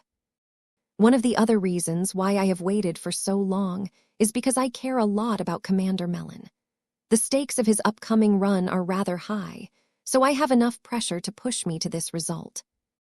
It is better than fabricating a brand new copy of the Transcendent Punisher Mark Roman 3 that will eventually be handed over to a faceless clansman." "I see. That is rather thoughtful of you, Vess. I will help you in order to make sure that you will not disappoint the Legion commander. You only have one real chance of succeeding in this attempt." "Good. Your help will certainly help me finish this fabrication run faster. Upgrade attempts are quite troublesome, and a heavy mech always imposes a greater workload. Just remember that I am in charge this time. The Transcendent Punisher line has always been one of my babies. I adapted many of the design solutions of the Supremo project to the Transcendent Punisher Mark Roman 3. No one else understands this iteration better than myself." Though his wife did not entirely like it, she could not argue against her husband's logic. "Very well. I shall follow your lead, but do not expect me to remain silent the moment you start to lose control and give in to your worst urges.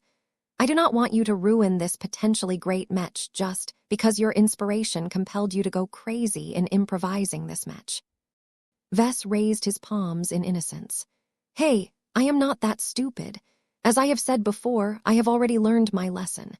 I have actually spent the last few days on developing a custom variant of the Transcendent Punisher Mark Roman III. I need to make sure that the Mechers won't get their greedy hands on the machine as soon as I have completed it. I also want it to cooperate with Town Melon even better." "What? You customized a mech by yourself? Are you stupid? I am a specialist in this field. I am much more proficient in this task than an amateur such as yourself." "There is no need to go all out for a glorified standard mech," Vess retorted. "It is better to wait until Town Melon finally breaks through. Once he becomes an expert pilot, that is when you can design a proper expert mech for him. Until then, it is best to retain the original character of the Zeal as much as possible." 5639. The adaptations of the Transcendent Punisher Mark Roman III. Upgrading the Zeal to a customized variant of the Transcendent Punisher Mark Roman III should not be a difficult task. Vess did not intend to make anything close as powerful or ambitious as the Elemental Lord.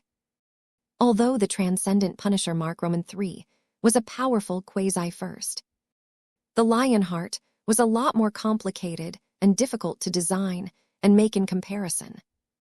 The Transcendent Punisher Mark Roman III may be one of the most important mech models of the Larkinson clan, but it still had to conform to the same requirements as any other mass production machine. Vess was not able to indulge in his desires as much as when he designed one of his high-end expert mechs. Regardless, a heavy mech that not only pushed the limits of second class could still fit a lot of nice goodies. Compared to the recently completed and submitted Supremo project, the Transcendent Punisher Mark Roman III benefited from even more extensive applications of face water technology and hyper-technology. The design budget of the Transcendent Punisher Mark Roman III was around 220 MTA credits, which was 55 times higher than the Supremo project and more than twice as much as the Elite edition of the Fey Fianna. This showed how much the two mech designs diverged so much from each other. They were designed with different target audiences in mind. The recently completed heavy artillery mech that Vess originally designed for Davut had to be affordable for the second-rate state. Not only that, the Davitans were also a lot more reluctant to invest their precious face water into construction mass production models, so Vess had to limit the usage of this strategic resource to the specialized shells of the super-heavy Gauss cannon that exemplified the Supremo project. Vess had no reason to abide by all of these limitations when he designed the Transcendent Punisher Mark Roman III.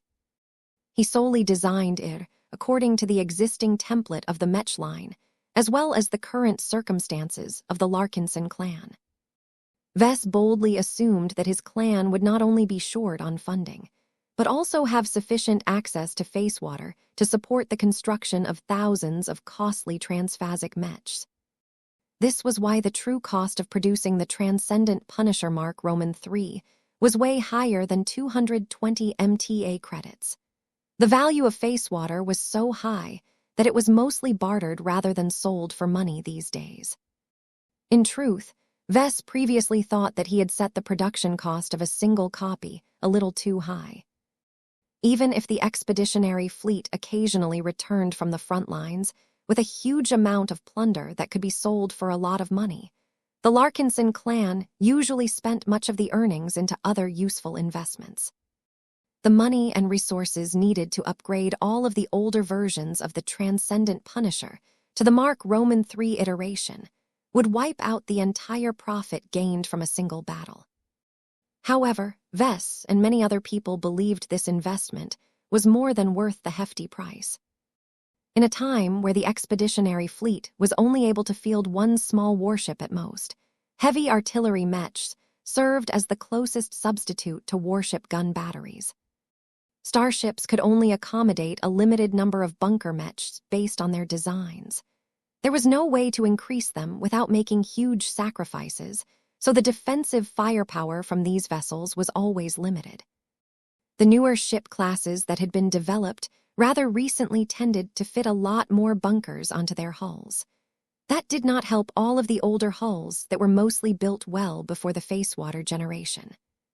All of these constraints meant that if the Larkinson clan could not increase the quantity of Transcendent Punishers protecting its crucial main fleet, then Vess could only focus on improving the quality of each individual machine.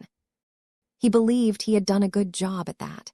The Transcendent Punisher not only encapsulated much of the advice and lessons from Master Decimus Horst, but it also contained a few adaptations that addressed a lot of long-standing complaints. Every major revision and update was another opportunity for a Mech designer to revisit his old work and make corrections.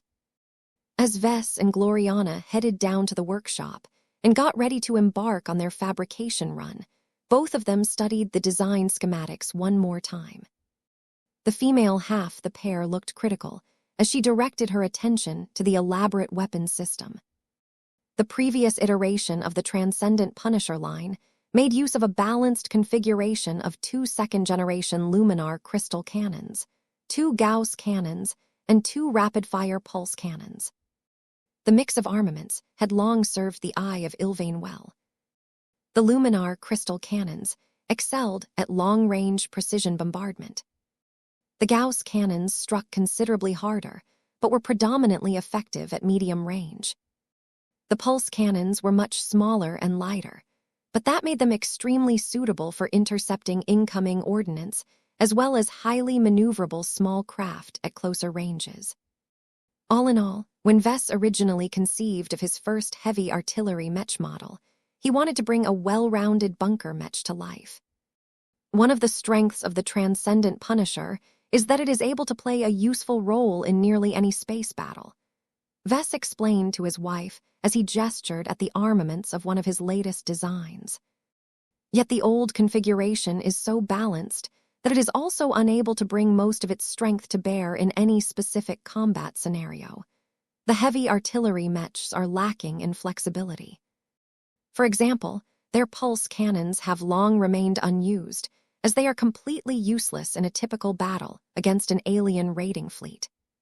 His wife nodded in understanding. That is true.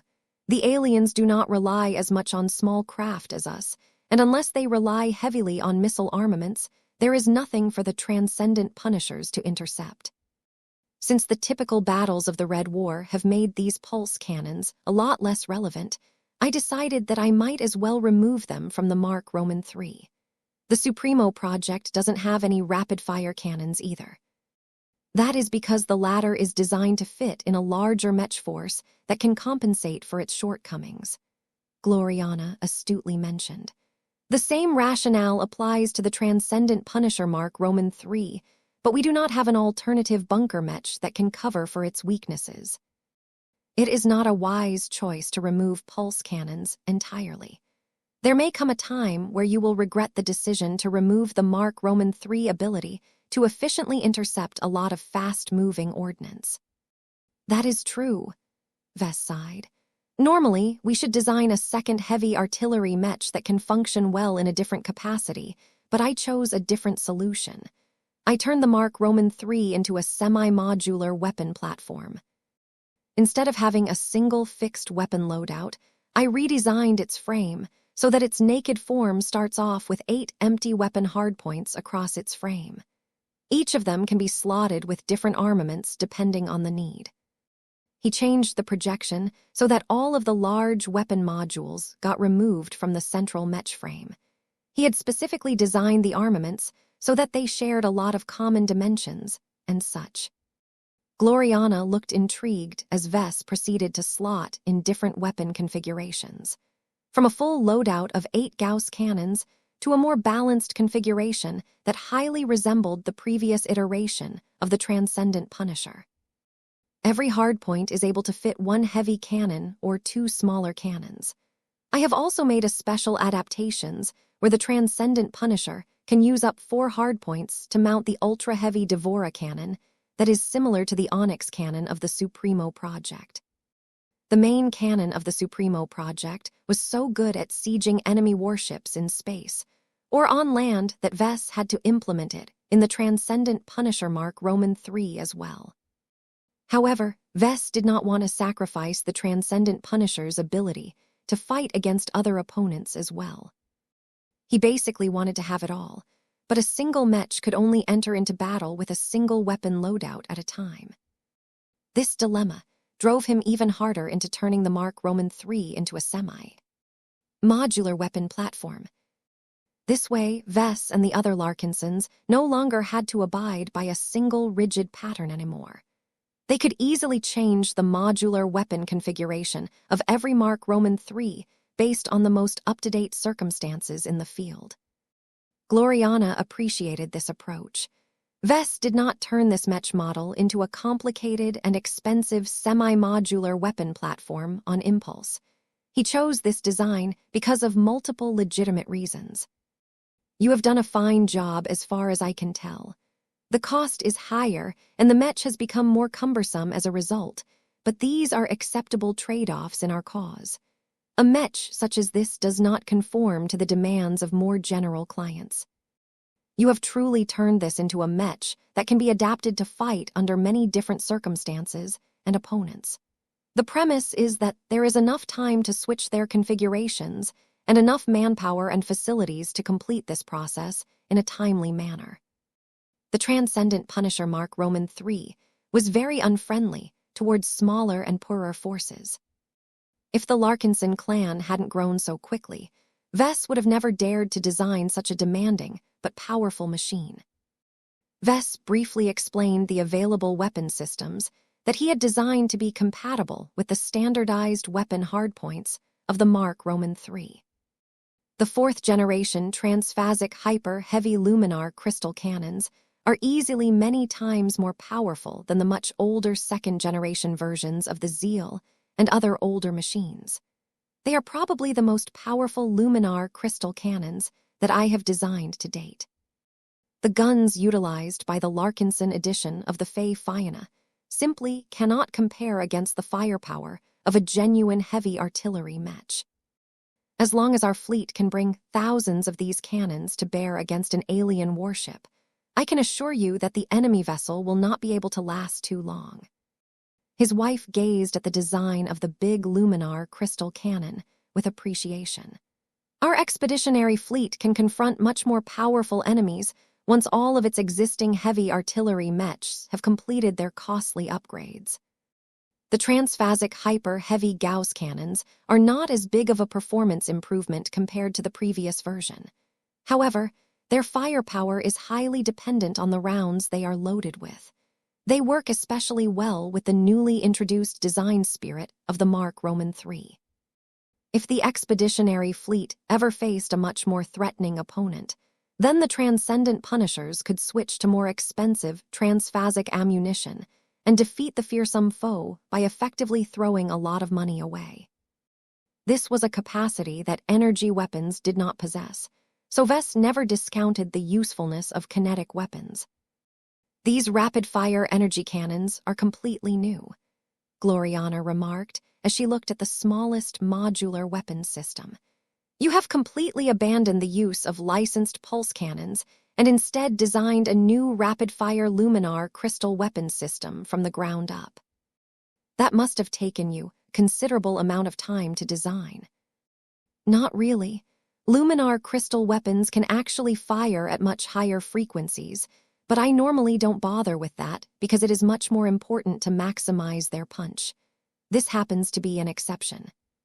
Just because I have yet to design a true rapid-fire luminar crystal cannon in the past doesn't mean I am incapable of doing so.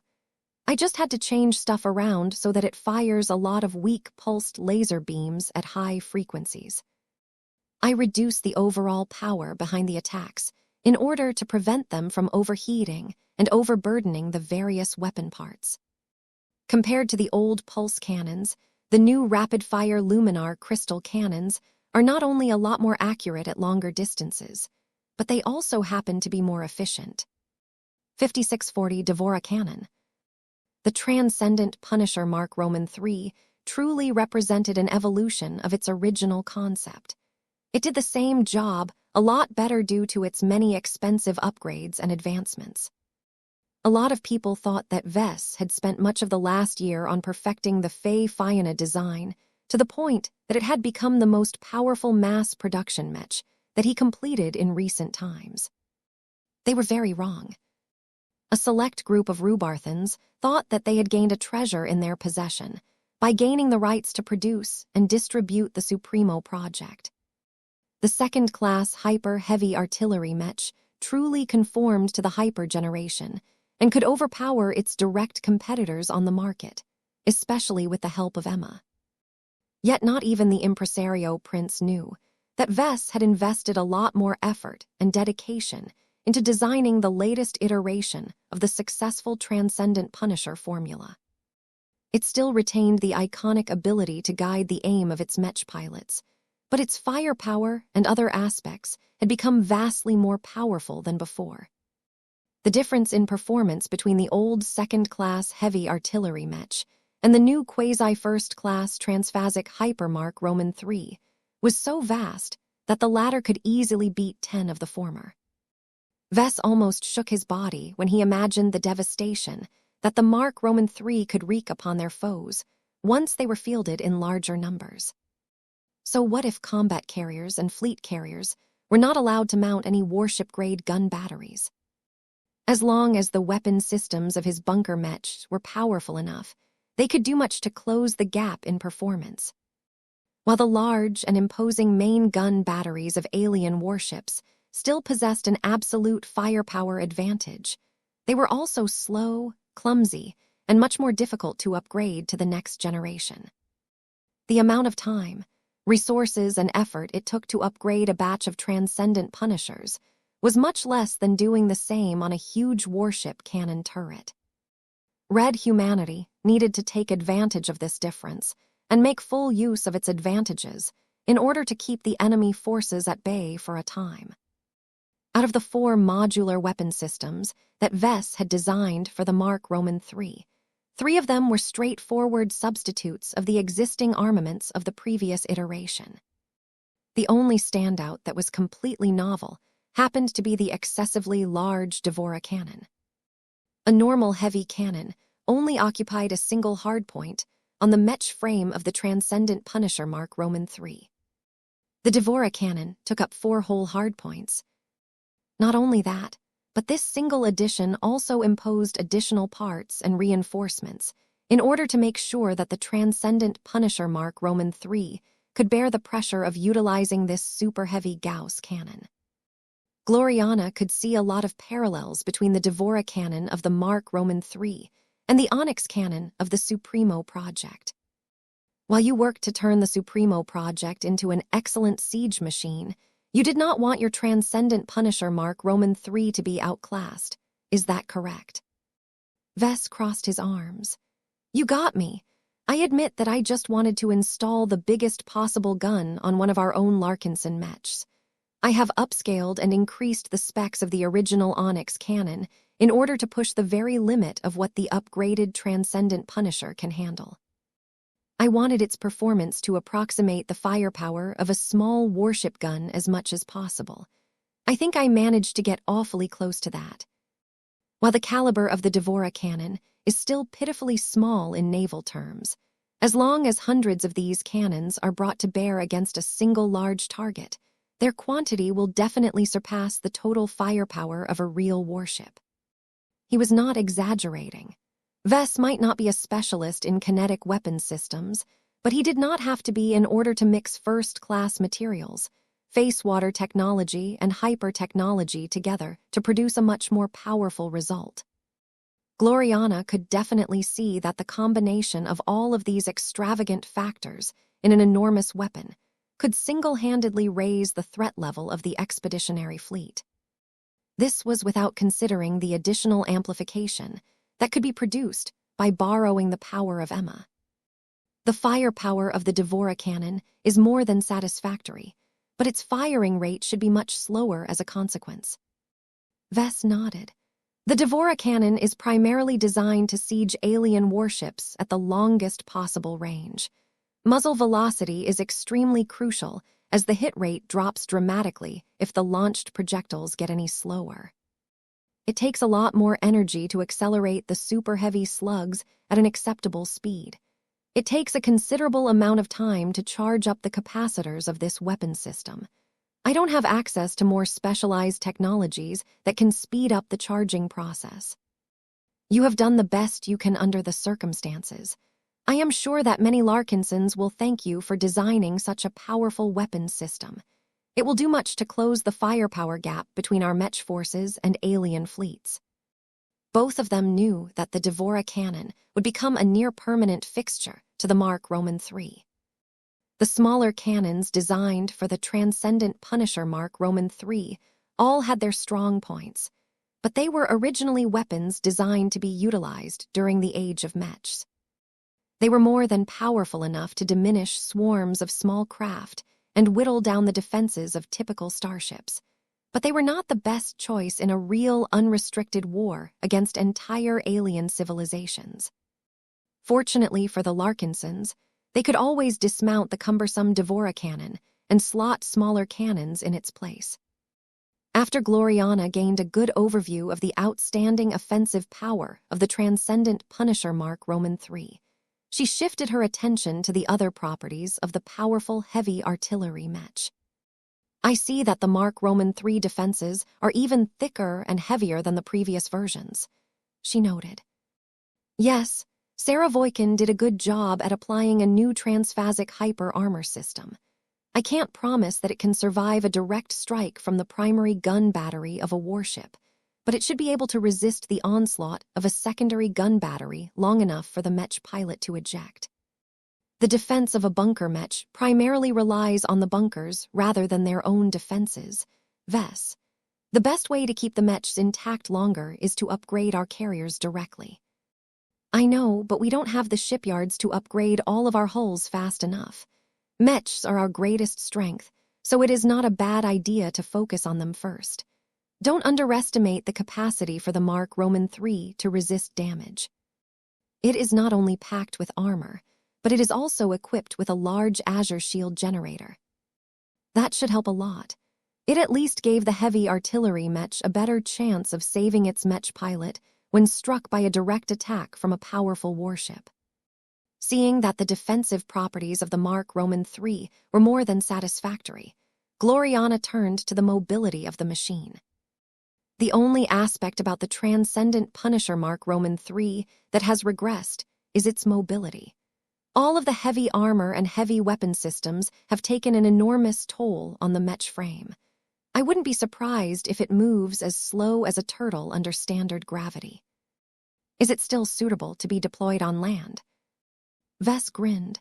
Yes, don't worry about that. It can even fly in space or in the air if necessary.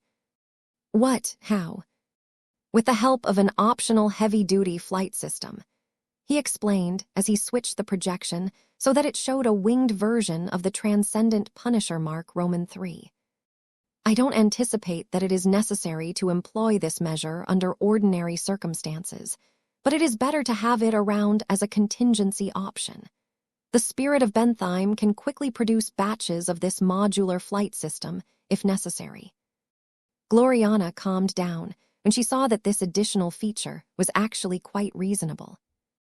This was because the modular flight system occupied 2 weapon hardpoints. I see.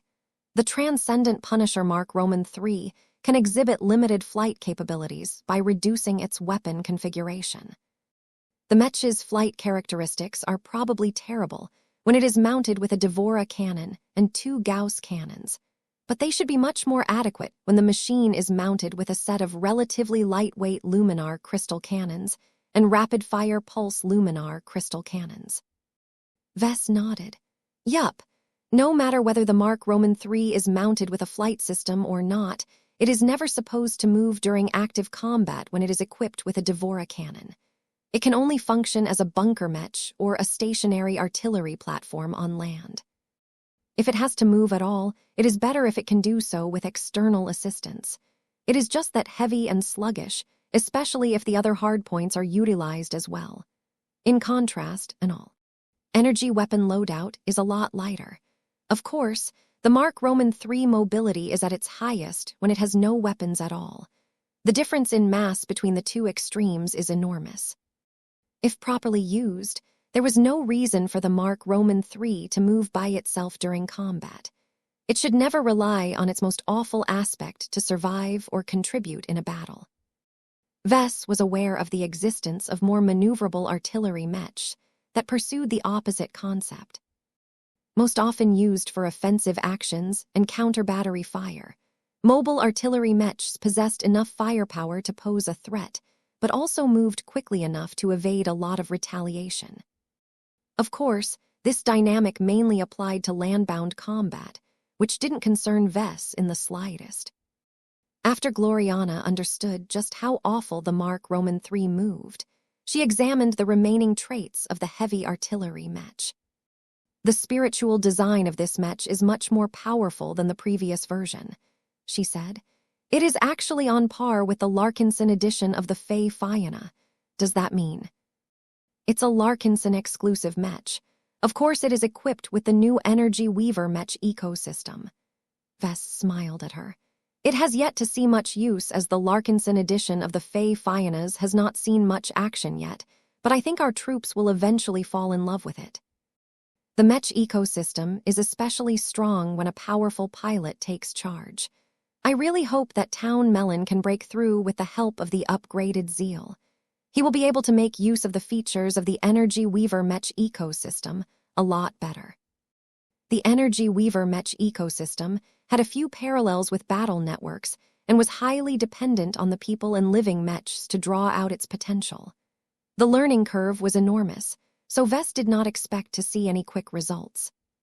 There was nothing much for Gloriana to comment on, as the innovative new mech ecosystem only existed in theory at the moment.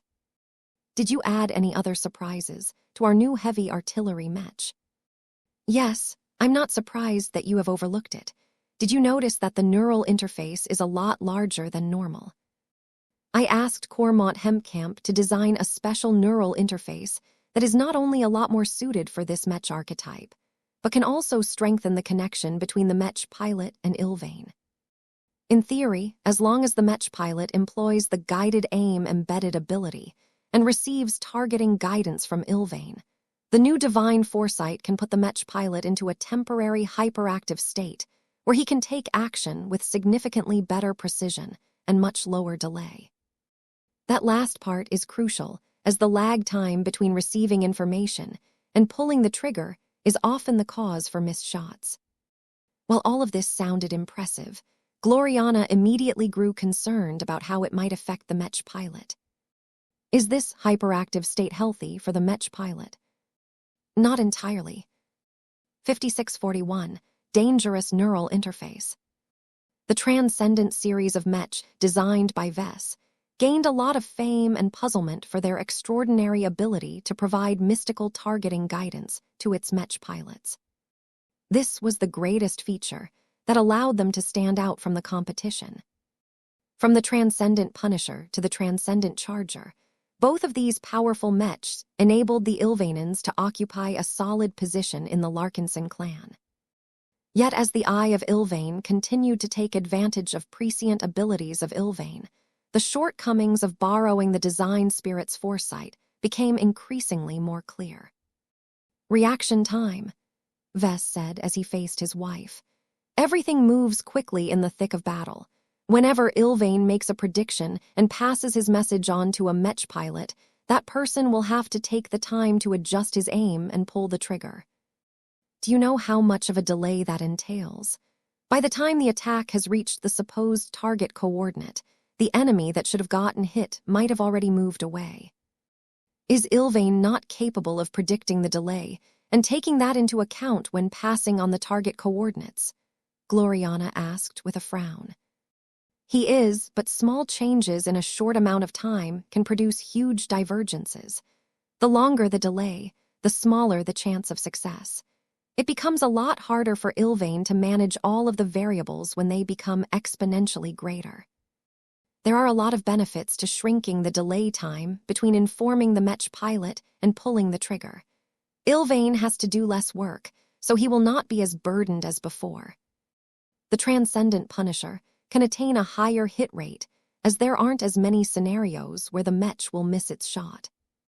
Gloriana frowned as she stared at the Divine Foresight mark, a neural interface designed by the only lead designer, who was able to independently develop these dangerous modules. I cannot argue against the effectiveness of reducing the lag time, but Mechs are meant to serve their Mech pilots. This custom neural interface arguably does the opposite. The brains of Mech pilots are quite sensitive, and they are prone to accelerated wear and tear as they continue to interface with Mechs.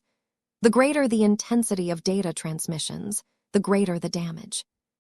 This is an important factor why older Mech pilots tend to lose their effectiveness at a more advanced age. The only way they can forestall this unstoppable decline is if they manage to break through or receive expensive brain augmentations. The negative effects of neural interfaces on the brains of Mech pilots was one of the open secrets of the Mech community. Every veteran soldier noticed how they slowly lost their ability to exchange as much data or maintain a high degree of sensitivity and reactivity as before. Younger Mech pilots may be lacking in experience and wisdom, but they were most often capable of accomplishing extravagant feats due to their excellent conditions. It was therefore crucially important for these lively talents to retain their peak combat effectiveness as long as possible.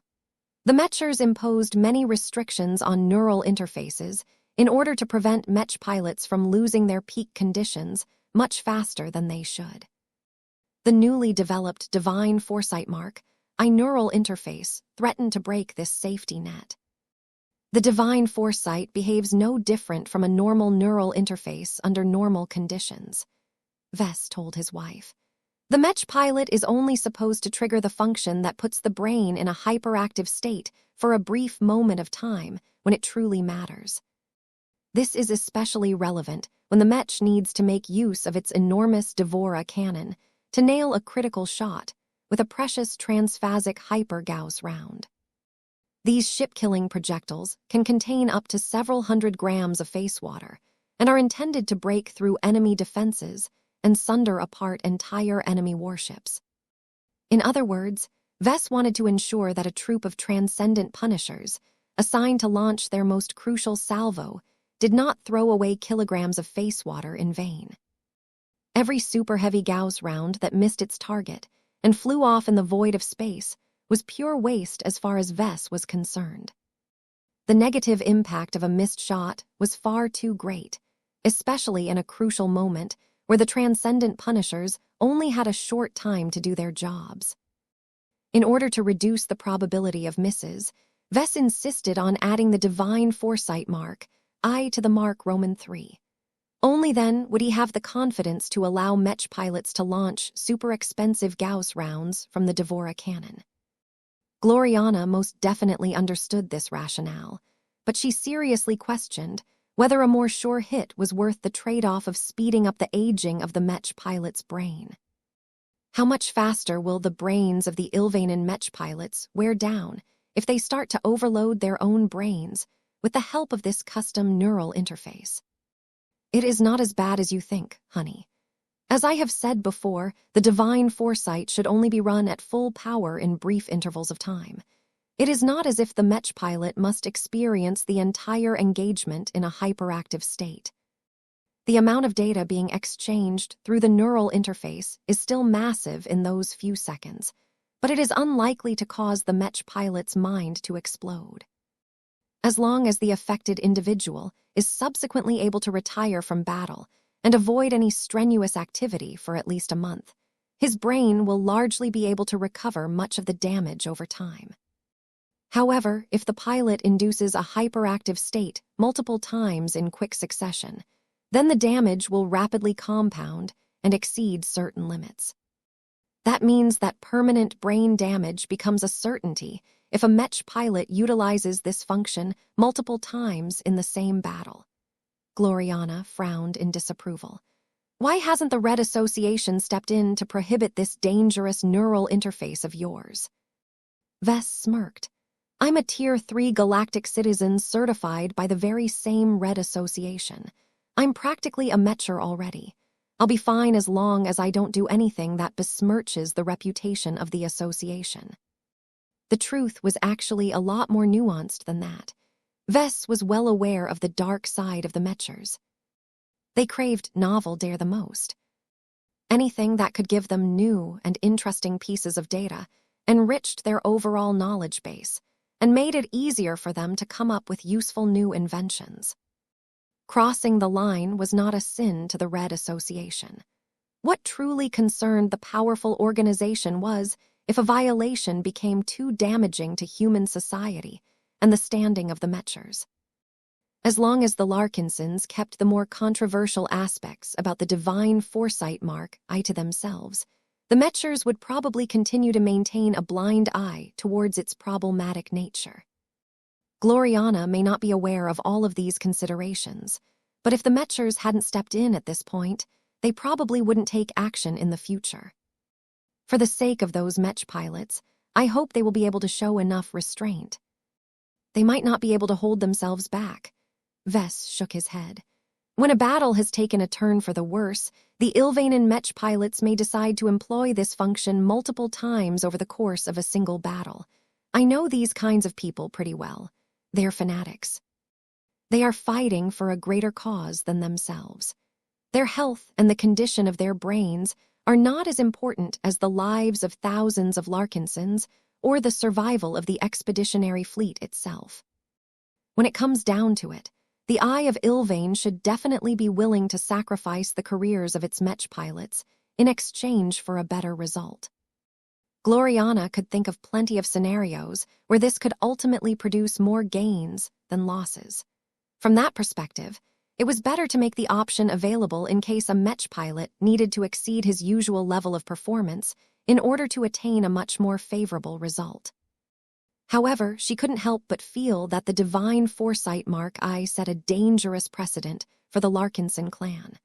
How long would it take before another Larkinson Mech design contained a similar neural interface?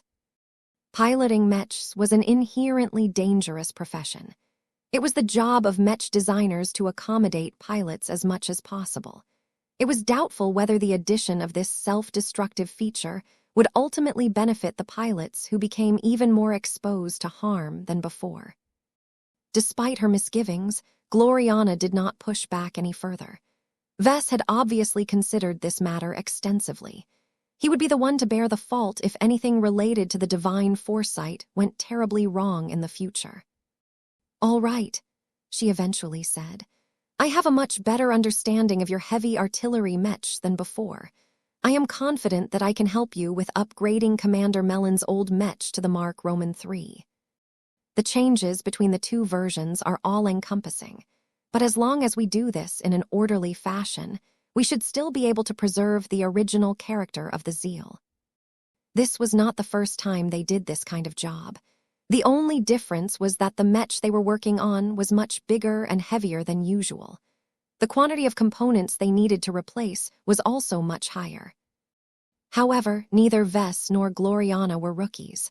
Once they completed their preparations and went to work, they completely fell in sync with each other. Emro. Blinky came out and utilized the living workshop ability to flood all of the parts, materials and production equipment with copious amounts of life energy. Mayao. Meanwhile, Alexandria worked together with Gloriana to form a considerably more optimized design network. The minds of husband and wife came together, allowing them to swap a lot of information as well as emotions to each other. Their teamwork, which was already good under normal circumstances, immediately reached a much higher level with the help of Alexandria's design network. From outward appearances, the two worked as if they had become two sides of the same coin. Both of them had recently become a lot more capable than before. Ves completed his second sublimation fairly recently, while Gloriana just came home with a brand new first-class implant set. By connecting their minds to each other, the two Mech designers benefited a lot more from the answers and second opinions supplied by their partners. The two also worked much faster than before. There was no way to speed up the first-class production machines themselves, but they were already fairly fast and productive when working on relatively simpler second-class and quasi-first-class components. Ves and Gloriana utilized their copious processing power to apply on the spot adaptations faster and prevent too many mistakes from occurring. Neither of the two had many complaints about their output for the time being.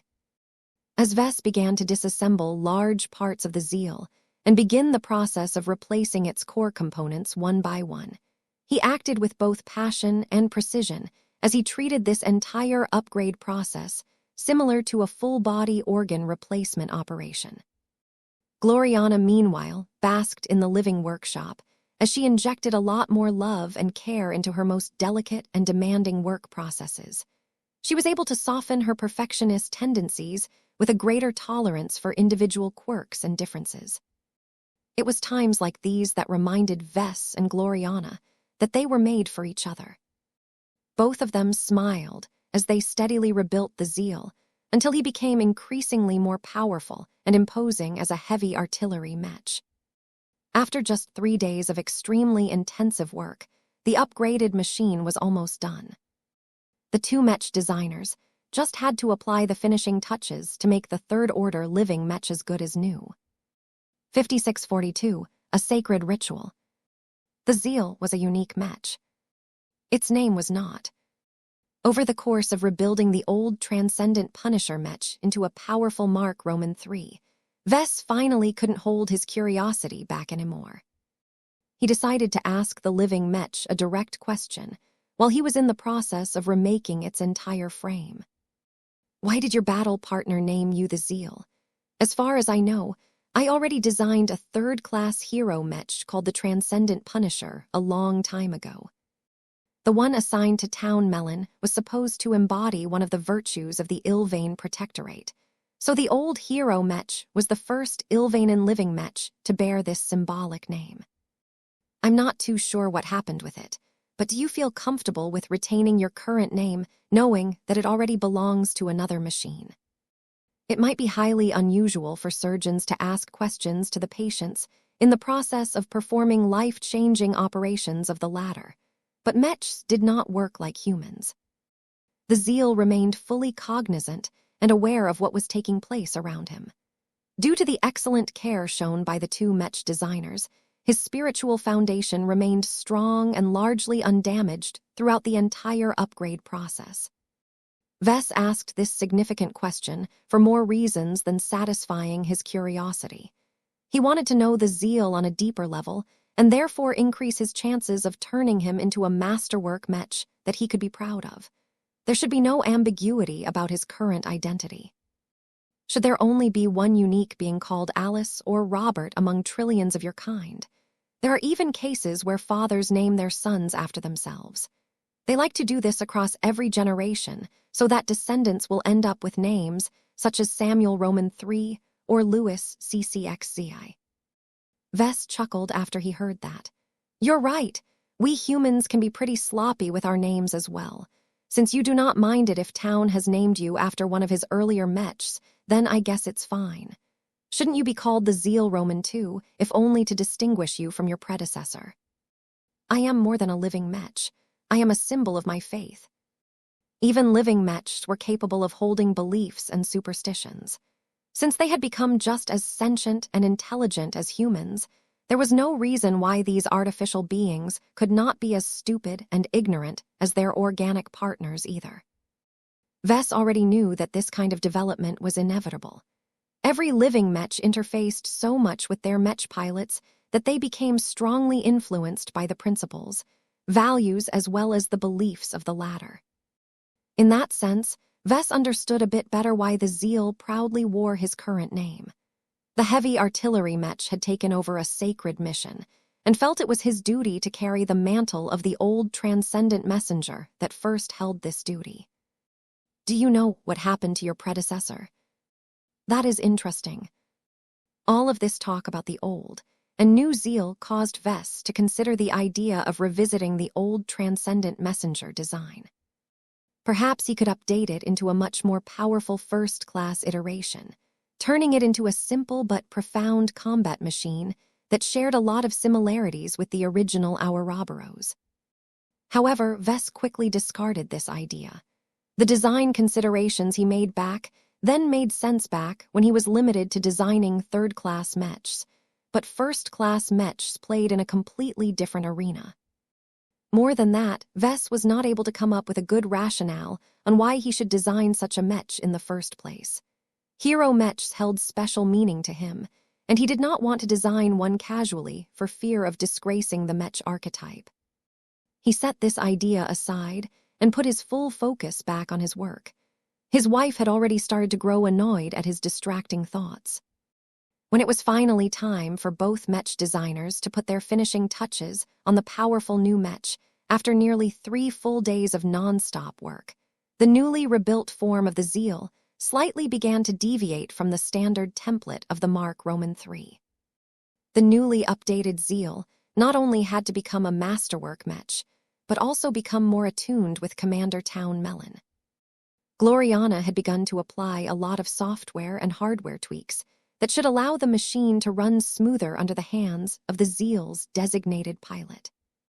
Vess, on the other hand, began to show a bit of artistic flair as he took a big paint brush and began to paint sacred images and symbols onto the fresh white coating of the heavy artillery mech.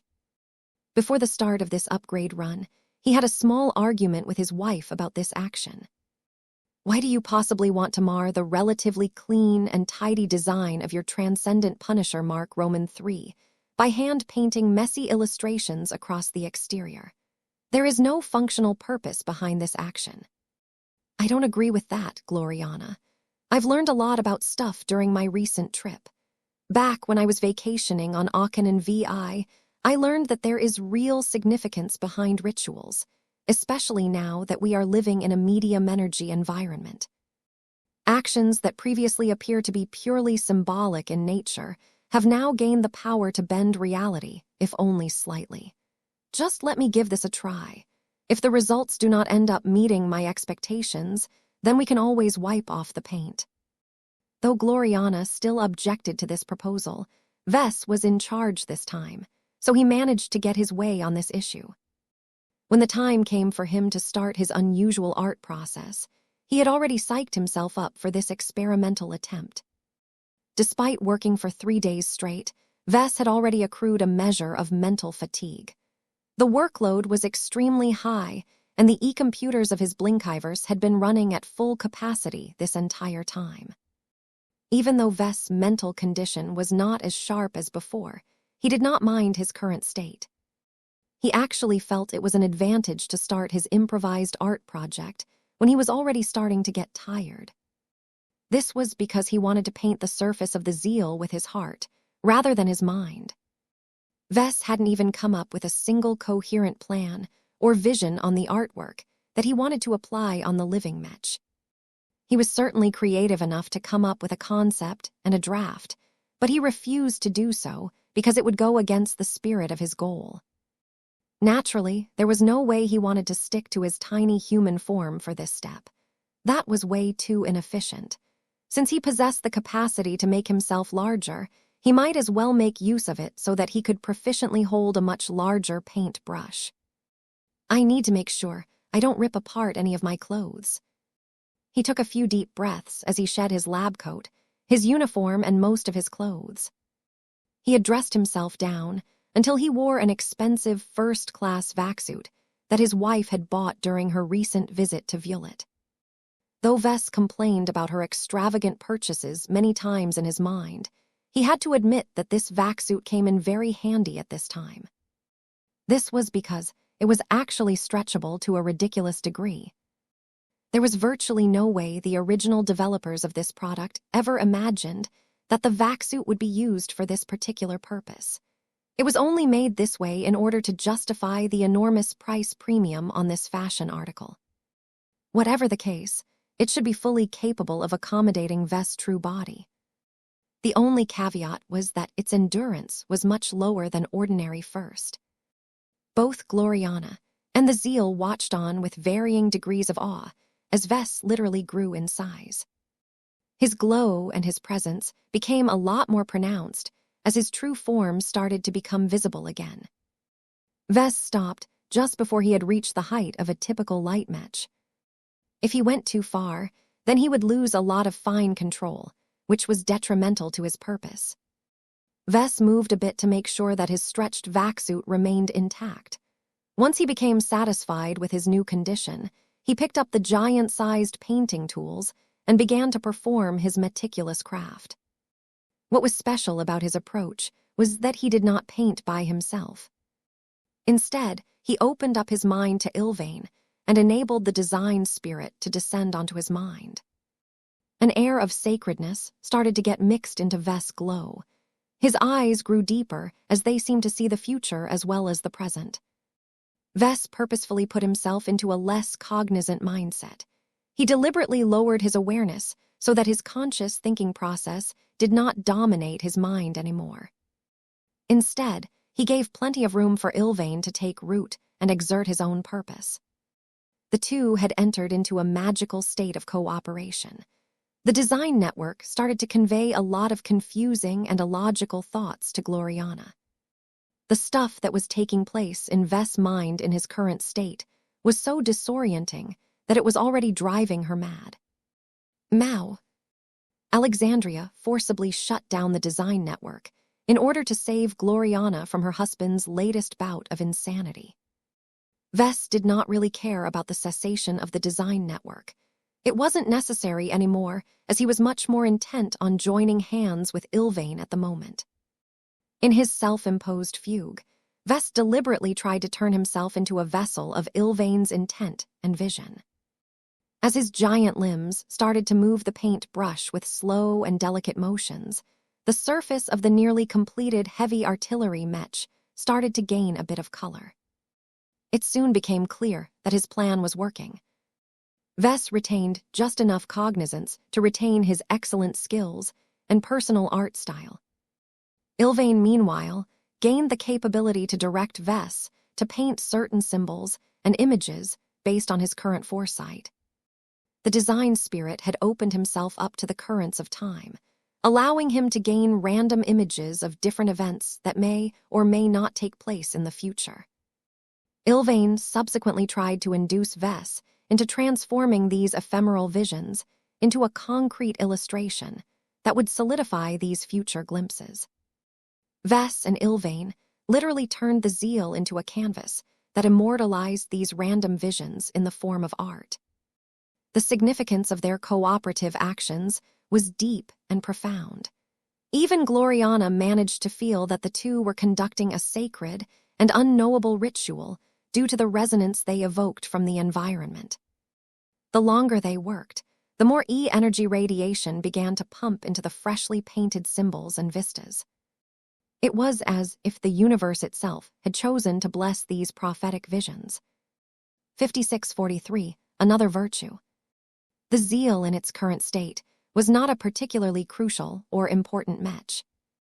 Vest could have decided to update the Zeal to mark Roman 3 specifications with only minor cosmetic changes in order to distinguish the living mech from his standard counterparts. However, it was not in his nature to slack off and take it easy. The moment a work assignment turned into a routine was the moment that Vest would begin to lose his touch as a mech designer. Every serious attempt at fabricating or upgrading a mech compelled him to do better. There were many ways in which he could improve his work and increase the quality of the final result.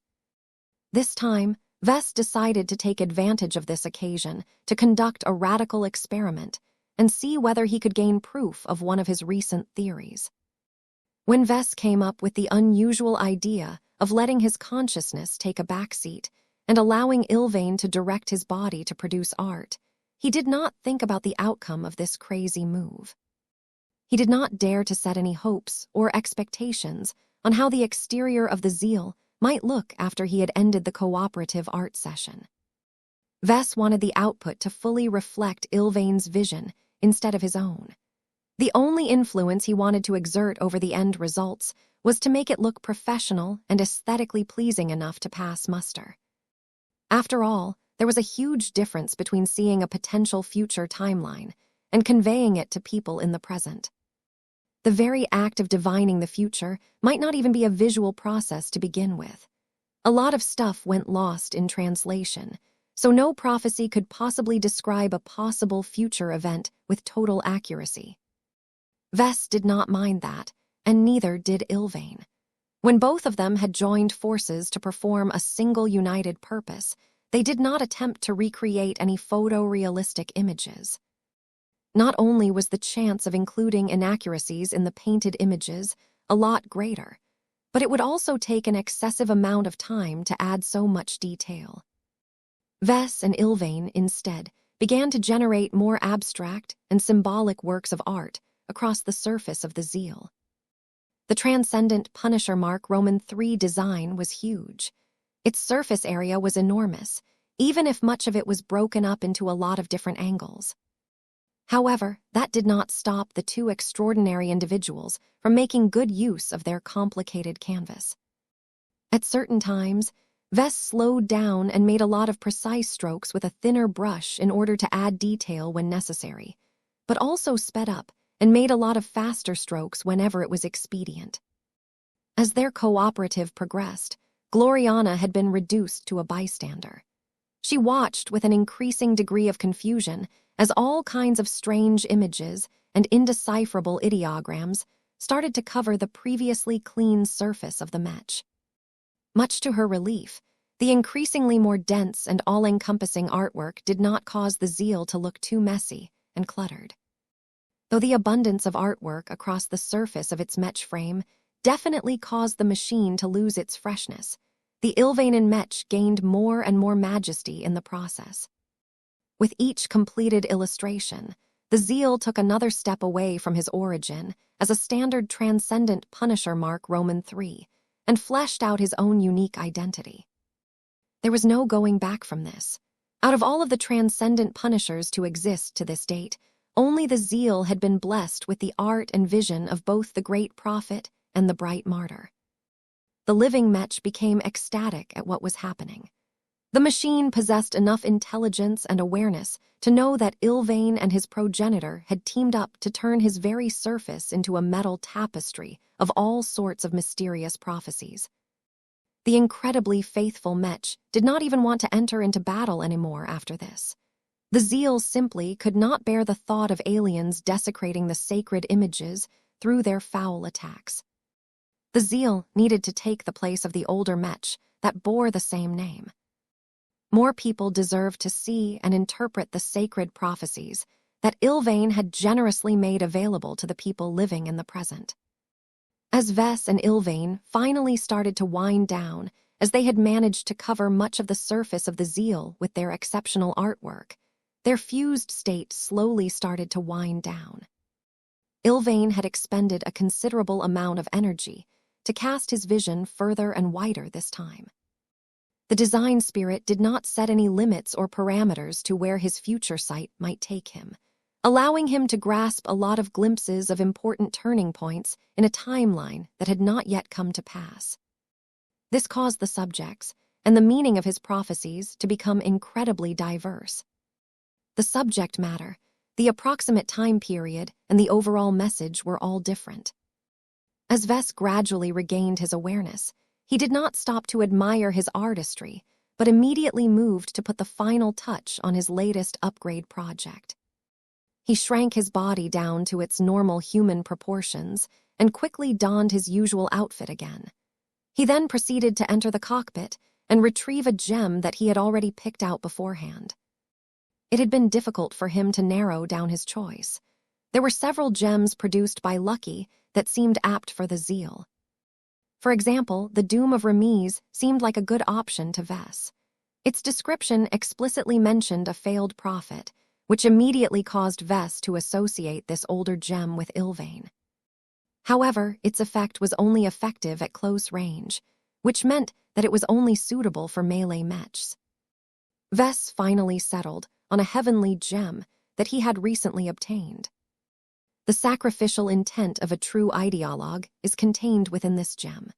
When fully charged, it allows a mech to generate a large weapon construct that can fire a single full-powered energy attack that can bypass all energy barriers and disintegrate all matter. Vess almost did not choose it, because sacrifice was a distinctly different Ilvain virtue from zeal. However, the effect and theme fit the living mech far too well for Vess to dismiss this powerful heavenly gem as a choice. There was no rule that stated that Ilvainanes were only allowed to exemplify a single virtue. It should be natural for the more devoted and earnest among them to exhibit all 6 virtues. This prompted Vess to go through with his decision, without engaging in too many doubts and second thoughts. He carefully brought out a black gem that sparked with random flashes of light. Vess greatly suspected that this heavenly gem encapsulated some of the remnant power and energy of the Dustweaver's sacrificial attack. The power of this gem had to be exceptional, but that made it even more important to put it in the right mech. Vess initially planned to reserve it for a melee mech or a more versatile machine that did not wield any heavy ranged weapons. After all, the final sacrifice purportedly enabled a mech to gain a single-use molecular disintegrator for free. However, his plans could not keep up with the changes. When faced with a powerful heavy artillery mech that could mount the enormous Devora cannon and could borrow the power of Emma, he just had to pair the living mech up with the final sacrifice. As Vess allowed the zeal to absorb the exceptionally powerful gem, he already began to feel the immediate changes induced by the machine. All the prophetic artwork applied to the exterior of the zeal had caused the living mech to become more sacred and holy in ways that Vess could not describe. The blessed artworks that mysteriously generated a subtle form of resonance with the universe, causing them to draw in energies that reminded Vess of divination and other related concepts. The point was that the appearance and the feel of the zeal had definitely caused the living machine to gain an undeniably sacred and even holy demeanor. Yet from the moment that Vess inserted his heavenly gem, the zeal's aura quickly started to change in ways that caused it to gain a more ominous accent. The previously positive and upright demeanor of the zeal steadily began to shift into a more negative and gloomy impression. Though the exceptional heavy artillery mech still retained his sacred character, the machine no longer felt as inspiring as before. Instead, the zeal had turned into an existence that was made to warn others of the grim tidings ahead. Vess grew relieved when he confirmed that the drastic change in demeanor did not upset the zeal or change his nature in an unacceptable manner. He actually appreciated the shift. It not only added a lot of flavor to his work, but also complemented the living mech's role as an overpowering offensive mech even more. The zeal actually began to show a slightly greater resemblance towards the legendary Ragnarok. Just like the famous god Mech, the zeal was able to mount a super-heavy cannon that could fire a hugely destructive projectile blessed with the power of destruction. While the damage potential of these two artillery-oriented mechs diverged enormously from each other, the zeal still had a lot of room for growth. It was not impossible for the zeal to grow step by step until he became a god mech that was just as powerful as the current iteration of the Ragnarok. Vess even had a hunch that he would definitely be responsible for turning the zeal into an impressive god mech, but he did not dare to entertain this notion for too long. Arrogance was the step towards disappointing his expectations for the future. He needed to retain his sense of awe and humility in order to earnestly work towards a better future. As Vess floated outside of the cockpit of his latest completed work, the zeal had already begun a process that Ilvain had already prophesied in advance. "We have made another masterwork mech," Gloriana said in a distracted tone.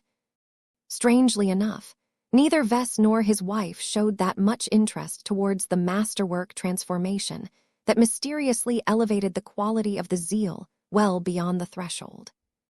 Even if Vess did not add the final sacrifice to the zeal, the heavy artillery Mech still would have become a masterwork. What he did was just a cherry on top. The heavenly gem added a powerful accent to the Ilvanen Mech and caused him to develop an even more unique identity than before. As the enormous heavy artillery Mech rose to a new level of craftsmanship, Vess became slightly concerned whether his odd actions and the heavenly gem might cause the zeal to attract another spontaneous lightning storm. Fortunately, the radical upgrade attempt did not cross any significant taboos this time.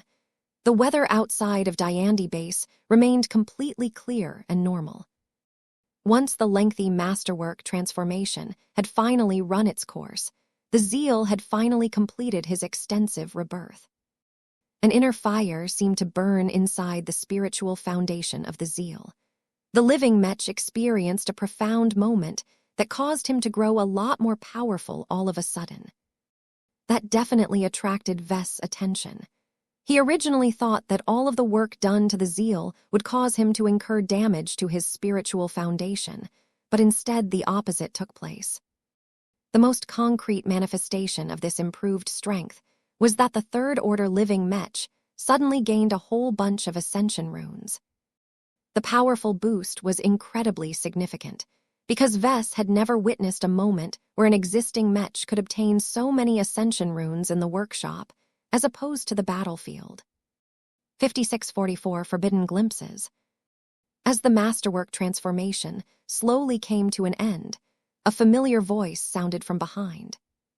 Each time we make a plan, you always find a way to break it. You have outdone yourself, Vess. The association recently decided to reduce the MTA merits awarded to you for each successfully completed masterwork Mech. After all, we have already obtained enough observations of their common properties, so your subsequent masterworks are unlikely to hold much empirical value. This is different. Vess and Gloriana turned around to face Jovi, who had quietly teleported inside the private Mech workshop from the Terrask up in orbit. Neither of the two Larkinson Mech designers showed any surprise at his arrival. He was bound to come after the successful formation of any masterwork Mech, let alone a machine that looked as unusual as the upgraded zeal. While the living Mech basked in his powerful upgrade and his newest mission, the three Mech designers struggled to figure out what had happened. As Vess, Gloriana, and Jovi took a deeper look at the zeal, they clearly expressed more interest towards the prophetic visions on the surface than the technical merits of the Mechs. It couldn't be helped. Even though the Transcendent Punisher Mark Roman III was absolutely a potent transphasic hyper-Mech, the many vague and bizarre illustrations that Vess had spontaneously painted by obeying Ilvain's instructions might hold even greater meaning. Gloriana frowned a bit as she tried to make sense of the prophetic visions that clearly overshadowed her latest masterwork Mech. She understood why Vess and Jovi developed a fascination towards the illustrations. Through the mysterious ritual conducted by Vess and his design spirit, the prophetic visions seemed to gain extraordinary weight. The E-energies gradually pouring into them seemed to validate the events depicted by the images and protected them to an extent. It conveyed the impression that the prophecies foretold by all of the spontaneous artworks somehow managed to resonate with a far greater power than the likes of Ilvain. Perhaps a normal Mechers might dismiss all of these manifestations as tricks or superstitious stagecraft, but Jovi was different. He knew Vess well and was open-minded enough to consider the theory that much if not all of these strange visions may come to pass one day. The biggest reason why Jovi was willing to take this possibility into account was because he happened to possess a certain degree of comprehension towards future probabilities. His companion's spirit dove out of head and stared at the freshly upgraded masterwork Mech with a mixture of awe and dread. The eye of Providence sensed that the Mech had touched upon so many different destinies that the translucent floating eyeball shuddered in fear the more it looked at the painted illustrations. ZSSSS.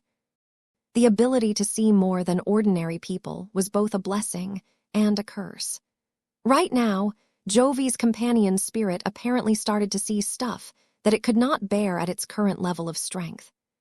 The large eyeball flew back as if it had suffered a nasty physical blow. The eye of Providence quickly turned around and dove back into the sanctity of Jovi's mind. Vess, the R-Ray senior Mech designer, spoke up with wide eyes. This heavy artillery Mech contains images that depict beings of immense power. I do not know everything about divination, but even I can deduce that such an act cannot be done without suffering the consequences. Frankly speaking, I do not know why you and your design spirit managed to get away with this all without suffering an enormous backlash along the way. What dynamic duo had done had been extraordinarily dangerous in hindsight. The great prophet freely cast his sight in the future, without any direction or constraints.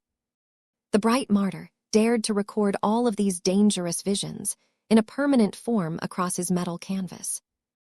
In short, both of them had violated so many taboos that they should have already gotten struck down by at least several of the powerful beings that they had unknowingly offended. Yet nothing happened. Vess received constant updates from the control center of Diandi Base.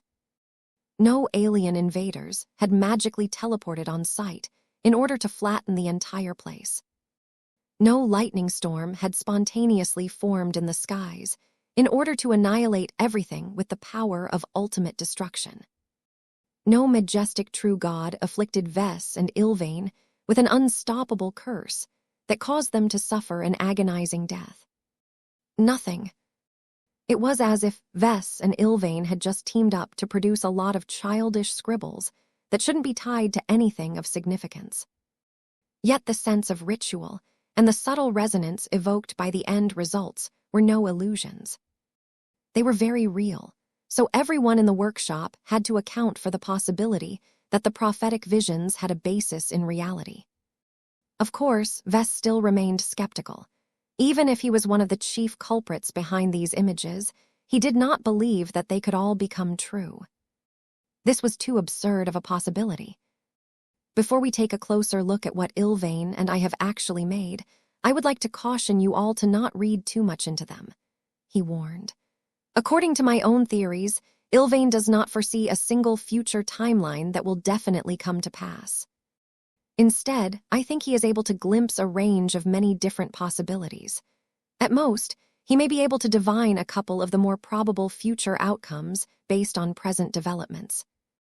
That does not rule out that lower probability events may occur that can completely derail a future outcome. Jovi concurred with Vess. I do not have access to any proof that can back up or dismiss your theories, but prophecies may also be subject to the observer's paradox. Gloriana furrowed her brows. You may be correct on that, but that does not invalidate the reference value of prophecies. For example, one of them can foretell a possible ambush of a god pilot that will lead to his or her death. Even if it is implausible for a god pilot to be fooled into a trap, we can still make a lot of useful observations from the assets brought out by the aliens. Maybe they have developed a devastating new weapon to serve as their trump card. Or maybe they have secretly cooperated with the cosmopolitans to augment ancient phase whales with human technology. She made a good point. The actual outcomes may or may not be reliable, but every painted image could convey a lot of useful clues that did not seem valuable at first. Of course, the premise to this was that the prophetic visions were reasonably accurate. If there was a large possibility that Vess had misinterpreted the guidance from Ilvain, then that would make the illustrations a lot less reliable. With these thoughts in mind, the three Mech designers hovered into the air and faced the rear of the heavy artillery Mech. As a six-legged machine that was designed to bear weapons as large as the Devora cannon, the surface area of a transcendent Punisher Mark Roman III was enormous. Even if much of the surface was broken up by a lot of curves and sharp angles, the large Mech still featured more than enough space for Vess to paint a lot of coherent images on reasonably flat, or gently curved surfaces. All three Mech designers immediately froze when they beheld the first prophetic vision. It depicted a grand ceremonial hall that was clearly of alien make. Two groups of beings dressed in their most formal and resplendent wear stood on opposite sides of each other. Numerous representatives of each side had moved forward and were on the cusp of shaking their hands. The sight reminded Vess of his most recent treaty signing. Though the occasion was a lot smaller and not as formal, the air of ceremony and the joining of two distinctly different groups were remarkably familiar. "This is a formal treaty signing of the highest specifications of our civilization," Jovi sharply said. "This painting is too broad and wide for me to determine the identities of human leaders, but I can roughly guess who they may be based on various clues. At the very least, all four major human groups are represented. The Red Association, the Red Fleet, the Terran Alliance, and the Rubarthan Pact have all sent their respective figureheads to sign the treaty in person on behalf of our collective civilization." Though Vess was unable to recall many of the messy and jumbled thoughts and emotions transmitted by Ilvain at the time, he still retained vague echoes of what he tried to make. He intuitively felt that Jovi was right. Gloriana, on the other hand, focused on the other side of this treaty signing ceremony. "Are those aliens?" "Yup," Vess confirmed. "Even if they only look like painted sticks or blobs from this perspective, it is still easy enough to infer their races. One of them is clearly a Nuncer. The other is an Orvan. The one to the side is an Archie, and that final blob makes me feel that it is a Z-Zamail." "A Z-Zamail? We have yet to encounter a single member of their race as far as I recall." Gloriana frowned. "We'll probably encounter them soon enough. Their core territories are located a bit further away from this corner of the dwarf galaxy, so they are a bit late in coming. Once they show up, a lot of human forces will get introduced to this slime race." The Z-Zamail race basically consisted of sentient slimes. Red humanity might not have encountered this bizarre race themselves, but the other alien races possessed detailed records about their kind. Apparently, the Z-Zamails employed both conventional technology and biotechnology. They were not known for being innovators, and their technological development was not as strong as that of the Pulmers. However, the Z-Zamails had become particularly good at making the most out of the tech and resources they had. They were efficient and were known to defeat more powerful forces with less resources at their disposal. This indicated that the slime race possessed a level of cunning and thoughtfulness that the humans did not want to face. What mattered now was that the first prophetic image painted by Vess and Ilvain somehow depicted a possible future where red humanity and a bunch of native aliens got together. Gloriana began to puzzle over another question. Are humans signing a peace treaty or an alliance treaty? There was an important distinction between the two.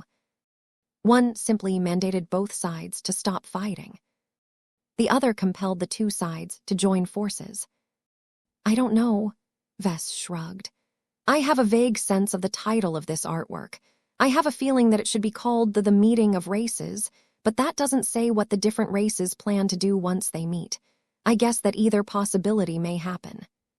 "I am leaning towards an alliance treaty," Jovi thoughtfully said. "In an event as important as this, you would expect that the aliens would send one representative of every race. Yet now that both sides are on the cusp of signing the treaty, the majority of the 13 major alien races are absent. Of course, you can't expect the Voribugs to be present, but where are the Pulmers? Where are the Phase whales? You would at least expect them to be present if the treaty is meant to bring an end to the Red War, but since they are absent, it is highly likely that they object to the agreement." That did not completely discount the possibility that this event was centered around the signing of a peace treaty, but Jovi still made a good point. Have the Cosmopolitans succeeded? Gloriana wondered. That was a distressing thought. The meeting of races was a prophetic vision that would probably make any cosmopolitan pleased to the point of ecstasy. 5645 per crime. Vess, did not know what to make of the meeting of races. On the one hand, it foretold a possible, and maybe even likely future, where the Red War did not lead to the annihilation of red humanity. That was already a cause for celebration. But how much did red humanity have to sacrifice in order to negotiate an end to a conflict or the start of a new multiracial cooperation agreement? Vess actually felt a bit skeptical about this future possibility. He knew that General Axeler Strion and Gaia were cooking up a grand plan to heist the home planet of a major alien race. There was a distinct possibility that their ultimate goal may be the ancestral home planet of the Orvan race. After all, the Orvans resembled humans the most, so their home planet should be a lot more compatible as well.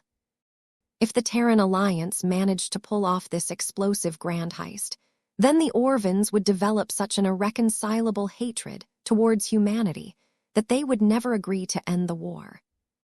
However, if that scenario was not entirely guaranteed to come to pass, Vess ultimately shook his head and did not dare to think too much in this direction. He needed to follow his own advice and stop himself from trying to read too much into dubious and unreliable clues. As grand as this occasion may appear, do you have the impression that the two sides are happy to sign this treaty? Jovi asked. I thought that the sense of gloom and discomfort came from the zeal as opposed to this artwork. Gloriana skeptically responded. That is partially true, but now that I think about it, I don't think I tried to depict a happy occasion. Vess mentioned as he tried to recall his mind state at the time of making this work. I get the feeling that both sides are under pressure. The likely explanation for that is that they may be forced to come together in order to confront a common threat that either of the two sides cannot defeat by themselves. That sounded like a much more plausible reason to form an alliance between red humanity and at least a few of the major alien races. The group of Mech designers moved on to a simpler but considerably more darker image painted on a smaller surface. Vess had utilized a lot of black and gray paints to make all of the ragged brush strokes. The resulting painting roughly depicted a grim older man holding a pistol against the head of a younger man that was kneeling on the floor in utter defeat. Gloriana immediately became on edge. The prophetic image offended her in a way that prompted her to take it a lot more seriously. Is that your Amistindira? It kind of looks like it, Vess admitted. The white and golden colors stood out too much from the rest of the image. Even though the detail level is not too high, I am pretty sure the gun that I have painted has a different design. I may have broken down and rebuilt the Amistindira from the ground up. It's a horribly outdated laser pistol by this time, but it still contains a few pieces of good tech that I can build upon. I always intended to upgrade it, but only after I became a first-class Mech designer. That means that the figure holding the gun is likely you, his wife concluded. The question is who you are executing. Your art style in this image leaves much to be desired. How little time did you spend on it? I cannot discern any facial details at all. Even the clothes are engulfed in shadow. This was clearly a dark scene. Vess actually felt he had done a great job at conveying the overall dark and depressing atmosphere of this prophetic vision. Yet when Vess thought about who the person holding the gun might be trying to execute, his expression suddenly dropped. For whatever reason, Gloriana immediately picked up on his change of mood. You know, I think I do. The title that I have associated with this artwork is pretty unambiguous in this regard. Don't read too much into it. This is only a possible future. I will not like the answer, Gloriana guessed in a flat tone. Yes, but this is anything but a guaranteed outcome. The observer's paradox alone means that the future can still be changed. Now that we have received forewarning, we can purposefully take action to lower the probability of this event from ever occurring. Tell me the truth, Vess. Do not lie. I can tell if you do. What is the title of this work? Filicide. That was an unusual word, to say the least. Pretty much no one in their orbit used this word in normal parlance. Jovi instantly looked up this word, in his internal dictionary. Filicide, noun, the act of killing one's son or daughter. I believe this is a case of killing a son, as the human figure kneeling on the ground in defeat clearly looks masculine. That predictably caused the only woman to explode. What? I knew it. I knew this painting would break my heart.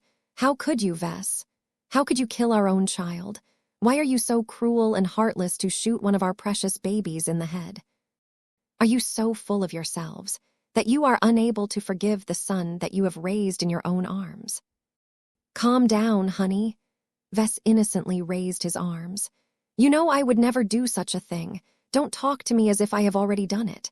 I don't know how far in the future this event takes place, but a lot has clearly happened for such an execution to become remotely plausible. Crime is a fantasy, not a real phenomenon.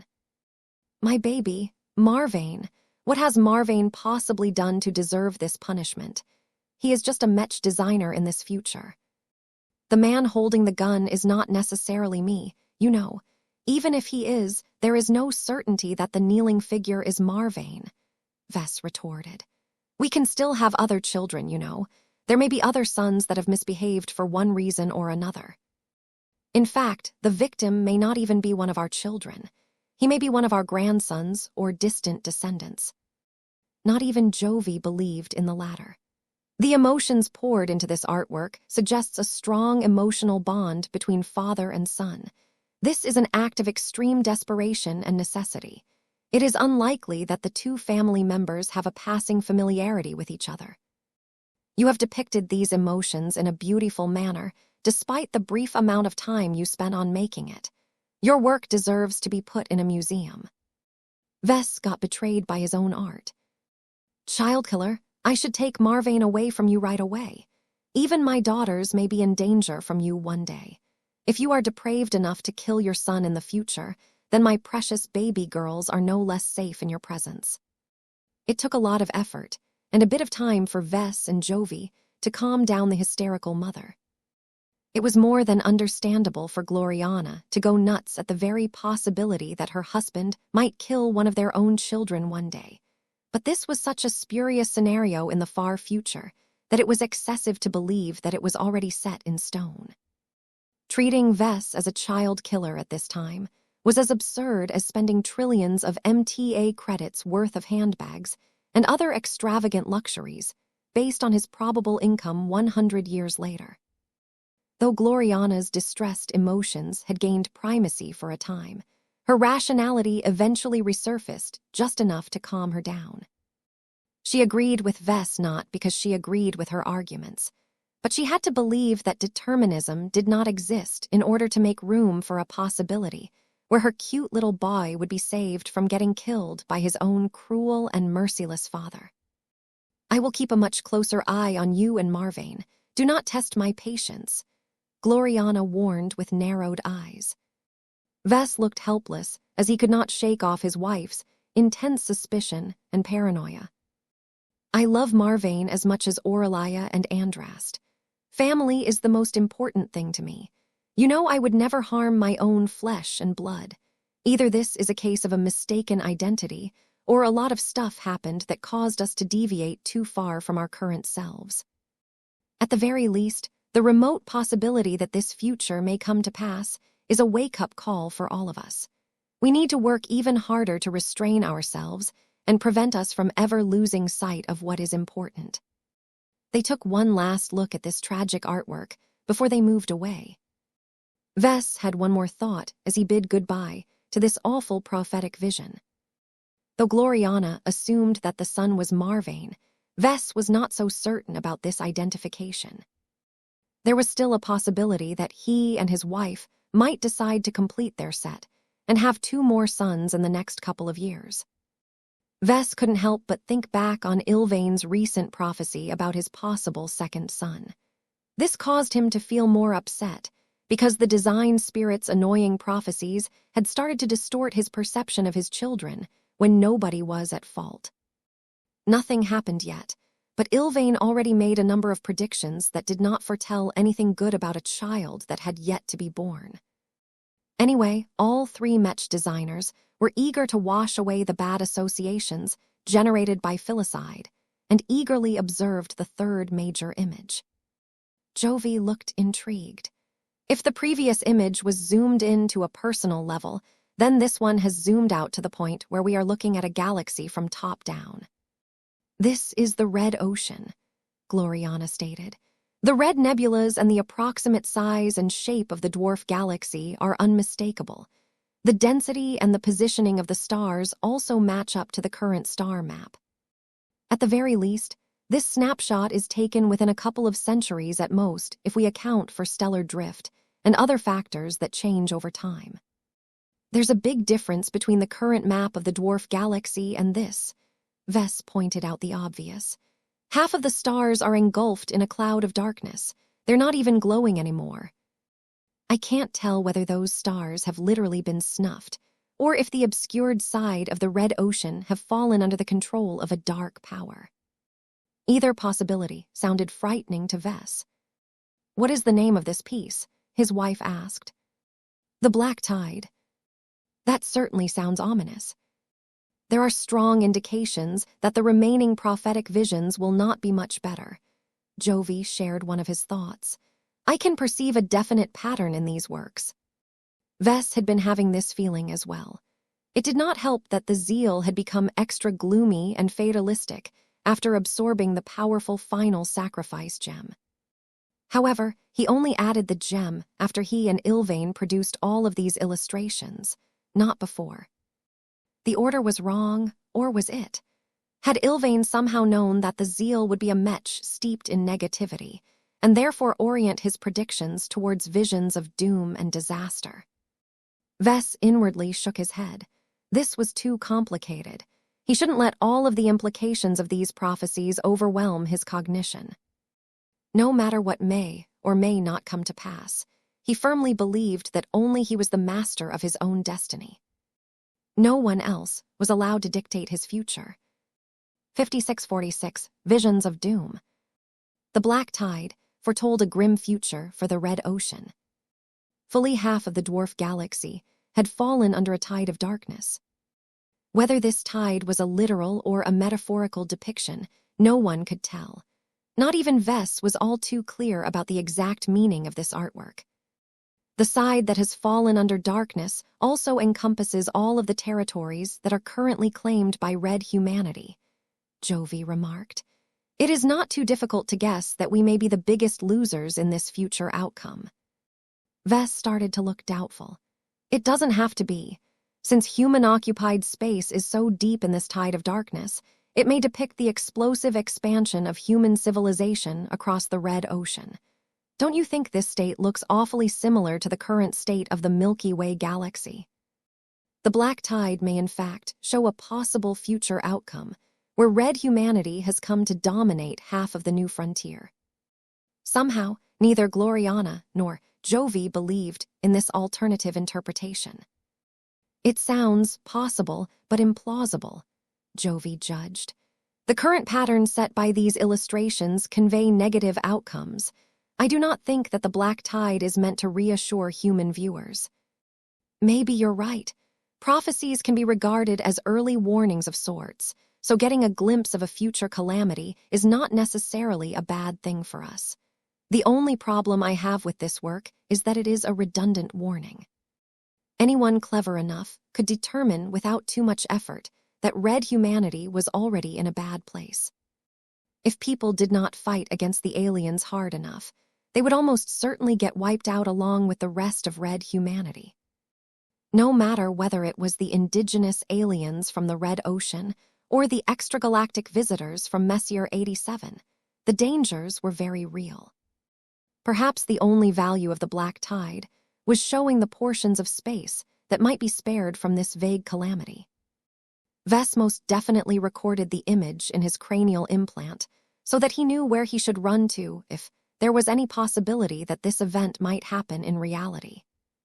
Since an image like this did not really convey a lot of useful details, the group of Mech designers did not stay for long and looked at the fourth prophetic vision that Vess happened to paint on one of the largest flat surfaces of the zeal. Gloriana looked a lot more appreciative at this time. This is your best image yet. The level of detail is much higher, and I can see you have invested a considerable amount of time to accurately depict the dimensions of the subjects. They deserve it. As a Mech designer, it would be an actual crime for me to do less than my best in depicting the majesty of these god Mechs. The fourth image actually depicted not one, but several god Mechs in combat. There was no way that the three Mech designers could mistake the iconic god Mechs. They all happened to look familiar to them, so the prophetic vision clearly did not take place too far in the future. Vess had painted each and every god Mech at such good angles, and in such great detail, that viewers could even distinguish individual modules and other surface features. Though the god Mechs did not look the same as they did during Operation Night Jazz, the differences could be chalked up to technological upgrades that improved the performance of the powerful machines but preserved their essence.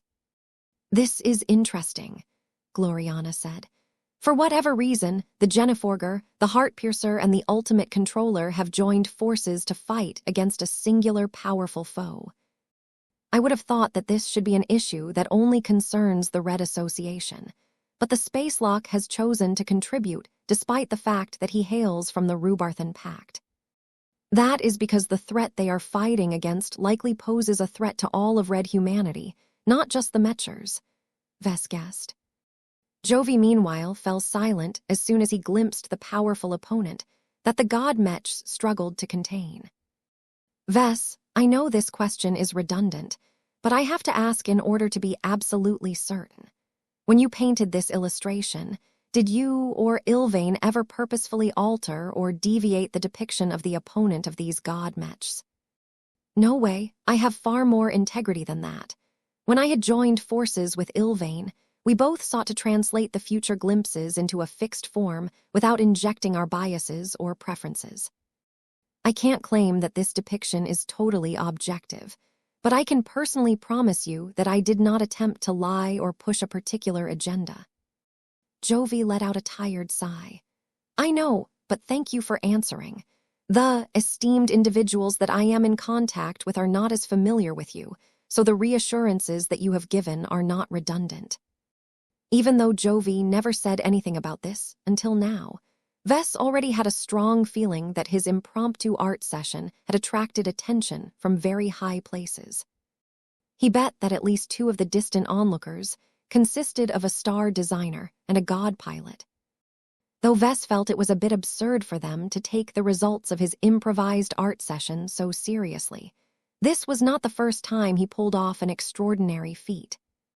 There was a high likelihood that a bunch of Tier 1 galactic citizens were frantically trying to interpret his prophetic visions as if they might actually come true. Vess tried his best not to let that pressure him too much. Whatever the case, Vess had already done the deed. It was up to other people to determine what they thought about his work. The reason why Jovi and the people behind him had become so concerned about this image was because the adversary that occupied a central position in this piece happened to be another god Mech. However, the subject in question looked like it had gone through a lot of changes since last time. "Did you run out of bright paint over the course of making this artwork?" Jovi asked. "Of course not. Our workshop is so well-stocked that it is impossible to run out of colors to paint." The reason why Jovi asked such a stupid question was because he rejected the most obvious interpretation. The enemy that the Evolution Witch, the Huntsman, and the Spacelock fought against was the First Flame.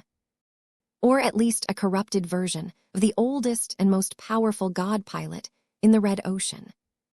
During Operation Night Jazz, the First Flame demonstrated absolute dominance by transforming his god Mech into a massive flaming bird-like creature.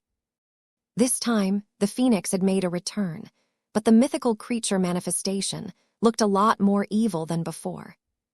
Its previously bright flames became a lot darker and more ominous.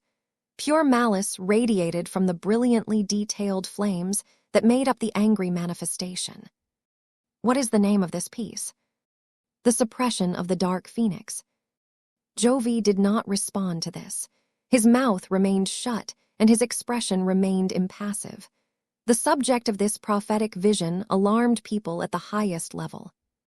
If there was any truth to this depiction, then those leaders had to take as much action as necessary to prevent a scenario where the first flame might actually turn against his fellow human brothers. Vess had a strong hunch about what was going on in this image, but he did not dare to voice his thoughts for fear of offending one or multiple god pilots. It would be stupid for Vess to get on the bad side of the first flame. He just had to trust that the Mechers were smart and decisive enough to take this warning seriously and take real action to prevent this possible doom scenario from ever occurring. No one spoke any further.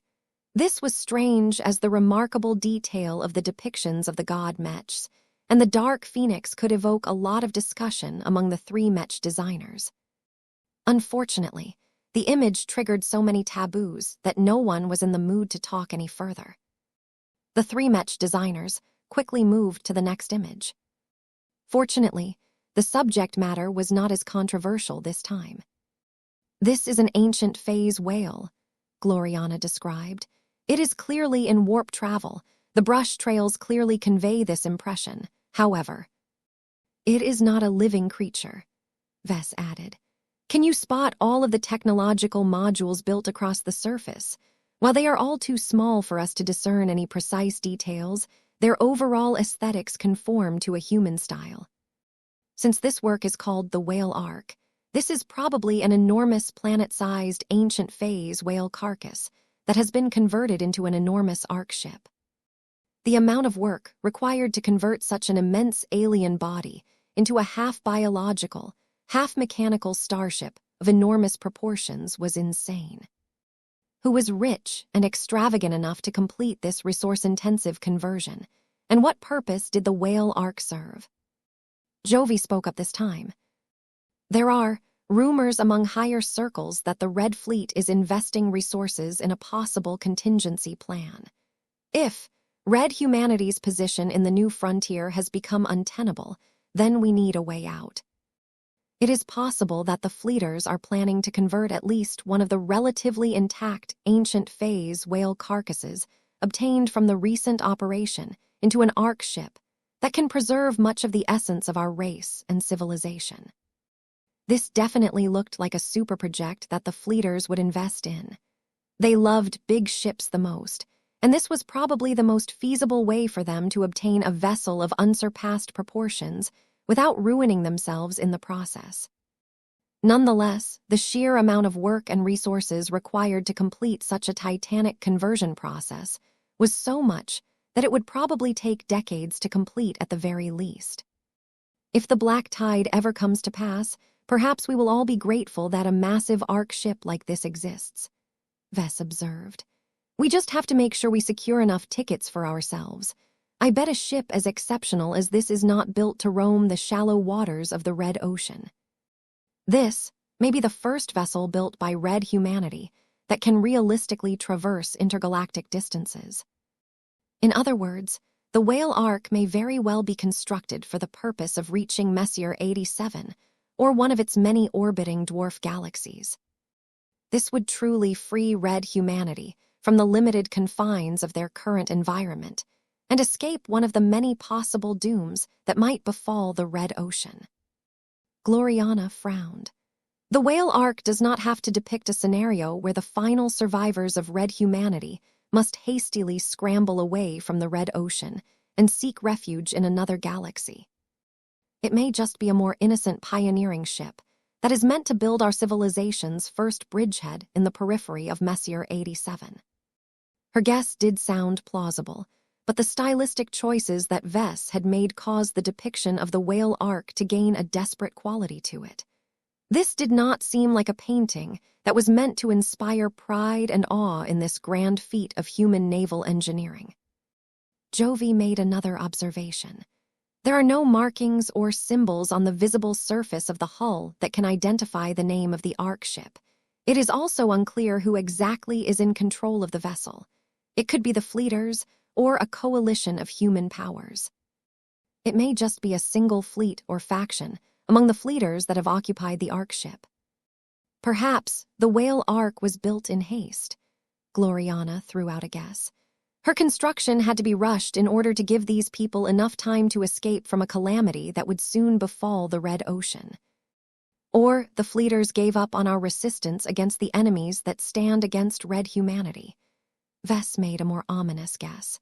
Do you think it is plausible that the fleeters would just give up at the first sign that red humanity will lose the Red War?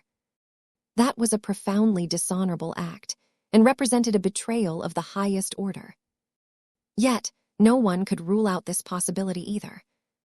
Those cowardly bastards. 5647. Manipulative guidance. The zeal had taken on a whole other meaning. It was no longer just a masterwork version of the transcendent Punisher mark Roman 3. The so-called finishing touches that Vess had applied to the Mech at the end completely transformed the living Mech's value and instantly caused the machine to transcend his own existence. The Mech was still a fantastic fighting machine. Vess had no doubt about that.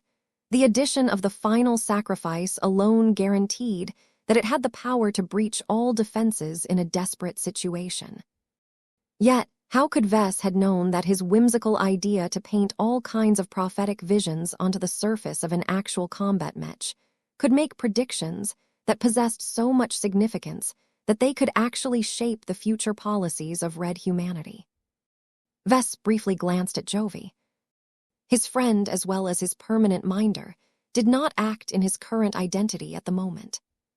At this moment, Jovi had become a vessel for the higher-ups of the Red Association. Vess could just feel the gazes of multiple powerful but distant figures paying attention to him, the workshop, and most importantly the exterior of the Zeal. On the one hand, it gratified Vess that his work produced an immediate impact that would hopefully give the big shots at the top a little more forewarning of possible disasters on the horizon. On the other hand, he became frightened by how frequently he attracted the attention of all of those big figures without meaning to. He never actually desired to continually attract their attention to him as if he was an electromagnet.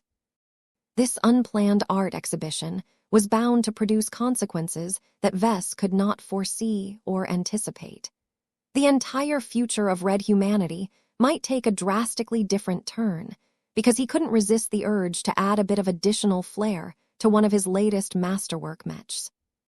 Was it for the better or for the worse? Vess could not quite tell. As he could feel the attention directed towards the visual depictions of different snapshots of possible futures, he began to feel more wary and apprehensive at what sort of interpretations and conclusions drew from his artwork. "What is the matter, Vess?" Jovi asked as he turned away from the whale ark. As the artist and one of the chief individuals responsible for producing these insightful images, you possess a unique insight into their nature and meaning. Your input is of great value. If you have any doubts or concerns, just speak. Vess pressed his lips as he surveyed his gloomy heavy artillery Mech once more. I have been mulling over several concerns that we really shouldn't ignore. I have questions that I cannot find the answer to. For whatever reason, I am wondering whether this is not a coincidence as I have initially thought. What if there is an intelligent force out there that has deliberately driven me to produce all of these strange future glimpses at this moment in time? That caused both Gloriana and Jovi to take Vess' concerns a lot more seriously. We do not have any way of proving or disproving this theory, Gloriana said. Let me ask you this. Do you think it is a force from the present or the future that has induced you to paint all of these prophetic visions? Vess shrugged. I truly do not know, and neither does Ilvain. It could be either or both.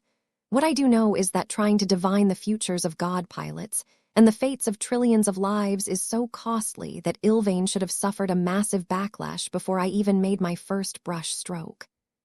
Nothing comes for free in this cosmos. Why hasn't anything happened?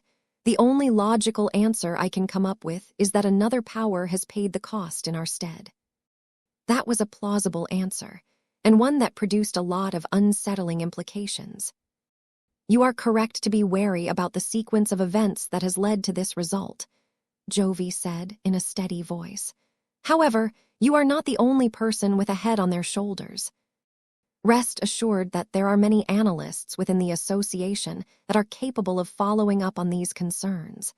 Do you have any indication of who may be the party who paid this price? Vess shook his head. Not really, but I have a number of possible candidates in mind. For example, the god pilots may have felt my Ilvain's gaze and somehow chose to give him a break.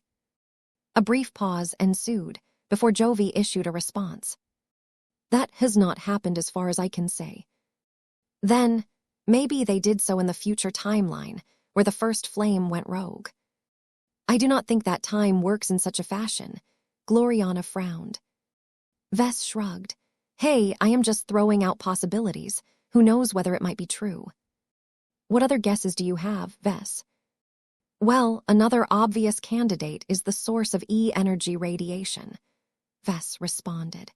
Ever since the red ocean got displayed to this neighborhood, we have been living under Messier 87 golden light ever since.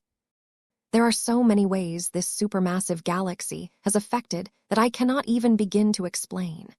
There may be a possibility that a powerful authority hailing from Messier 87 has nudged Ilvain's predictions along. This is actually the most frightening possibility, because there is no way to tell whether that alien power is benign or malicious towards red humanity. That was indeed one of the more frightening possibilities.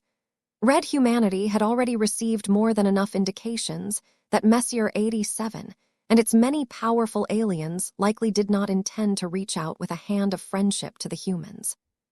They were just too weak to be worth befriending. What was worse was that humanity occupied a dwarf galaxy that was particularly rich in face water, which was a strategic exotic that could truly unlock intergalactic travel on a wider scale for any powerful civilization. There was no way that the overpowering aliens of Messier 87 would bother to give any concessions to the weak natives of the Red Oceans. If the heavenly authority of Messier 87 actively colluded with its own native alien civilizations, then directing Vess to paint all of these distressing and concerning visions of doom may be part of a convoluted psychological warfare operation. It is possible that your concerns may be valued, Jovi slowly said. That does not mean we should discard your painted works entirely. We are fully aware that the source of these visions may not have any good intentions towards us. It would not be the first time that information has been used to twist people's minds and induce them into taking action that is ultimately detrimental towards themselves. The whale arc, for example, breeds the association that the Red Fleet has already given up on defending our holdings in the Red Ocean. As the only major organization that was highly mobile and nomadic in nature, it was much easier for the fleeters to uproot their lives and abandon the rest of red humanity. They kept to themselves so much that people already started to treat them as distant cousins rather than fellow brothers. Yet was it truly justified to accuse them of the future crime of cutting and running from all of the calamities unfolding in the Red Ocean? Just the fact that the sight of the whale arc could sow further divisions between different groups of red humanity may ultimately benefit the invaders from Messier 87 the most in the end. This scenario has yet to come to pass, Gloriana said with a remarkably sober tone. Vess has yet to kill my baby boy. Knowing that this might happen is not cause for me to divorce my husband and take my children far away from him. It is wrong to let a single warning completely consume my attention and dictate my behavior. It is more reasonable to live our lives as before, but take a number of targeted precautions in order to prepare for the worst. Jovi clapped in approval. Well said, Gloriana. This is our general attitude as well. We cannot let paranoia and excessive fears plunge us in a spiral of self-defeating actions. We must stick to our principles and retain our humanity as much as possible. Let us do our best to foil the intentions of any malicious actor that is seeking to manipulate us into defeating ourselves. Anyone could have induced Ilvain to make so many prophecies of so many powerful beings. Yet with few clues in hand, there was no way to gain any solid answers about their identities and their intentions. Vess therefore shoved his concerns to the back of his mind and tried to view the remaining prophetic visions with a more humble attitude. The sixth major artwork that the group of three paid attention to was a piece of work that evoked a lot more optimism than the other ones. It depicted an active Greater Beyonder Gate that was disgorging a fleet of different vessels, each of which possessed distinct red human characteristics, such as face water technology and hyper-technology, that looked more advanced than anything used in the present. What was surprising about this image was that the Greater Beyonder Gate was also surrounded by mechs and warships that lacked these distinct features. Combined with several other clues, such as the light of the local star and the heavy defensive works surrounding the gate, Vess and the others quickly identified the location where this future event was supposed to take place. "That is Marion Ultima," Gloriana gasped. "This is the original primary gate system where so many human immigrants have traveled to in order to enter the Red Ocean. Now that our future fleets have returned to Marion Ultima, does that mean that we have successfully regained a channel that can take us to our home galaxy?" Though that sounded like good news, neither Vess nor Jovi looked as optimistic about this possible development. "I thought that red humanity has already severed all ties with original humanity," Vess spoke. Jovi nodded. "That should be the case. We cannot control for more hidden channels, but we still stand by our official stance. The Greater Beyonder Gate in Bridgehead 1 shouldn't even be able to connect to its counterpart in Marion Ultima before. Even if we disregard the enormous distance, we have already begun the transformation of our own gate. This is an irreversible process. Yet somehow, there was a future timeline where red humanity managed to get back home anyway. Did the Red, too, secretly build up another Greater Beyonder Gate and hid it somewhere really quiet? This was a realistic possibility. Vess did not ask whether this was the case. He knew better than that. What matters was that returning to the Milky Way galaxy was not as impossible as he thought. That was good news in itself. It at least informed him of another possible escape route. It also generated hope that the two different branches of humanity might be able to resolve their differences and join as one again. However, as Vess continually perceived the sense of doom and gloom from the Zeal, he had to take into account that this scenario was not as optimistic as it appeared on the surface. Has red humanity fled from the new frontier in defeat? Vess wondered. Maybe these are the only surviving red humans left. It is unlikely for the Greater Beyonder Gate on the other side to remain intact if that was the case, Gloriana said. The differences between our two peoples will diverge more and more over time, Jovi carefully stated. Once enough time has passed where our civilizations have developed in near-complete isolation, we may no longer have the capacity to see each other as a single people and race. Those differences are bound to produce conflicts. What is the name of this painting? The Triumphant Return to the Milky Way. I see. Returning to the Milky Way may not be the triumphant return as the artwork suggested, but there were no clear indications why this was the case. It was not until they viewed the next image that they saw what the red humans might wreak once they returned home. Gloriana immediately looked concerned. Is that old Earth? It looks like it. The continents and other planetary features match up, Vess said.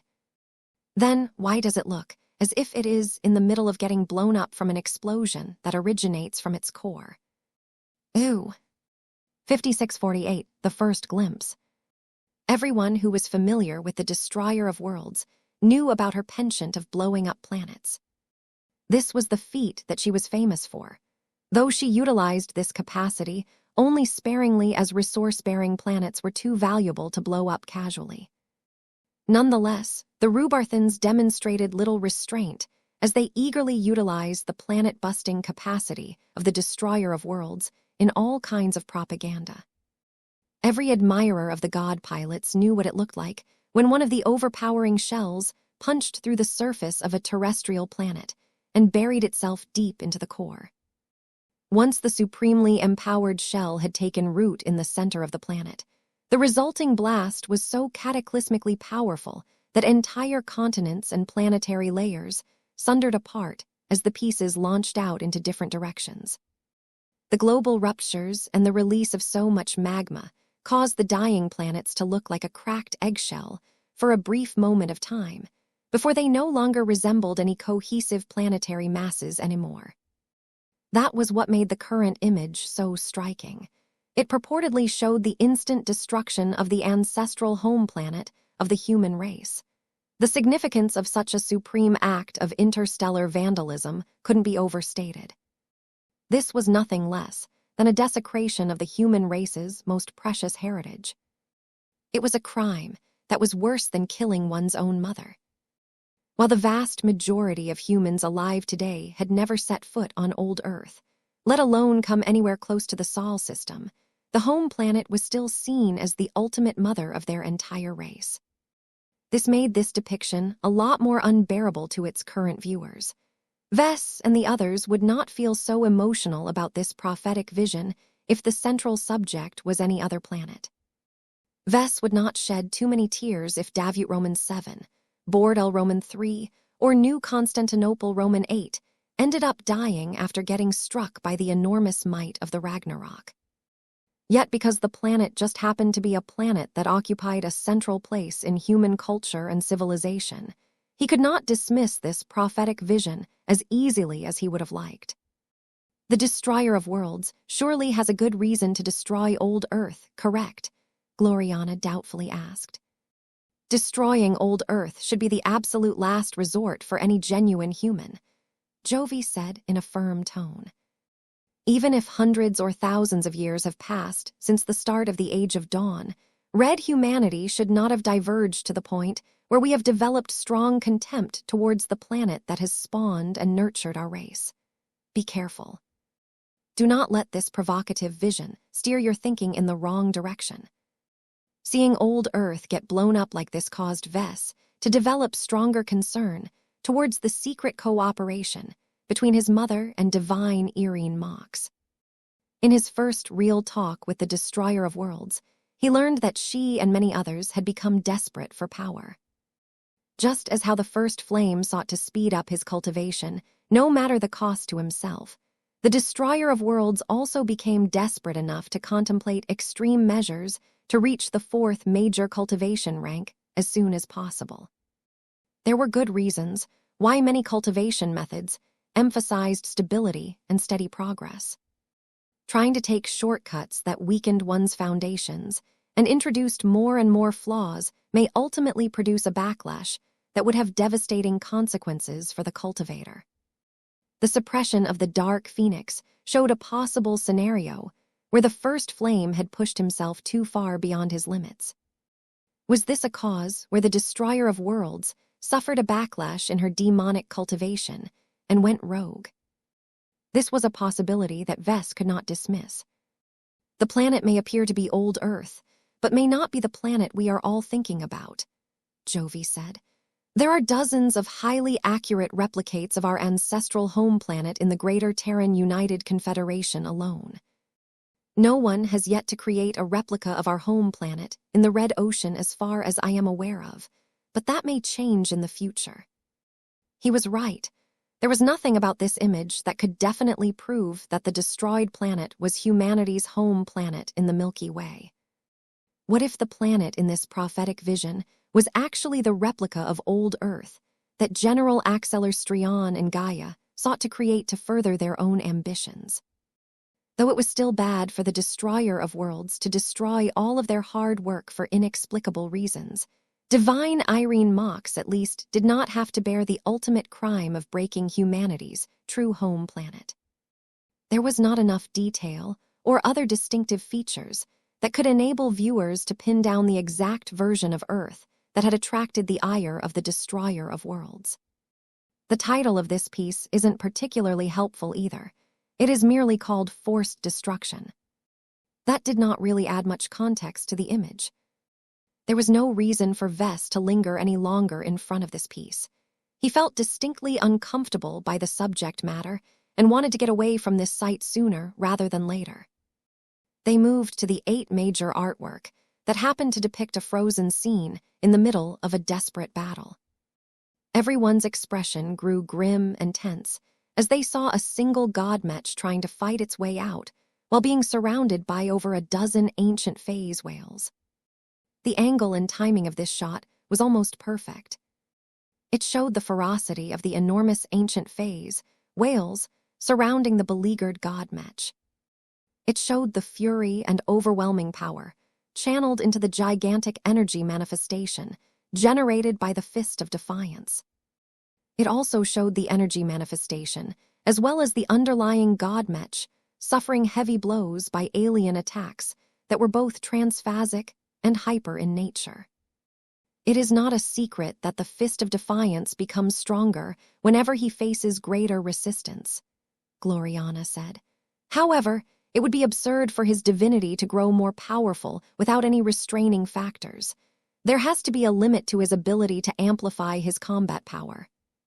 He would have long been sent out to the depths of the Red Ocean so that he could single-handedly defeat the leaders of the Red Cabal. Vess nodded in agreement. I think you're right. I think the Fist of Defiance might not be able to outfight his way out of this scenario.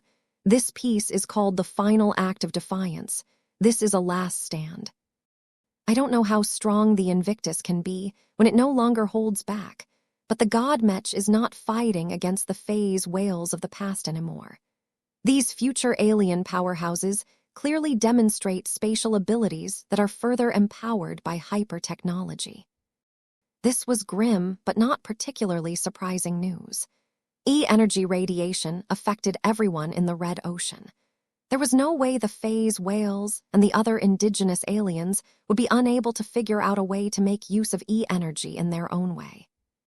No matter how far behind the native aliens may be in this particular field, the treacherous actions of the cosmopolitans would ensure that the Red Cabal would benefit from a lot of human wisdom in its attempts to leverage E-energy. Therefore, it was very realistic to imagine that a pod of hyper-phase whales might succeed in defeating the Fist of Defiance, especially if he was by himself. Vess grew a bit concerned about this prophetic vision. It showed that the god pilots were not invincible and could still be torn down by overwhelming numbers. Once the Fist of Defiance fell in battle, Red humanity would instantly lose one of its longtime stalwarts and protectors. The ripple effects would be enormous. Not only would Red humanity's defensive line expose a huge gap that could not easily be compensated for, but the loss of morale among the humans would be even more devastating. Naturally, there was no need for Vess to ask whether the Mechers grew concerned about this scene. The Fist of Defiance was one of the staunchest and most important guardians of the Red Association. His fall would hurt the Mechers the most as the sheer difficulty of trying to defeat a god pilot, who grew stronger when the odds were stacked against him, was a nightmare. The value of the Final Act of Defiance was not quite clear. Since this battle depicted a fight between more than a dozen moon- or planet-sized combatants, the detail level was too low to show any distinctive clues that could narrow down the time range of this possible event. Vess simply shrugged as he gave up on trying to derive more clues out of this image. He was sure that the astute and clever Mecher analysts could do a much better job in this regard. There are several more prophetic visions to go until we have seen them all, Gloriana mentioned. Let us go through them quickly. I do not know whether I can handle this much longer. The future of our civilization is in peril. Too much can go wrong. If even a couple of these events come true, then that already spells disaster for all of us. Knowing that all of this might actually happen is a different form of torture. Vess wordlessly nodded. They were all being cursed by knowledge once again. Now this is different. What they saw was a magnificent army of powerful alien beings that appeared to be insectile in nature. These insects were clearly sapient, as they positioned themselves in neat rows and formations that spoke of deliberate and conscious direction. The insects showed many individual variations. Their exoskeletons were especially diverse as different exotics and methods of integration caused them to look like characters in a popular virtual reality game that had all dressed themselves up with wildly different cosmetic items. Regardless of their individual expression, there was still a clear order to the formation of this alien army. Their overall sizes and positioning indicated that there was a clear division based on age, caste, subspecies, or more. The most central figure looked the most impressive. A bright light exuded from the leading insect organism. The apparent leader figure conveyed so much power and authority that the painting succeeded in conveying a minute portion of her immense, powerful, but undeniably alien aura. This is similar to Glow, Gloriana gasped. There is no insectile alien species that remotely resembles these aliens in the Red Ocean, Jovi said. The strong and proficient control over E-energy demonstrated by the larger and more imposing alien organisms implies that they are native to a different galaxy entirely. That caused both Vess and Gloriana to widen their eyes. You mean these may actually be enemies originating from Messier 87? Gloriana almost shrieked. Yes, congratulations. This should be the first time that you have come across a possible depiction of the natives of the regional supermassive galaxy. What is this artwork called, Vess? Insects of Light, Vess replied. I have nothing more to say other than that I think this race is extremely strong. There is no clear sign of conventional technology in this image. I know, Gloriana. If they are truly natives of an extremely high-energy environment, then they may not have any need for technology like ours. They can already do a lot on their own just by leveraging the huge concentration of E-energy in the environment. Jovi started to look more critically at the image. As much as the extragalactic aliens seem interesting, I am more interested in the context of this scenario. In my eyes, the powerful insectile aliens may have formed an impressive greeting party in order to receive a visitor that demands their respects. Do you see the shadowy figure on the other side of the alien procession? That is clearly a humanoid figure, but the scale of this image is so grand that there are too few details that can allow us to determine his or her identity. All we can see is that the non-insectile visitor is garbed in black. That certainly did not evoke any positive associations. 5649. Shattered expectations. It was undeniable that the insectile aliens were powerful. They did not appear to possess great physical might, but as natives to a galaxy that was saturated with E-energy, their species had emerged and evolved alongside this powerful force for an innumerable amount of generations. Vess felt that the alien insects may share a greater resemblance to the Alsha race than a tool-based race like humanity. These were amazingly powerful creatures that probably relied on their natural gifts to achieve supremacy, as opposed to relying on highly sophisticated external tools. It was difficult to determine the exact power of the individual aliens in the image. Most of them did not appear to be too strong, as they primarily served as decoration in this instance. It was the leading alien that generated the greatest amount of concern. Vess was somehow able to integrate a small part of her extraordinary charm in the insects of light. This heavily implied that she was at least as powerful as a true god. However, the prophetic vision ultimately generated far more questions than answers. A single snapshot of the future could only convey a limited amount of information. Though Vess found it incredibly interesting that he was able to get a glimpse of a powerful alien race native to Messier 87 far in advance, it did not actually change his life all that much. So what if there was a powerful race of intelligent insects in the supermassive galaxy? Vess was not able to interact with them in any way so long, as he was separated from them by an enormous distance. The image showed far too little about the nature and the properties of these alien insects. Vess had no idea how powerful they were and what abilities they might possess. There was no way for him to develop any specific counters towards their species, as their fighting methods were unknown.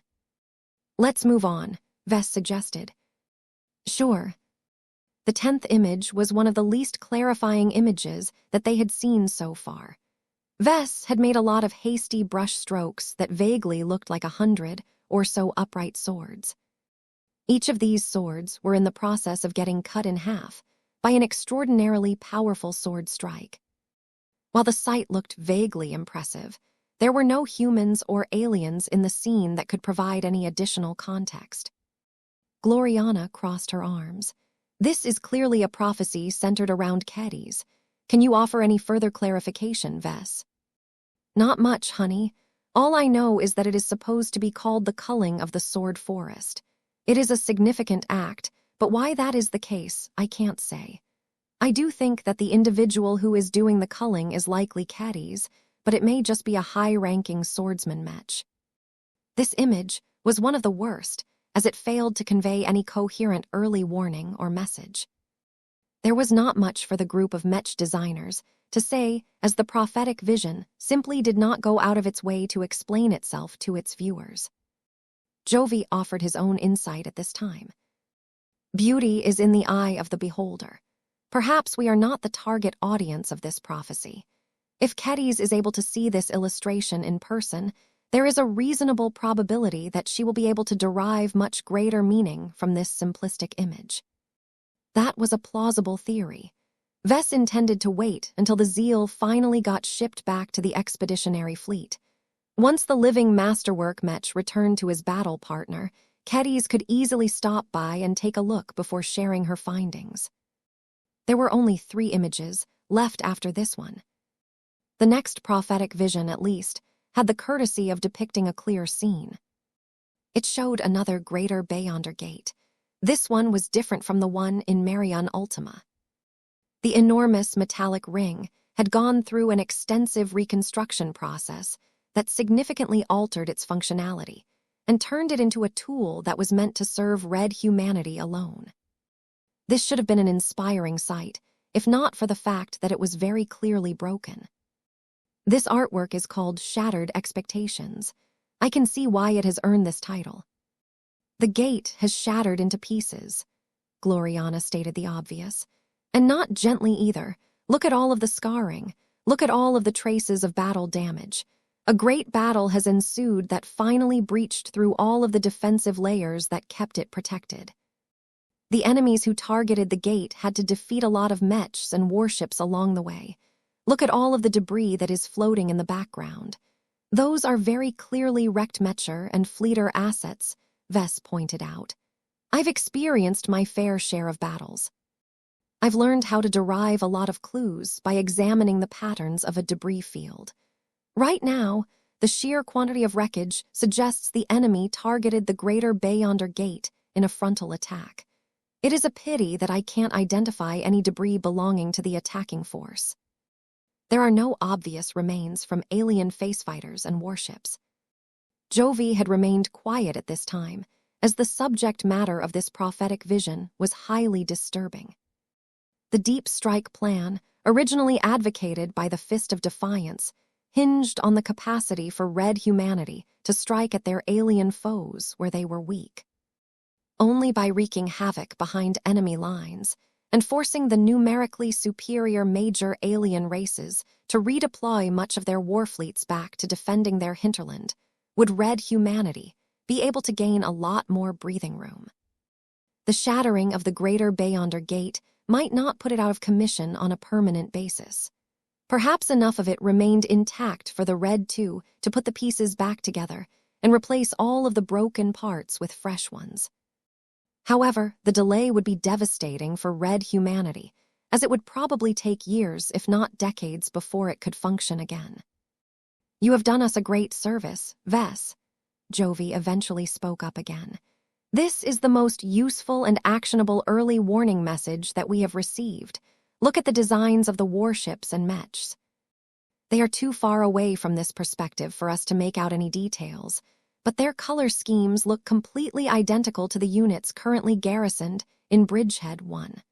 Look at the intact surface modules of the broken Greater Beyonder Gate. The one in this image is at a much more advanced stage of transformation than the one that exists in the present. However, I have received word from a reliable source that the gate that you have painted has not, yet completed its final phase of reconstruction. It has only reached as far as the penultimate phase. Vess and Gloriana both widened their eyes as they instantly figured out the implications of this piece of information. You mean that you can accurately estimate when this attack is supposed to take place based on the schedule and planning of this enormous makeover project? Yes, Jovi responded with a genuine smile. However, this is only the case if your prophetic vision is accurate and if the reconstruction process has not encountered any unexpected setbacks and delays. It is not 100% certain that anything will happen during the calculated time interval of this surprise attack. Any measures we take to bolster our defenses and transfer additional troops to Bridgehead, 1, may produce a butterfly effect where the original attacking force has chosen not to go through with this assault. In that case, we will not be able to gain any definitive proof that this prophetic vision has any basis in reality, Gloriana glumly said. Vess was not as upset about this. No news is good news in this case. No matter whether the reinforcement of Bridgehead 1 turns out to be a wasted action or not, at least the gate will remain intact no matter the outcome. That is what matters the most. Well said. We will speak about this later. Let us view the remaining 2 images. The 12th prophetic vision resonated with Vess a lot more. This was because he saw the interior of a church. This was not an ordinary church, however. The tall structure was replete with golden statues and other gilded icons. A huge mass of worshippers attended service at this time. Most of the figures did not attract any attention, but it was the priests and other church personnel that disturbed Vess.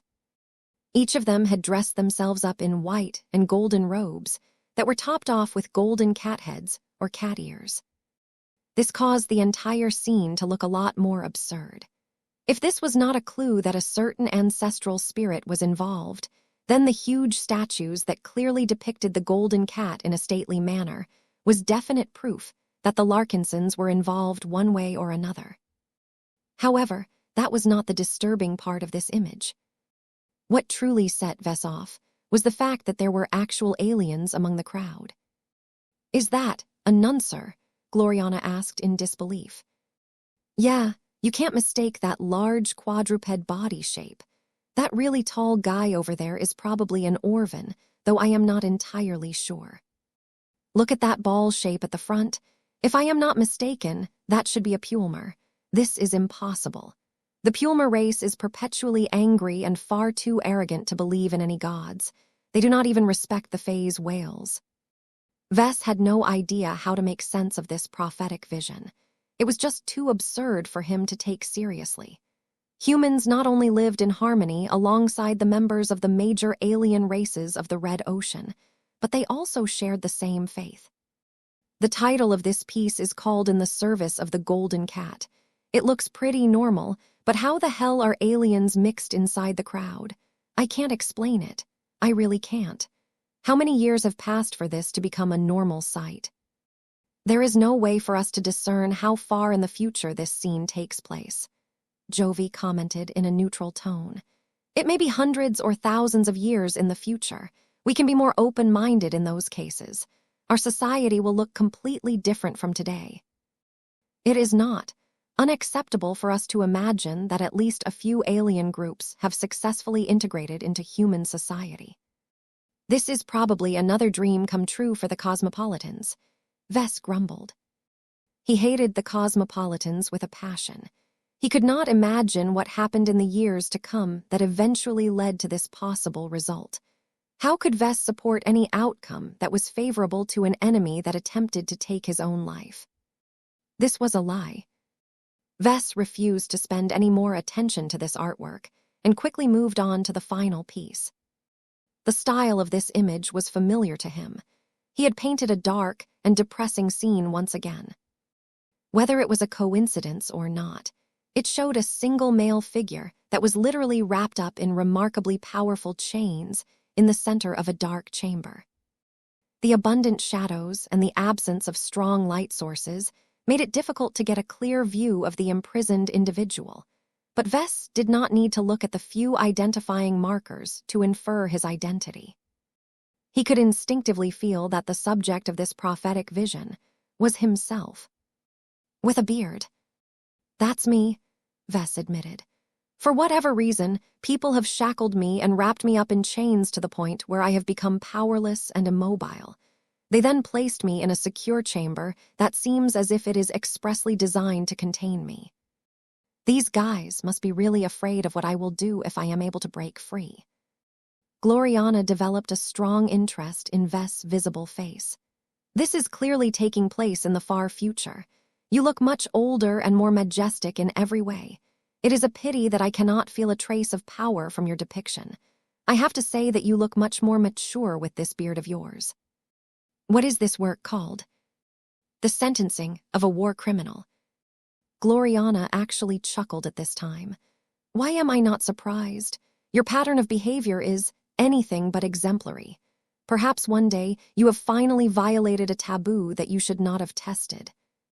Vess could not help but take this warning seriously. No matter what, he did not want to lose his freedom and get locked away in a dark and lonely cage for who knew how many years. "I guess I will pay more attention to my actions. I am not going to let this happen." Vess probably did not have to worry about getting caught and put into chains anytime soon, but there might come a time in the far future where he may actually be treated as a war criminal. Though he had no idea how he could warrant such a label, Vess vowed to himself that he would never let himself end up in this sorry position. 5650, why am I absent? "We need a moment of time to discuss what must be done," Jovi announced at the end of the impromptu viewing session. "I suggest you settle down for the time being. In the meantime, we should cover up your latest Mech. We do not want images of what you have painted on the surface to spread. You should be psychologically prepared that this may be the last time that anyone can view the artistry applied to your machine." There was no other choice for Vess but to agree. "I understand. Certain pieces of information are too dangerous to spread. I am already happy that my work has contributed to society, although in a much different fashion than I anticipated." Vess and Gloriana quietly moved to the site and sat down on floating seats. They called in a few snacks to fill up their stomachs. As both of them tried to make sense of all of the strange and vivid glances of the future, each of them derived different conclusions from what they had seen. Vess had a lot of material to go through, but the one that struck him the most at the moment was the dark and tragic illustration, where a much older version of him received judgment from a tribunal presided by shadowy human figures. He had so many questions about this event that he did not even know where to begin. How far in the future did this take place? A few decades? A few centuries?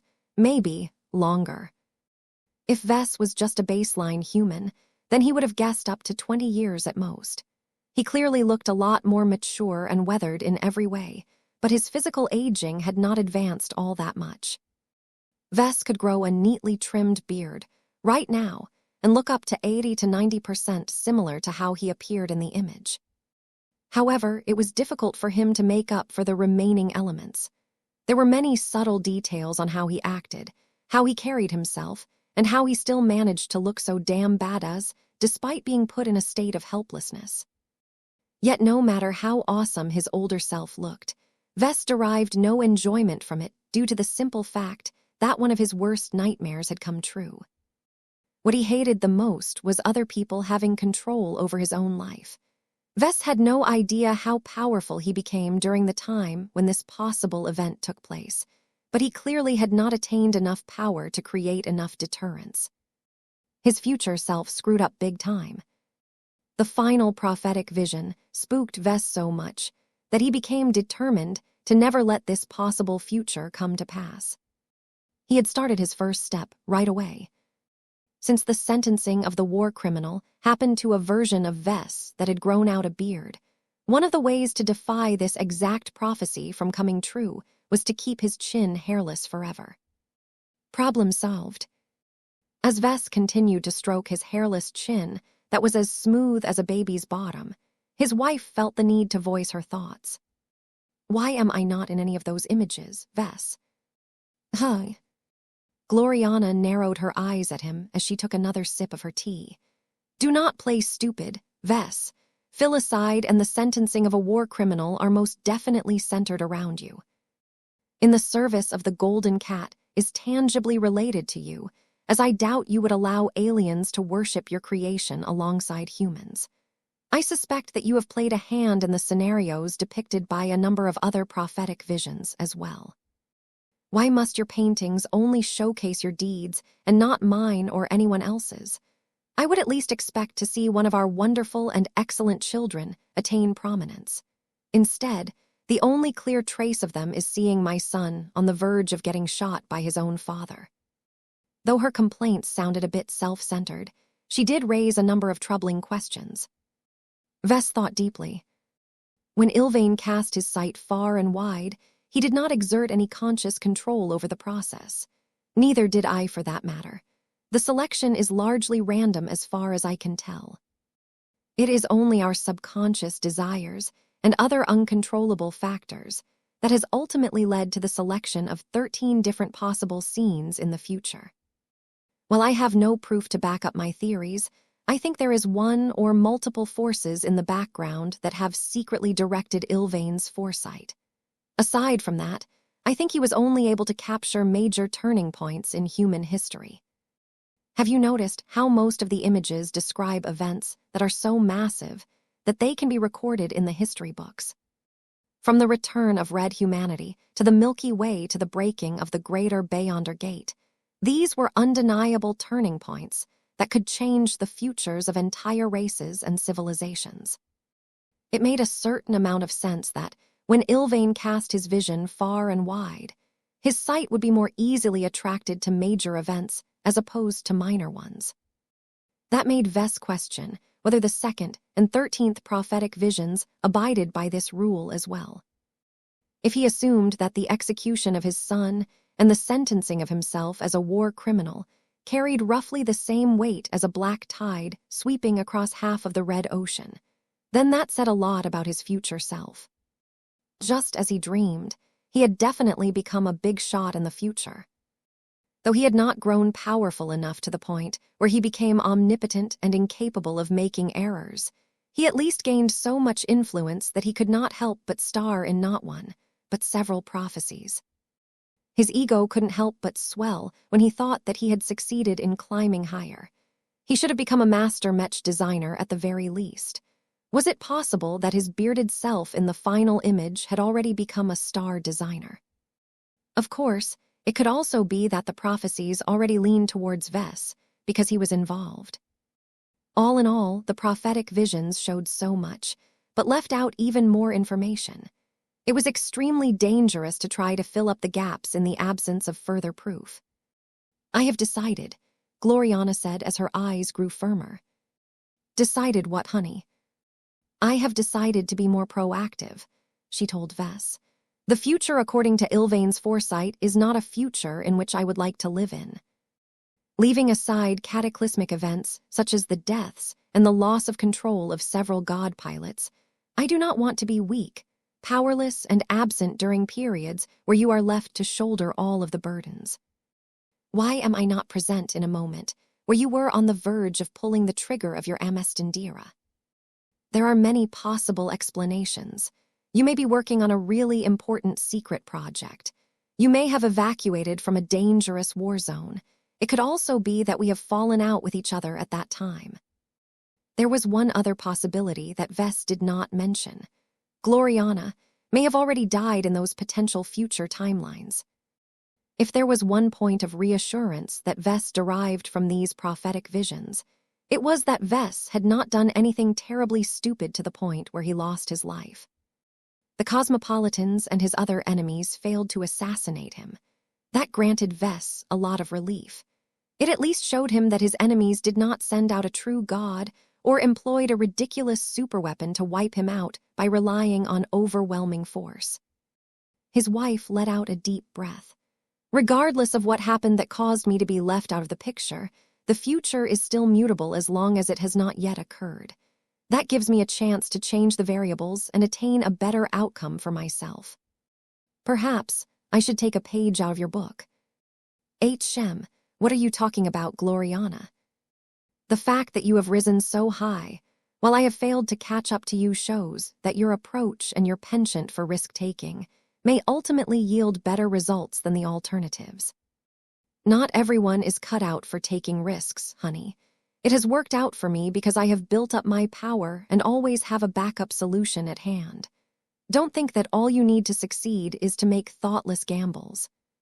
You not only need to be ready to profit from your wins, but also scramble to limit the damage in case you have lost. His wife was different from him. She may have traveled alongside Vess over the course of several expeditions, but she had never taken up any responsibility over them. She lacked the practice and the experience to navigate dangerous waters and temper her greed at the right moments. Our clan doesn't necessarily need 2 daredevils at the top, Vess cautiously said. If you really want to make a greater impact on society, then you should focus on what you are good at. You are different from me. You have your own way of attaining greater success. My generous advice is to stick to your heart and follow your desires if you must. These were sage words. Gloriana's enthusiasm tempered a bit as she acknowledged his logic. Vess was right that she could not blindly follow another person's path. That brought a difficult question to the forefront. What was she good at, exactly? She could design excellent custom mechs. She could fabricate high-quality mechs. She could keep her husband in check. She could cooperate with him to develop fantastic collaboration works. She tried to do her best to be an attentive and loving mother. While Gloriana had long taken pride in all of these accomplishments, their magnitude and their impact on greater human society was limited. Unlike her much more flamboyant husband, she was incapable of earning greater fame by producing shocking feats on a frequent basis. While Vess pulled out one game-changer after another, Gloriana continued to quietly work on her mech designs and design philosophy in a predictable fashion. She finally realized that being stable and predictable was not conducive to innovation and critical success. If she wanted to reach the height that her husband had reached in those possible future timelines, then she needed to step up and be more proactive. This was the only way she could think of that would enable her to keep up with him and possibly prevent him from killing her son one day. As long as Gloriana continued to weigh heavily in his heart, he would never dare to hurt any of her precious children. Her inner fire began to burn hotter as she assumed a greater mission. The life of her son was at stake. The more successful she became, the more she was able to restrain her husband and reel him in when he went too far. Her thoughts strayed towards the Dark Zephyr. She already intended to implement a new design solution in the updated version of the Expert Light Skirmisher, but she decided to be even more daring than before. Now that she had gained her new Arachne 01 implant set and allowed her cognitive abilities to fully catch up to the likes of Alexis Strion, there was no reason for her to fall behind anymore. Her eyes twinkled as she already began to reimagine the Dark Zephyr on a fundamental basis. In order for the living mech to attain a greater level of perfection, she needed to strengthen the mech frame to a degree that was unprecedented among the mechs of the Larkinson clan.